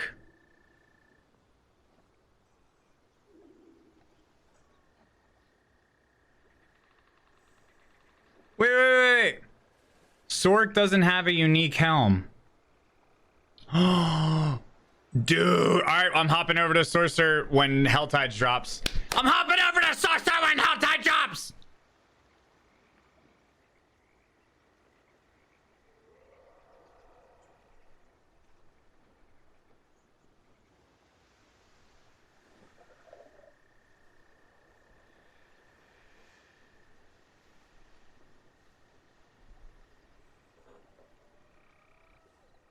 Wait, hold on. Diablo 4 list of class uniques. Let's see what the interwebs say. Alright. Here we go. All uniques. Here are the non-class specific. No, I want the class specific. Barbarian. Two-handed amulet, two-handed gloves, two-handed chest sword. Necromancer. Scythe, chest, two-handed helm. Okay, so Necromancer's out. Sorcerer. Amulet, boots, wand, gloves, pants. Yeah! Yeah! Sorcerer doesn't have a helm, boys. Rogue, dagger, helm. Get fucked, rogues, you fucking pussies. Staff, ring, chest, pants, helm on druid. Yup. Alright, sorcerer it is, boys. Good day to be a Sork main. Helltide, 45 minutes. Alright, boys. We are gonna go nuts on the fucking tides. Brothers, we're gonna go nuts on the tides.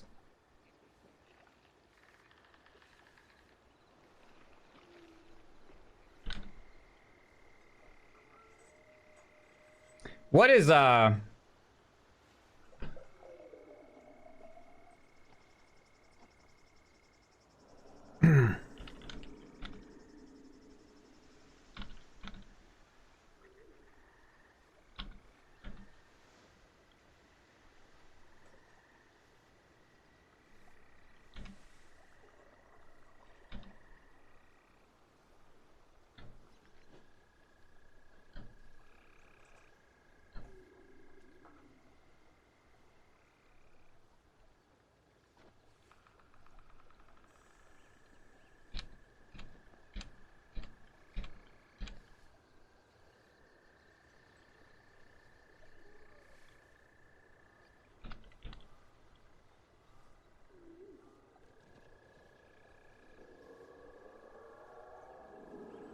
World boss, 3 hours, 45 minutes. Okay. I'm posting something.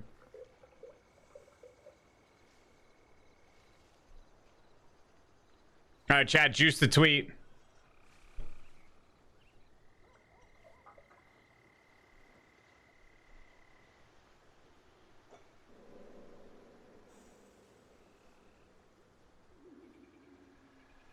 Juice the tweet.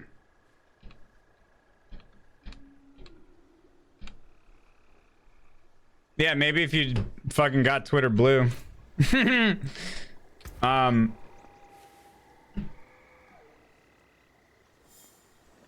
right, let's roll this. Cooldown reduction?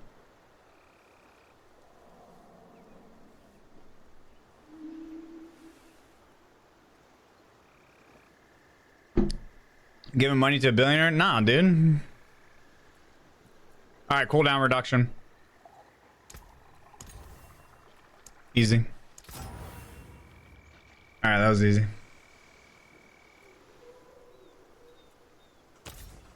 I'm probably get a higher roll, right?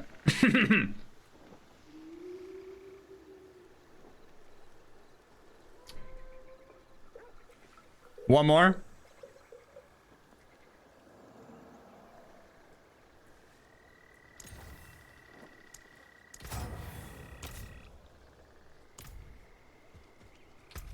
All right, let's go juice up the helm.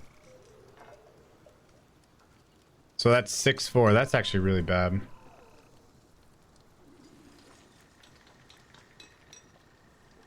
Chad, that's bad. That's a bad helmet.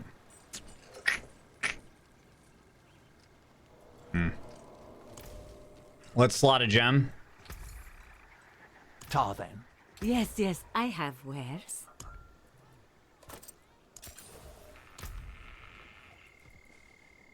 What are we putting on this? Each point of fury at maximum fury generates fortify. All right. Well, so what is this going to be when max? Times 1.5 is going to be 3.2, 9.6. Okay, so that'll actually be better. Wait. 9.6? It will be better. Okay. What is this called? Adventurous Helm of the Numbing Wrath.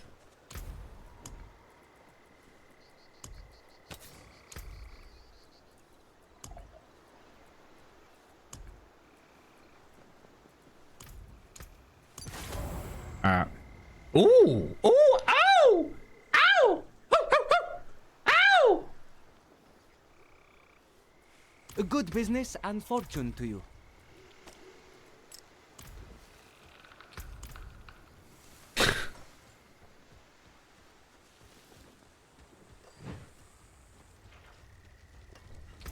Chat, I think something's wrong with you guys.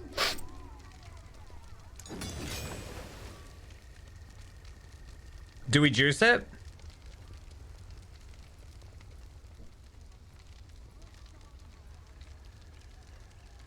Should we juice it?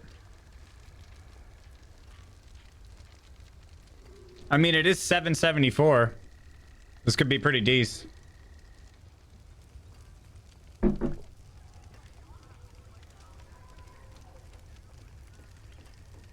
Never seen something finer. I'll juice it times 3. All right, let's go, baby. 104 armor. Cooldown reduction stays the same. Crowd control duration. Damage while berserking goes up by 5%. Basic attack, a skill. Or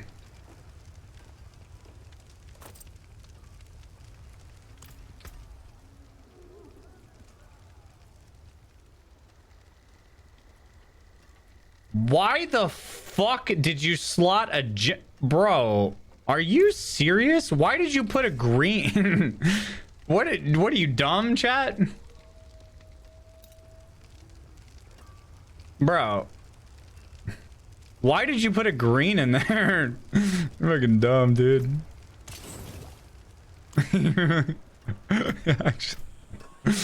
You're actually dumb as shit.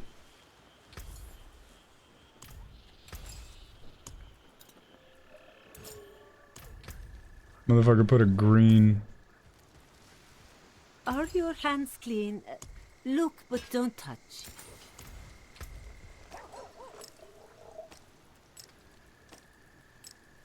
Alright, now we need to slot Quake. Yeah, Thorn's OP. Alright, we're gonna slot the basic Quake in here. What's Quake called again? Ancestral Force. Cool. Another happy customer. There we go.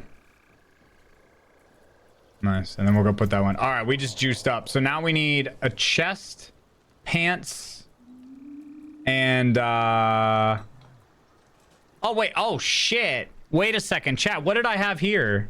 What am I missing out on? Chat. If you want work done, let's get started. Chat.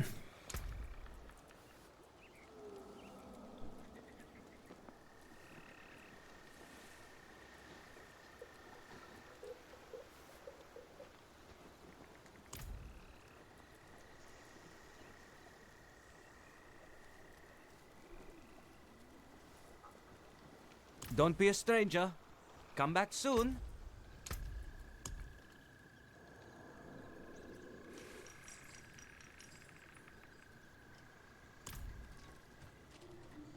Yeah, I don't want that on. I'm okay without that. All right, we're about, dude, it's about to be nuts up in this bitch. What's Shaco? Helmet that gives you +4 to all stats. All skills. Yeah, it's insane. And it works on every class. So you can literally just get one and just keep swapping it.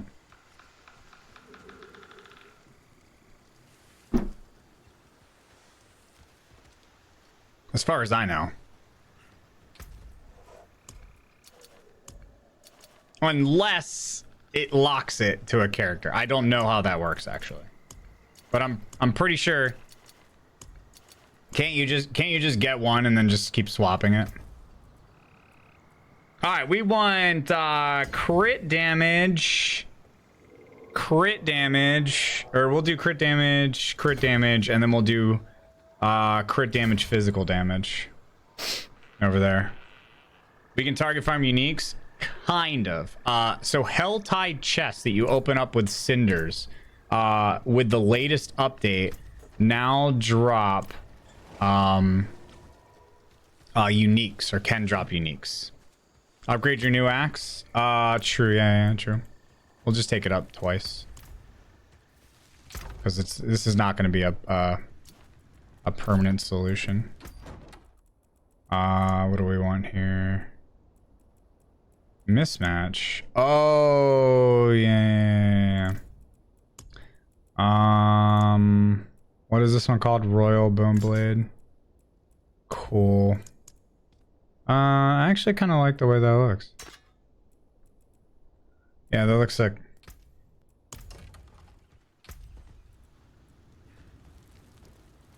Nice. All right, let's upgrade that axe twice. Yeah, I love the way the barb looks. Looks sick.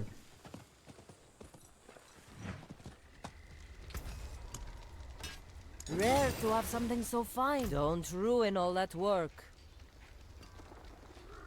Okay. All right, we're looking good. We just made some good upgrades. I'm not gonna put an aspect on that right now because, dude, I'm not swimming in mats anymore. I want a little crazy with mats, and I'm feeling the effects. You like my new color? No. Weren't you like purple before? No, I don't. Just because it's green doesn't mean I'm gonna fucking suck your wiener over the color. It's fucking dog shit. A whole trip around the sun with glad. Thanks for the streams, and thanks for inspiring me to try this game. Cheers, matey. Yeah, this game's sick. Chat, juice the tweet. Fuck. Juice the fucking tweet.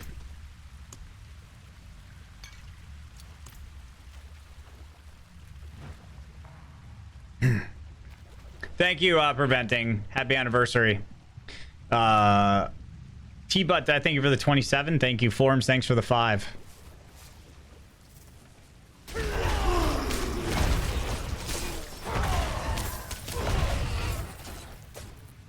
Am I on threads?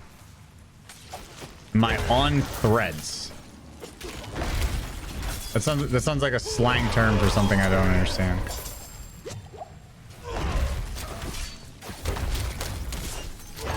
Yo, dude, you gotta fucking, dude, my boy Kyle, dude, bro, he is the coolest, man. He's on threads. Oh, dude.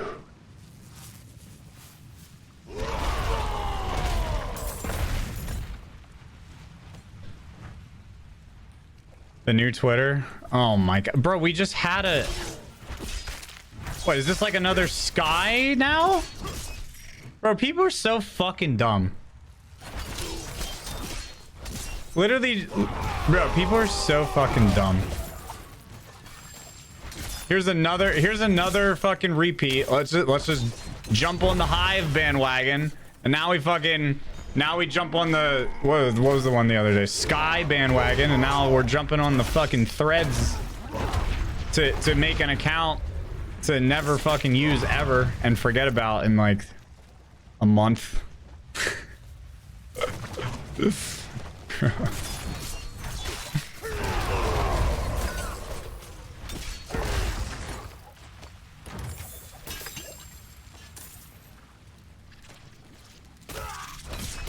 Twitter dead since Elon takeover? Yeah, dude, Twitter's real dead.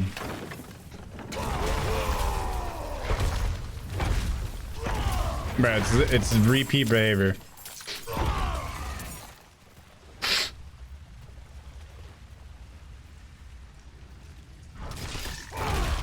Every time Elon tries some stupid shit, people are like, "Oh my god, it's the apocalypse of social media," and they fucking jump on this bandwagon of the next dumbest thing to use, and then they forget about it in like 2 weeks.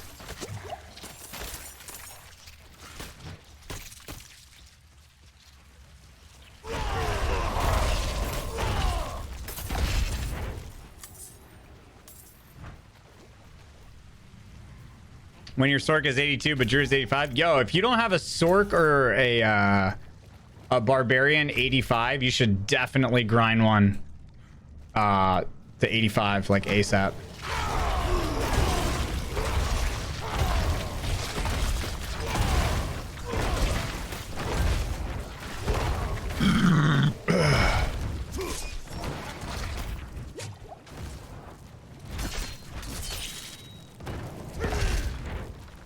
Definitely. Why 85? Well, I guess technically 83, right? I would do 85 to be safe, but do you think it would work at 83? Because aren't enemies 2 above you? Yeah, so you are only going to get 1, maybe 2 opportunities per Helltide. Because I think the most that you can possibly get is 2 helmet chests, but I don't even think all the Helltide locations have 2 helmets in them. I don't think so. Yo, homework for somebody. Does anybody have a map or like a full, like a current updated that shows Helltide chests and what they actually are? So like not armor, like not protection, like which ones are actually helmets. Is it random? Is it? I didn't think it was random. Oh, they randomize? Okay. All right, fair enough. My bad.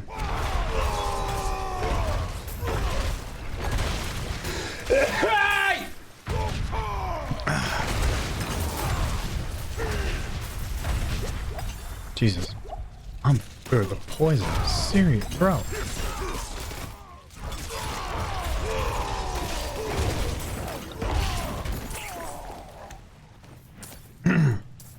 Holy crap.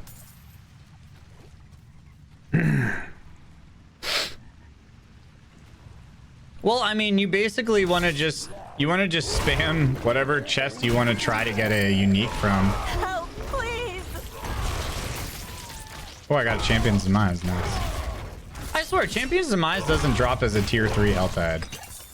Or not Helltide,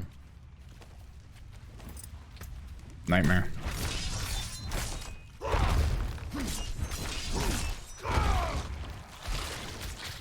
Funnest class? Funnest? Druid. Best if I had to main one, Necromancer.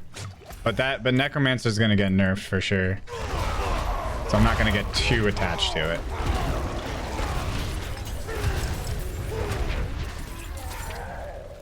Dude, my speed is so good now.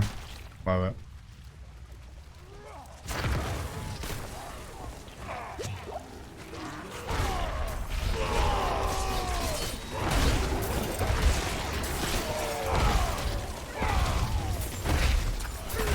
Many parts of don't be worried, chat, for you Necromancer mains or people that just start Necromancers. Many parts of Necromancer are gonna get buffs. Overall, the class is gonna get a buff. But Bone Spear is definitely getting a nerf. 100%. I don't know. I'll gift like 20 subs to the chat if on the next update there's no Necromancer Bone Spear nerf. I think the class overall is going to get a huge buff. But I think Bone Spear is going to get the hot fucking nerf. I don't know what it's going to be. I think it's probably going to be something to do with the crit. Either the crit, the aspect, or the returning damage of the splinters, or all of the above.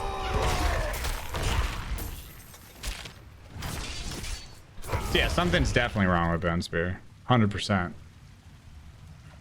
It is something about the way that it's scaling damage is off. Is way more than it should be.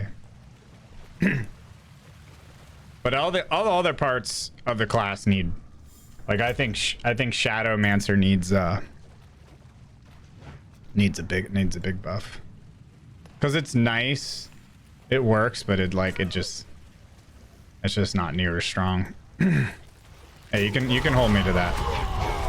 I'll drop a sub bomb if Bone Spear doesn't get like nerfed in some way.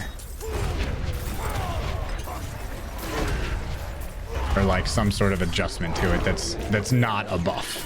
You know what I mean?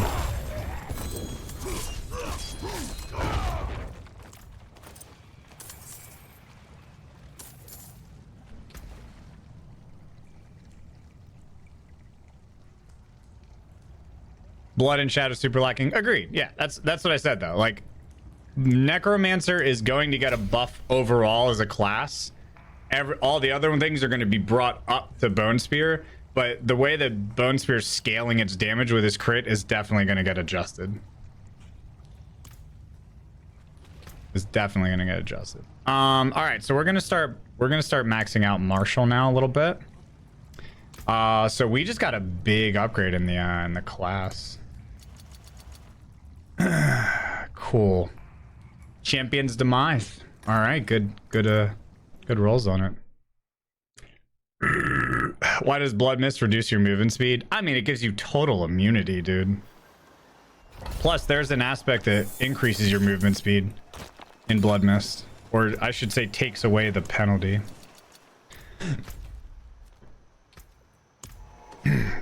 Dude, Blood Mist is OP as fuck. Yeah, Blood Mist is insane. And the craziest thing is Blood Mist is probably going to get a buff at some point or something.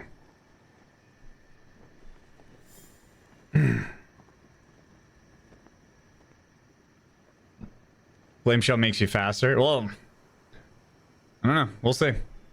Blood Mist also can like sit there and detonate corpses, and I think Bloodmancer is going to get a huge buff. I think Bloodmancer, like, I just feel that that's going to be like a meta, and that's going to be really cool.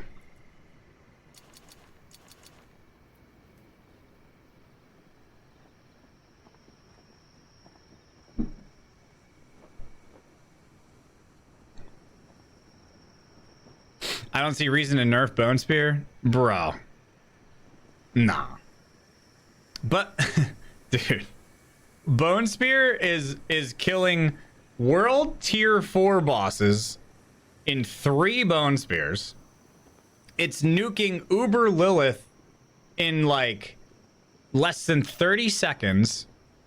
It melted as a level 60. It melted Elias in like within seconds. It can kill any butcher that you find, basically one Bone Spear. When I went to World Tier 4 at level 60 and I ran into that huge level 72 bug, the thing that's like extra chunky and Hell Tides, I killed it in like 3 seconds. Dude, Bone Spear should not do that much damage. It is maybe when you have a level 100 character and everything is maxed out and your Paragon board is spec'd, but when you just enter World Tier 4 and you're a little dinky level 60 Necromancer, Bone Spear should not be doing that much damage.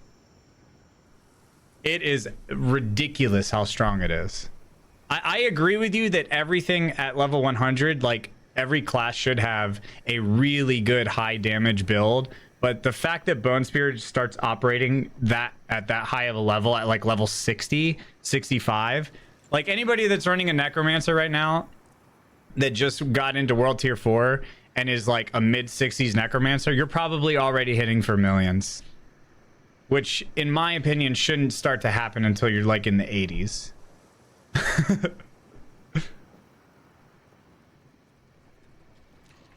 And I don't think they're gonna ruin Bone Spear. I think Bone Spear is still gonna be really, really good because it's at its core it's a crit based like, you know, like spread. It's almost like a shotgun. It's like a ranged shotgun. So it's like a really good skill. But I do think it's something's going on with that. And it's not only that, right?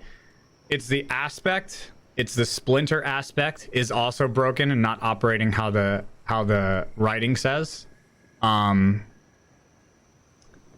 And yeah, there's that too.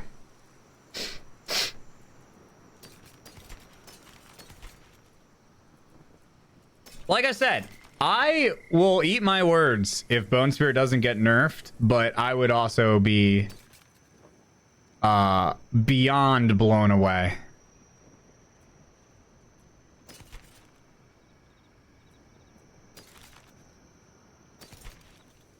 I would be beyond blown away if it didn't.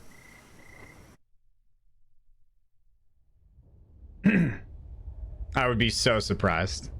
And I will gladly gift subs. I mean, barbs are like, dude, I don't. Alright. I mean, obviously I still have a long way to go, but this character still feels like this feels very strong when I'm using. Very strong.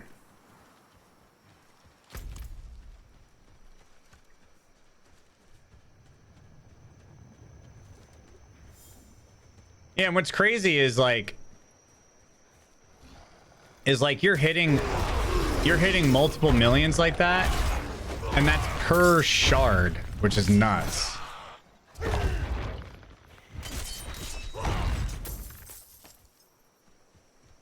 You're not hitting millions per shot, Havoc, with your Necromancer? What level are you?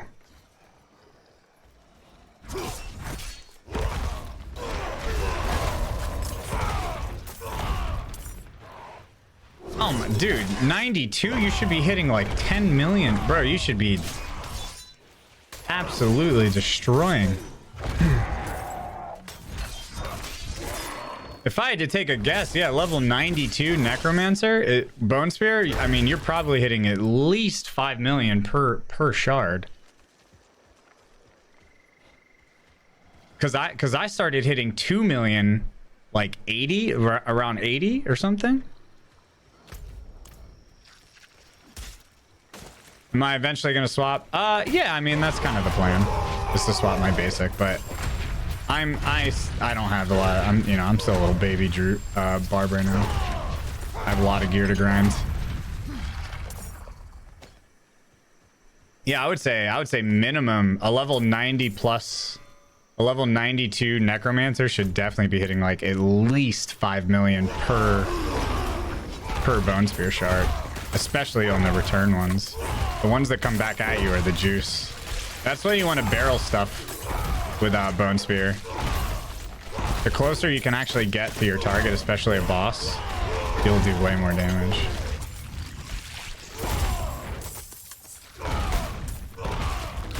If you can barrel stuff and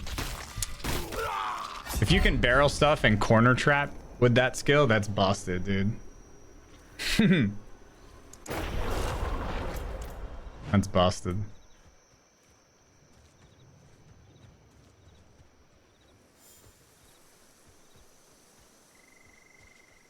What are people, what are you level 100 Necromancers with like really good builds. What are your crits hitting? What are your Bone Spear crits hitting? A level 100. Like, what are your high-end crits hitting? 11 million? Who else? 10, 11 million? 10 to 11 to 15? 20? Yeah, dude. See what I mean?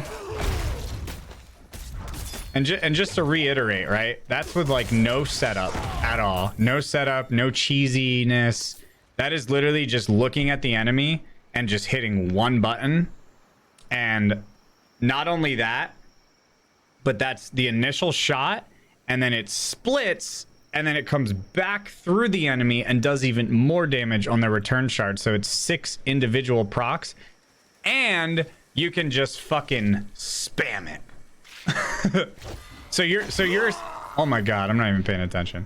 So you can essentially do hundreds and hundreds of millions of damage within seconds to any enemy.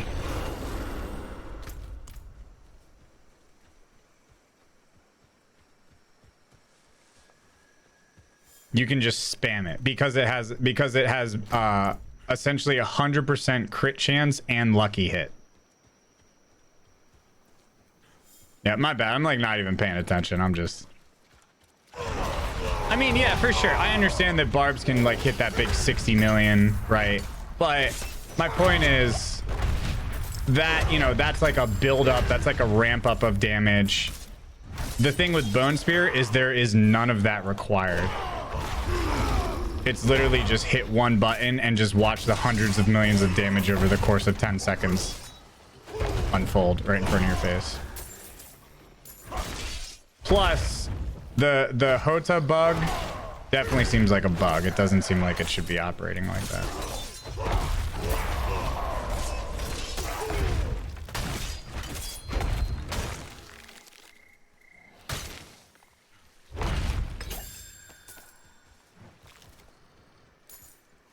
Yeah, because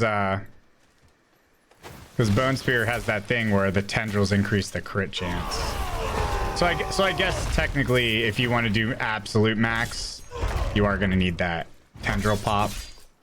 A tendril, to make a tendril takes blink of an eye. I'm going to go ahead and sell that.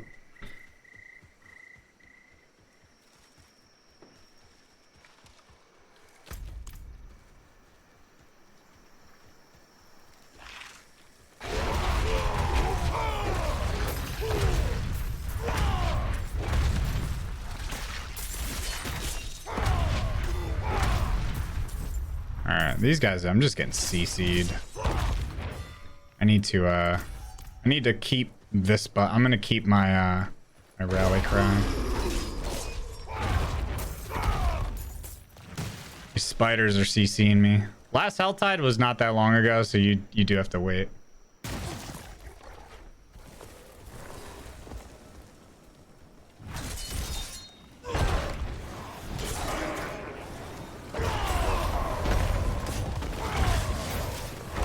I'd say at least another 35 minutes. No?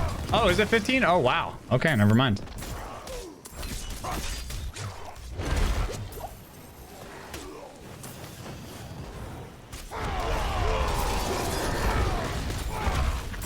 That came around quick.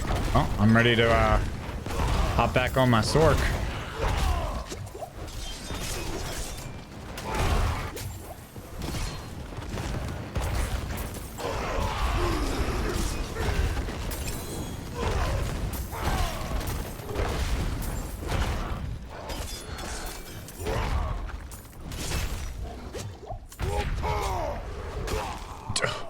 Bro, these guys are insane. I'm getting clapped.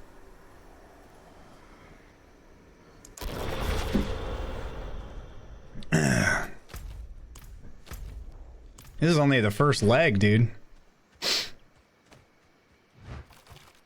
Helltide 15? Yep.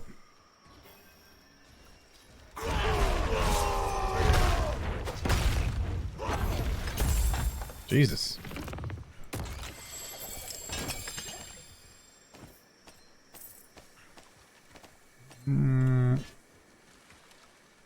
Give me the juice. I mean, I don't have good. This character is far from. His armor is pretty crap. I'm gearing up in World Tier 4.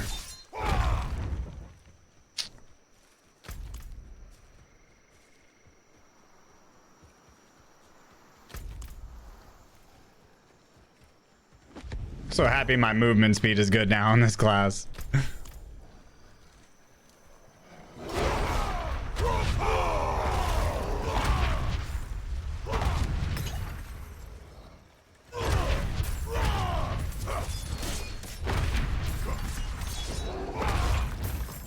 Alright, I gotta keep my rallying cry, because... Dude. Bro, this is absurd. It's the cold affix, man. That's what keeps killing me. All right, well, I was spamming my rally cry too. I must have spammed it like literally a fraction late. All right, well, now I got to play very careful here.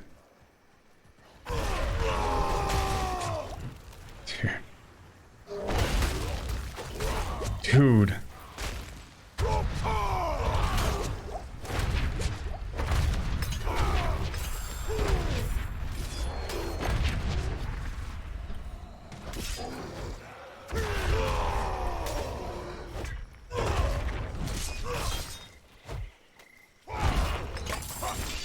This is crazy. Do I have a, do I have like an armor one here? Or maybe cold resist or something? I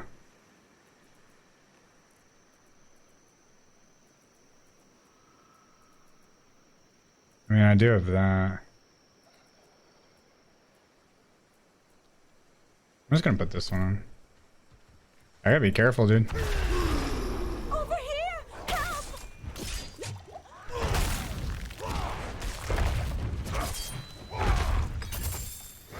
Dude, fuck cold effects. Cold effects sucks, man. I'm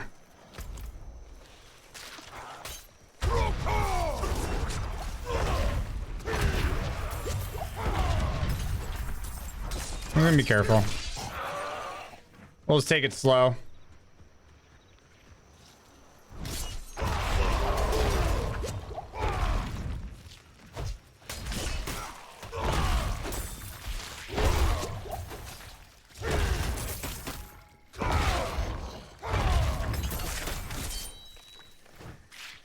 The cold fix sucks.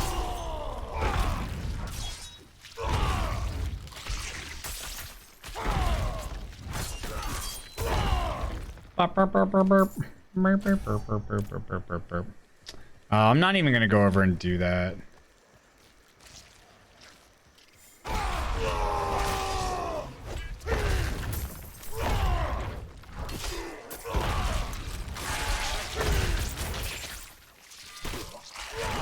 Nope. Nopers! We gotta play this one careful. 10 minutes outside, yeah. Yeah.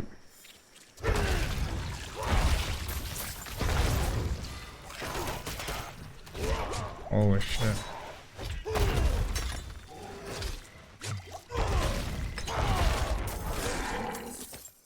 Be careful.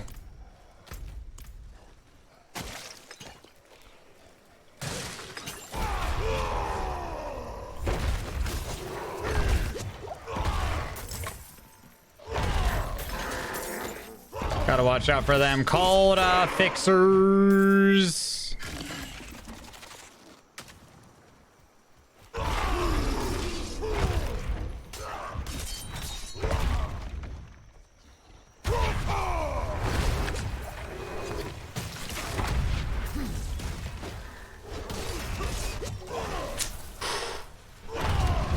Holy shit.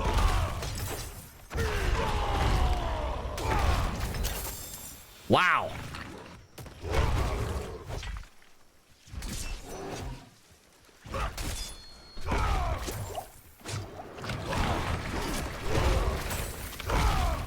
God dang. Getting fucked up, chat.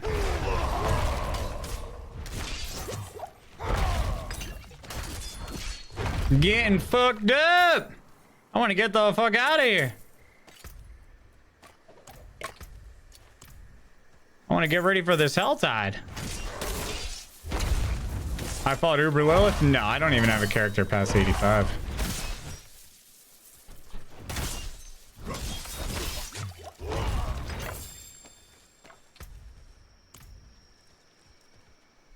I still got to do one more side. Fuck. Fuck. I'm just going to take the same path. My favorite G Fuel flavor? Sour Chug Rug cans and Lincolnberry tubs. Don't forget to use code GLAD. Do-do-do-do-do-do-do.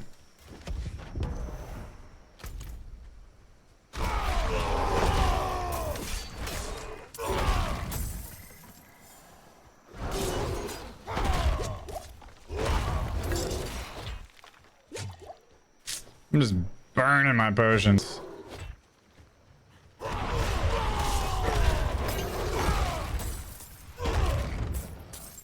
I'm just gonna pop all 3 of my things at the same time always, and then engage, and then just use this if I need to get out.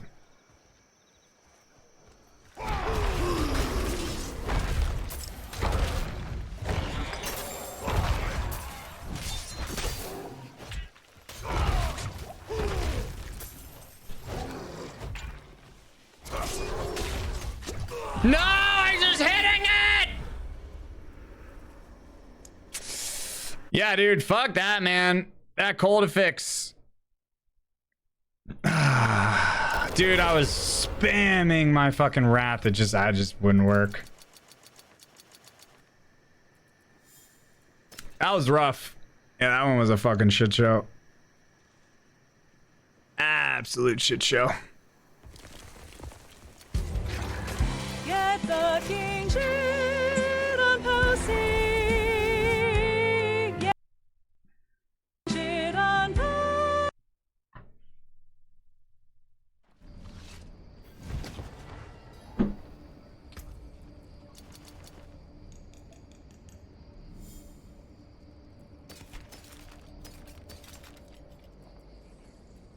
Get wreck pussy.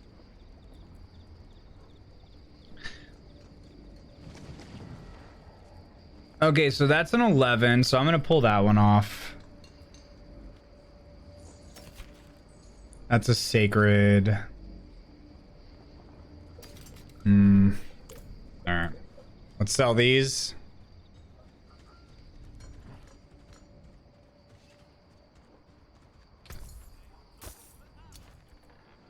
Alright, we have Hell Tides. 5 minutes. Let's check all these out. Alright, so we're gonna go grab that one. For sure. Because that's another high roll. Need something blessed? Yeah. Toast, perhaps? Nice.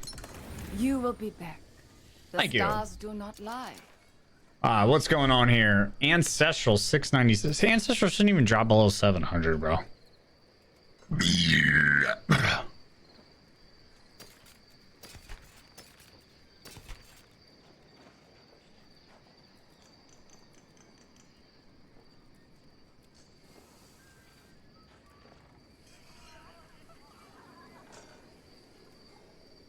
-7. At the crossbow.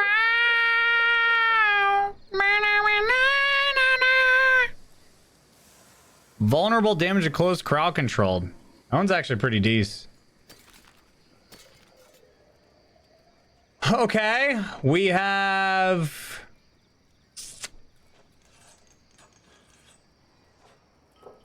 Oh, dude, that's crazy. These are sacred.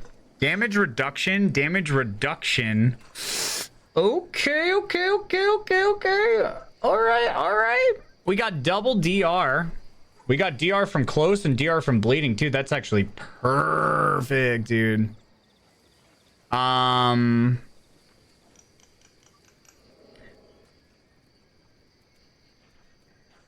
Chat, you guys had talked about people using... Oh, you said people use stomp, not kick.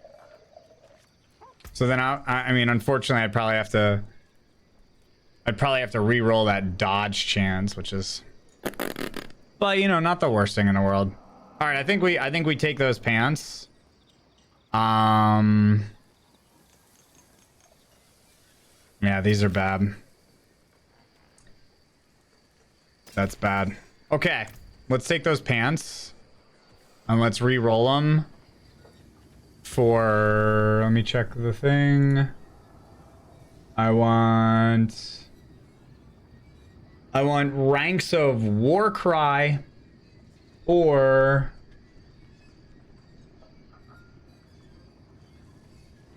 yeah, there's actually a couple things I would take here. But I do need better pants. Cuz these only have damage reduction from distant and that's pretty much it. So let's roll these. Yeah, that's crazy. Sigma. Yeah, I mean, I don't want the kick, but the DR from bleeding and the DR from close is amazing. So I'll take any sort of, I want something defensive here.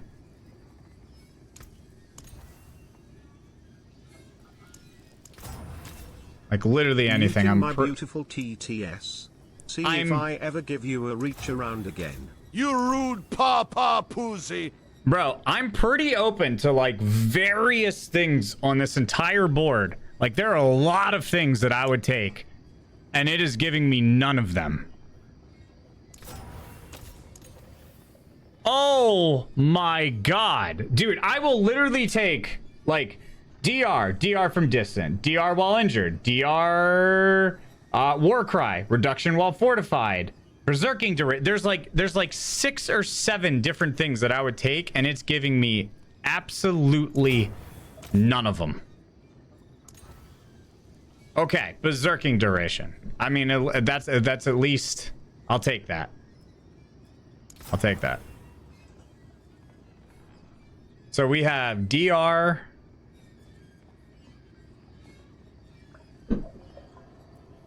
Yeah, I'll take those because the ones that I have now are literally, yeah, the ones I have now are ass.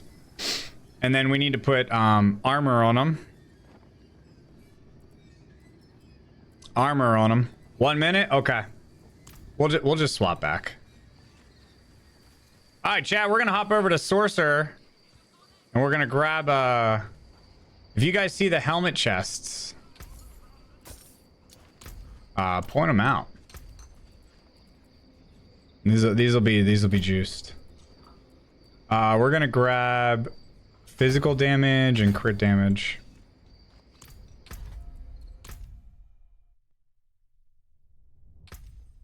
I'll keep them secret. Yeah, that's the best.